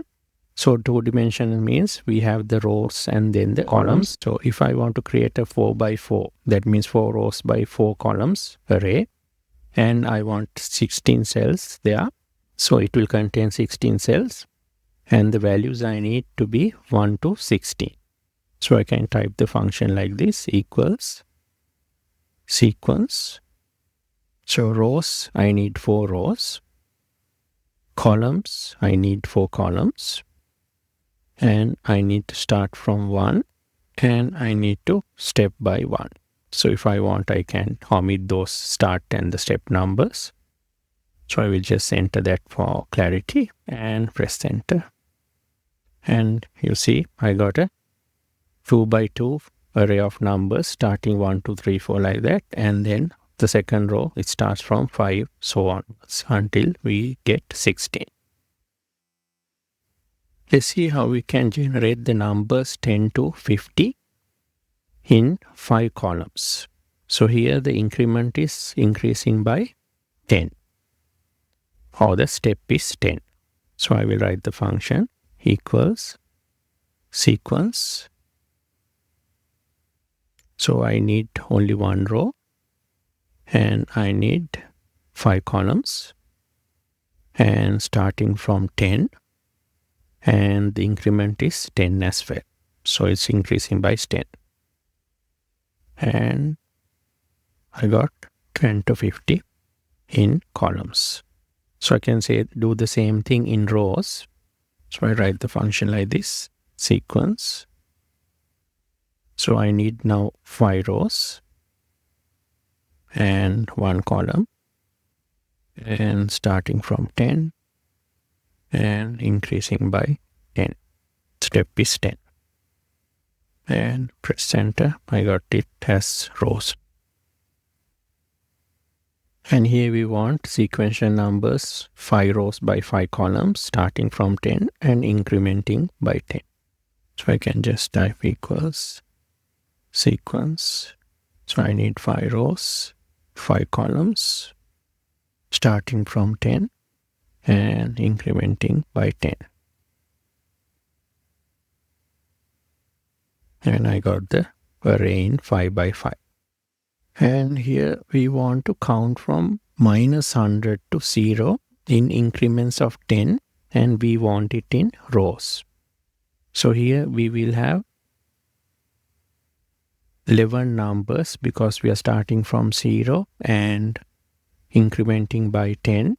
So we will need 11 cells to contain the data. So we will write the function equals sequence.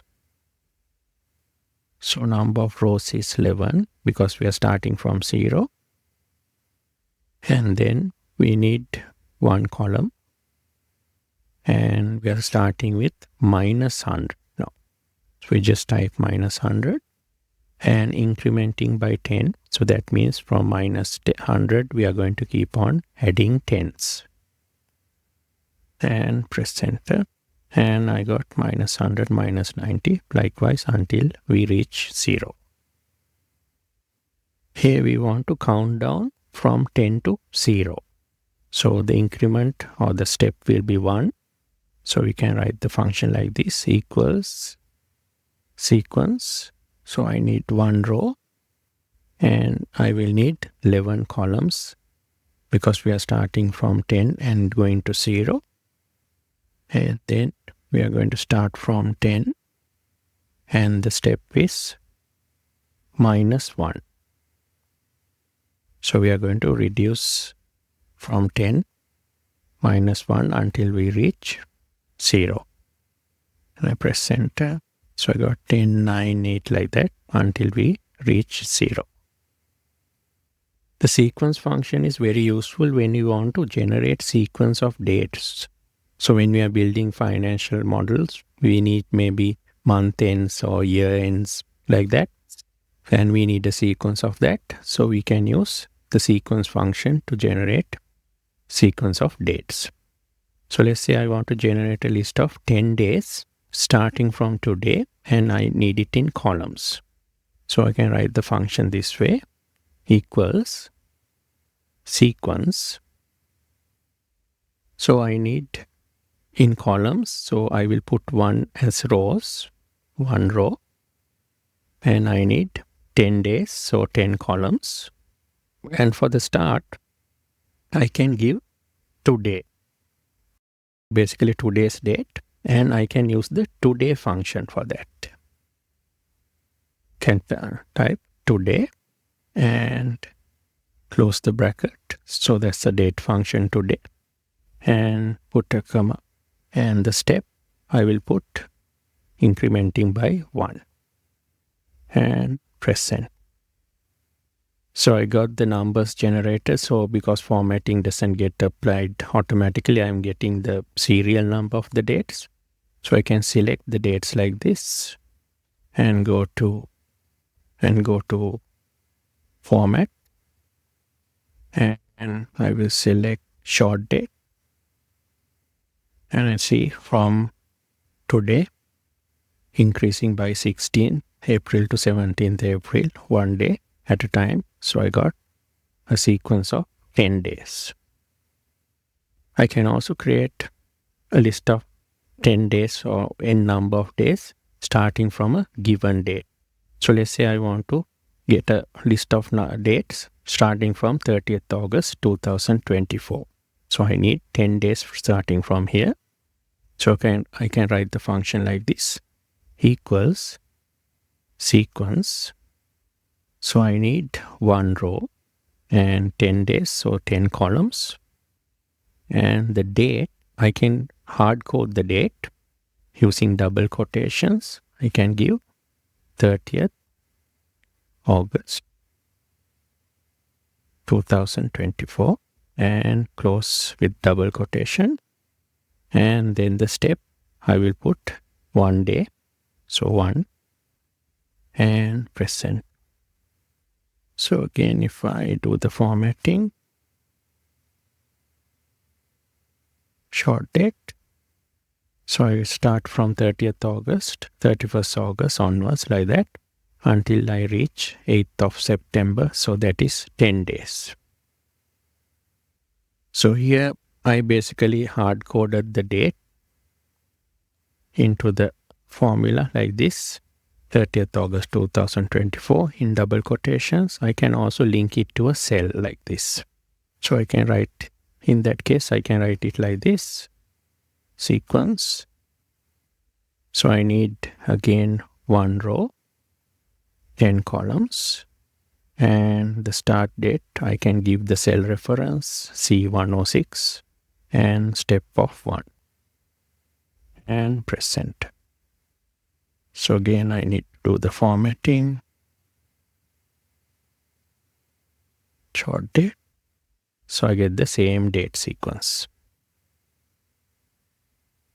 What if I want to generate a list of, let's say, 12 days corresponding to the first day of the month for all months in the year? So I want every first of each month to be generated. So I can do like this, equals. Here I will need to use the date function eDate.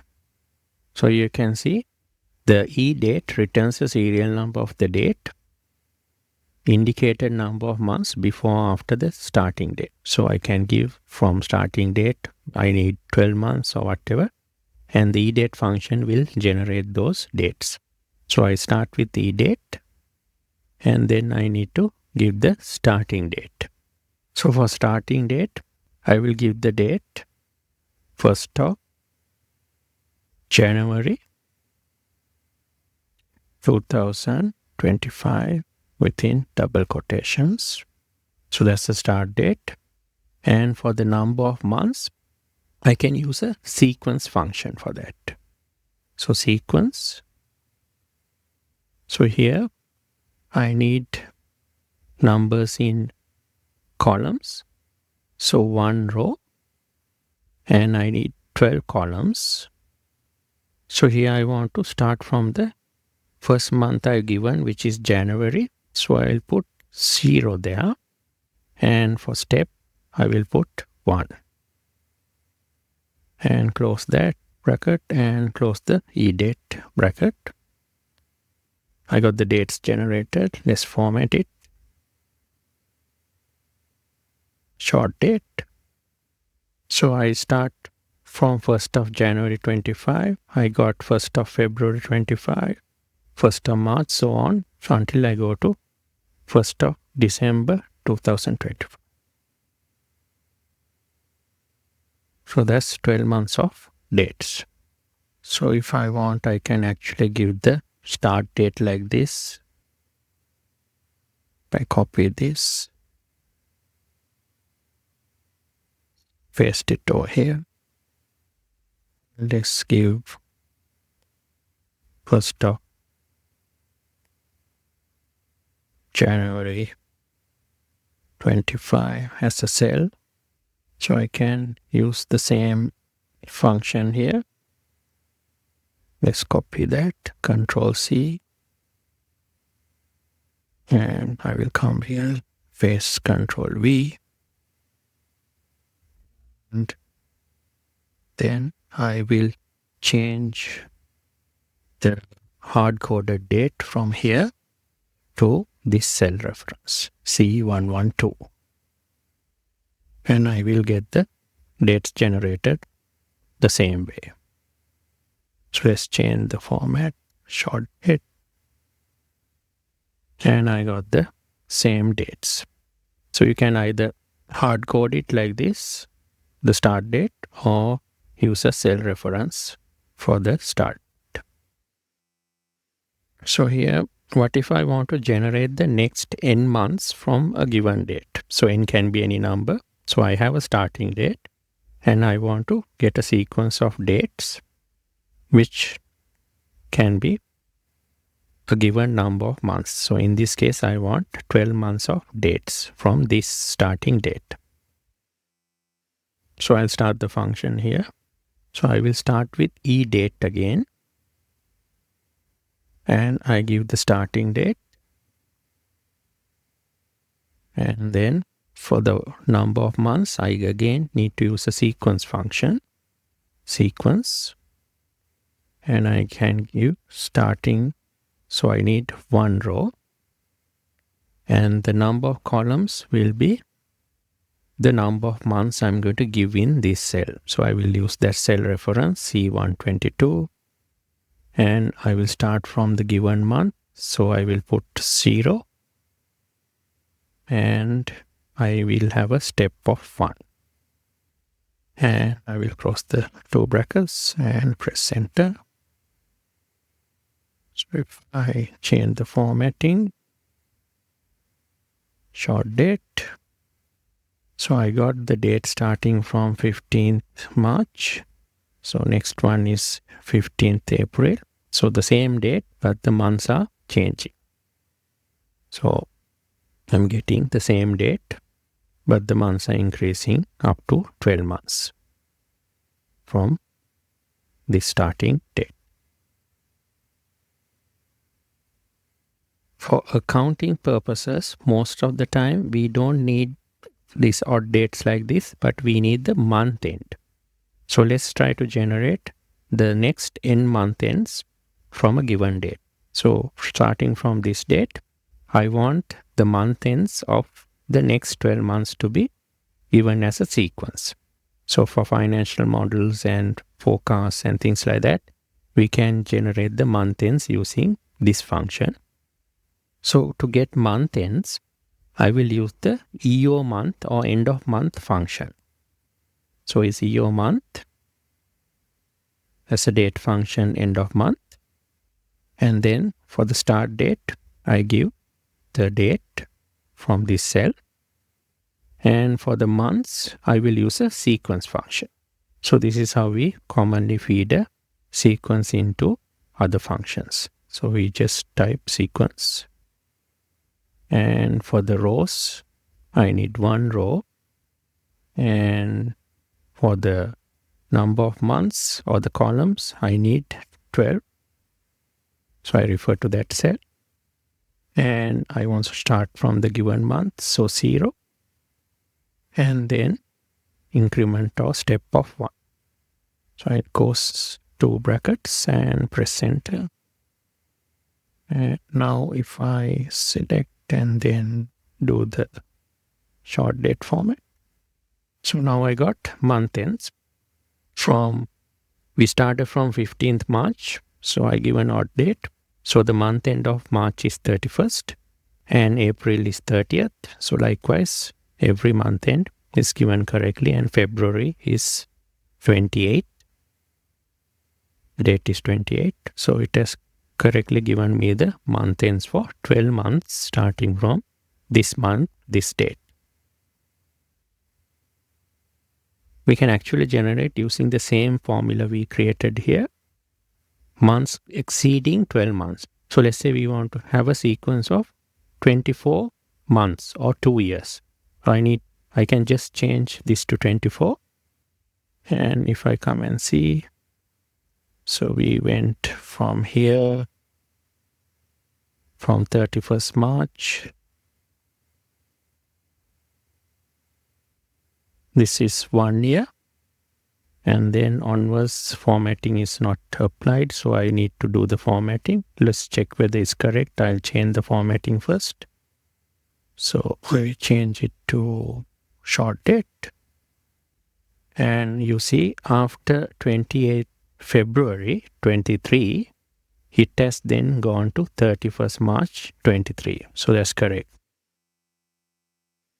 So the function can handle more than 12 months as an argument. So it correctly calculates the number sequence.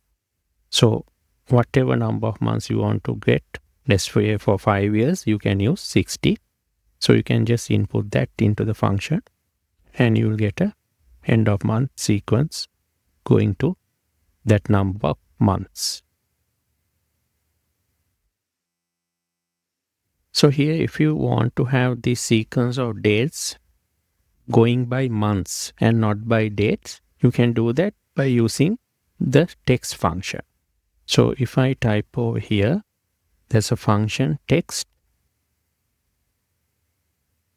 And if I select that, and if I give this cell as the cell reference, I can give whatever the format I want for it to be converted to.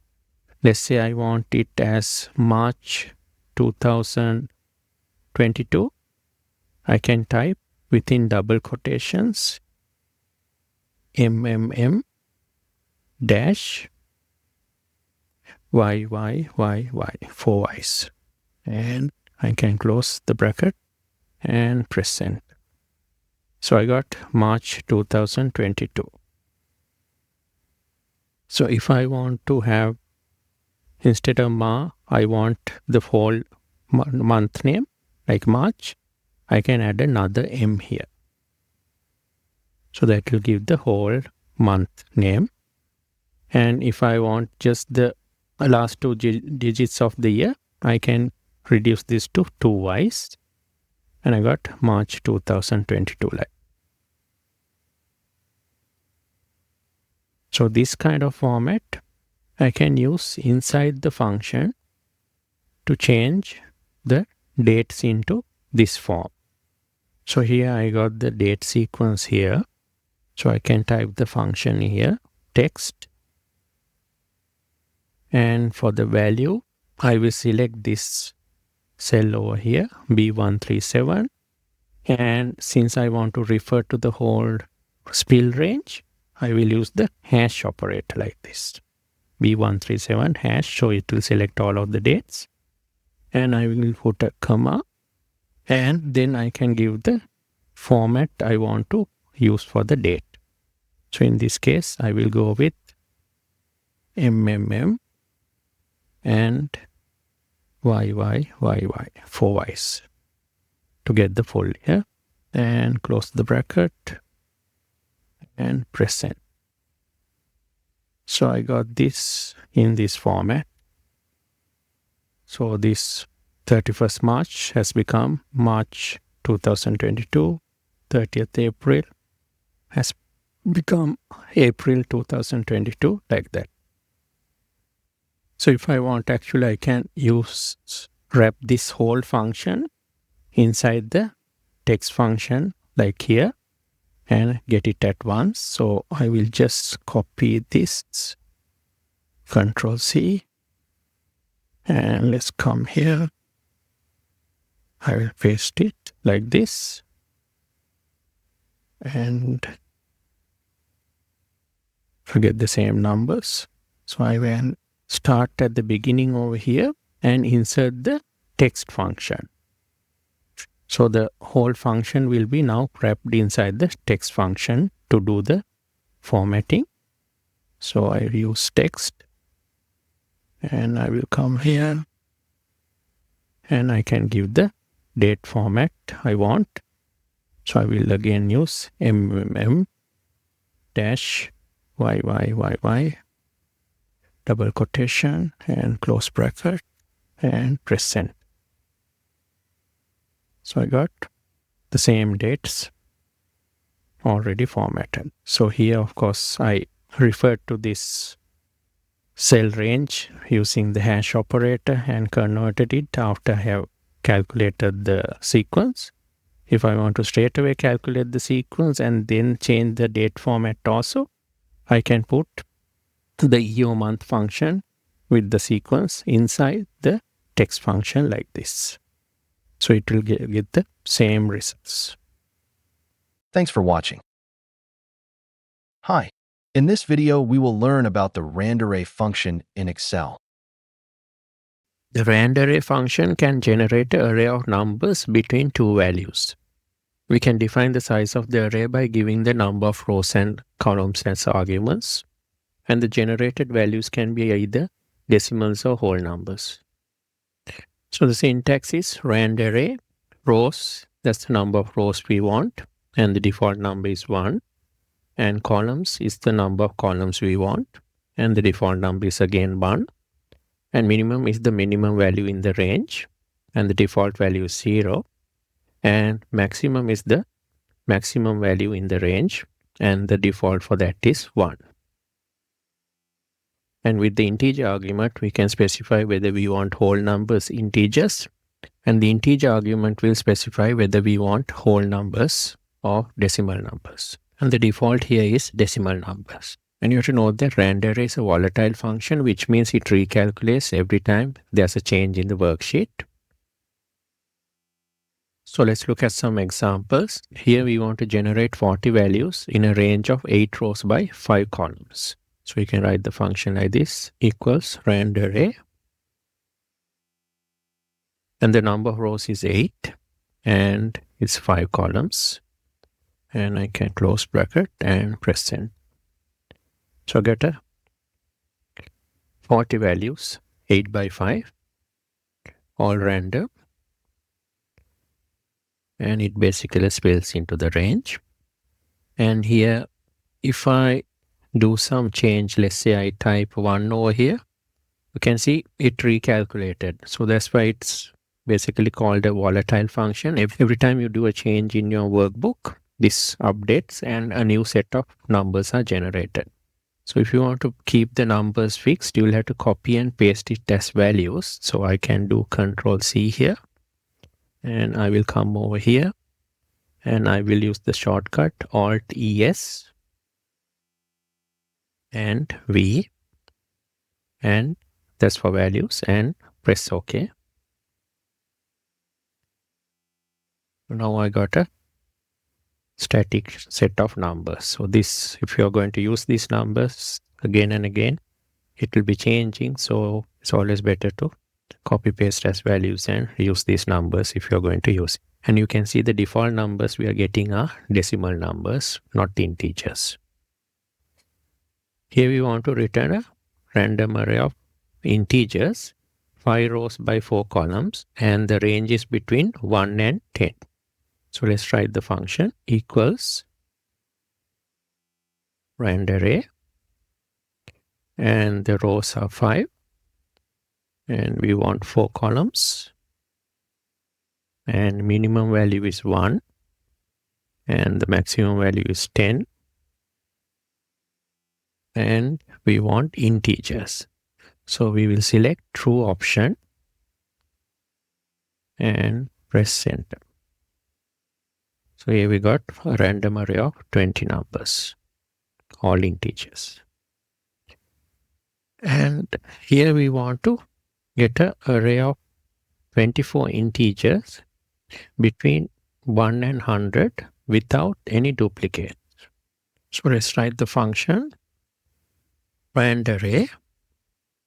So we want 24 numbers, so we will put 24 as rows and 1 column, and minimum is 1 and the maximum value is 100, and we want integers, so 2 for the last argument. Close the bracket and press enter. So here actually I have put conditional formatting to this range, so that's why these numbers are highlighted. So these are actually duplicates. So we can see 32 here, 87, 87, 75 and 75, and here also we got another 75. So generally when you use this function you can get duplicates. So here we want to only have 24 integers. So what we do? We can basically wrap it around in a unique function. So I can do it here. I will write, to make it easy, I will just copy this function from here. Control C. And come over here and paste it. And in front, I will put unique function.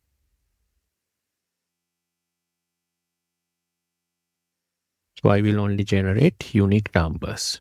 So then I will close the unique function bracket over here and press enter.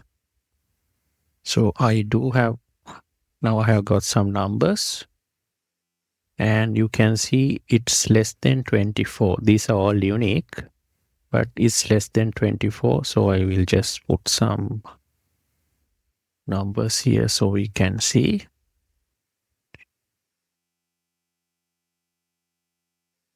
Let me copy it down. So we have 24 numbers up to here. So the unique function has restricted the number to 22. So we wanted 24 numbers, but we are only getting 22 because the unique function has removed some duplicates. So if we want to end up with 24 integers, we might have to increase the number over here. So rather than 24, maybe we can try with 26. So got the hash spill error because of some data over here. Let me insert some space. So now I got 24 numbers. And let me check whether it's unique. I can go to conditional formatting, highlight cell rows, and select duplicate values. And I'll add red fill with dark red text. OK.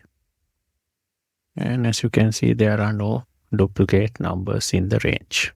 So we can use unique function to extract only unique numbers. And by the way, here RANDARRAY, after going through a new iteration, it has come up with some unique numbers. That's why the conditional formatting doesn't highlight any duplicates. So sometimes you can get exactly the number you want, but if you don't get, you need to increase the number like this from 24 to maybe 26 and so on to get the required number of unique values.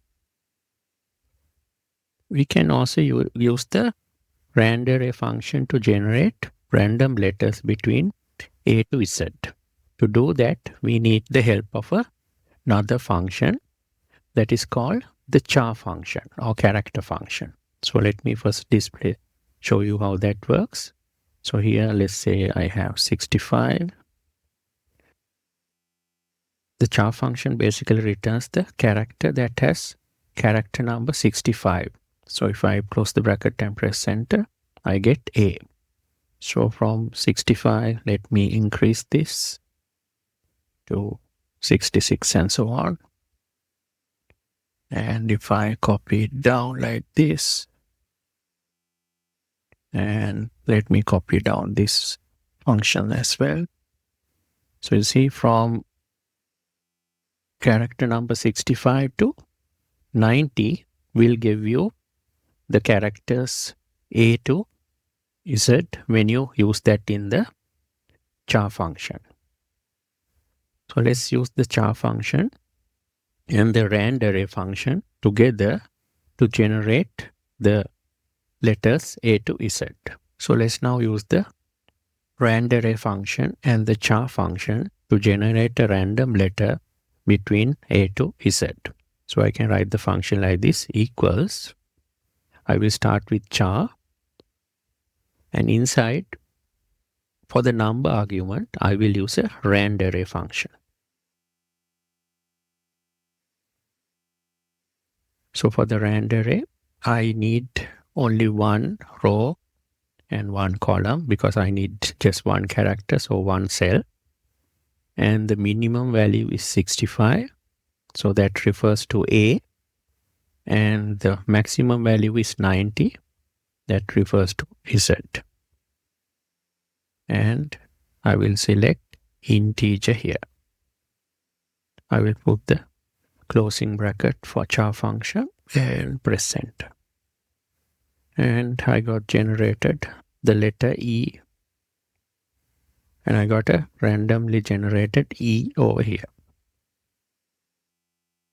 If I do some change in the workbook like this, if I type 1, now it has recalculated and I got J. We can use RANDARRAY to generate random dates as well. So let's look at how we can generate random dates between two dates, for example, first. So I can write the function like this, RANDARRAY. And let's say I want 10 days. I will give 10 as the row number. And for columns, I will use one column. And for min, I will give the starting date. So let's say I will need to put it in double quotations if I'm giving it in hard code form. So I will give from 1st of January 2024 as the starting point, the minimum value. For the max value, I will give 30th April 2024. Close double quotation. And I will use integer and close bracket and press enter. So let's format this. Short date. So I gave from 1st of Jan 24 to 30th April 24. So I got all these dates are between those two dates. So that's how we can generate random dates between two given dates. So now let's try to generate 10 random dates in the next 12 months, starting from today and including today. So let's build the function equals RANDARRAY, and I need 10 dates.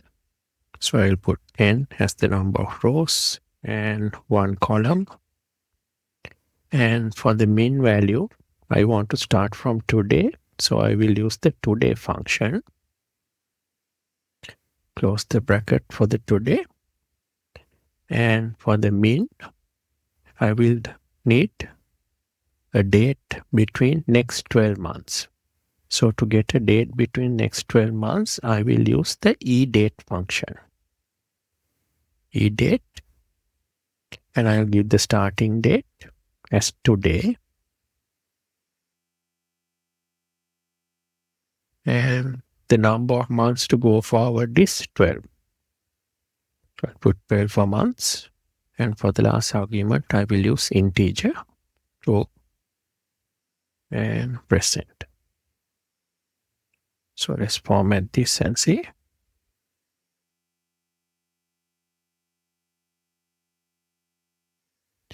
So from today, next 12 months. So I got dates that are between the next 12 months starting from today. Here we are going to use the RANDARRAY to generate 5 random names from a list of names. So here we got, if we take the count, we got 20 names. Here the count is 20. So from these 20 names, I want to select 5 random names. So we can actually use index function in combination with the RANDARRAY. Let's see how we can do it. We will start with index. And for the array, we will give this array, the 20 names. And then within this array, now we are going to select a random row number. So to do that, I will give RANDARRAY here. And we want 5 names. So we will give 5 as the number of rows and 1 column. And the minimum value, we will give 1. And the maximum is 20 because we got 20 names. And finally, we will use integer and close the bracket. And I need to close another bracket for the index function and press enter.